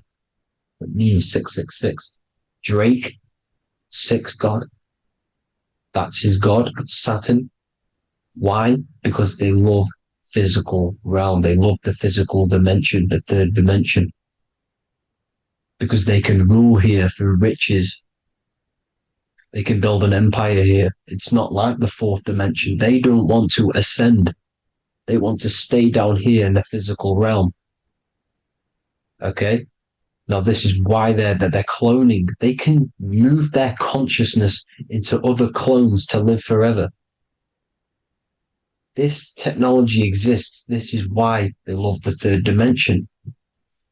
As you can see, all of these sellouts here, Drake, Leonardo DiCaprio, you know, all of these people doing 666 because this is their God.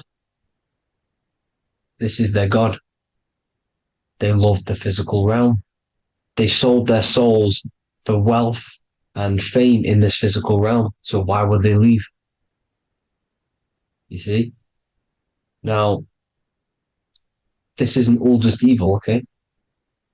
So you have 7 chakras, right? You have 7 days of the week, 7 solfeggio scale notes. These are frequencies, the solfeggio scale. Now, it's called the Saturn moon matrix because the moon symbolizes your mind because you're created out of the Holy Trinity, which is body, mind, and spirit, right? That's the triangle, the equal triangle, body, mind, and spirit. Now, the 3 main celestial bodies are Earth, Moon, and Sun. The Earth being your physical body, the Moon being your mind, and the Sun is your soul, hence why it's called solar. It's a solar soul. Now, these symbols are alchemical symbols. So when you're doing alchemy, you use these symbols to obviously symbolize what we're talking about. Now, as you can see, these are all the symbols of the planets. Of Saturn is created out of the moon on top, the moon on the bottom and the earth on top, as you can see here. You see? And this creates the number 5.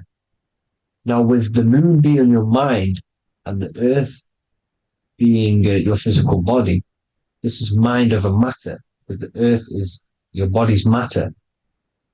This is matter over mind. You don't want to be matter over mind. This is low states of consciousness. You won't be mind over matter. You see, to manipulate matter, to create your own reality. Now, obviously, we all know Saturn is associated with the lowest chakra, which is the root chakra. This is to deal with your animal instincts. When you're down here, you identify as the physical body. You don't know anything spiritual. You're you have a pure physical mind. You don't believe in anything spiritual. This is survival mode, consumption. They want you trapped down here, which is matter over mind. They don't want you to create your own reality, which is mind over matter. You see? Now, that's what Jupiter is. Saturn is the moon on the bottom and the earth on top. But Jupiter is the moon on top with the earth on the bottom. That's mind over matter, you see? So, these chakras are an ascension process from matter, physical matter to spiritual. This is the ascension. This is the stairway to heaven. This is Jacob's ladder. You see? Now, the number 5, which is obviously associated with Saturn as well, which create the symbol for Saturn, created the number 5. You have 5 senses, 5 elements, 5 physical elements. As we all know, Saturn crystallizes everything into physical matter out of the 4 elements. 5 fingers and toes, 5 points of man. Okay, the number 5 is the number of justice. Saturn holds things back. He restrains things from you, makes you learn the lesson. Now, 666 is not all evil. 666 is the atomic structure of the carbon atom. 6 protons, 6 electrons, 6 neutrons, right? We are carbon-based life forms. All life forms are based on the bonding properties of the element carbon. Because Saturn crystallizes everything into physical matter. Now, the Masons symbolize this with the checkered boards. They have the black square, which is obviously matter, as I just said, the black cube. And spirit is the white square, because white is eternal light. White and light, you see. Black is physical matter. Now, this is what we are. The point of our soul is to transmute from matter to spirit, but these are interchangeable. This is the constant cycle between spirit and matter, spirit and matter. High vibrational matter turns into spirit. Low vibrational spirit turns into physical matter. You see? Now, we are carbon-based life forms. This is what 666 is, the number of the beast. When I say we, the physical body is the beast. It's the animal. It's the carbon suit to operate in this physical dimension, in this physical realm. See? It's the vehicle used to operate in this physical realm. But your mind isn't from this physical realm, you see? The brain is the physical manifestation of the soul. Okay? So, as you can see here, the spine is an extension of the brain. Everything goes back to the brain. This is literally what your physical body is. You see, this is the nervous system, and everything reports back to the brain, and everything's controlled from this control center. And this spinal column, at the top of the spinal column, is your third eye, which is known as the pineal gland. And this is the seat of consciousness. It's the center of consciousness. That is your true self, pure consciousness. This body is just a physical body. This body is mortal. This body runs out, but your consciousness lives forever. They don't want you knowing this. This is why they keep you down here in your lower chakra. They want you to believe everything is just physical. They don't want you to believe in the spiritual side of reality. Because this way they can manipulate you, right? They want you matter over mind because they know your mind creates reality. They know your mind is the root cause of reality. You manifest your own reality from the inside out. So this is why they control your perception of reality. They control your information in order to manifest their new world order. You, who are ignorant to knowledge and wisdom, you who are ignorant are manifesting their agenda because you accept their information and their perception of this reality. Now, this is why they tell you the globe model, the heliocentric model, to trap you into physical matter. Now, if you understood about this true form of this realm, you'd understand that there's a spiritual side behind everything. The spiritual side, something has to exist. The root cause of reality is higher planes of existence. It happens in the mind before it happens on the physical plane. You see? They don't want you knowing this. They want you matter over mind, which is the symbol for Saturn. Moon over Earth. The Holy Trinity.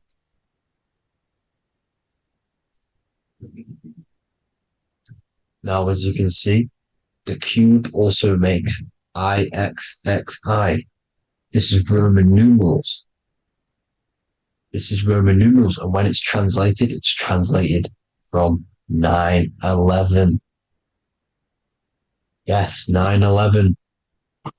This is the secret code of the One World Order. the two twin towers, when the two become one. Okay, when the two become one, this is how you reach the higher states of consciousness, the physical and spiritual. Now, as you can see, the 9/11 memorial are two black cubes. It's two black cubes. This is all Saturn worship. Now, I'm not saying that Saturn is an evil celestial body, right? No, everything has a good side and a bad side, right? It's duality. The spirits of Saturn on the dark side are the most evil demonic spirits. Now, these are the spirits that these are invoking through these rituals, right? Yes, 9/11 was a massive ritual. It's a satanic ritual, okay? Now, we all know Elon Musk. Elon Musk is coming with the mark of the beast. And English gematria, this equals 666, right? 666, as I said, is the number of the beast. You are the beast, your physical body. You see how the Bible twisted things up to make things more confusing, right? But it's there. You just have to have the knowledge to be able to read the Bible properly. As we all know, we had this virus. I'm not going to say the name because I'll get flagged. This virus adds up to 666 because this is all part of the New World Order. It's all part of keeping you in this physical dimension. Okay? Now, as you can see here, Novus Ordo Secularum on the back of his shirt, on Elon Musk's shirt, this is also on the $1 bill, Novus Ordo Secularum. This means New World Order. Yes, New World Order. This is on the back of Elon Musk's shirt. And as you can see here, he owns Neuralink, which is the brain chip, which they're going to be putting into implanting this onto your brain. This is the New World Order to connect you and merge your consciousness with AI. Neuralink and Meta, he owns Meta as well, which is the metaverse. These are going to be linked in, hence why they have the same symbol, but just in a different format. It's the infinity symbol. And the infinity symbol comes from the torus field, as you can see here, your electromagnetic field from around your body. Now, the end goal is for this New World Order is to trap your consciousness inside of an alternative reality being projected from the metaverse. Because the metaverse will be the reality, Neuralink will be the brain chip inside of your brain, projecting your consciousness into an alternative reality while they harness your energy of your physical 666 body. Now, this stuff gets real deep, people. Now, this is the end goal of the New World Order, is to connect you with AI. This is why they're trapping you and keeping you in these lower states of consciousness in the Saturn-associated root chakra, so you don't find out about the spiritual side of reality. Because if you knew the truth of this reality, you wouldn't connect to AI. You see, you have the power within you to travel to other worlds, the astral plane, for example. You travel to different worlds when you are sleeping. Okay? They want you to know it's just a dream. However, their end goal is to trap your consciousness and feed off your energy, spiritually and physically. Okay? I don't know why these people are just pure evil. As I said, evil love bondage. They love the physical dimension. They don't want to ascend to other realms. These evil love the third dimension. This is why evil spirits will inhabit bodies, exorcisms, because they miss being in the physical realm. They miss it. Evil love bondage. So this is why they're cloning and putting their consciousness in clones to stay in this third dimension, to stay as further away from the source as possible. Okay? This is why they're doing it. And this is how it's all linked in. So I hope you all enjoyed this video. Hope you gained some wisdom. Please feel free to join the Telegram. And please leave a like and a subscribe. Thank you all, people. God bless.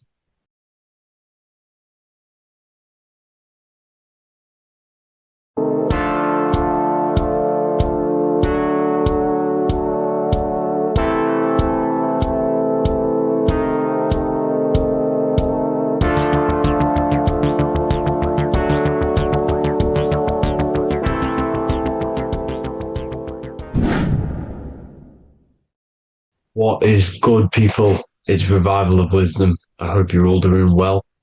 And this video is how to raise your holy oil or your kundalini. Let's get straight into this.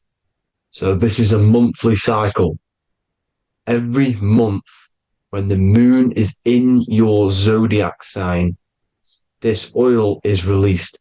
Now, the moon is in control of monthly cycles. For women, it's the menstrual cycle, and as well, this holy oil cycle. The moon changes sign every 2.5 days and passes through the zodiac signs in 27 days. So the moon tells the day, the sun tells the time, the stars tell the month. This reality is a massive clock, if you like to say. It's a cycle. Okay. The moon controls the night, emotions, water, fluids, and the mind. Okay. So this oil is produced in the claustrum. It's produced in the claustrum, which is here, right?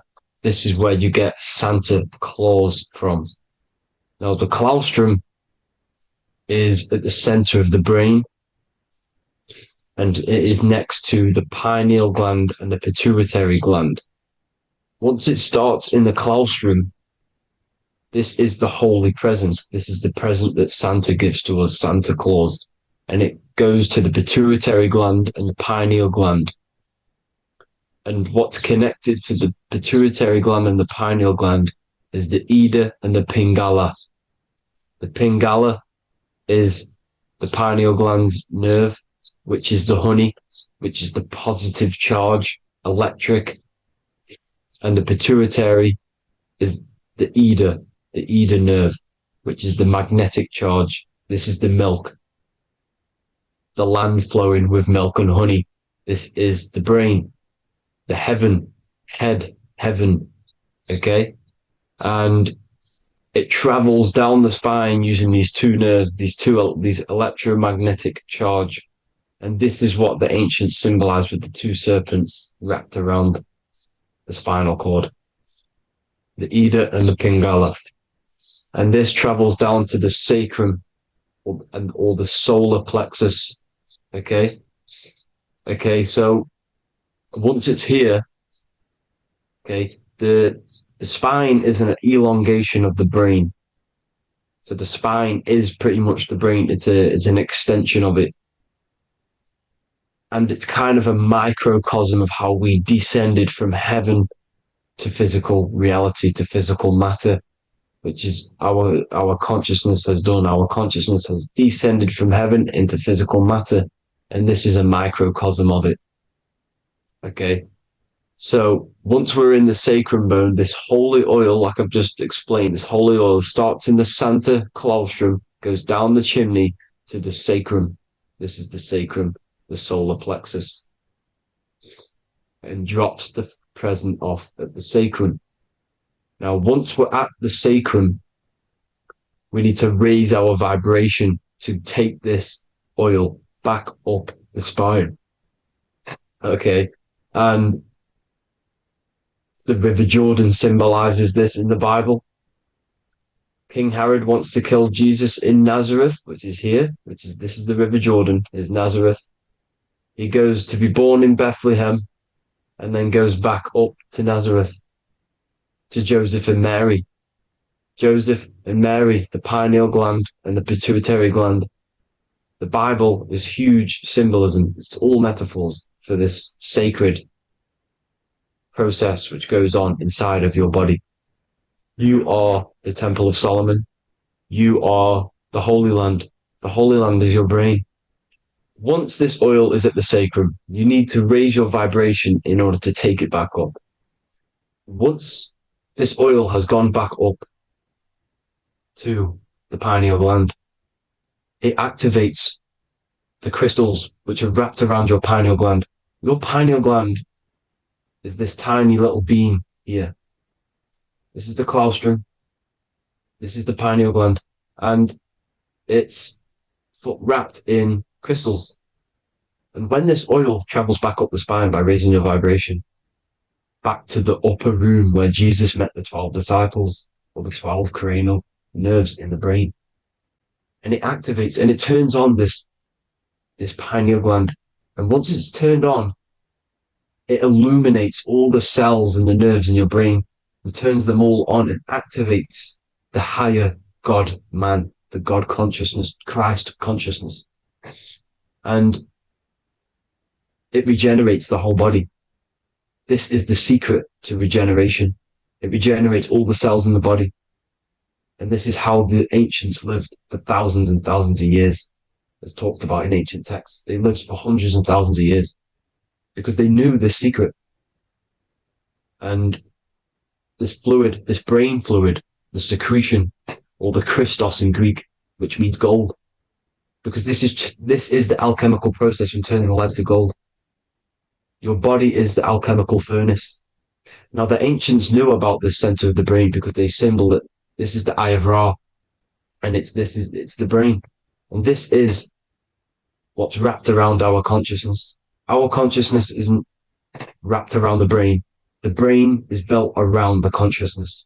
We are the consciousness. You don't have a soul, you are the soul. Okay? Now, the head, heaven, hell, heel at the bottom of your foot, that's hell.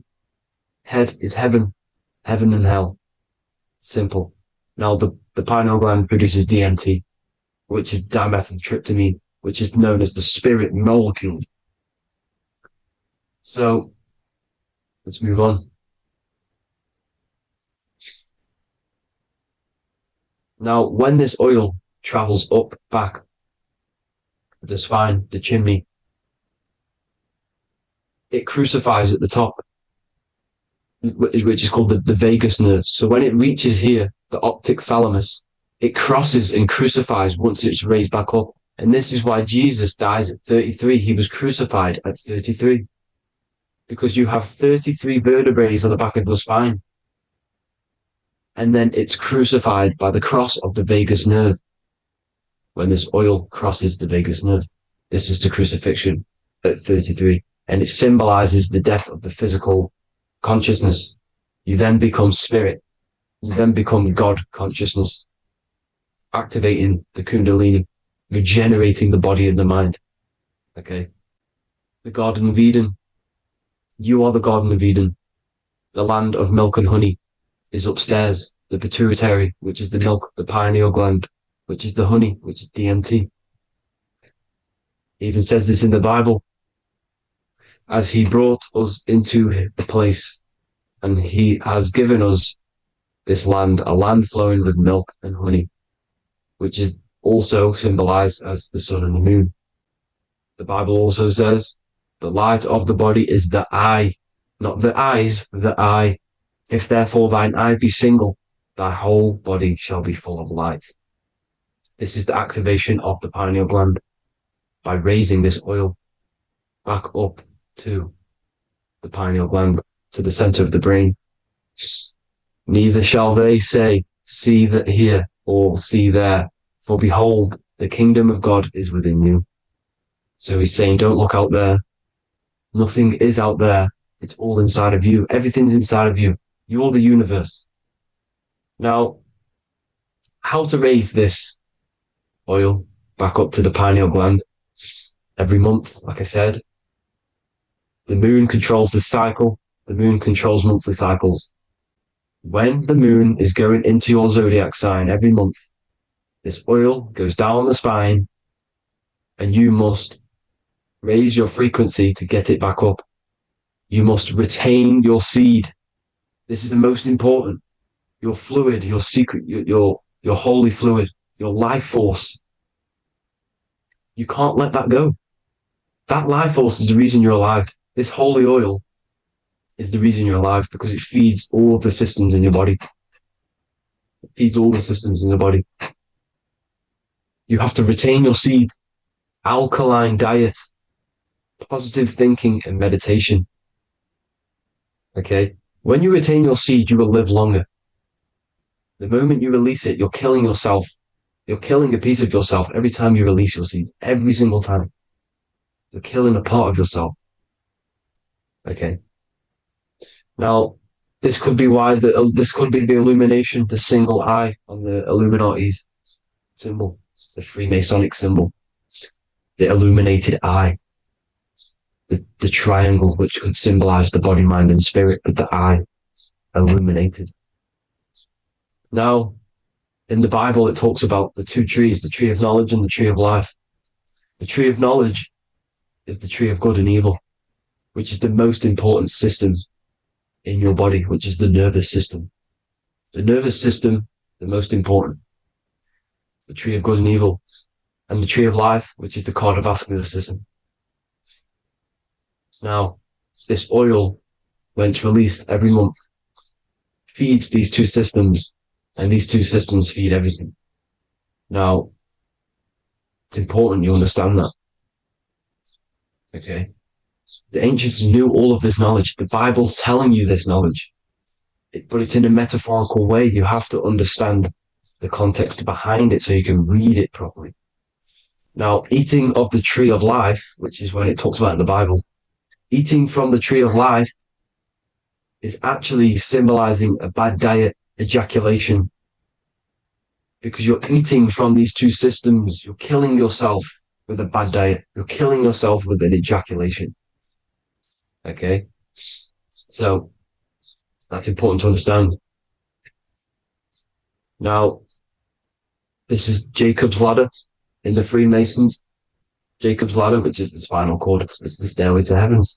And this is Jack and the Beanstalk when he goes up the beanstalk and finds the golden egg in the grey clouds. The grey clouds symbolize the grey matter in your brain. Now, the Garden of Eden talks about the 4 different rivers in Garden of Eden. As we see here, the North Pole map, the ancient North Pole map, because the center of the earth is the center of the torus field. Everything's the torus field. Atoms are torus fields. Everything's torus fields. You are the universe. Everything is within you. The North Pole is your spinal cord. This is why they say Santa Claustrum comes from the North Pole. This is the North Pole. And the Santa Claustrum is the center of your brain. Now, there's 4 rivers which come from the Garden of Eden. There's the blood, the Christ oil, which is the oil we're talking about, urine, and saliva. These are the 4 sacred oil, 4 sacred fluids in your body. And these are constantly abused in today's society. These secret societies are targeting these fluids. Okay? This is why porn is free. They sexualize society through Disney. Go and look at some of the Disney movies. There's so many subliminal messages which sexualize these children because they want you sexualized. So you release your seed, which is one of the holy fluids in your body, especially your semen, your sexual energy. So important you retain this. So important, because it's your life force. It keeps you alive. Okay. Now, let's recap on this. If you want to raise your oil every month, you can't just retain your seed for the month. You have to retain your seed forever. Don't just do it for a couple of days. Have to do it. It's a lifestyle. You want to become God consciousness, you got to do what it takes. It's hard in this society because this society is made around, it's designed to kill you pretty much. It's designed to keep you in these lower states of consciousness with all the bad food, the chemicals in the food, the chemicals in the water, the sexualized TV programs, sexualized adverts, sexualized TikTok and apps, videos, subliminally stimulating you because that is your weakness, sex. It's your weakness. Now, you have to retain your seed, meditation, and an alkaline diet. Why alkaline? Because acidic is low vibrational. This is the color spectrum. And what's the highest vibrational color? Violet. It's the lowest, red. You have to have an alkaline body in order to raise this oil. When you drink, when you have a bad diet, when you drink alcohol, when you smoke, this destroys the oil. It destroys the oil in your sacrum and it can't be raised again, can't be raised up. This is why it's so important. Without that oil, you don't live. That oil makes you live. It feeds everything in your body. It's crazy how we're not taught this. It's insane. But that is how you raise the oil, people. I hope you all gain some knowledge out of this video. And I hope this assists you on your journey, your spiritual journey. And please like and share this video. We need this knowledge out to the public to wake up humanity. Thank you all, people. God bless.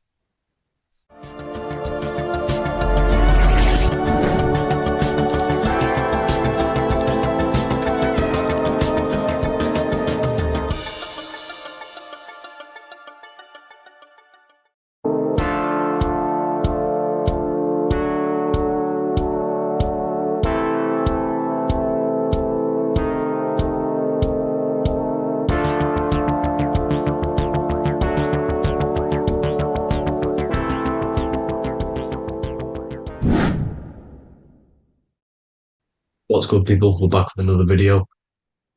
This is going to just be a quick video. Manifestation, magic, bending reality.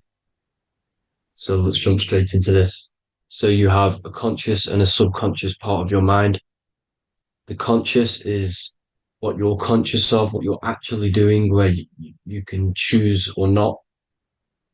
However, the subconscious is the part of your brain which is automatic.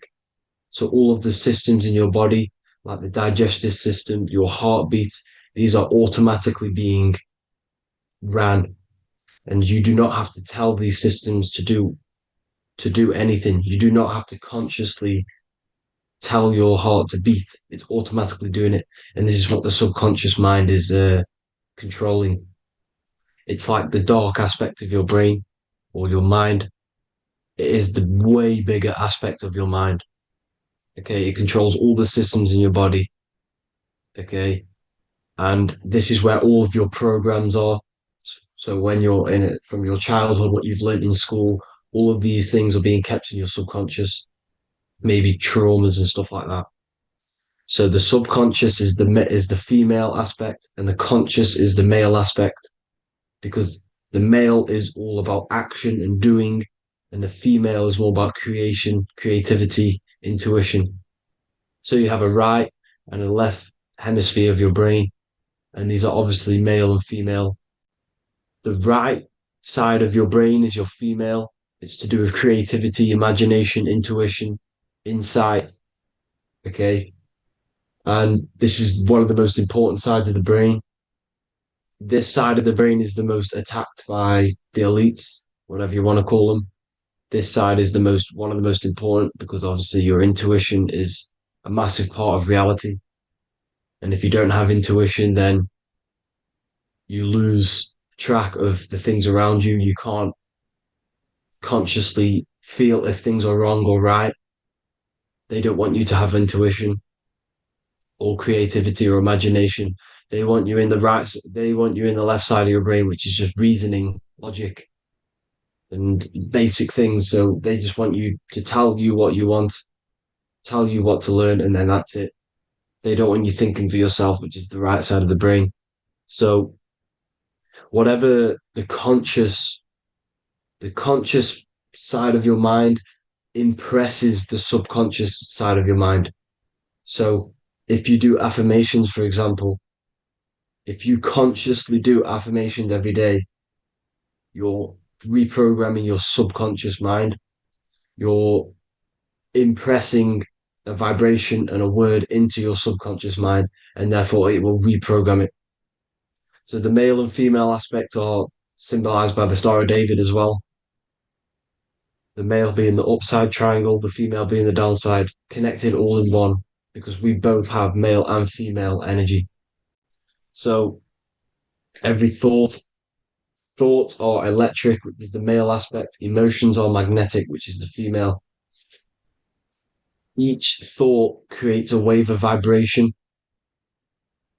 in all directions. So think of it like a water drop in a pool, but it going out in every single direction. It's not just flat. And these thoughts have a certain frequency, well, has a certain vibration. That vibration has a certain frequency. And this affects your aura. Every thought, every emotion directly impacts your aura and the strength of your aura. So if you're angry all the time, your aura in the astral plane will look red. However, if you're happy, it'll be more like blue and green. So it's very important. Your electromagnetic field is created out of your emotions and thoughts. And that affects reality because you're 60% water, and frequency and vibration create certain patterns and has a certain effect on water. We'll get into that after this slide. So each thought that people are thinking around you, you are actually subconsciously picking up these thoughts because it's emitting this vibration in all directions. So this is why you can pick up thoughts of other people on the odd occasion. However, when you're more in tune with your intuition, your right side of your brain, you can start to pick up on vibrations, thoughts, and other people's auras. You can pick up on the energy once your third eye is open, and you know whether you should be in that environment or not. This is what we call an atmosphere. When we go into a room and you can feel the tension if someone's been arguing, for example. This is the atmosphere, this is the vibrations, these are people's auras emitting these certain frequencies and vibrations. Okay, so our aura is contained of multiple layers. Obviously, we have the physical body. This is the electromagnetic layer. However, you have the different planes of existence, the spirit, mental, astral, etheric, and then physical. The physical is the lowest plane of existence. And the physical plane is a product of all of the planes above. So the mental impresses on the astral impresses into the etheric, and then the etheric creates the physical object. So the mind is the root cause of reality. The mind is the cause of everything. Your consciousness is pure cause. There's no effect. Everything you see in this reality is the effect. Everything that you experience is the effect, because the root cause was the mind. The decisions you made you experience that certain experience. And that decision was created on the mental plane. And this is just pure thoughts. And thoughts are things. If it exists in your mind, it is a thing. It's a certain frequency. So if you have a certain level of thoughts, if you're thinking positive, for example, you're going to have a strong aura, you're going to have a higher vibration, and that attracts like. Like attracts like when it comes to thoughts and vibrations and electromagnetism. So if you're thinking positive all the time, speaking positive, doing positive, you're then creating a higher vibration, and that's going to attract people on that similar frequency to you. Everything is electromagnetism, frequency, and vibration. Everything. You see, so this is why, for example, if I put my hand to a TV screen, if my finger was the same vibration as the TV screen, it would go straight through it. However, the particles in my hand and the particles on the TV screen are two separate vibrations, and this is what causes the friction to stop and not my finger to go straight through it. So, like I said, when you don't feel the vibe of someone, when you don't feel right, you don't really get along with someone, this is a vibration. Your vibrations are not matching, they're not similar, they're two complete different vibrations, and they're not aligning properly. So music has a massive part on this. Music is a massive, massive tool for the elites because music is frequency. And in 1975, the musical instrument are all tuned to 440 hertz. So Spotify, Apple Music, most of the music on YouTube is all set to 440 hertz. And 440 hertz is not divisible by 3, 6, or 9. And when you can't divide a frequency by 3, 6, or 9, it's not a natural frequency. As you can see here, this is 432 hertz. This makes a nice geometric pattern.